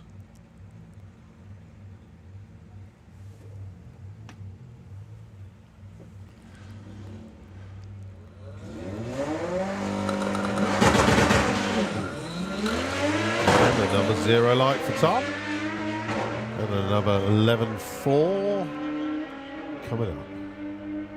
Maybe 11.51. Or 65. 65. But yeah, so to say Tom has been very good on the lights this weekend. Yeah, that's could put him in a good position in the elimination. Hasn't he? He's won Bug Jam. He loves Bug Jam. He He's has won it, hasn't 3 he? times. Wow.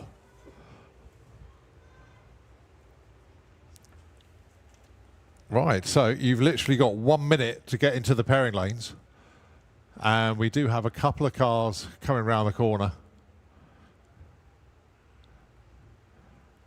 And if nothing appears, this could be the last runs of the day coming up. Early finish. We shall see in a moment, because in a moment I will be told the lanes are closed. That's it. Everybody wave at Carrie. Yeah.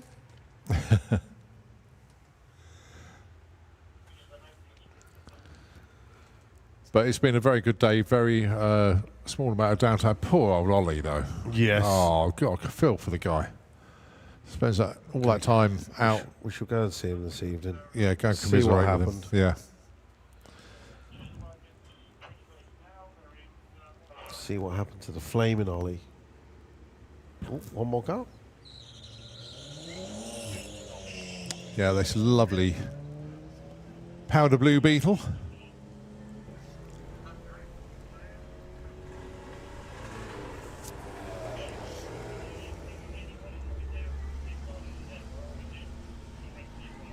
Oh, that's a respectable 1286 at 111. As that lovely little Beetle makes its way forward.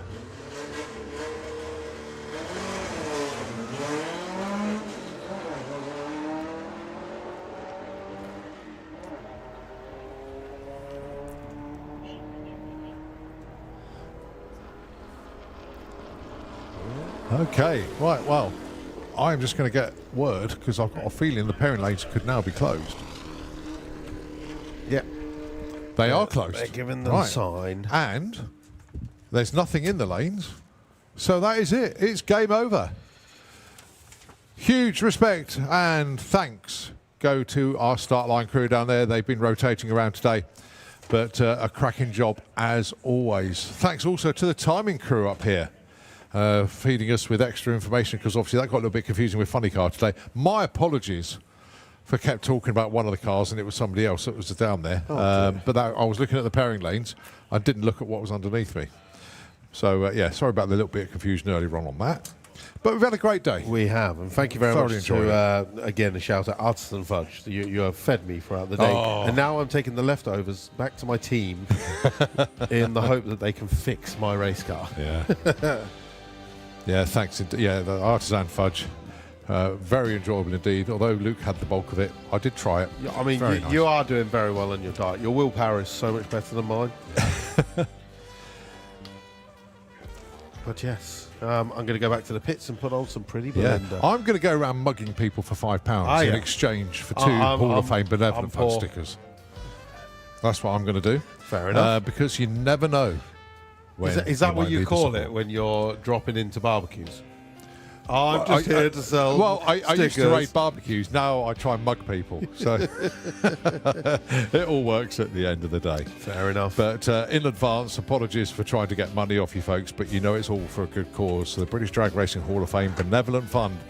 My mission is to make sure that every single car and every single bike that goes up a quarter mile or eighth mile or whatever carries the logos and supports the Benevolent Fund. I know there's a lot of racers out there being very appreciative of the support that the fund has been able to give over the years. And the only way that we can give the support is by getting the funds in the first place. So I'll make no apologies for asking you to part with just £5 for 2 stickers. Okay, that's a wrap for us today for day one. Thank you ever so much indeed for Luke for joining me as well. It's been fun. Let's do it all again tomorrow. In the meantime, Nitro FM going to take over the airwaves to close out the day. Wherever you end up this evening, have a fantastic time. Get yourselves fed and watered. Go and enjoy the dancing, the music, entertainment on site. Wherever you end up, enjoy it. Just make sure you remember where you're sleeping or supposed to be sleeping, because if you can't find your way back to your tent or caravan or motorhome, then you might end up anywhere. Who knows? We will get an idea of how much people enjoyed tonight tomorrow morning when we see how many people actually appear on the banking for some of the racing. So that will be the entertaining part of it, I think. 100%. Run What You Brung, signing on off this usually opens around about 8 o'clock in the morning. So if you are planning on taking on Run What You Brung, pop down there about 8 o'clock, and Run What You Brung starts at 9:30. Okay, we're going to sign off from the tower. Nitro FM going to take over the airways, but from Luke and myself, thanks you very much indeed. We'll see you tomorrow.